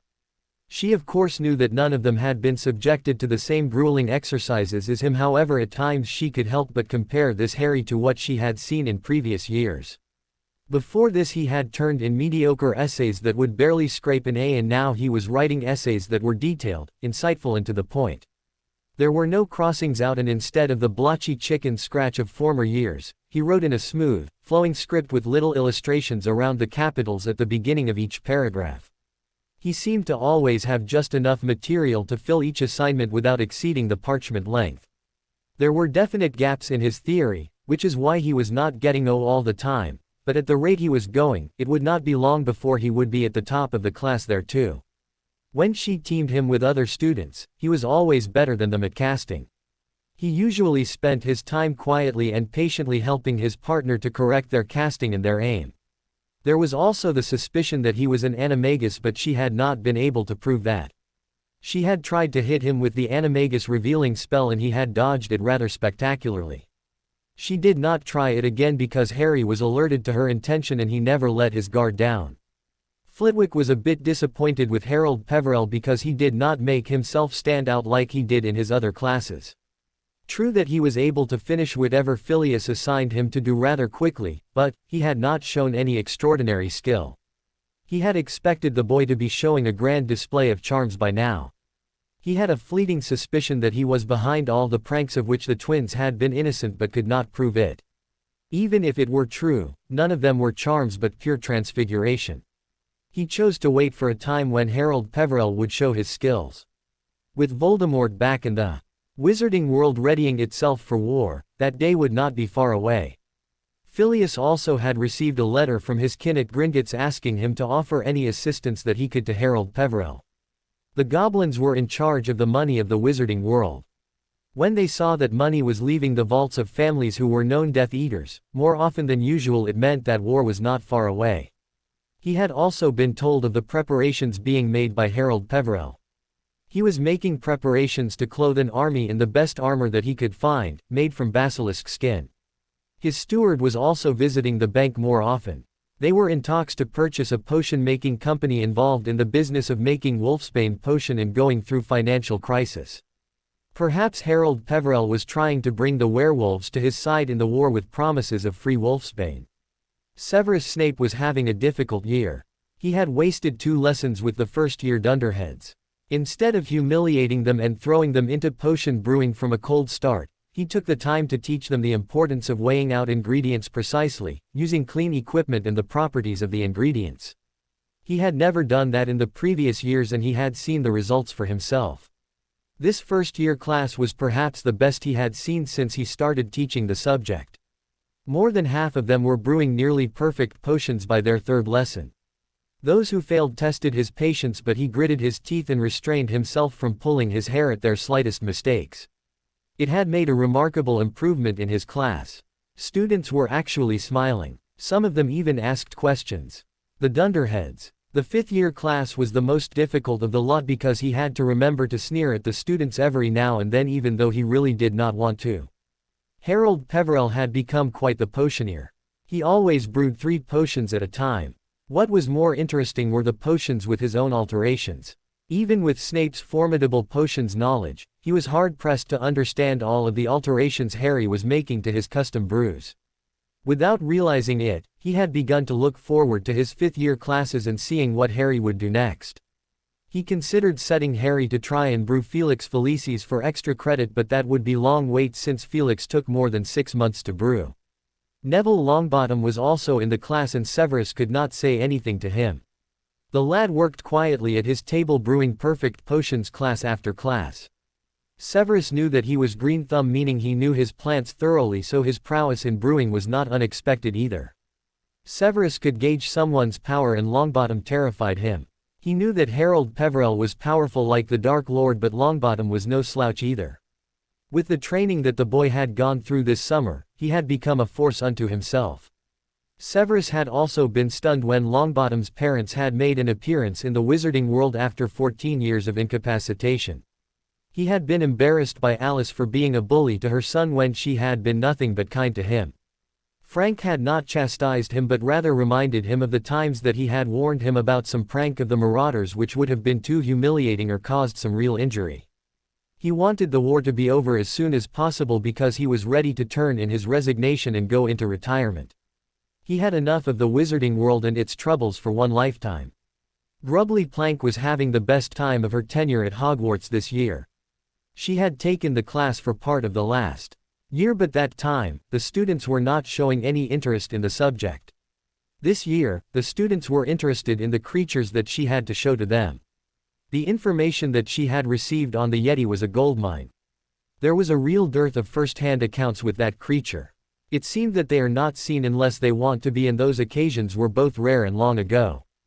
Just about all the information available on them was folklore, myth, and endlessly regurgitated old accounts, at best sketchy general characteristics and none of it reliable. It seemed that Harry Peverels was both a keen observer and that he had a first-hand encounter. She wanted to know more about these remarkable creatures, but he was not saying anything more. She had been impressed when she saw his bonded hippogriff. Judging by hippogriffs she had seen and known before, this one was a king of his kind. Aurora Sinistra had a life which was untouched by the goings-on of the wizarding world. She taught astronomy, and it was a boring subject if you ask a student. The best thing to happen this year was the defense instructor who had come to teach at the castle. He was polite and cheerful at all times, but he was either completely oblivious to her interest in him or he was simply not interested in her. Whatever the reason, he had not done anything to encourage her advances. Serpent's Pit. The Serpent's Pit was changing. In the previous war, the snakes had stood together behind the Dark Lord with the exception of a couple of stragglers who had stayed on the sidelines. All of the Dark Lord's hype about pure blood superiority and how the wizard's rightful place was to rule over the Muggles had appealed to the ambitious and exclusive Slytherins, and they followed him in droves. This time around, however, there was no face to lead them.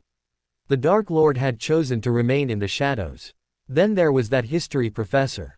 She did not spare any details when it came to teaching about the massive losses suffered by all the wizarding families. This Dark Lord and all others like him did not care about pure-blood wizards or anyone else for that matter. Anyone who stood in the way of his plans was branded a blood traitor and marked for death. Then there was the money. So much of history and the present was determined by the flow of gold. In the last war, the houses of Rosier and Black had brought not only numbers of powerful recruits and allies but also gold, and lots of it. The Lord of Rosier, Evan Rosier, was in his inner circle and had wealth to splurge on his conquests.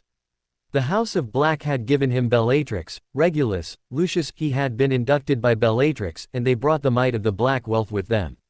With the wands offered in his service and the mountain of wealth, the Dark Lord had been paying his recruits for their services, but this time, the wealth of the Blacks and Rosier were with Harold Peverell, who was the lord of both the houses. The Dark also had lost a lot of his followers in the last war, whose heirs otherwise would have walked the halls of Hogwarts and become a part of his army.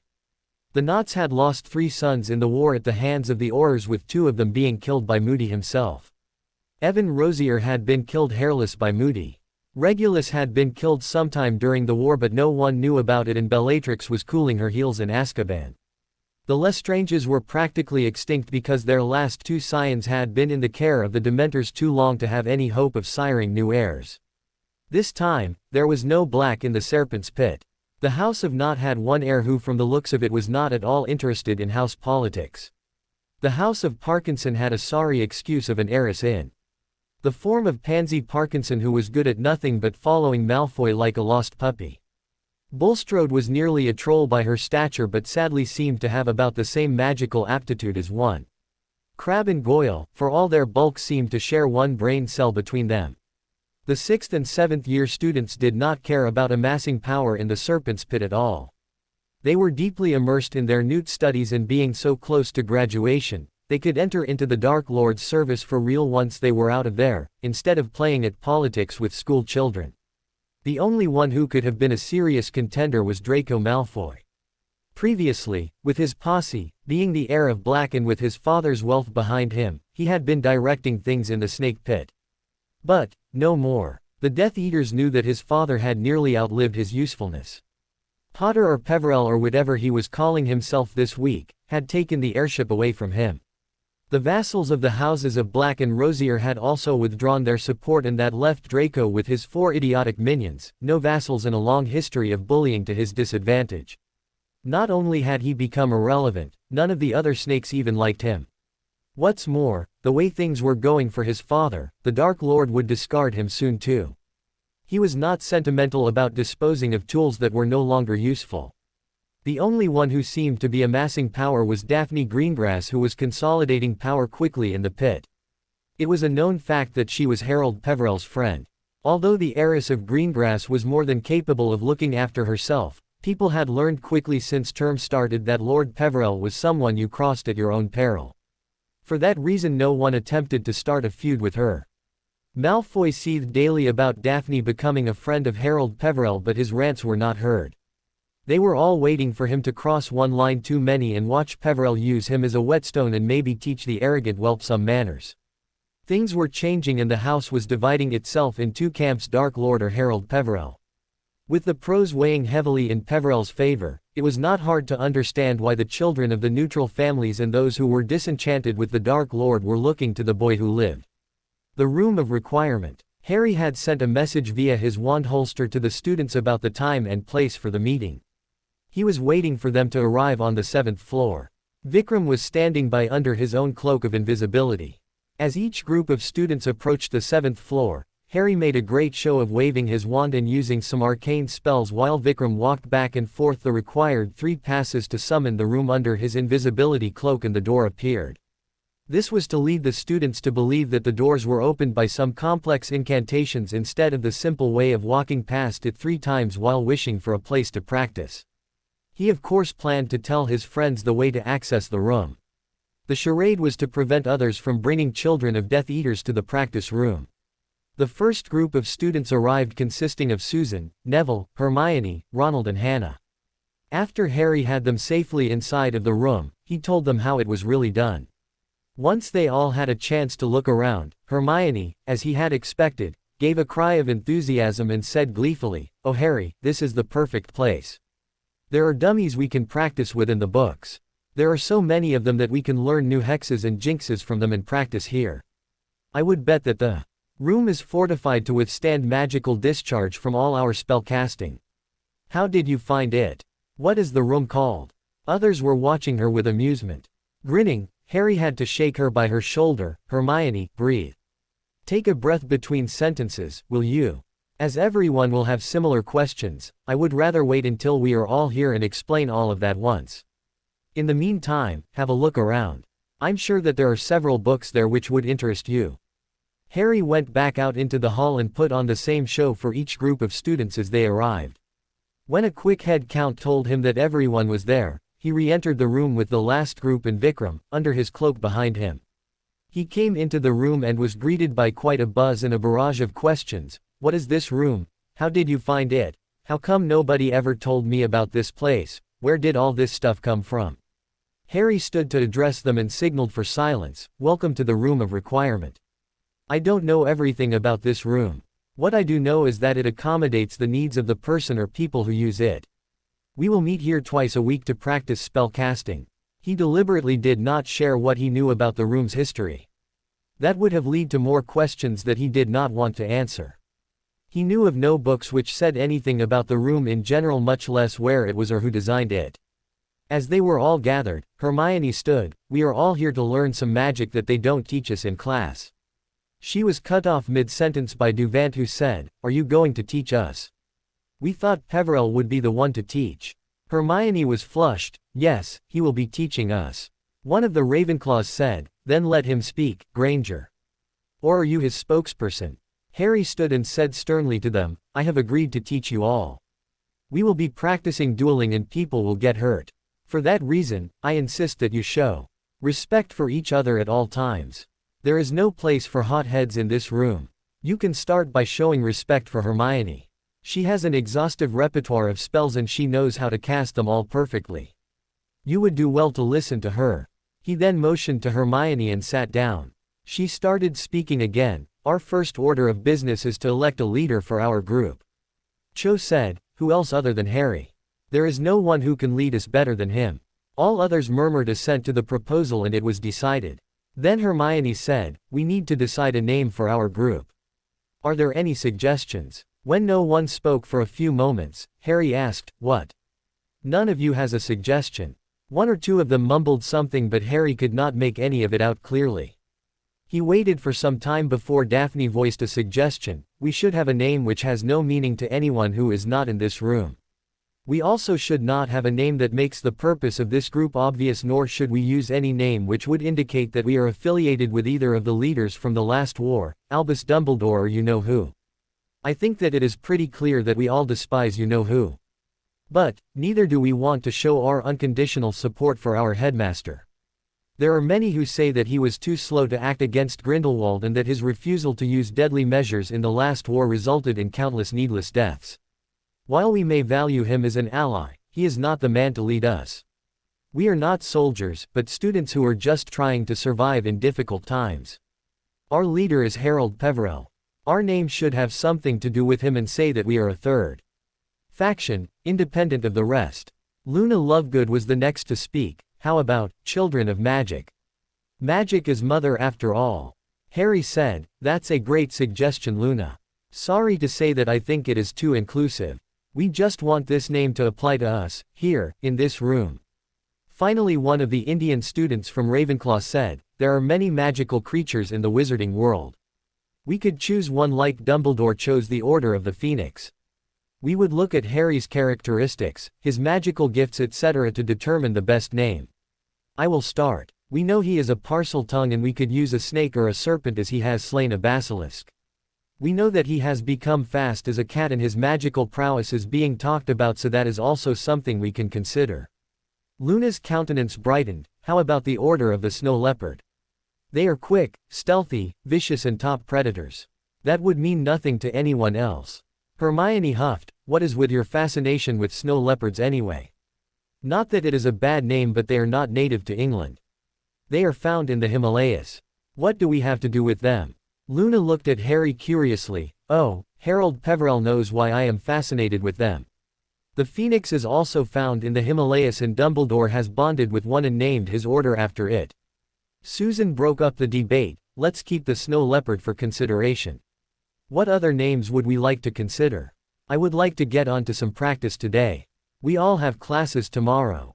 Harry could not believe that choosing a name could be so onerous, but having gone through the dilemma when he was naming Black Storm, he could understand the struggle.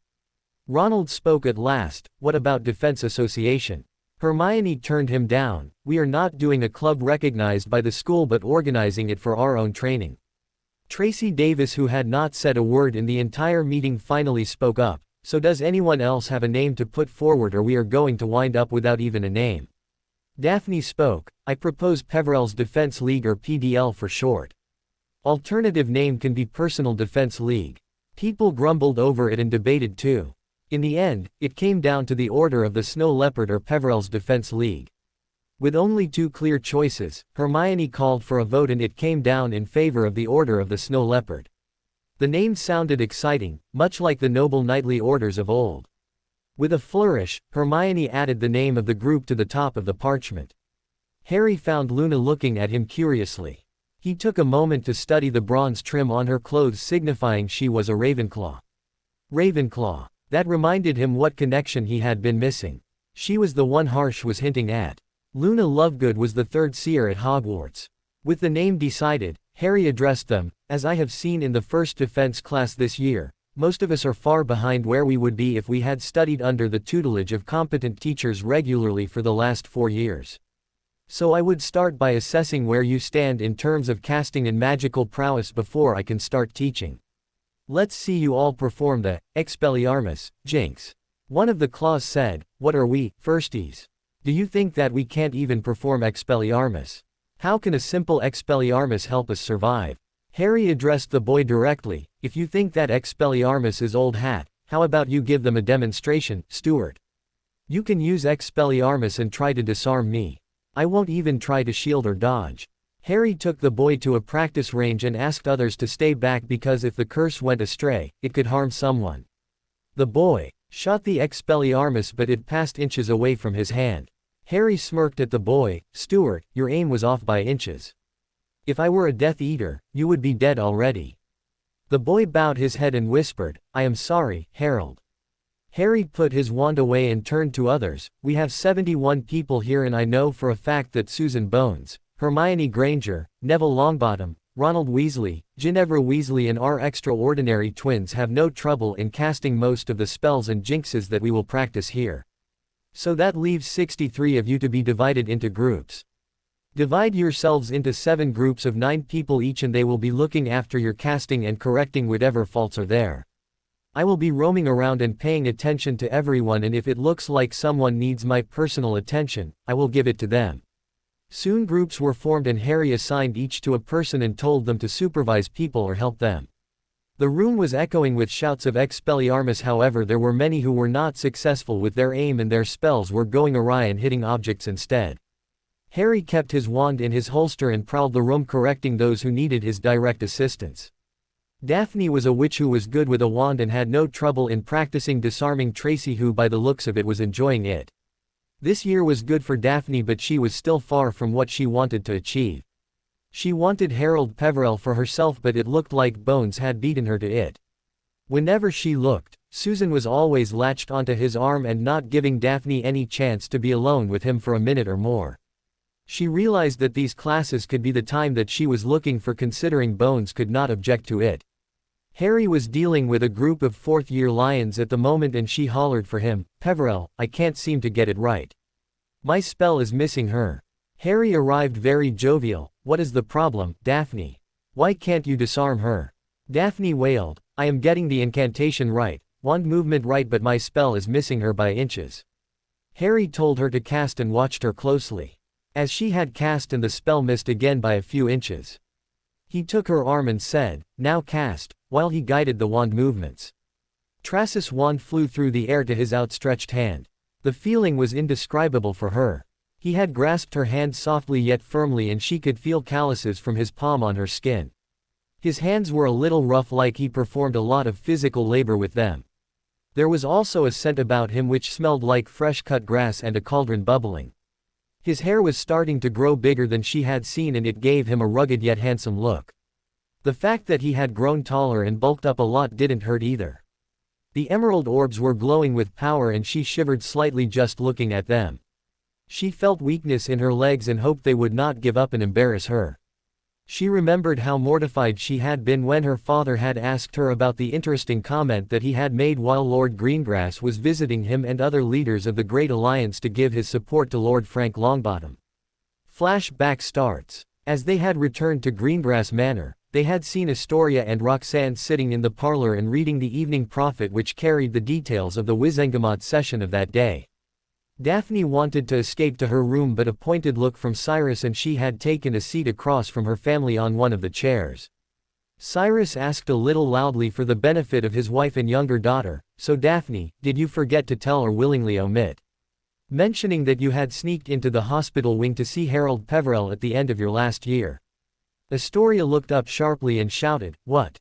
You sneaked into the hospital wing to see him, and you have been telling me all these years to stay clear of the boy who lived." Astoria had been to her grandparents' place since the holidays had started, so she knew nothing of the developments which had happened. She had been willing to meet Harry Potter due to her fascination with the fictional character of the children's story books.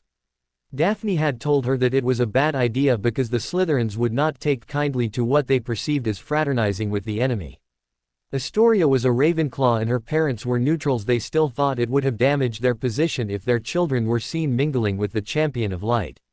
Roxanne was smirking and turned to Daphne, "I knew that you had fascination for the boy, but I did not know that it went as far as you sneaking into the hospital wing to see him sleep. Exactly how long have you known him anyway?" Astoria nearly shouted, "You like him. That is why you tried to stop me from seeing him." Cyrus turned to his youngest with mirth-filled eyes, "Astoria, now is not the time. You can rant and vent your anger later, but right now we need to discuss some important house business." Flashback ends. Daphne, Harry's voice brought her out of her reverie and she found that she had inadvertently clutched his wrist while Tracy was snickering, perhaps controlling herself from laughing hard. She found that others too were starting to look in their direction and she let go of his wrist instantly. Harry asked her confusedly, "What just happened? Are you all right?" She genially smiled, "I am all right, Harry. It's just that my mind wandered off somewhere else."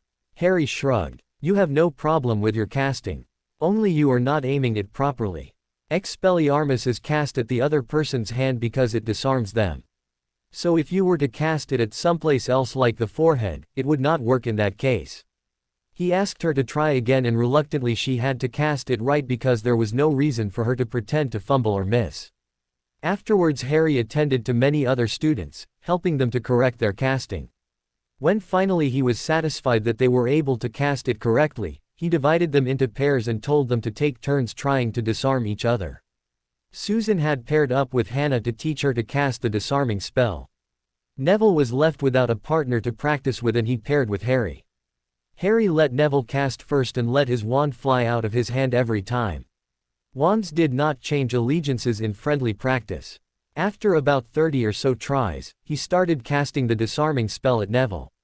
Neville allowed Harry to disarm him a few times before he tried to pull his old trick on Harry. As Harry sent his disarming spell at him, Neville tossed his wand into the air. However, before he could catch it, Harry had cast the summoning spell and Neville's wand floated to his hand.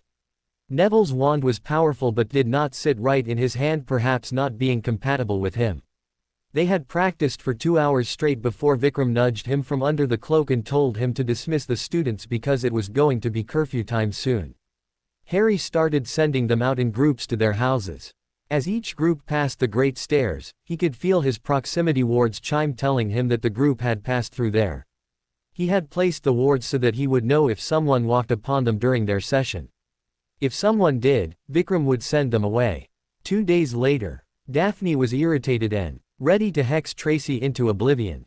Tracy had been ribbing her about deliberately aiming poorly to get Harry's attention. She even vehemently asserted that Daphne should just drag him into a broom closet and snog his brains out. He would do the rest by himself.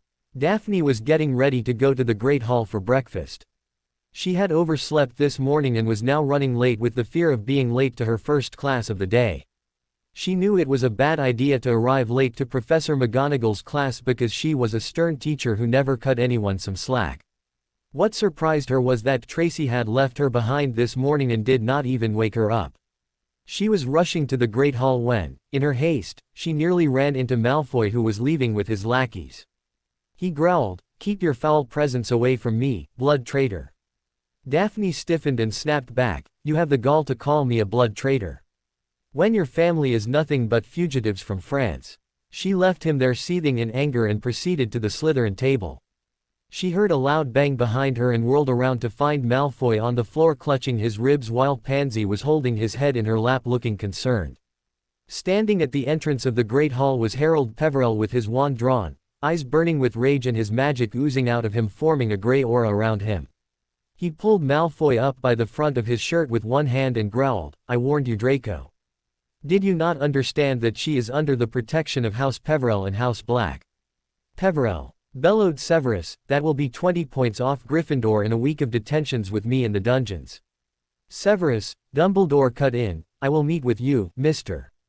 Malfoy, Mr. Peverell and Professor McGonagall in my office immediately." Without so much as a glance backward to confirm that his order was being followed, he swept off and up the stairs to the second floor. Not even a minute passed before they were all assembled in the headmaster's office. Dumbledore began the discussion. "I expect you know why you are all here. I will not contradict or undermine a member of my staff in front of the students. This called for a private meeting. Mr. Peverell was only defending one who is under the protection of his house and did not attack Mr. Malfoy first. It was Mr. Malfoy who pulled the wand first when Miss Greengrass's back was turned. There will be no deduction of points or detention for Mr. Peverell." McGonagall added, "Agreed. In fact, for his display of chivalry and righteousness, I award 20 points to Gryffindor." Harry, however, was not done. He turned to the headmaster. "Headmaster, I understand that Mr.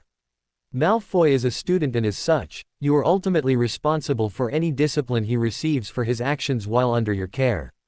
He has violated a direct order from the Lord of his house and I ask permission to deal with him as I see fit." Dumbledore had a very unusual situation on his hands. It had almost never occurred in the history of the school that a lord was a student there, and it was unprecedented that a scion or vassal of a house had become subject to discipline for violation of a direct order from his or her lord while at the school.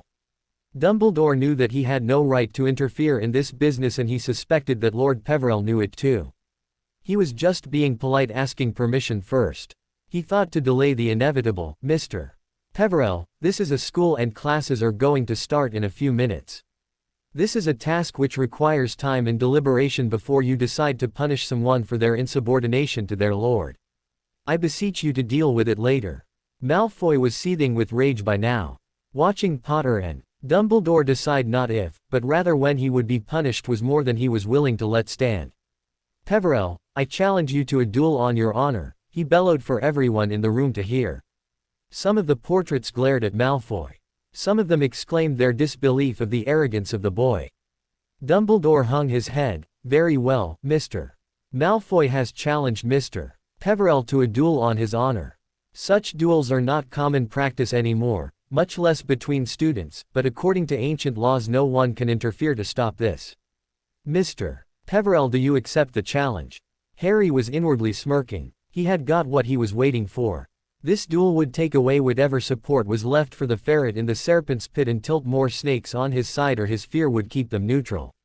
He straightened and said regally, "I accept the challenge, Headmaster. As this is your house, I ask you to decide the terms and conditions for the duel." Dumbledore sighed. "The duel will take place this evening after dinner in the Great Hall, and there will be only non-lethal spells used.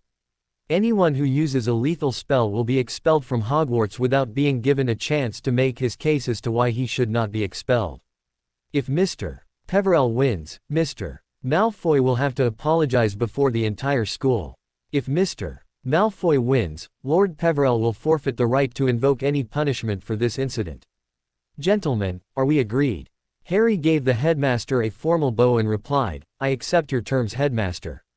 Malfoy tried to give Harry a look that said, "You're dead meat, Peverell," and failed miserably, then said, "I accept your terms, Headmaster." Honor being satisfied for now and being 40 points up for his house, Harry dashed off to finish breakfast. When he arrived back at the Gryffindor table, he found Daphne already sitting there. She took one of his hands in her hands and said earnestly, "The House of Greengrass is indebted to you for saving me, Lord Peverell." Harry waved her off. "I did exactly what honor and my position as Lord Black demanded of me. If I had allowed him to curse you after publicly stating that you were under my protection, just think how that would have looked. And if that foul git or any of his goons try something like that again, they will get more of the same. That is a promise. Put the word out. Malfoy has challenged me to a duel. For educational purposes, I shall use him as a whetstone after dinner, here in the Great Hall this evening." Susan saw Daphne's attempt to try to reach out to Harry and fumed but said nothing. There was nothing that she could say without causing more troubles, and with a duel to worry about, she did not want to burden Harry with any more bad news. Hermione spoke up. "A duel, Harry? Are you out of your mind? Dumbledore will expel you." Harry cut her off. "Don't worry about it, Hermione. He has approved and he will be present to witness it." The look on Hermione's face was worth 1,000,000 galleons, so Harry whipped out his camera and took a picture of it. The Great Hall was emptying out, so the group headed for class. Classes were buzzing with excitement that day about the upcoming duel. Harry could hardly wait for the evening. He thought long and hard about how the perfect object lesson should look. Malfoy's father was bound to be there, as well as the children of some of the Death Eaters. He did not want to show off too much of his abilities. They would be sure to report back to Riddle with everything they saw. To deliberately dumb down his power, he decided to use the new Holly and Phoenix feather wand that Dumbledore had made for him while he was in the hospital last year. The thing felt foreign, like a dead piece of wood to him, but he would make it serve. He had also decided that Malfoy would never get a chance to land a single spell. He had called the Marauders on the mirrors and told them about the duel. Sirius looked extremely angry but agreed that he would let Harry deal with the situation as he saw fit. He also promised that he and Moony would be there for him. Draco had been taken aside by Snape to a classroom in the dungeons where Snape thoroughly chastised him for his stupidity. Snape, who knew that his godson was an idiot, gritted his teeth. "Tell me, Draco, why did you try to attack Miss Greengrass? Did you even bother to consider the repercussions of this act? You knew full well that she was under Peverell's protection and that he is the Lord of House Black, and you still tried to attack her. No one, not me, not even Dumbledore, can shield you from the consequences for disobeying your lord. She is heiress of an ancient and most noble house, while you are heir of an ancient and noble house. Her father has gained significant power in the Wizengamot in the last session, and he can brew a storm of trouble for your father." Then, instead of even attempting to apologize for your ill-considered action and taking the humiliation you had coming to you, you challenged Harold James Peverell to a duel. Do you not understand the significance of him taking that name? The Peverells were war mages, the likes of which have not been seen in wizarding Britain for 1,000 years. He has access to all their magic. The odds of you winning this duel are laughable, Draco, but I am not laughing, he finished in his very low and slow drawl. Draco had realized the folly of his actions by now but was not ready to accept it. He ranted to Severus, the only person who still listened to him. Greengrass had it coming. She has been fraternizing with the enemy. She is also sullying the name of the Slytherin house by making people turn to Potter's side.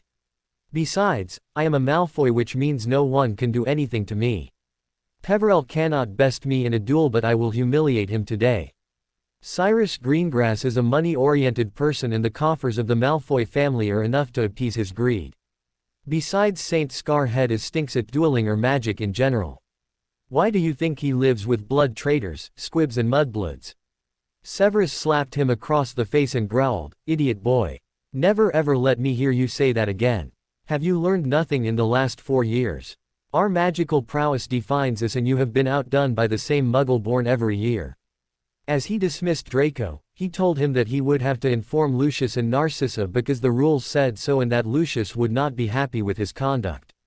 When classes let out for the day, Harry had some time to slip away to the Chamber of Secrets for some wand practice. He made an excuse to his friends and donned the invisibility cloak to make the trip. When he arrived at the well-hidden portal, he found Vikram waiting for him there. "How did you know?" Harry said from under the cloak. "That you would put in some hardcore practice before a duel," replied the mystic with the simplicity of one explaining that 2 + 2 = 4. Harry opened the portal and the two of them emerged into the chamber. Once the portal closed again, Harry said, "There are 2 objectives to this duel. The first is not to show off my abilities to Tom's spies. The second is to give Malfoy such a thorough lesson that he will never dare to bother any of my friends again. It is not enough that I should win. He must be completely and utterly humiliated." Vikram replied, "Yes, Harry. It would seem that Guruji's lessons are sinking in." They spent the next 2 hours with Harry getting the dead piece of wood to obey his will. Since he was capable of casting without a wand at all, he was able to do it, but at a fraction of his real power. So far, so good. As for the tactics he would use in the duel, well, Malfoy would just have to find out. As evening approached, Harry behaved normally despite the excitement of a duel and his magic singing in his veins. As dinner was winding up, the doors to the Great Hall opened thunderously and walked in Lucius Malfoy and Narcissa Malfoy née Black. They walked up to Draco and Dumbledore sent them to the chamber beside the Great Hall where the champions had gone after Harry's name had come out of the goblet during the Triwizard Tournament. Harry subtly cast a snooping spell on Malfoy which would let him hear what was being said in the room. He also allowed his friends to listen in on the conversation going on inside the room. As the doors slammed shut, Lucius Malfoy started shouting angrily. "What possessed you to challenge him to a duel, foolish boy? The Dark Lord is not happy with you because he has marked Peverell to be killed at his hands. Besides, why did you challenge him?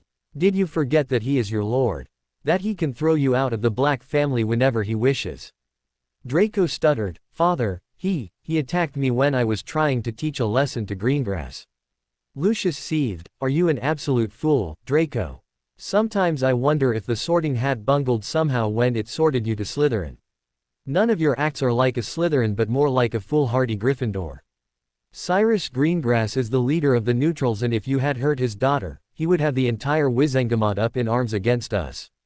Not to mention the Dark Lord would have been angry over your posturing to appease your ego."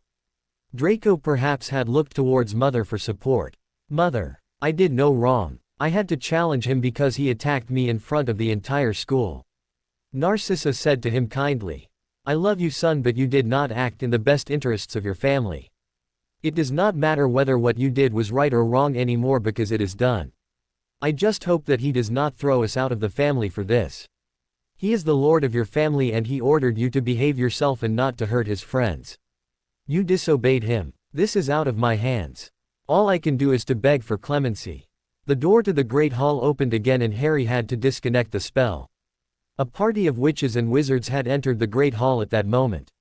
Sirius Black was in the lead, followed by Remus Lupin, Andromeda Black, Nymphadora Tonks, Theodore Tonks, Alice Longbottom, Augusta Longbottom, Amelia Bones and Lord and Lady Weasley. Lord and Lady Greengrass had come too, but they were standing apart from the party which had come to meet Harry. Dumbledore escorted them, and Harry, Neville, Hermione, Susan, the twins, Ronald, Ginevra, Daphne and Astoria to the entrance chamber beside the Great Hall. The first thing Harry did was to cast some privacy wards around the room so that no one would listen to what was being said. Harry was hugged by everyone in the crowd, and so were the other children in their turn. Then he asked the obvious question, "How are all of you here?" Mrs. Weasley answered, "The headmaster flowed me and told me about it, and I sent a letter to Arthur at the ministry, who informed the minister and Madame Bones. The minister informed Alice and Augusta. Sirius likewise informed the Tonks family. Since we are all family to you, we decided we would come and see this duel." Lord Greengrass approached him. "Harry, I am thankful to you for the assistance you provided to Daphne this morning and saved her from harm. The House of Greengrass is indebted to you." Harry waved him off. "Lord Greengrass, I did what any friend would do for another. There is no debt here. Besides, as I explained to your lovely daughter, I told Malfoy that she is under the protection of Lord Black and he attacked her anyway. Honor demanded that I act immediately." Sirius turned to him. "Pup, what are you planning to do to him?" Harry said, "Dog father, since you are here, would you do me the honor of being my second?" Sirius's eyes went wide for just a moment, then he said, "My wand is at your service, pup. But, this is a duel between students. I am sure he will not have his father acting as his second. Does that honor not belong to Neville?" Harry nodded gravely, "Yes. You are right." Then, turning to Neville, he asked, "Neville, would you do me the honor of being my second?" One huge, maniacal grin spread across Neville's face. "Yes, Harry, I will. And that git Malfoy had just better hope that I don't have to step in, because if I do, they will have to scoop pieces of him with a mop." Augusta and Alice gave each other a look that said, "We're going to have to talk to Croaker about what he has been teaching this boy." Harry said, "As for the target of this object lesson, what I have planned for him is a program of humiliation and pain that his ancestors are going to feel." Alice said to him sternly, "Harry, remember that you should not falter till he is on the ground and not able to fight anymore. Leaving your opponent standing is sign of your kindness, but is often interpreted as foolishness." Augusta calmed her down. "Alice, this is just a children's duel. Harry is powerful. I do not think that the Malfoy boy will be able to match him." The Greengrasses were huddled together the entire time while Harry talked with his family. He considered them his family for obvious reasons. Soon Dumbledore came into the entrance hall telling them that it was time for the duel. The house tables and staff table had been vanished. Seats had been placed in the Great Hall arena style, and it had been expanded with expansion charms. A dueling ring had been set in the center of the Great Hall, and Vikram was standing at one side. Harry entered the ring from one side while Draco entered from the other side. It looked like Malfoy had chosen Crabbe to be his second. Vikram was in the ring with them and announced the rules. No lethal curses will be used. Using any such curse will result in forfeiture, and the guilty one will leave the hallowed halls of Hogwarts forever. The duel will continue till one of the contestants is unable to continue. He then called out, "Bow to each other." Harry bowed gracefully as he had been taught, while Draco just jerked his head. Harry took the dueling stance while Malfoy did the same, and Vikram spoke again. "At the count of 3, start casting." The mystic called, 1, 2, 3, while Harry positioned his feet to dodge or sidestep the spells cast by Draco. Malfoy opened with a severing charm. Harry countered with a shield which he raised effortlessly. Harry's next move was to cast a sticking charm on Malfoy's wand hand so that no matter what happened, Malfoy could not drop his wand and forfeit the duel. Harry was more than capable of casting 4 or 5 spells to Malfoy's 1, but he was not showing off here. Harry's shield took Malfoy's next bombarda. The Holly wand was really cutting down his power, and the shield collapsed. Harry's next spell was a bone breaker which hit Malfoy in the middle of his chest, making it painful and hard to breathe. Malfoy fired back with Confringo. Harry made it look like he tripped over his own feet and sidestepped the spell. Malfoy had gone for 3 borderline deadly spells in a row. If Harry were willing to show what he had, he could dance out of the way of everything Malfoy could cast and then laugh as the git dropped from exhaustion, but that was not on the program tonight. This was going to be humiliation with pain that Malfoy would never forget. It was time to get nasty. Harry fired a carefully measured bludgeoner to the middle of Draco's face. He was gratified to see the git land hard on his butt with his nose broken, the blood flowing freely from the shattered mess, but more importantly, the eyes filled with tears which would make it impossible for Draco to see clearly. To Harry's perception, the whole battle seemed to go in slow motion. He could see every movement of Draco's wand, and he almost knew what his opponent was casting and where it was going before Draco did. Draco's next bone breaker went wide. Harry didn't even bother to sidestep. He replied with the Levicorpus and hoisted Draco a good 10 feet into the air before releasing him. Draco narrowly avoided breaking his neck, and Harry could hear the bones in his left shoulder break as he hit the floor. As Malfoy struggled back to his feet, Harry started peppering him with high-powered stingers, carefully aiming each one to make a welt on a different, sensitive part of the body while keeping up a relentless circling motion around his victim. Malfoy went berserk and started casting everything he knew. Most of them went wide, but each time something would have hit, Harry's shield was there in the nick of time. As the duel went on and on, Malfoy was covered with welts, bruises, blood and sweat, but too proud to surrender, and Harry was careful not to cause so much injury that the boy could not stand. Every time it looked like Malfoy had enough and his eyes started to roll up in his head, Harry enervated him, non-verbally, with his offhand. Harry was sure that by now, the boy could not feel any more pain. It was likely that he didn't even know where he was anymore. It was time to finish this. Aguamenti. And Harry hosed Malfoy down with a jet of water. Levicorpus, and Malfoy was hanging upside down by one ankle. With a flourish of his wand, Malfoy was stripped down to his Y-fronts. With a cushioning charm, Harry let the limp form down, then encased him in ice with the glacius charm. He took a moment to remove the sticking charm from Malfoy's wand hand and stood back, holstering his wand as Vikram entered the ring.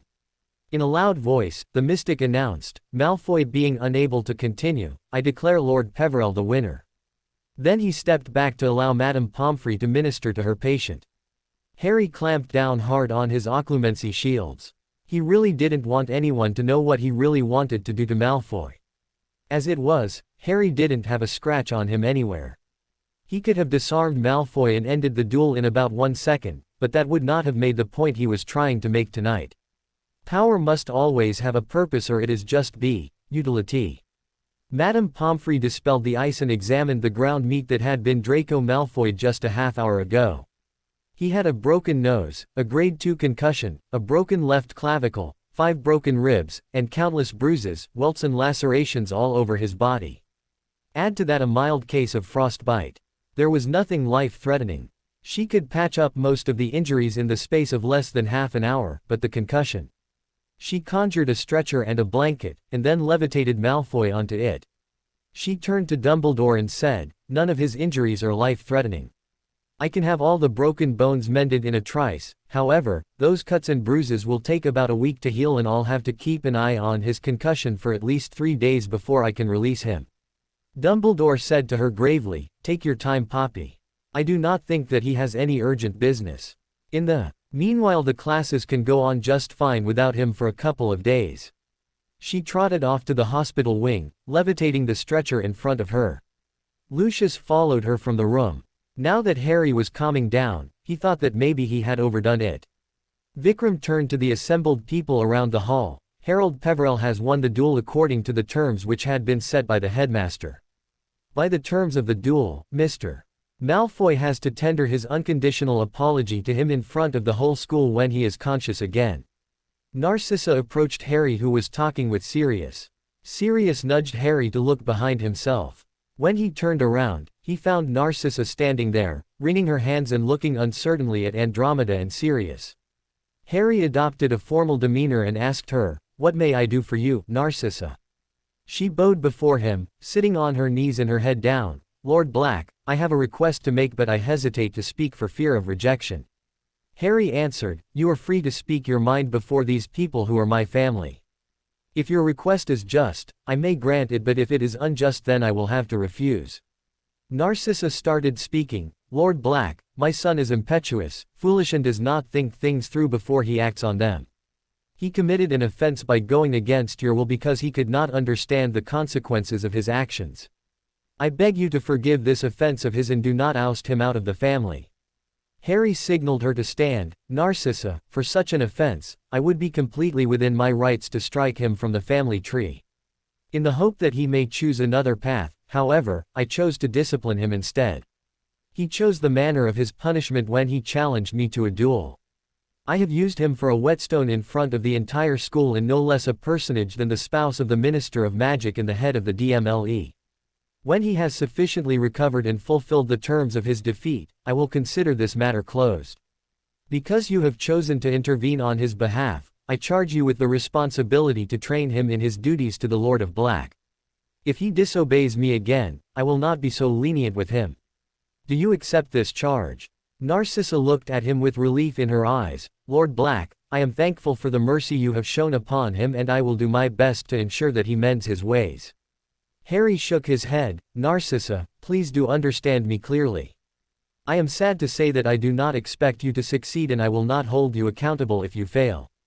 Having said that, I will support your efforts in any way I can and nobody will be happier than me if you prove me wrong. I sincerely wish you the best of luck.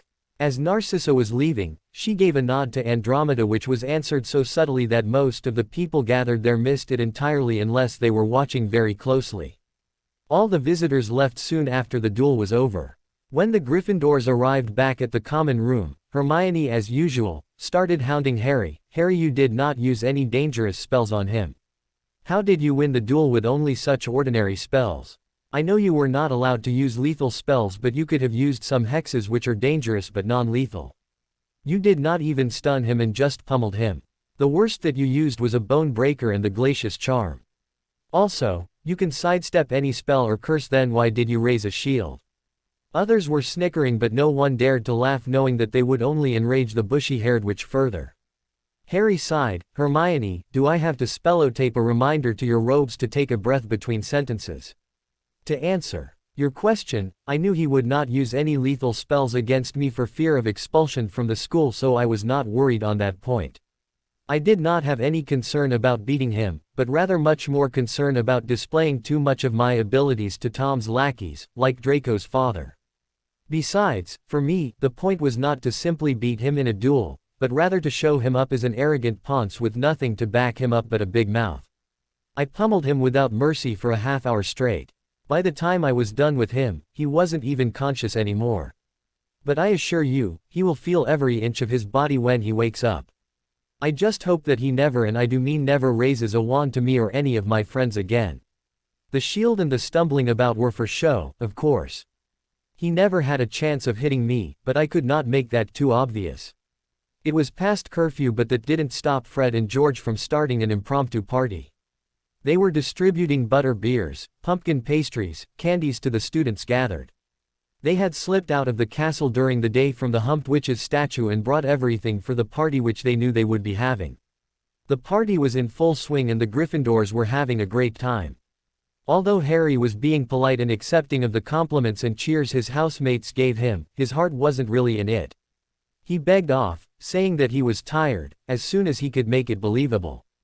The twins had also sneaked in a bottle of mead from the Hog's Head in which Harry knew would be consumed later in the 7th-year dorms. Harry was preparing a nasty surprise for all who were planning to partake in the mead. With knowing magic, the bottle could last for hours.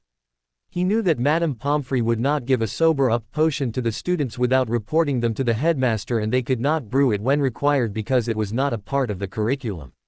He planned to confiscate the 7th-year boys' stash of sober-up potions and let them suffer for a day for bringing in mead. Not to mention, he had his own stash and he could make a killing selling them if he wished to. Knowing full well that the 7th years would not go looking for their dorm, and carefully removed the files before going up the 5 more flights of stairs. He put the whole stash in his trunk where he still had a part of one of the compartments under the Fidelius. Next morning, Harry woke up a bit earlier than usual. Nudging Seamus awake, Harry told him to get dressed and bring his broom. Seamus was thinking that Peverell has lost it, wanting to have Quidditch practice at this hour of the morning when Harry mounted his broom and opened the big common room window. He gestured for Seamus to follow him. Once they were both outside, Harry gestured with his wand and the window swung shut behind them. The raven-haired wizard led the way to the top of the battlements where nobody ever flies. There was a reason for that.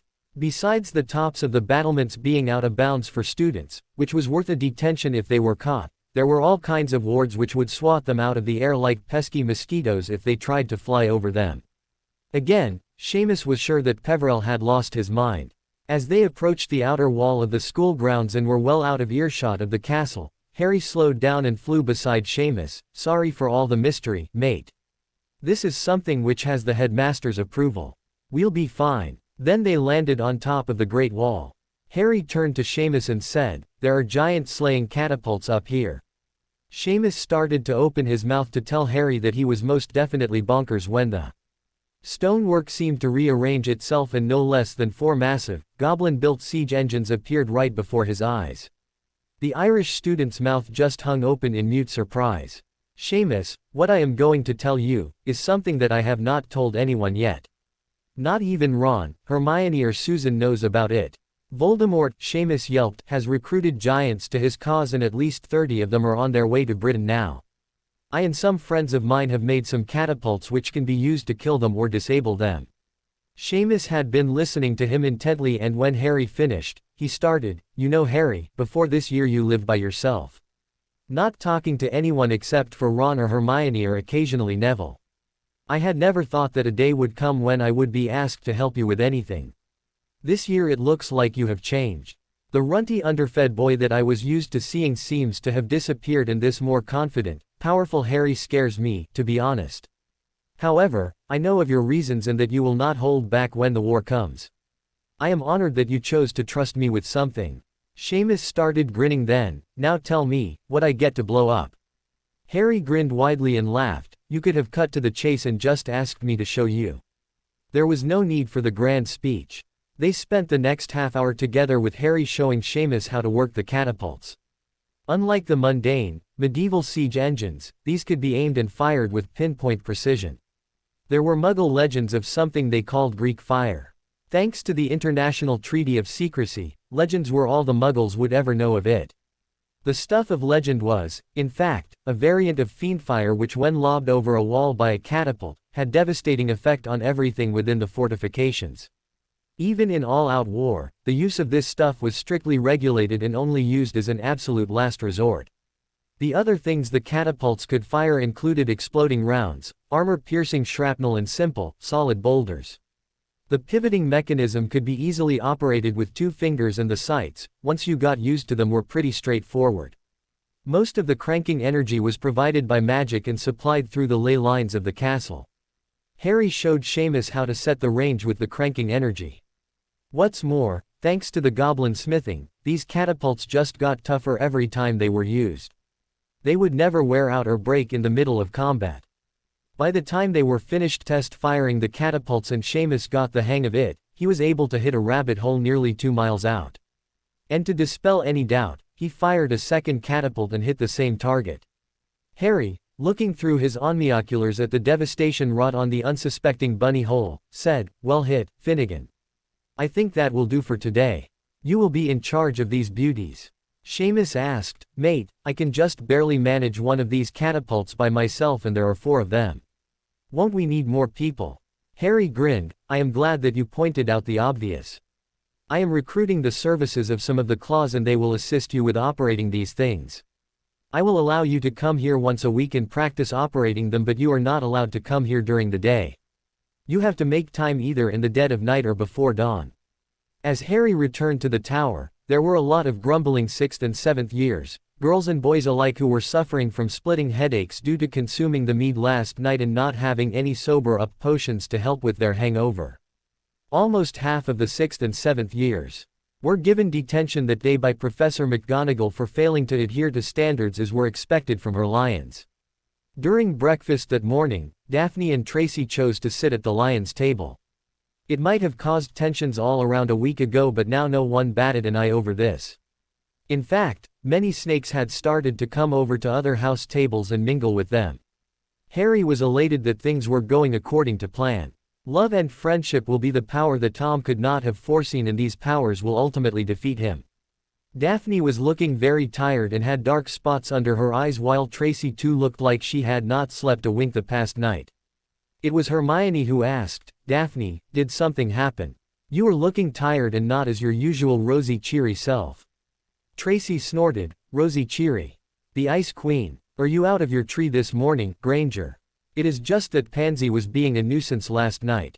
She kept threatening Daphne that she would teach her a lesson for landing her poor Draco in the hospital wing. When I tried to intervene, she pulled up the old filthy blood purity excuse. It was only with Dryden and Everly interfering on our behalf that none of Malfoy's posse harassed us further. Harry placed his hand atop Daphne's and asked her kindly, "Do you want me to deal with her?" Daphne was blushing hard and had bowed her head so no one would see her rose-tinted cheeks, but Tracy was smirking inwardly. It was Ron who answered, "It would serve no purpose to deal with the pug-faced snake directly or openly. Better make her the victim of some random prank." Ron had his faults, but even Harry had to admit, the redhead had a gift for tactics. He grinned to himself as he came up with what to do next.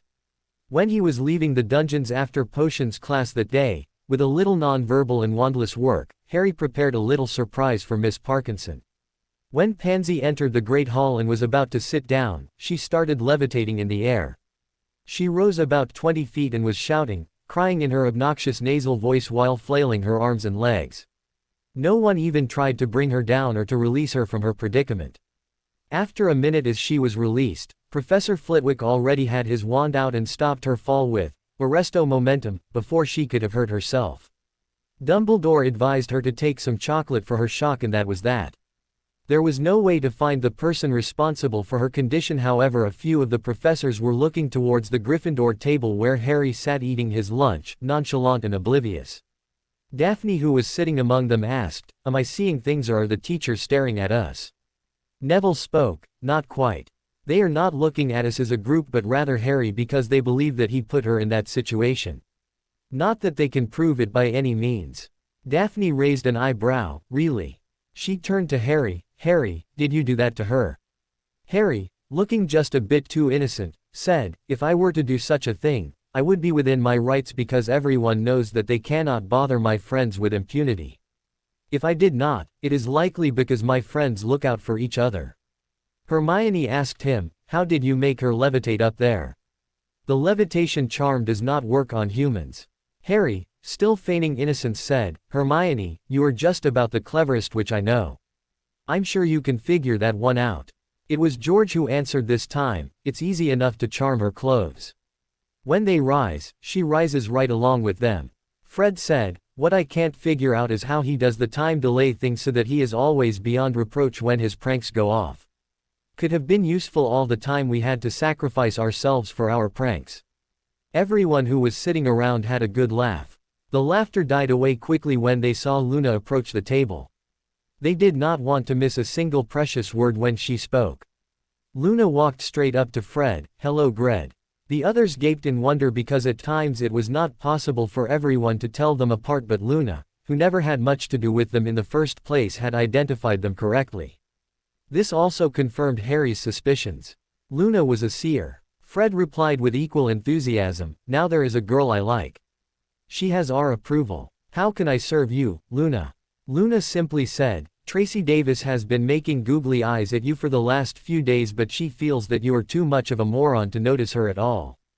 As was her way, Luna drifted away after causing her share of chaos. Tracy had choked on her food and Daphne was patting her back. Alicia, who was sitting near them, asked in surprise, "Do you fancy him? What do you see in this redhead git? It is full of stupid ideas and pranks and nothing else. These two even pranked their dates at the Yule Ball last year." George impersonated Fred and Fred impersonated George.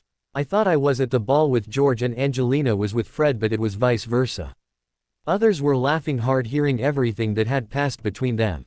Fred was trying to look serious and blush a little, but everyone knew that it was a losing battle already.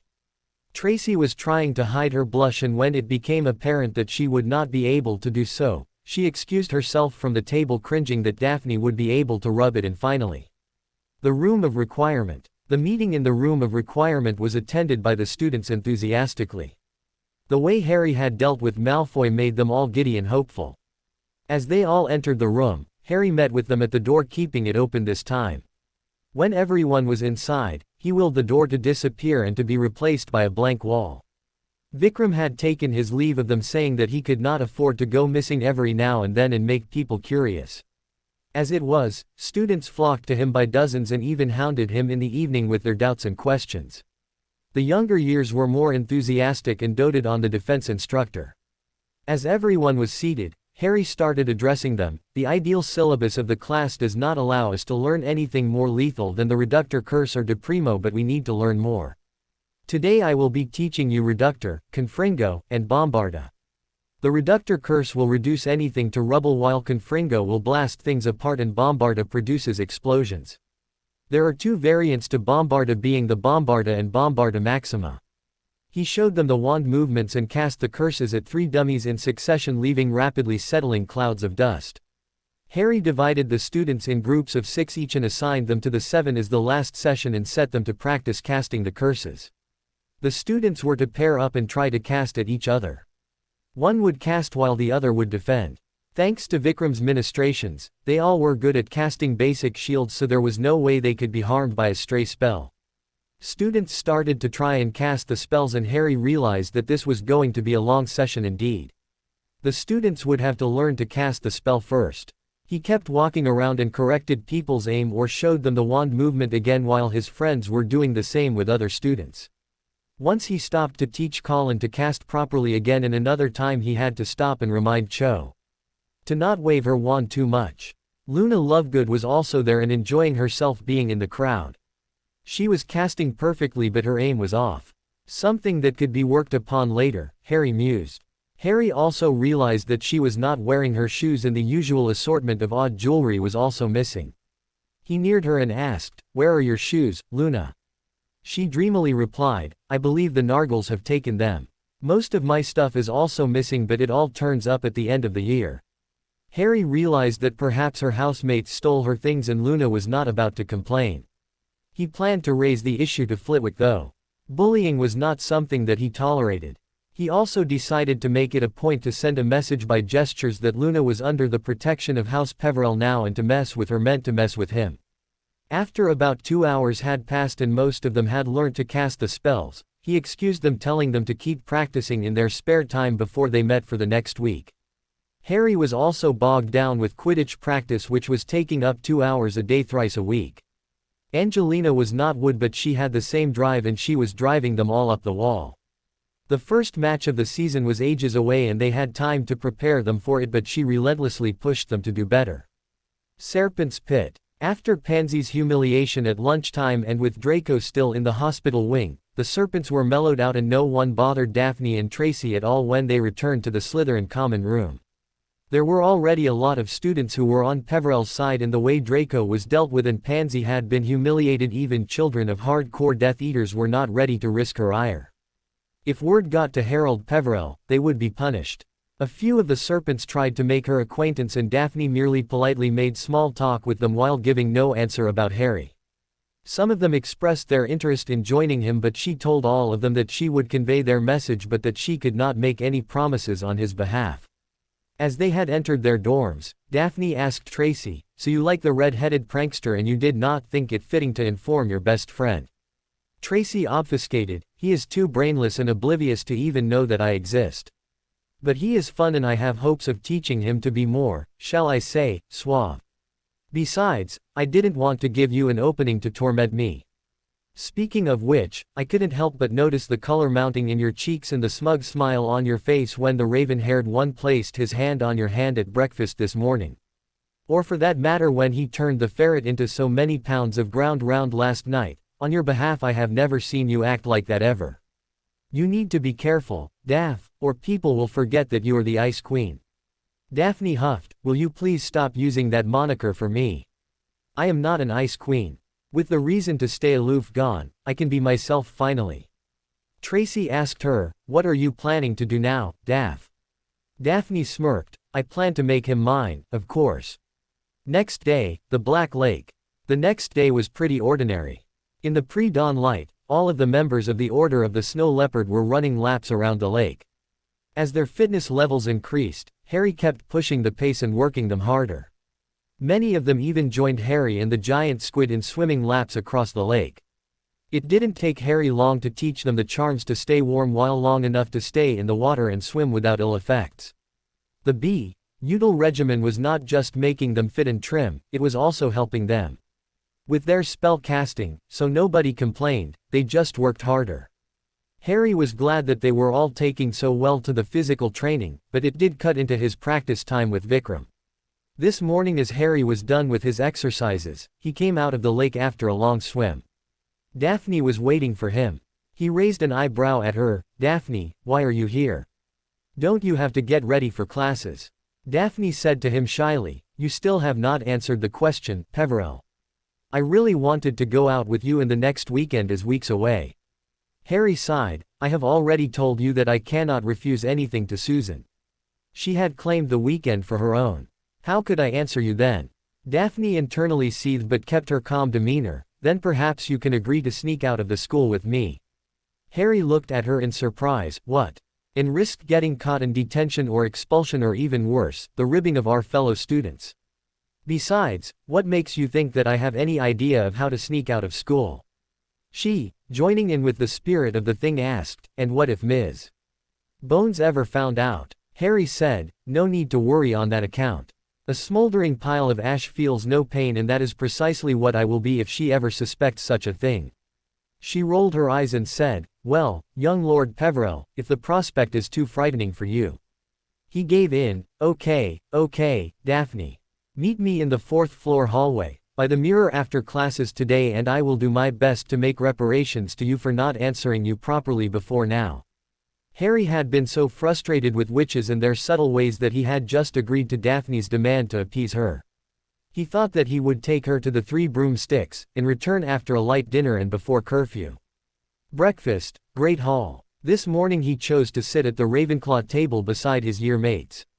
They were the ones he had little interaction with, and he was set to remedy that oversight. He had asked his friends to remain at the Gryffindor table while he slipped into a space beside Padma Patil, who he thought was least likely to hex him or swat him on the head if he made any bad jokes. A few eyed him curiously but paid him no heed until he called Luna to sit beside him. As it was still the case, the girl was barefoot. Harry asked her a little loudly, for the benefit of the rest of the Ravenclaws, "So your stuff has not yet returned to you?" She answered in her dreamy voice, "The Nargles have them, and I believe it will all turn up at the end of the year." Harry turned to Padma. "Padma, did you know that the House of Ravenclaw has some bullies among them?" Padma vehemently protested, "No Harry, there are no bullies in this house." Harry looked at her incredulously. "Then how do you explain her belongings disappearing? Just because she has different beliefs from other people does not entitle them to bully her or steal her stuff. She is different from most of the other Hogwarts students except you and your twin." Padma understood what he was alluding to. One thing she did not know was how he had arrived at that conclusion. She asked him in an undertone, "How did you know about this? Of all the Hogwarts students, only Parvati and Luna know it." Harry whispered to her while smirking, "Let's just say that I have enough confidential information about a number of students to make them nervous. I would appreciate it if you would ask your housemates to return Luna's things by morning tomorrow, or I will be forced to go to Flitwick asking him to take action against them." Mandy Brocklehurst, who had just arrived at the table and saw Padma and Harry with their heads together, said to him, "I did not know that. You fancy Padma, Peverell. The rumor mill is still churning that you and Bones will be going at it like rabbits any day now." Harry choked on his food, then said with mock indignation, "What? How crude. Really, I am surprised at you." Then joining in with the spirit of the thing, Harry gave a smug grin and said, "Well, as you know, I took Padma's twin sister to the Yule Ball last year and I thought that perhaps I had dated the wrong twin." Mandy rolled her eyes. Yeah. Tell that to someone who would believe it." Harry said, with the same smug expression, "Okay, then, try this one. Susan and I are just good friends." Mandy made a dismissive gesture and said, "Spread that one out and you can fertilize all of the greenhouses at Hogwarts with it. I can see that I'll have to work a lot harder to get the truth out of you." Anthony, who was sitting on the other side of Padma, asked him, "So Harry, are you here to talk about something or just to grace us with your presence?" Harry gave him a big smile. "Now that you mention it, Anthony, I need a team of operators for some interesting machines that I have. Who would be better than the brainy kids whose wit is their greatest treasure?" Michael asked him, "Where these machines and what are we to do with them?" Harry, still talking in hushed whispers, told him, "I want at least 6 students on the astronomy tower at dawn tomorrow. I will show it to you then. For now, please do not share this information with anyone except those who are interested." Lisa Turpin, who was a very jovial girl, asked him, "So Peverell, has anyone dragged you to a broom closet yet?" Harry cringed for a second before he realized that others were listening to their conversation with rapt attention, especially the girls. He winked at her. "Miss Turpin, a gentleman never tells." Others laughed while Lisa turned beet red. Isabel McDougal, who was a shy, quiet girl, asked him something which threw him off. "Harry, would you go to the next Hogsmeade weekend with me?" Harry knew he had to refuse her. "Miss McDougal, while you are a charming lady and any bloke would be fortunate just to be asked out by you, I fear I have to refuse unless I want a certain Hufflepuff to come after me with her wand blazing. As it is, I am rather fond of my limbs." Everyone laughed while Padma looked like she was considering hitting him on the head but chose not to. Isabel said to him genially, "It is all right, Harry. I had to ask you though just to satisfy my curiosity." All in all, the conversation with the Ravenclaws was better than he had expected. Sure, they were driven by logic, but they were also fun to be around if they wanted. 4th floor, 4 o'clock. As he had planned, he excused himself from his friends, saying he had some work to do before he went to the 4th floor. There was Daphne Greengrass as she had promised, dressed in her form-fitting robes, her hair undone falling to her shoulders smoothly. A silver tiara sat upon her head and it looked like she had taken some time to get ready for this trip. He was dressed in fine acromantula silk robes, dragon hide boots and his cloak billowing behind him. The mop of hair on his head, which was longer than it had been in past years, looked like he had made an effort to comb it but then gave it up as a bad job. While he was not dressed up as she was, he was dressed as befitting a lord. Rachel's training had, at least, made him conscious of his appearance and he took extra pains to look smart all the time. He led her to the mirror on the 4th floor and she asked him, "Did you bring me here to look in a mirror, Peverell? Do you think I am vain?" Harry raised his hands in a placating gesture. "Not at all, Daphne. If you would please wait for a moment, you will know why we are here." He summoned his wand from his holster and she asked him, "Is it the holly wand with a phoenix feather core?" Harry asked her, surprised, "How do you know about my wand?" She smirked. "The entire castle knows. It was in the Boy Who Lived edition of the Teen Witch Weekly." Harry choked. "The what?" She grinned. "It was published sometime last year. Almost every witch in the castle bought a copy. It had so much information about you, most of it garbage, I must add. There were days that hardly a witch could be without a copy of it. Some even kept it under their pillows when they slept." Harry was mortified. "Please tell me you are joking." She gave him a bright smile. "I am not, Peverell. There were several girls who wanted to get you to sign their copy. It was only when the Harry Potter fan club insisted that you would not welcome that kind of attention, that no one harassed you about it." Harry was getting paler now. "What did you just say? What club?" Daphne was enjoying it too much now. "Oh yes, there is a Harry Potter fan club which is run by the Weasley girl and the Creevy boy who used to follow you like a puppy.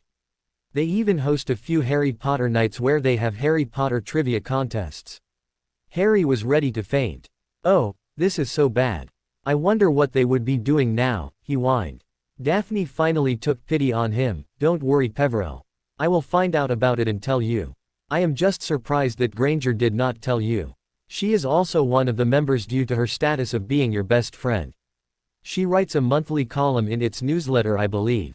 Anyway, you can ask them about it later, but right now, we are wasting time that we could be spending in Hogsmeade." Harry reluctantly nodded and cast some glamour charms on himself. When he was done, he looked like a man in his early 20s with straight brown hair, his skin a shade darker, his eyebrows a little more bushy than normal and his eyes steel gray. Daphne raised an eyebrow at him. "I know you are adept at magic, Harry. You don't have to show me that you can cast glamour charms expertly." Harry gave her a lopsided grin. "Daphne, I do not know if you have noticed, but every time I step out of this castle, the Daily Prophet gets wind of it and my photo ends up on the front page. You surely do not want the media coverage." She nodded. "That would put me in the sights of a number of jealous witches. I surely don't need that. Would you do the charms to me as well?"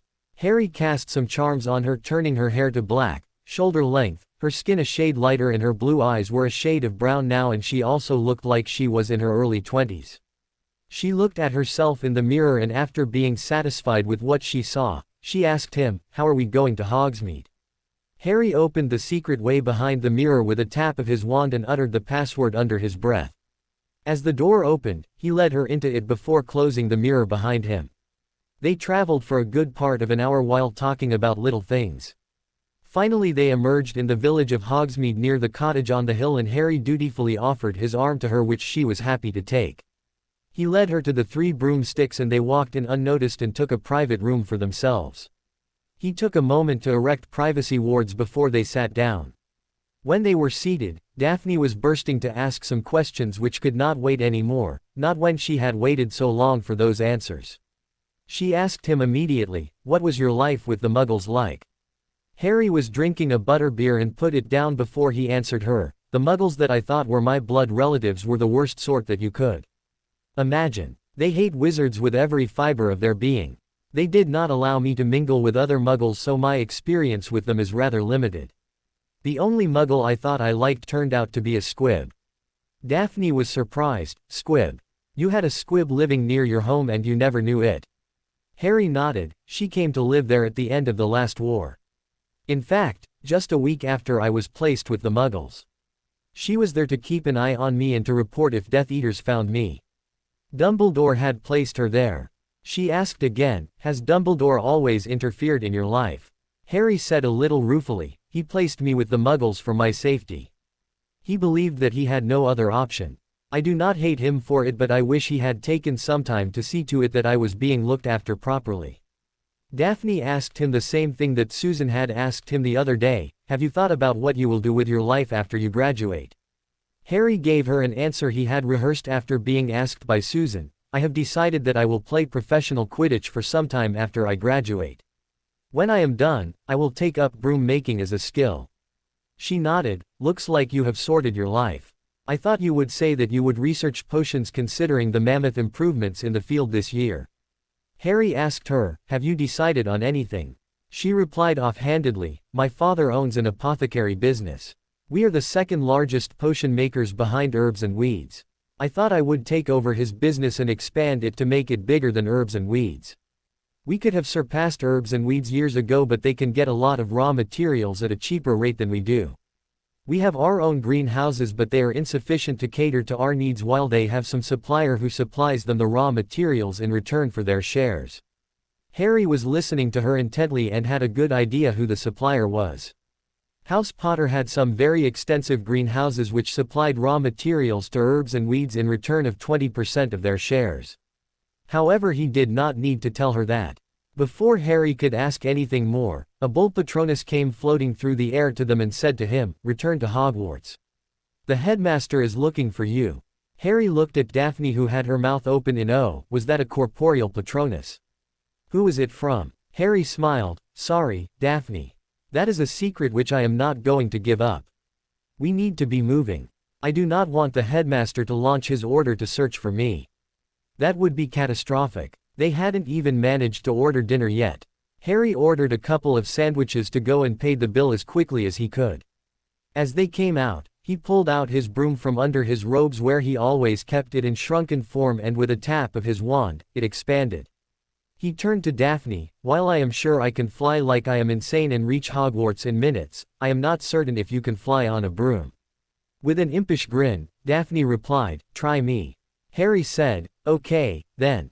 With that, he mounted the broom and extended his arm to her. She mounted behind him and grabbed him tightly by his waist. Harry kicked up in the air and headed off through the streets as fast as the broom would go. For Daphne, it was surreal. Sure, she had not got to ask all the questions that she wanted, but to sit behind him on a broom was different experience altogether. The way he was flying exhilarated her, and she wanted to shout at the top of her lungs but gave it up, knowing it is a bad idea. Within a few minutes, they were at hovering near the school. Instead of heading for the gates, Harry steered towards the Forbidden Forest. And they landed near the edge of the forest so that no one could notice them. He turned to Daphne. "I am sorry that we had to cut it short. I will try to compensate for the lost time the next chance." He asked Daphne to cast a disillusionment spell on herself and go the castle and thereby to her dorms. As soon as she was out of sight, he disappeared only to appear in the headmaster's office. Dumbledore was anxious and walking to and fro in his office. Vikram and Sirius sat in chairs waiting for him.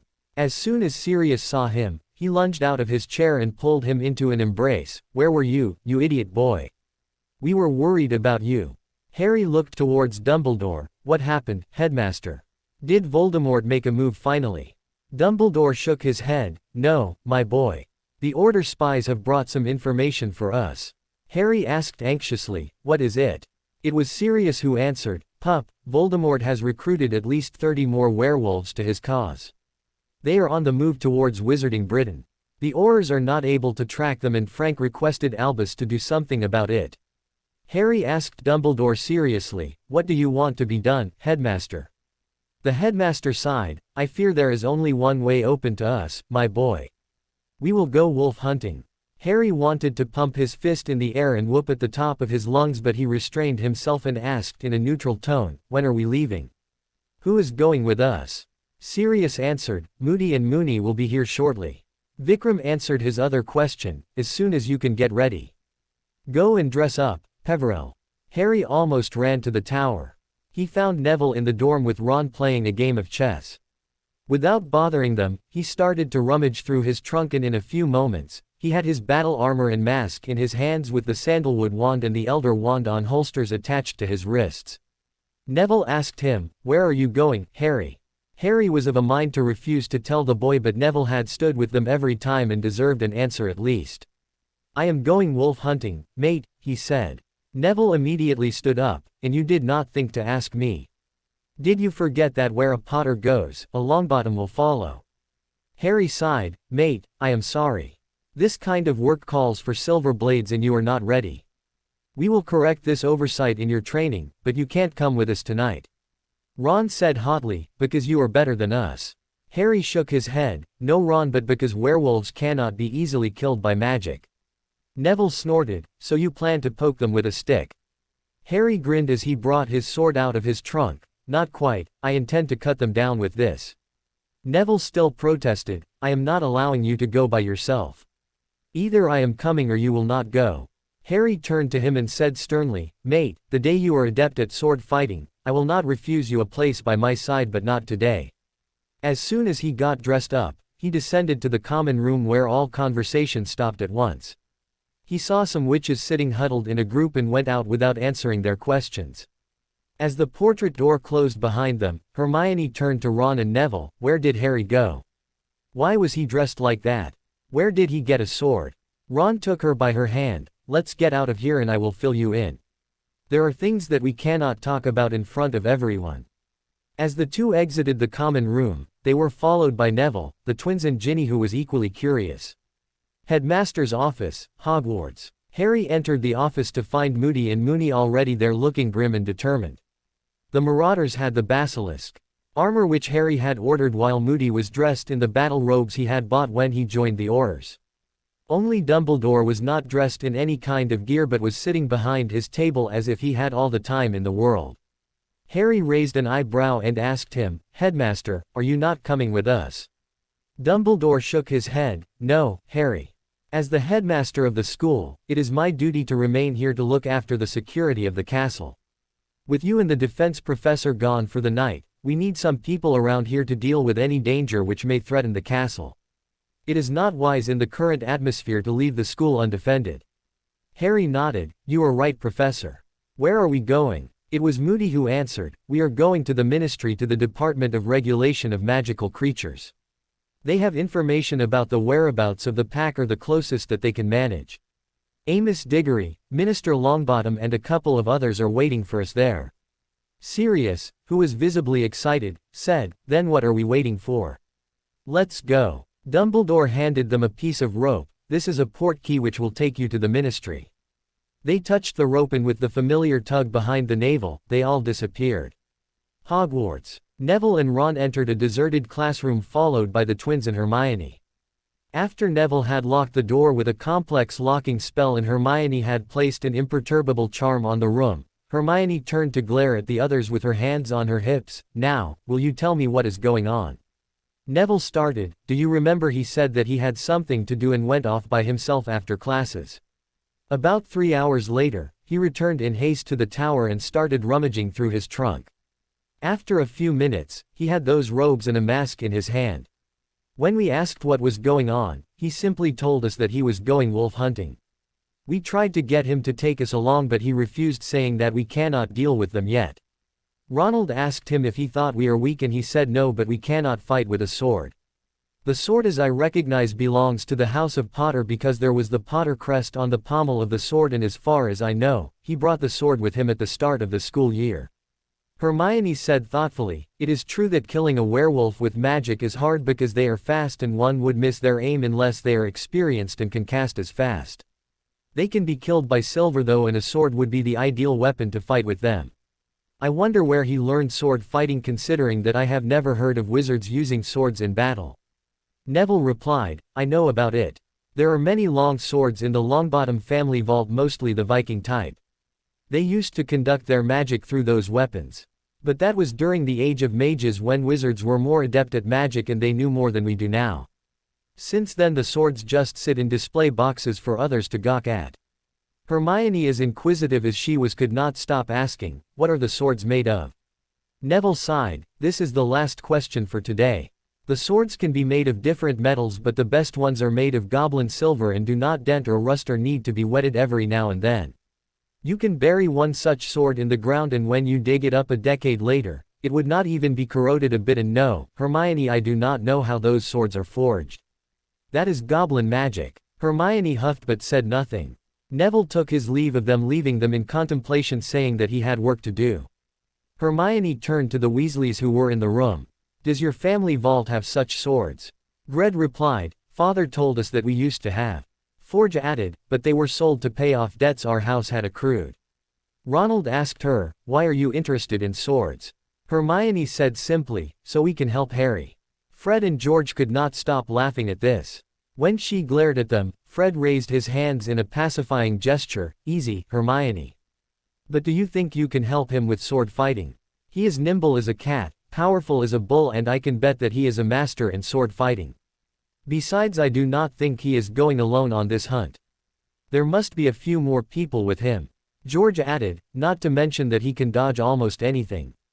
The way he can sidestep any curse, I would not put it past him to be able to dodge a killing curse, though there is a better chance that the caster would be dead before he can complete the incantation. Ginny scoffed, he wouldn't do that. He is the nicest person. He cannot kill anyone. Fred rolled his eyes, shows what you know. Hermione said, explain what you mean. George started speaking like he was teaching to a small child. Hermione, did you observe nothing in the duels that we have seen him engaging in? Auror Moody is a warrior in spirit and all of us together could not beat him, but whenever he fought Moody, it looked like Moody was fighting for his life. When he is fighting someone, his eyes have the bloodlust in them. I can bet he was pulling his punches whenever he practiced with Moody. Hell, he defeated Flitwick in minutes and he is a 9 times dueling champion. Yesterday, with Malfoy in the Great Hall, he wasn't dueling. It was more like the way a cat plays with a mouse until the game got boring and he finished the get off. It was strictly a non-lethal duel, but he broke several bones, gave him a concussion, and the bruises and lacerations could not be counted. I would bet all the money in our family vault that the only reason Malfoy is still alive is that Harry was being very careful not to kill him. Ronald, who had been quiet for some time, said, don't you people think it fishy that the defense instructor seems to be very intimately familiar with Harry's power and skills? When the term started, they were even dueling around the lake every day. Ginny nodded, yes, it is fishy. I have noticed too. Hermione said nothing but took in everything that was being said and tried to figure it out. It frustrated her that she did not know enough to come to any conclusion. Headmaster's office. Neville Longbottom arrived for his weekly session with the headmaster in his office. He found the old wizard lost in thought. Neville had no problem in getting access to his office because Albus had instructed the gargoyle to let him in whenever he visited. Albus was sitting in his chair, his eyes closed, worry lines on his forehead. Neville could see the wrinkles on his face and realized that the old headmaster was getting on in years. As per the available records, he was already above 100. He softly said, "Sir." Albus opened his eyes and smiled tiredly. "Neville, take a seat." Neville sat on a chair on the other side of the table and asked him, "Where did Harry go, sir?" Dumbledore gave him a half-smile. "Did he not tell you?" Neville knew the headmaster was playing a word game and was not going to tell him, so let it go for the time being. Instead he asked, "What are you teaching me today, sir?" Albus said, "Since the last time when I taught you how to recognize someone's magical signature, have you had any success?" Neville enthusiastically replied, "Yes, Professor. I can recognize people by their magical signature now. Everyone emits some magic all the time and it is never the same for any two people. I tried this with different people during the time between last lesson and today and I can recognize people by their magical signature now. However, I have realized that it would not work for someone I have never met before because I would be unfamiliar with their magical signature." Dumbledore beamed at him. "Very astute, my boy. Now if I may ask, are you working on your skills? I know that you have learned your family grimoire, but are you getting sufficient time to practice those spells?" Neville shook his head. "No. I do not know of a place in the castle where I can practice my family magic without the fear of someone walking in on me." Dumbledore said to him cryptically, "There is a room in this castle where you can practice casting to your heart's content. It is a magical room and it only answers to those who are in need of it. I, myself only came across this room once in my 100 years, but the elves tell me that the room is always there, waiting to be called." Neville laughed. "Are you talking about the room of requirement? I know about the room, but it is hardly secure when you can call upon it easily." Dumbledore said again, "Don't worry. I will give you a room. I will transform an unused room into a training room with fortified walls and keep it under Fidelius. You can use that room for your purposes then." Neville prompted him, "What are we going to study today, Professor?" Dumbledore smiled. "Have you learned legilimency yet?" Neville nodded. "Great Uncle Croaker gave me a good idea about the art, but I have not yet got the gist of it." Dumbledore started explaining, "When you detect someone trying to intrude in your mind and is knocking on your mind shields, show them a horrible memory.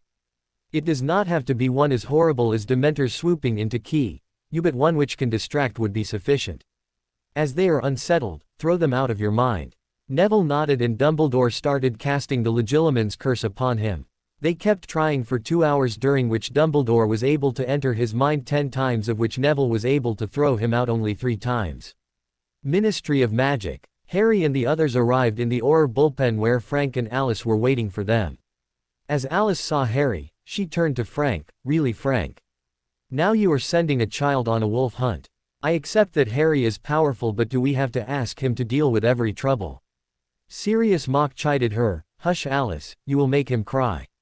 You don't want to make a child cry, do you?" Harry rolled his eyes but said nothing. Alice embraced him warmly and he returned the gesture. Alice loved him like her own son, but she never smothered him the way that Mrs. Weasley did. Harry loved both women equally and certainly had no problems with the two mother figures showering their affections on him. Moody growled, all right. That's enough of that now. We have a hunt to go on." He turned to Frank. "Minister, who else is going on this, or is it just we 5? Frank shook his head. "Madam Bones told me that it would be a bad idea to send just the 5 of you, so I have picked Kingsley Shacklebolt and Gawain Robards to go with you. Go down to the Department of Regulation of Magical Creatures and Amos will brief you. Remember, Alistair, you are the commander of the Aurors, but Dumbledore has told me that the commander of this hunt will be Mr. Vikram Rana. He says that he is an expert in these things." Vikram stepped forward and shook hands warmly with them. "Minister Longbottom, it is an honor to make your acquaintance." He gave a formal bow to Alice before the party went to the Department of Regulation of Magical Creatures. Harry was kept in the center of the formation, away from the gawking eyes of the few ministry employees who were still in the ministry building. Amos received them warmly and handed a parchment and a piece of rope to Alistair. "Last time they were spotted, the werewolves were somewhere near Cardiff. Since outwardly we are seen to be doing nothing, we tried not to follow them too closely, but as far as I know, the woods around there would provide sufficient cover for them." Moody nodded. "Right." He turned to the group. "So we are going to Cardiff. Once we have arrived there, Professor Vikram will form a plan of action. As the portkey activated, they all disappeared with a tug behind their navel. Cardiff. They arrived in the woods and everybody pulled out their wands, alert for the smallest movements. After making sure that there was no one around, Vikram started briefing them. We have 7 people in our group and I believe that there are about 30 werewolves in the woods, which means that we will have to take out 4 or 5 of them each. The trees and undergrowth are thick and will provide excellent cover. This will not work to the wolves' advantage, but rather ours. Since the woods are vast and we have a lot of ground to cover, we will divide up into 2 parties to track them down. Whoever finds them first will send a Patronus to the other group and we will regroup before launching our assault. Remember, we are not taking any prisoners and are going to kill them. Try conjuring silver weapons and banishing them at the werewolves. Silver incapacitates them better than anything else. However, I would also advise you to keep a silver weapon at hand so that if you are in close quarters with them or lose your wand, you are not entirely helpless. Everyone conjured some sort of silver weapon for themselves except Harry, the marauders and the defense instructor. The defense instructor produced a short sword which had been hidden in his robes, while Harry tossed a silver dagger to Remus and one of the black daggers to Sirius. Vikram divided them into 2 parties, with the marauders and Harry being in one while the rest of them were in the other. Vikram pointed Harry in one direction while he went in another. As they were walking, Harry put his mask on his face. Sirius asked him, "What is with the mask, pup?" Harry replied offhandedly, "That is my battle gear. I am an honorary member of the tribe of mystics and they always cover their faces when in a battle or fight." After walking for about 10 minutes, they could smell the werewolf camp before they arrived at it. Fortunately for them, they had approached from downwind. The sensitive noses of Remus from his werewolf abilities, Harry and Sirius from their animagus forms were all able to catch the scent of the blood from a fresh kill on the slight night breeze while they were all still 400 meters from the camp. As Sirius started to walk forward, Harry caught him by the arm and whispered, "Look up in the trees around the camp. They will likely have guards hiding in them. We would be walking into an ambush." He willed his eyes to see clearly and he could see that some of the trees had guards in them. He said to Sirius, "They have around 5 guards in the trees. I will take them out.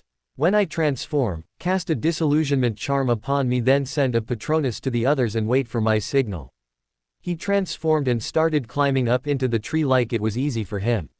Within a second, he was in the tree and strode forward stealthily. The forest was eerily quiet and the silence was overbearing. He could smell the werewolf perched on a tree just 2 trees away. He could hear his heartbeats clearly and eagerly walked towards the guard.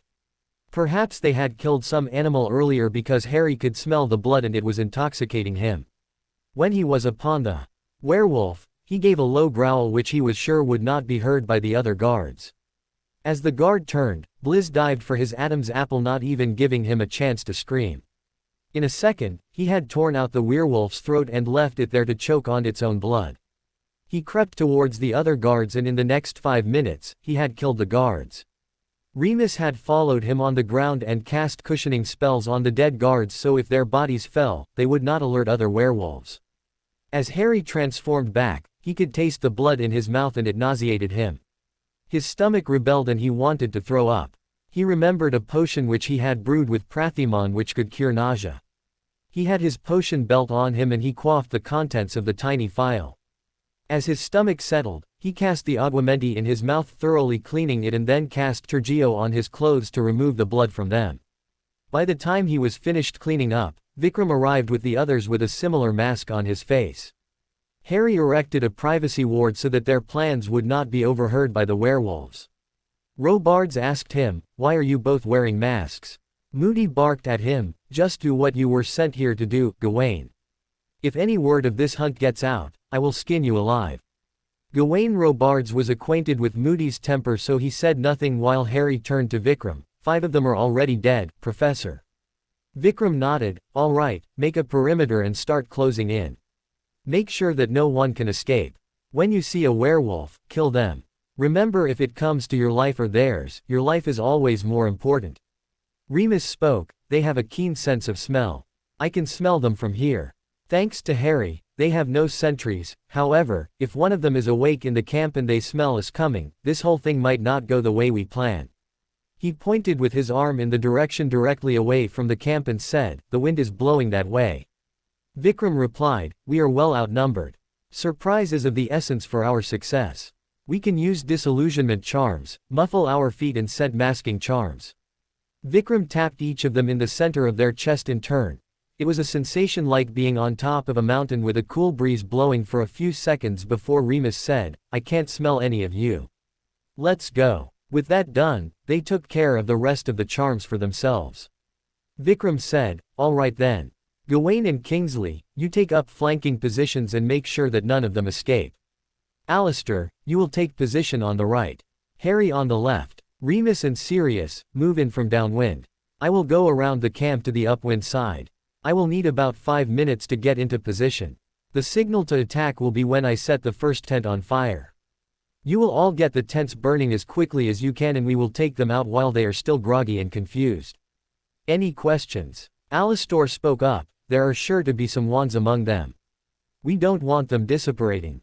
Harry said, "They may have sentry wards. We'll have to take care of them if they do." Vikram said, "While I'm circling around to the right, I'll take care of any wards in that direction. Harry, since you are circling to take position to the left, you can scan that way. Alistair, Gawain and Kingsley, lay down anti-apparition and anti-port key wards while you wait for the signal to attack." With that, they all fanned out to take up position. As Harry went, he cast detection spells and found no wards at all. Either the werewolves did not have a wand among them, not all werewolves were wizards or had wands, or they were really overconfident.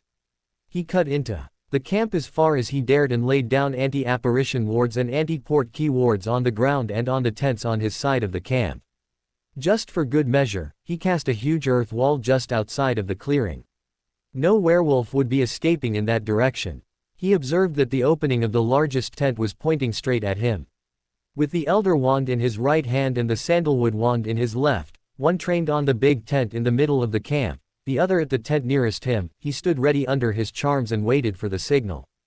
The silence was full of the sounds of the usual night creatures. It occurred to Harry that their measures to go undetected had been successful. Another 2 minutes passed, then a massive incendio struck the tent upwind. With brutal precision, a split second later, 5 more incendios struck the camp and the entire scene was ablaze with the lurid flames of the rapidly burning tents. Harry holstered his wands and drew out his sword and one of the black daggers. The disillusionment effect was dispelled by the gleaming goblin wrought silver, however Harry preferred for them to look at him when they were dying at his hands. Keeping his sword in his hand, he waited in silence while the other teams began their attack. There were a total of 5 tents in the camp.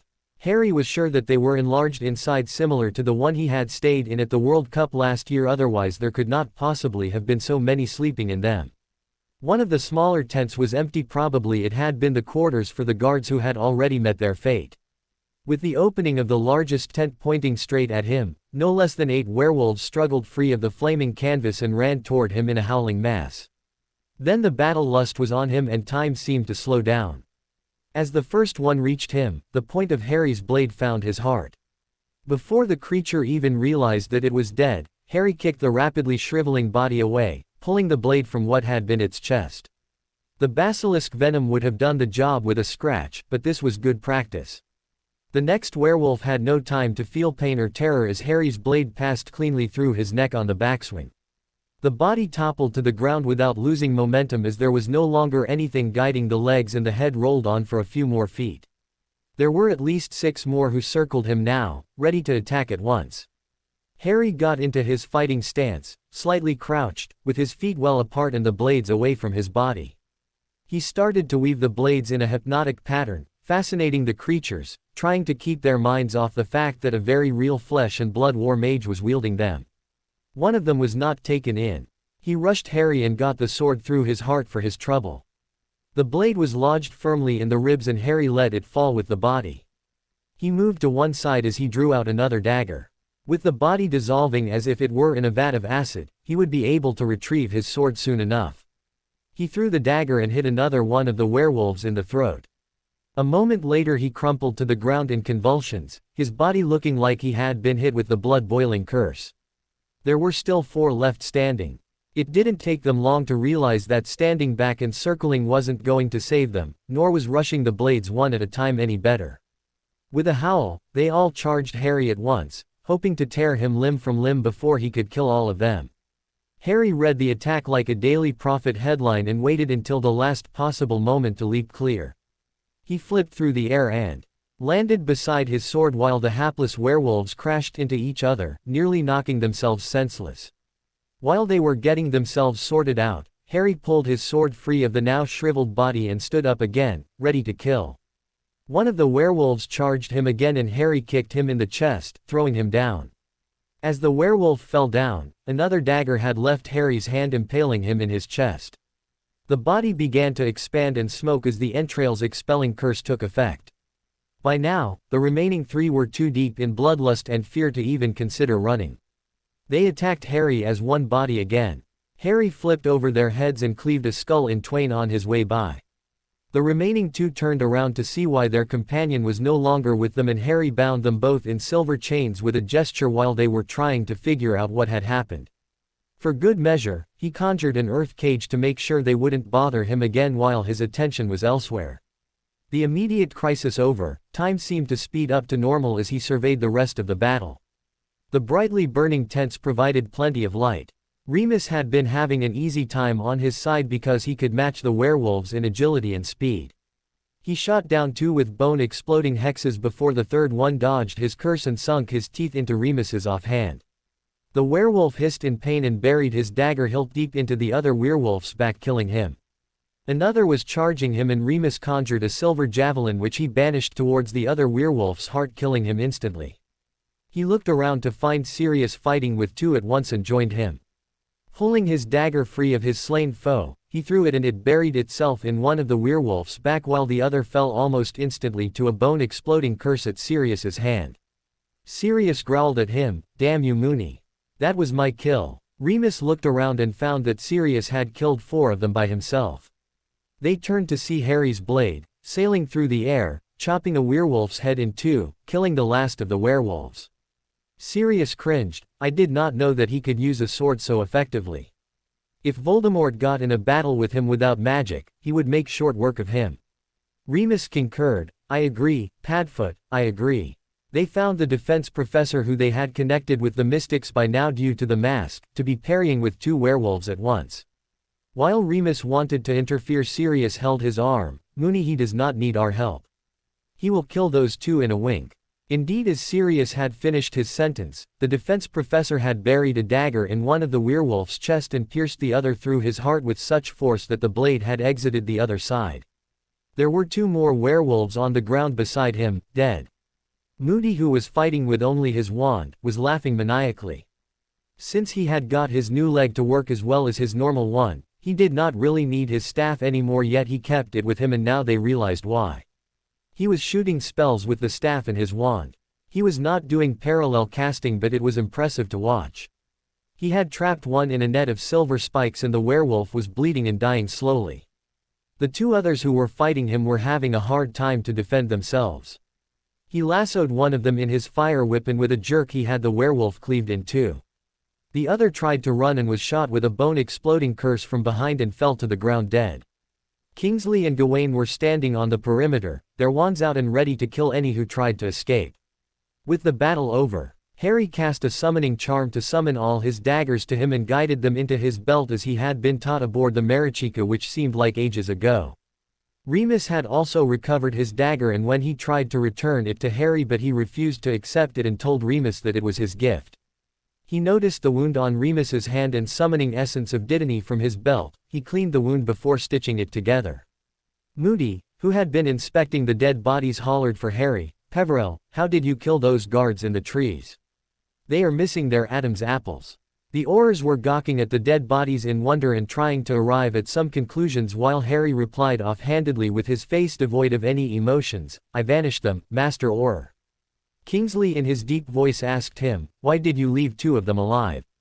Harry looked towards Moody, so that Master Auror can torture them to his heart's content and squeeze every bit of information from them. Moody whipped his wand out and cast a bone-exploding hex at one of the werewolves, killing him instantly, and grumbled, one is sufficient.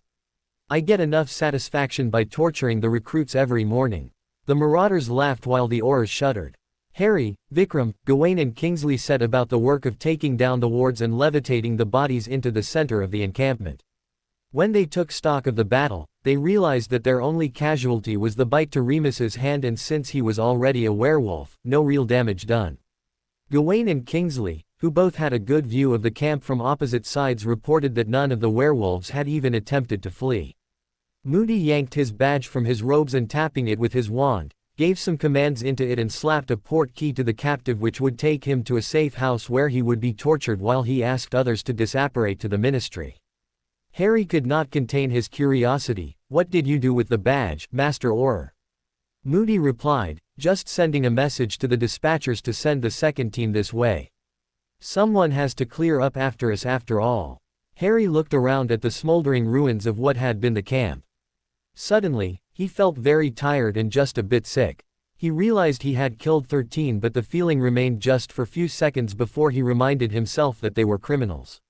He realized that leaving the cleanup to another crew was a good idea. Sirius took Harry's side along to the ministry while others apparated in the atrium. Frank was already there with Amelia and Alice, who looked anxious. As they landed, Frank asked, "How did it go?" Moody barked in laughter, "I enjoyed the hunting. Killed 3 of those scum myself." Amelia asked him, "How many did Harry kill?" It was Gawain who answered, "There were more than we had anticipated, ma'am. Since I was not engaged in active combat, I kept a body count. Lord Peverell killed 13 of them, Mr. Black killed 4, Mr. Lupin killed 5, Mr. Rana killed 4 and Master Auror Moody killed 3 of them." Amelia was surprised, 13. "That is extraordinary." Harry addressed Frank, "Minister, if I may have your permission, I would like to leave. I have classes tomorrow and some very irate friends to deal with." Frank told him kindly, "Of course, Harry. You, Mr. Black and Mr. Lupin can leave." Harry returned to the Black townhouse since it was very late in the night and there was no reason to go and disturb his friends. The firing squad could wait till morning. The next morning, Harry had Dobby bring his uniform from his trunk in the dormitory. He instructed the elf to clean the battle robes and return them to his trunk later with the mask and the sword. Afterwards he sat for a big breakfast prepared by Winky and even greeted Tonks cordially, who had come to the townhouse this morning looking for the marauders. After breakfast, he took the Flo to the cottage on the hill. Having had enough adventure for now, he performed glamour charms on himself and took the time to walk back to the school. Hogwarts, the next day. Harry's absence from the castle was noticed in the morning when the students had turned up for their morning exercises. Susan had asked Neville and he had mollified her by telling her that they would discuss it later. Daphne had been hovering near them to know what had happened and was frustrated when Neville had refused to tell Susan anything. Daphne had been worried about Harry since last evening when they had abruptly ended their outing and returned to the castle. As the students were getting ready for breakfast, Susan had dragged Neville to an unused classroom just off the Great Hall. Casting the imperturbable charm, she had elicited every bit of information about Harry and was determined to teach him a lesson for making her worry. Breakfast was about to finish when Harold Peverell entered the Great Hall. Those who knew he had gone out wolf hunting breathed a sigh of relief to see him back. Susan Bones walked towards him, her wand in her hand, and shouted, "Harold Peverell." Harry cringed internally, and before anyone could say anything, he took her by her wrist and dragged her out of the Great Hall. Susan's admonitions and shouts were heard throughout the Great Hall as he dragged her away from the rest of the students, making others laugh. Harry dragged her to an empty classroom and after locking the door and casting a privacy ward, he turned to her, "What happened, Sue?" She glared at him, "What happened? You are an idiot, which is what happened. Could you not drop me a line telling me that you are going to play the hero without us? Longbottom told me about it this morning." Harry gave her his lopsided grin, "Sue, it was not my intention. It is that I was called at short notice which made it hard for me to inform anyone. I promise I will not do it the next time without informing you." She said, "See to it that you do. Next time, I will hex you with all the dark curses that I know." Hermione cornered him during lunch and insisted that he explain everything that had happened and answer all her questions. He refused to tell her everything but agreed that a meeting was in order to bring all of them up to speed about the happenings of the wizarding world. He asked them to meet him on the 4th floor in the right wing of the castle after dinner. He remembered that he was to meet the Ravenclaws this morning on the top of the astronomy tower, but he had not turned up and they would be angry with him. He sent a message to the Ravenclaws to meet him in the room of requirement to talk. All of his year mates from the Ravenclaw tower came to hear him and he escorted them inside. Lisa Turpin immediately made it clear that they were angry with him. She looked at him scowling. "So Peverell, would you tell us why you made us miss our sleep and come to the astronomy tower at dawn when you had no intention of turning up? Was this supposed to be one of your pranks?" Harry said, "I am sorry. This was no prank. I was called away suddenly." He produced today's daily prophet for them. Read the news on the third page and you will know. The third page had a story of few paragraphs with a headline. Werewolves Found Dead, by Amicus Armdale. Yesterday, badly mangled bodies of 3 werewolves were recovered from the woods in Cardiff. The head of Department for Regulation of Magical Creatures, Mr. Amos Diggory, said that they were entering the country illegally. They were wanted for capital crimes in France. The plan was to arrest and deport them according to our International Expedition Treaty, but they were killed while resisting arrest. The department had received a notice from the French Ministry of Magic that 30 criminal werewolves had escaped their jurisdiction and were trying to enter Wizarding Britain to evade capture and punishment for their crimes. Acting on the tip-off of the department, the head of Aurors, Master Auror Moody, led a team of 10 Aurors and apprehended them in the woods of Cardiff. The werewolves refused to surrender and chose to fight them. In the battle that ensued, the werewolves had to be killed. A statement from the Office of the Minister of Magic states that the act was authorized by the minister to curb illegal activities and to keep criminals from threatening our peace. Meanwhile, Master Auror Moody remains unavailable for comment on the issue. While this is a good move, it raises some questions which need to be answered. Firstly, how were so many werewolves traveling together? As it is known, there are no packs in England, but all the werewolves seem to obey Fenrir Greyback, the most savage werewolf of modern times. Does it mean that they were taking orders from him? Secondly, if the ministry will authorize execution orders for magical creatures whose guilt is in question, will it not cause unrest among werewolves and disturb what little peace we have recently acquired thanks to the reforms made by the minister himself since taking up his office? As the students had finished reading the paper, they turned to Harry and Anthony asked, "What does it mean?" Harry replied offhandedly, "I will only say that I was involved in it and it was due to this reason that I could not meet you people atop the astronomy tower. I promise that if you all were to turn up tomorrow I will more than make up for this occasion." Harry gave a pleading look to Parvati which seemed to convey what he wanted to, and she turned to the others. "So long as we have known Harry, we have not found him to be lying, so he has no reason to lie now. I believe what he says." After Parvati had vehemently pledged her support to Harry, there was no room for grumbling or disagreement. However, Harry had to ask a question of his own. "Guys, I do not see any 6th years among you all, or any 7th years, or a 4th year for that matter. Is there a reason for it?" Michael answered, "The 7th years will be gone by the end of the year and will need to be replaced if the war is not ended by then. The 6th years have many with shaky loyalties or they are disinterested. We figured that the 4th years would be too young, so the only ones fit were us, and here we are." Harry nodded and dismissed them. As they left and he was sure that they all were away, he started making his way down to the 4th floor where Hermione, Neville, Daphne, Susan, Tracy, Hannah, the twins, Ronald and surprisingly Luna were huddled in a room waiting for him. He found them on the Marauders map, and when he entered, he asked them to follow him out and led them to the mirror. Gred, who had realized where they were going, said, "If you wanted to go to Hogsmeade." Forge added, "You should have just said so, Harrykins." Harry smirked, "Will you two idiots shut your mouth for a minute?" He tapped the mirror with his wand and gave the password under his breath. The door opened and others climbed in behind him. The twins, who were bringing up the rear, closed the door behind them. Harry took them some way forward and they reached where there had been a cave-in. Fred asked, "What happened to the cave-in?" George added, "The way was entirely blocked and we had to try the Humped Witch." Harry gave them a big smile and said, "I repaired the way and fortified it with runes. The ceiling will not collapse again. And just so you two idiots do not get any ideas, I have put a ward on the mirror and you have to give a password to open it."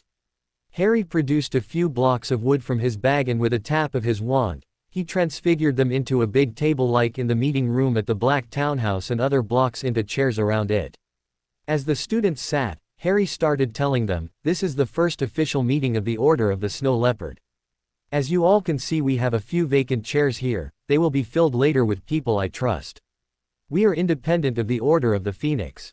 Our only aim is to ensure the survival of the students in the wizarding world. In the last few days, a plan has been devised to lure Tom Riddle out. The finer details have been worked out. Around the time of Yule, the plan will be executed and we will force Tom Riddle into the open. After that, the war will escalate quickly, meaning that within 6 months at the most, we will have the final battle on our hands. We will face Dementors, werewolves and maybe some Inferi in addition to the Death Eaters.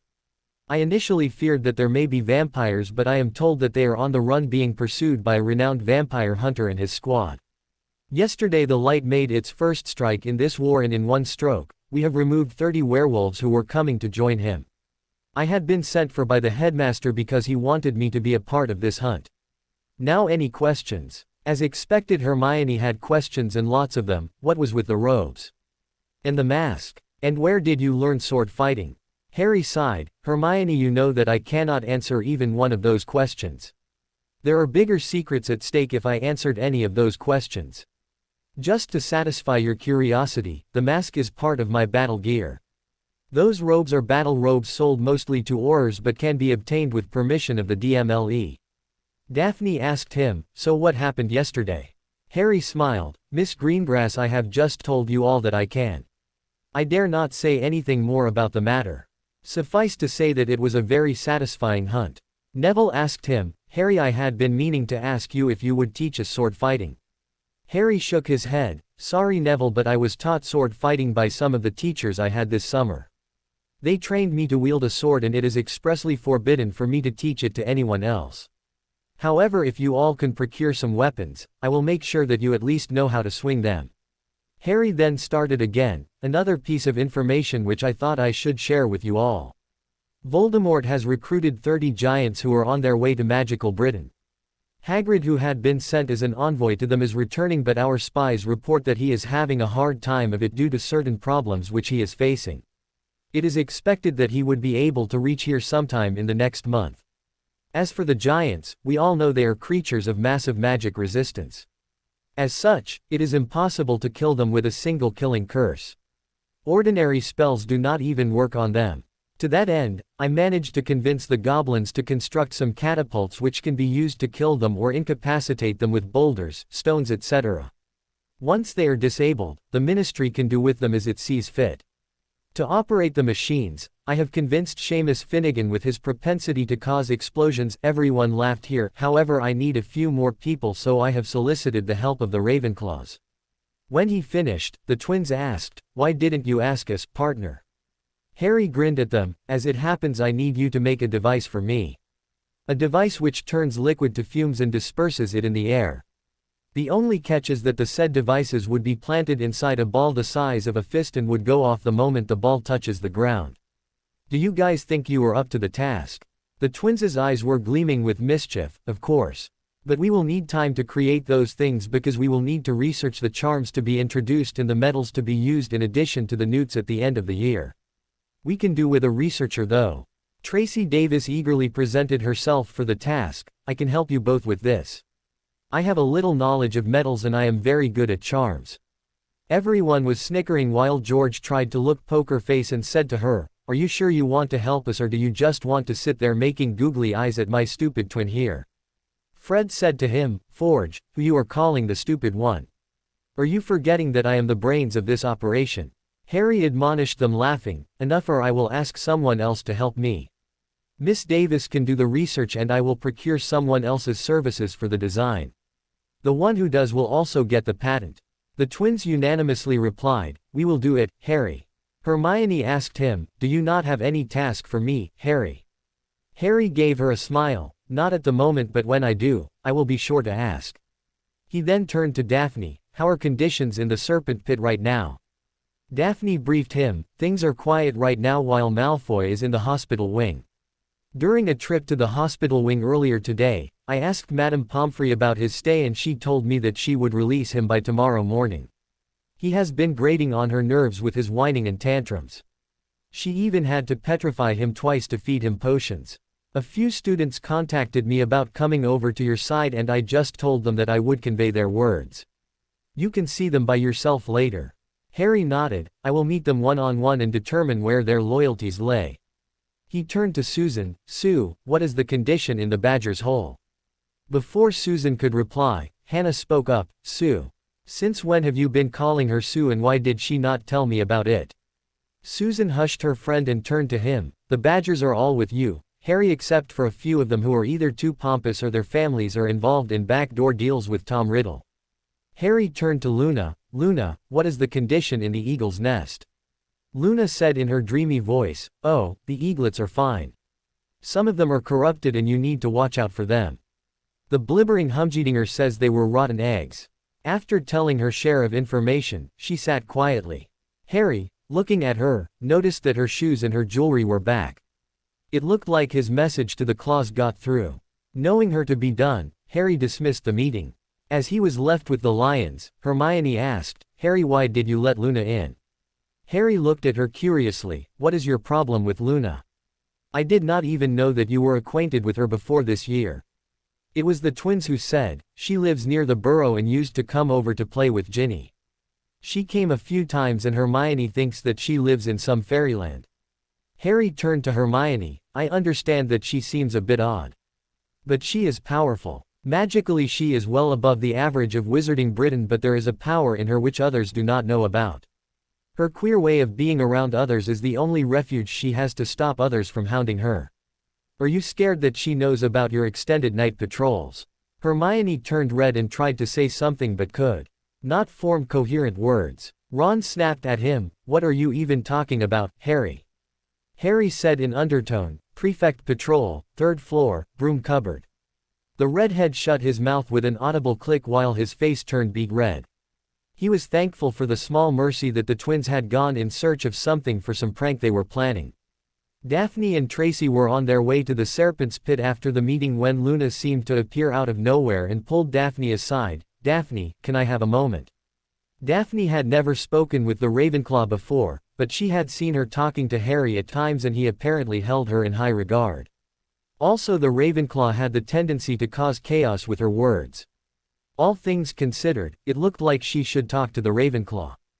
She could not afford for Luna to blurt out in front of everyone that she was infatuated with Harold Peverell.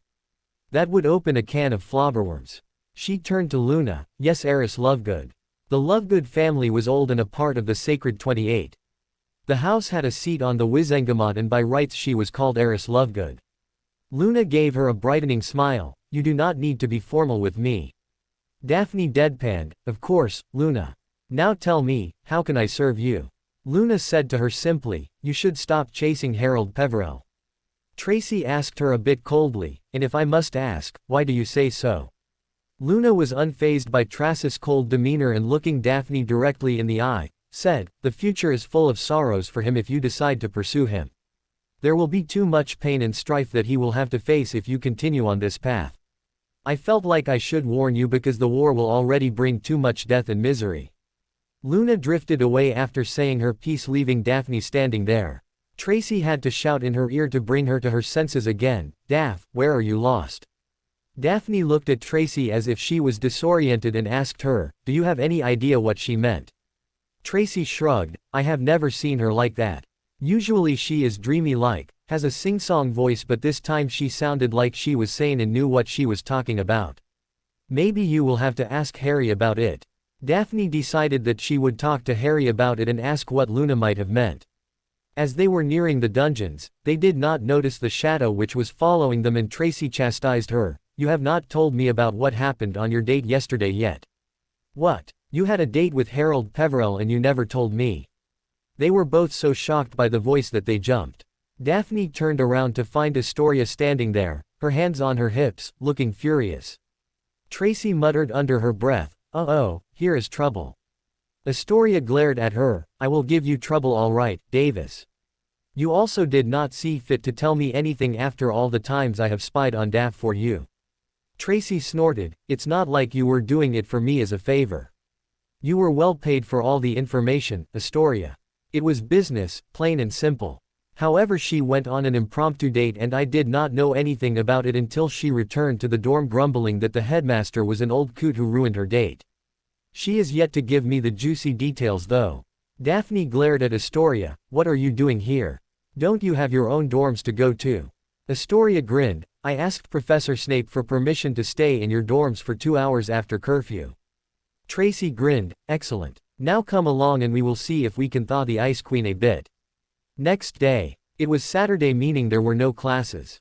Harry woke up before dawn and taking Seamus went to the top of the astronomy tower. There were Michael Corner, Anthony Goldstein, Lisa Turpin, and Mandy Brocklehurst.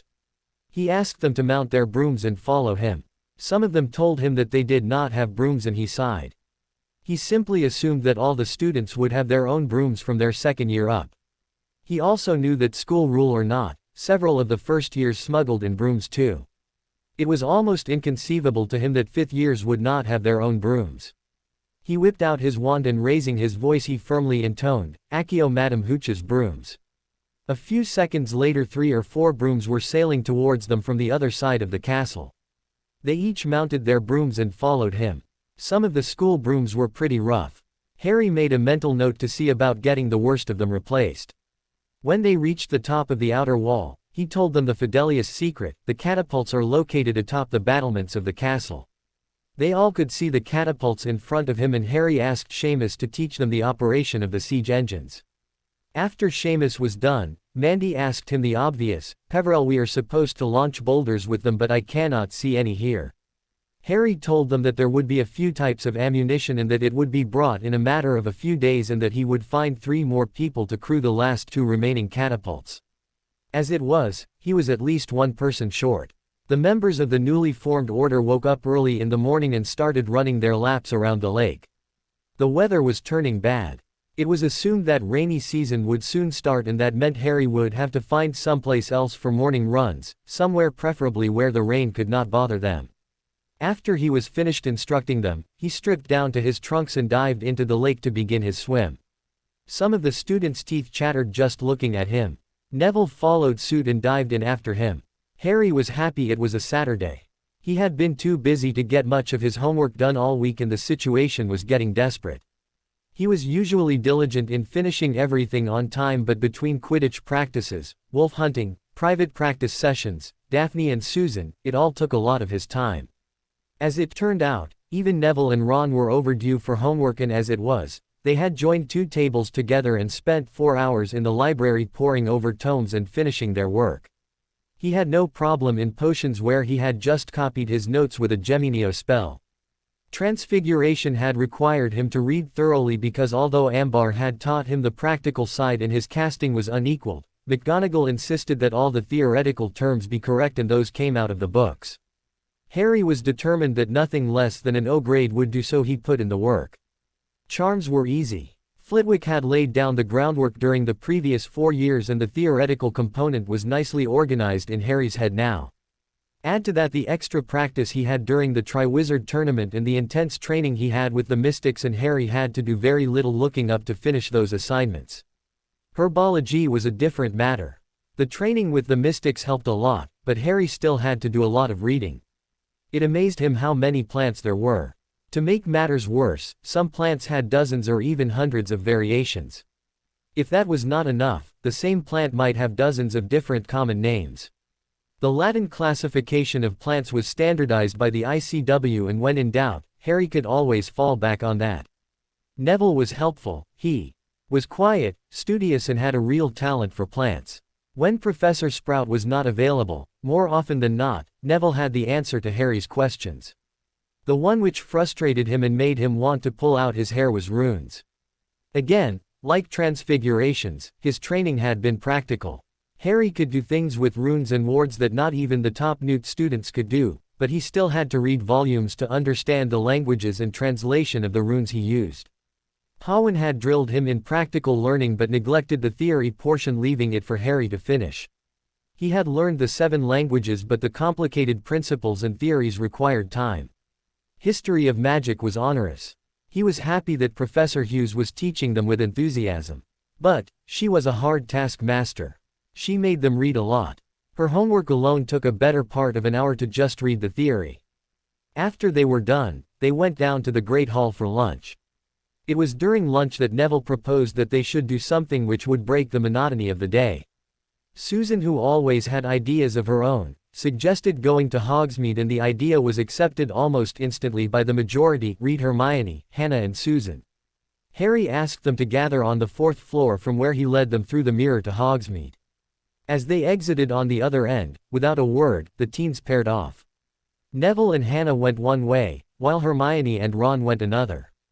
That left Harry and Susan watching as their friends disappeared into the town. With his lopsided grin, Harry said, "Looks like you are stuck with me." Susan asked him with mock indignation, "What? Don't you enjoy my company?" Harry said quickly, "No, it is not that. I just thought that you would have preferred to stay with the others." Susan offhandedly said, "Hannah and Neville spend every spare moment together. I also suspect that Hermione and Ron are dating, so I don't want to cramp their style."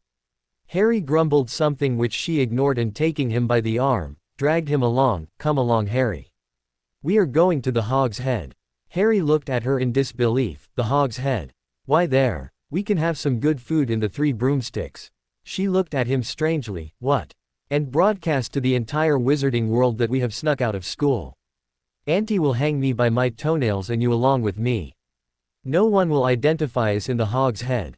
When they entered the Hog's Head, they realized almost instantly that it was a bad idea. Sitting on the bar talking with the barman was Albus Percival Wulfric Brian Dumbledore. Harry almost yelped and started to turn around when the headmaster called him, "Harry, come and join me." Harry approached him nervously. "Hello, Professor. I did not think that I would find you here." Dumbledore chuckled. "This is one of the few places outside Hogwarts where I can be found, Harry." Harry raised an eyebrow questioningly and Albus nodded to the barman. "Allow me to introduce you to my brother, Aberforth Dumbledore." Harry gasped, You have a brother.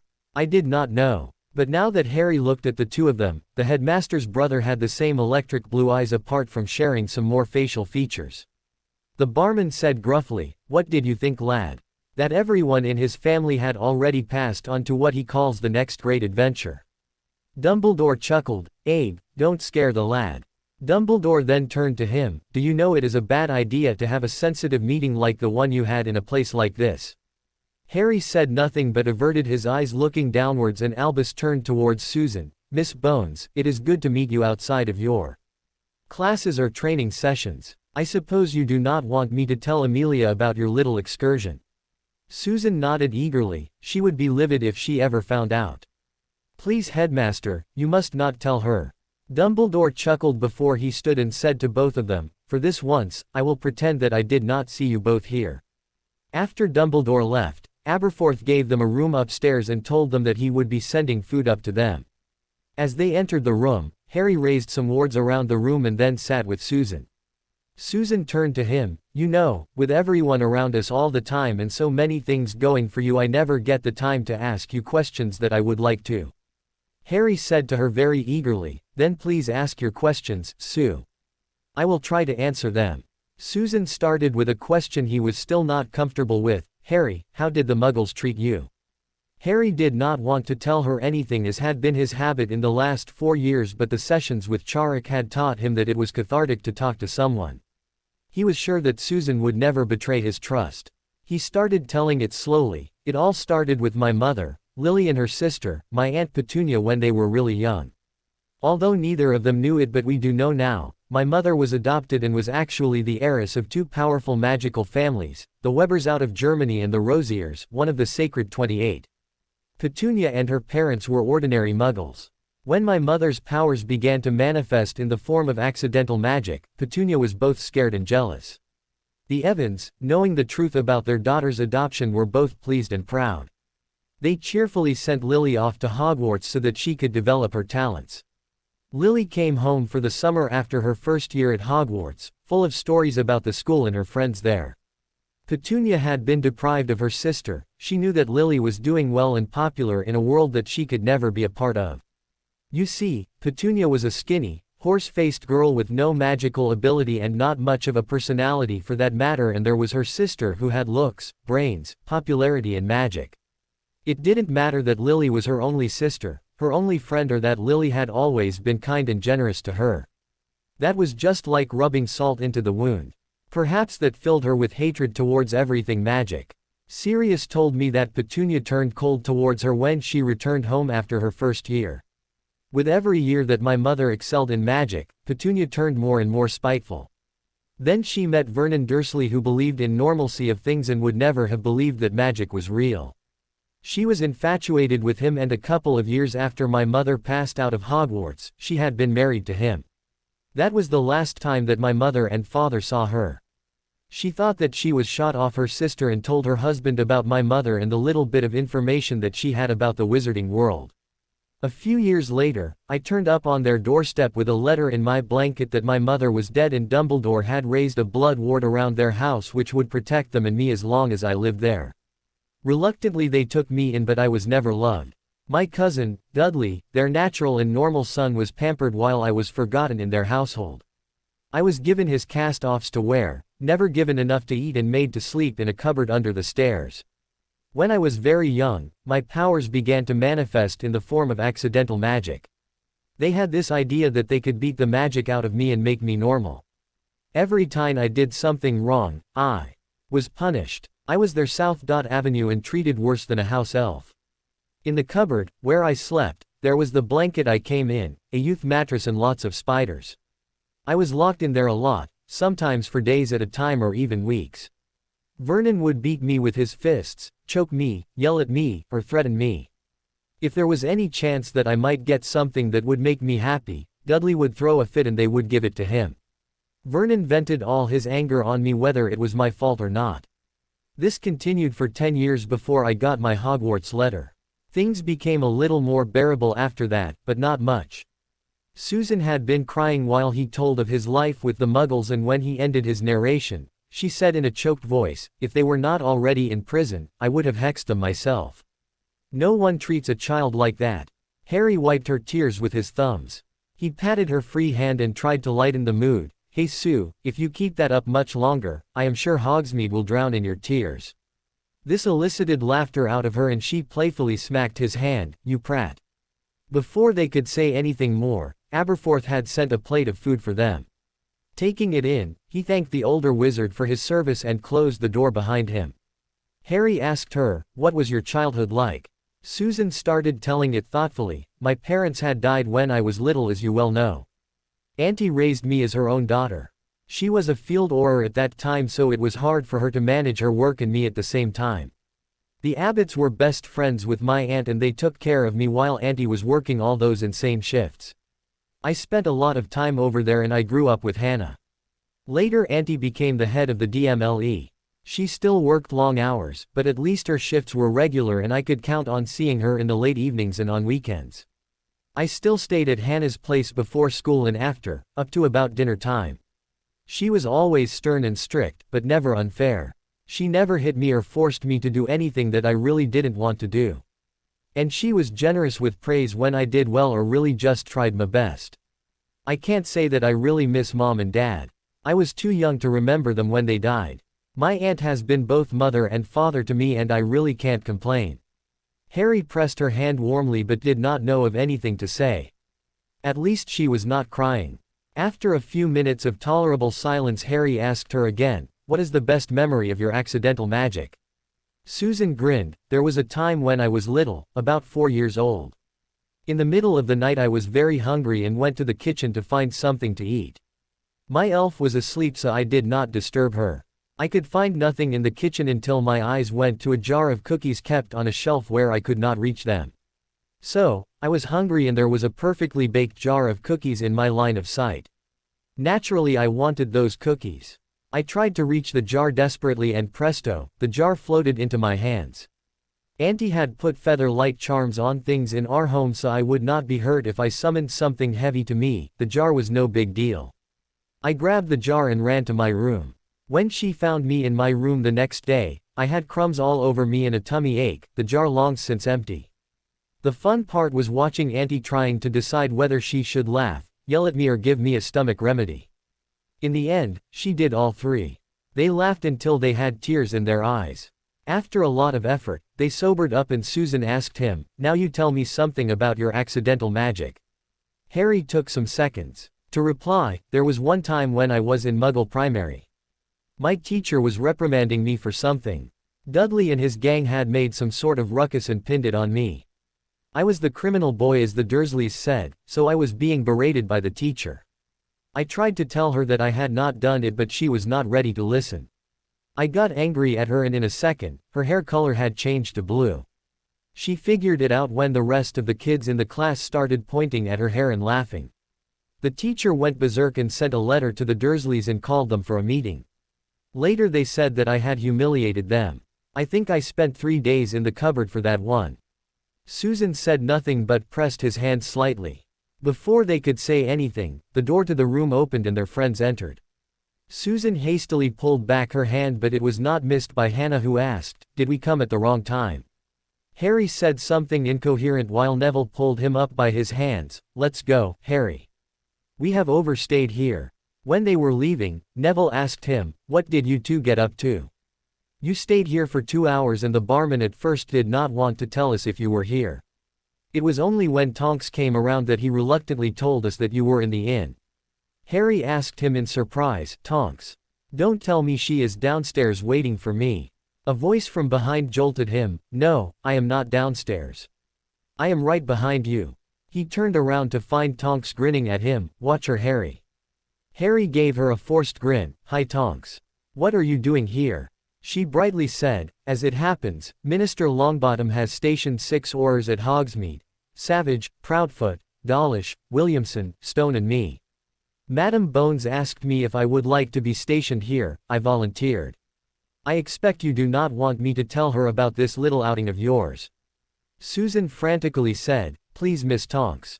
Tonks ruffled her hair. "Don't worry, Susan. I am not going to tell her anything. But you lot must be careful especially in times as these." Harry gave her a smirk. "Who says I am not? There are at least 5 very competent wizards who are keeping an eye on Hogsmeade apart from the Aurors." Tonks gave him a questioning look. "And who might they be?" Harry gave her a lopsided grin. "That is my secret. Now we should leave or the headmaster will come back here to search for us." Taking his leave of Tonks, he led the party to the tunnel entrance near the Hogwarts ward line. Hermione asked him, "Where are we going, Harry? I am pretty sure that we did not come this way." Harry smirked. "That is very observant of you, Hermione. We are going back by a different route because I am sure that there is a posse staking out the mirror on the 4th floor, eagerly awaiting our return. I would rather avoid being busted and sentenced to merciless ribbing." He led them to a place near the Hogwarts ward line where they entered the tunnel which led them to the ground floor near the great staircase. From the other side, one just had to tap his wand to the wall and it would slide away. After making sure that there was no one outside the portrait concealing the way, Harry opened it and they were in the school again. As it was dinner time, Harry led his friends into the great hall and they sat to dinner. Just then the twins, Daphne and Tracy came over to them with Luna in tow. With a look from Harry, they took seats around him. As they became comfortable, Daphne asked him, "Where were you?" Harry answered her question with 2 more questions. "What happened? Did someone cause you any trouble?" Tracy snorted. "No, Peverell. Junior Death Eaters run from her shadow now. It is just that we have not seen you since this morning. Also the ferret has returned, still sore I must add. Then Professor Snape asked us to find you and we could not find you anywhere. It was then that Daphne remembered that maybe you were on the 4th floor. We did not know the passcode and could not enter. Where were you guys, anyway?" Harry gave her a half grin. "Miss Davis, you know I was almost Slytherin. You don't expect me to behave like a Gryffindor now, do you?" Fred asked him, "Which way did you take to Hogsmeade, Harry?" Harry asked him, "What gives you the idea that I was there, Gred?"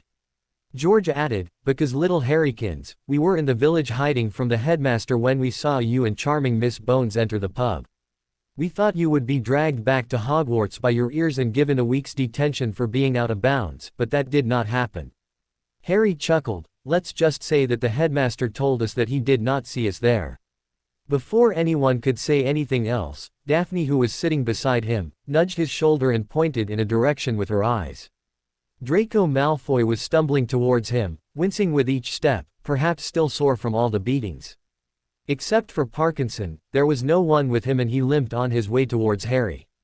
As he reached the Gryffindor table, he got down on his knees and said, "Lord Black, I am sorry to have disobeyed you and given one under your protection grief. I apologize to Miss Greengrass for the insult I committed when I attempted to hex her. I ask that you, as the Lord of House Black, will forgive my rash and ill-conceived actions." The entire Great Hall had been watching the scene unfolding. It was almost never thought of that Draco Malfoy would ever apologize to anyone, much less Harold Peverell, but it was happening. After Malfoy had said his piece, he remained silent while waiting for Harry to accept his apology. Harry was silent for a few moments and then said in an expressionless voice, "Draco Malfoy, while you defied me and acted in insubordination of my orders, I have decided to accept your apology, this time. I hope that you have learnt from your mistake and will not repeat it. However, if you fail to act in the best interests of House Black or disobey me again, I will have no choice but to remove you from the family and withdraw all rights, privileges and protections which this house currently extends to you." Parkinson helped Draco to get back to his feet. It hurt just watching him. He murmured, "Thank you, Lord Black." He shuffled to the Slytherin table with Parkinson in tow. To be continued. I hope you enjoyed this story. Also remember to subscribe and like this video. See you in the next video.